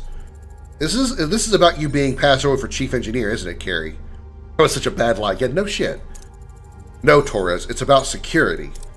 Convenient timing, Carrie. Almost like someone wanted to make the Maquis look like the perfect scapegoats. Enough. We'll determine the truth through proper investigation. Sick bay to Captain Janeway. It's the Kazon. His own blood cells are killing him. I need to perform a complete pyrocyte replacement to save him. Requesting authorization. Are we equipped for this procedure? I've already run a crew compatibility analysis. I also noticed Ensign Seska never provided a blood sample. Dun dun dun! I had a childhood disease and I was warned never to donate blood.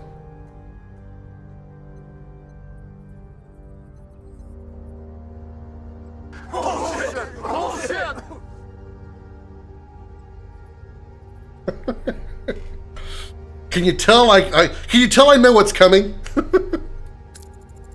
I already found enough compatible blood donors among the crew, but we still require a blood sample for general medical purposes. I don't see the point in that, Doctor. Seska's Jehovah's Witness now? Order Seska to provide a sample now. Yes. Take your Bajoran ass down there and go provide a sample of your Bajoran blood.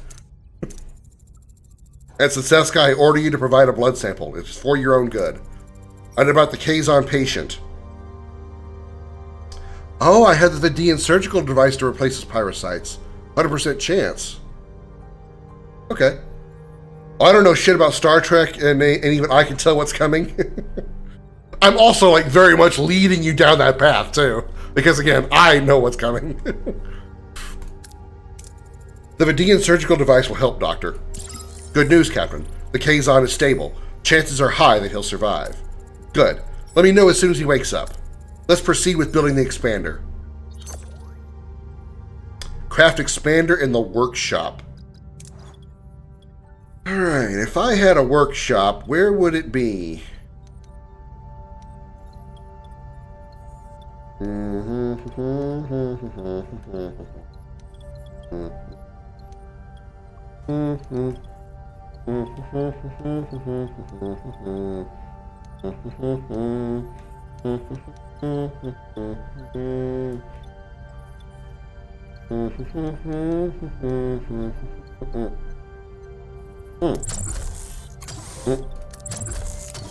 Clear these out while I'm here real quick.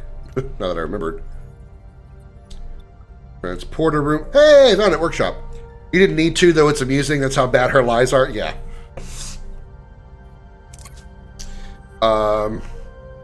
Expander. Oh, it doesn't cost that much. It takes 4 days. Get to work. We'll get some food now that we actually are using food. Ruined room complete.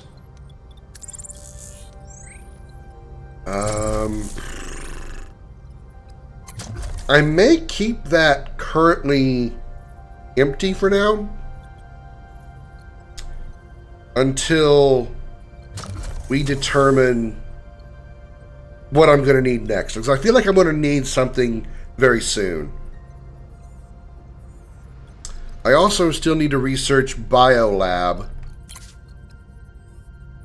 which I still don't have. Right there. Yeah, still don't have access to it. Okay. Hopefully very soon. Turn to the Kazon Raider to recover the console. Okay, yeah. How much do we... We have 1,000 already. We don't need that much. Let's not take any risks. Cool. We didn't even get a full amount and we still left half of it behind. Alright. Oh,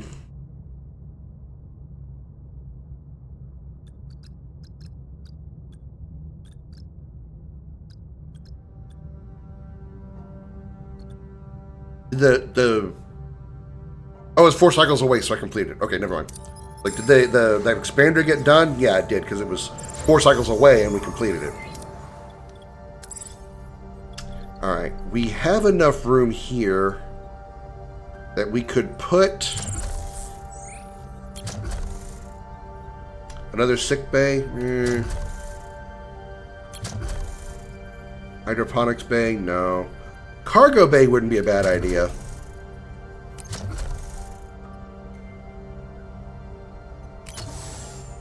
We could actually do it do two cargo bays side by side.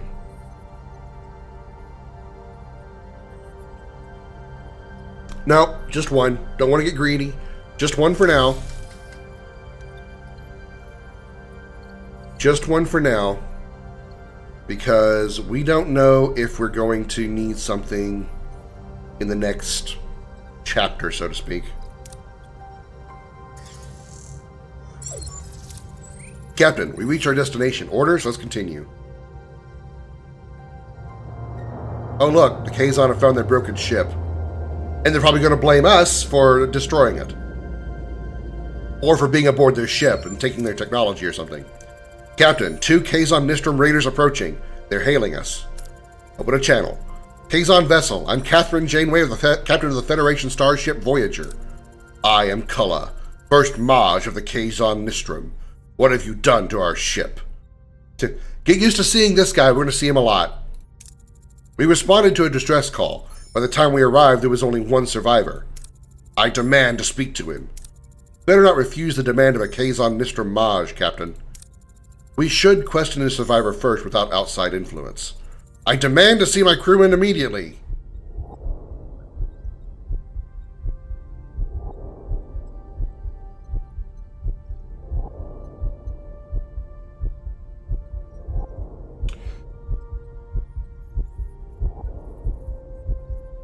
We do allow them to board. Or I should say in the show they allowed them to board. And the Kazon murdered the Kazon survivor. We're going to decline for now. Your choice has consequences. I have to refuse. You can visit him later. That is unacceptable. No one opposes the first Maj of the Kazon Nistrum. We will take the damaged vessel with us. You have no right to interfere in our affairs. Keep your hands off our ship, or it will be considered an act of war. War, Captain! We still haven't used the expander yet, and our technology is still aboard it.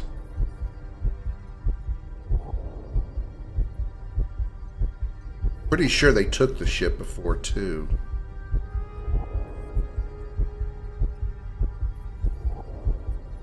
No, they destroyed it. They destroyed it to remove the evidence, I think.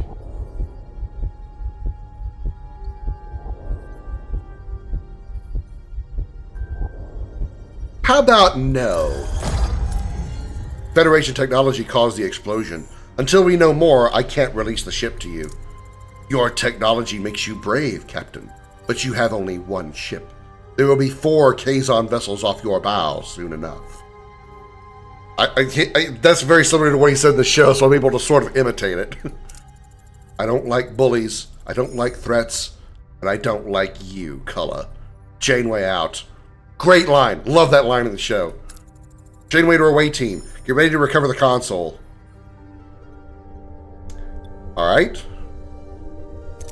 Recommended trait survivalist, so Chakotay has to go. So we need wrench and science thingy there. Well, Harry Kim covers that one pretty well, but B'Elanna does better, at least on one of them. So I think I'm going to bring B'Elanna for the wrench and Harry Kim with the flask. He's got a higher science rating. Captain, we're back on the Raider, but the bridge entrance is jammed shut. I'm positive it was open before. What a weird coincidence. He's not going to get this, but blow the door! Open. Blow the door. Open. Oh, nice. With a controlled explosion, the team blows a large hole in the door. They climb through and reach the bridge. Captain, the bridge has been tampered with. How do we proceed?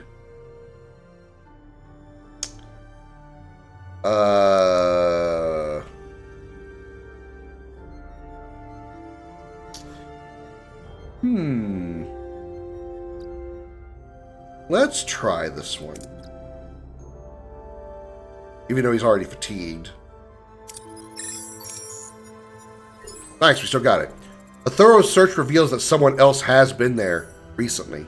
They notice a trap next to the force field and disarm it. Whoever was on the bridge didn't want us recovering that console. Use the expander to rotate the force field away from the console. Okay.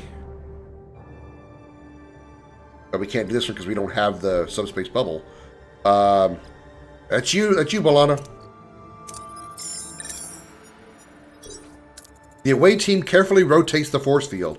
However, they discover the console is fused to its surroundings, making removal a challenge. The console is fused to its surroundings. Suggestions, Captain?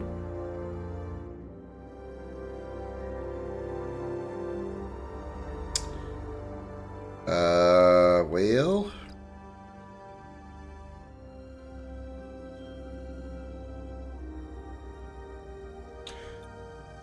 Ugh, that's a very high number and there's risk involved. Oh. Let's recover only the essential parts. Less chance of failure here. And no risk for injury. The away team carefully removes the essential parts from the damaged shell of the console. They return to Voyager with the console's core components.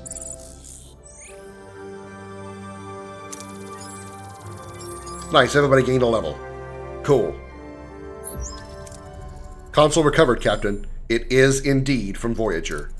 What was it supposed to be? Analyze the console. 75% chance of scanning it? Alright. Analyze its purpose. Failure. Uh-oh. No chance. The thing was fried in the explosion. Well, I know what it is. The game's not going to tell you, but I know what it is. Alright.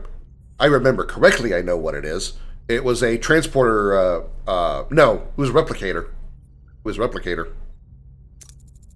Well, no matter what it was supposed to be, we know it was Federation technology. Voyager technology. We have a traitor on board. Captain, I propose a full investigation which would require I suspend my other duties. Approved, Lieutenant. Let's hope our Kazon patient wakes up soon. I need answers. Tuvok unavailable. Oh. Trek, are you still there? Look who we found. Lieutenant Nunez. With Tuvok currently unavailable, his duties as Chief of Security will be temporarily covered by Lieutenant Nunez. A no-nonsense military man, Lieutenant Nunez is always prepared for any contingency. He'll make sure every security protocol is strictly observed, leaving no room for error. Lieutenant Nunez was part of the original Starfleet crew aboard Voyager when it launched. His presence will ensure a seamless transition. Vigilance is non-negotiable. Lieutenant Nunez. Wow, isn't he deep? Alright. Alright. Cool. Cool. We made some really good progress here. I like it. I like it a lot. I'm still enjoying it.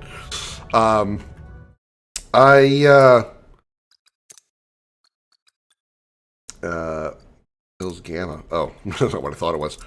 Main menu, accept, and exit. Okay.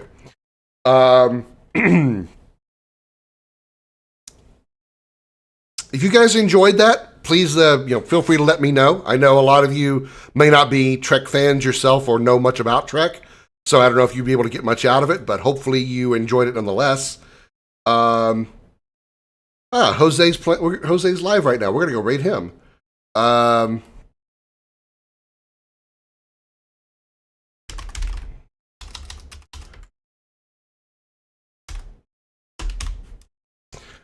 But yeah, if you guys enjoy that, feel free to let me know. I know it's not the most exciting, compelling content because it's me just, clicking buttons and talking and reading, But if you guys want to keep seeing that, then I'll keep going. But thank you so much for being here. We're back tomorrow. Tomorrow is Community Sunday. Bring your games and let's rock the house. Until then, have a good night, everybody. Tell Jose I said hello. Bye.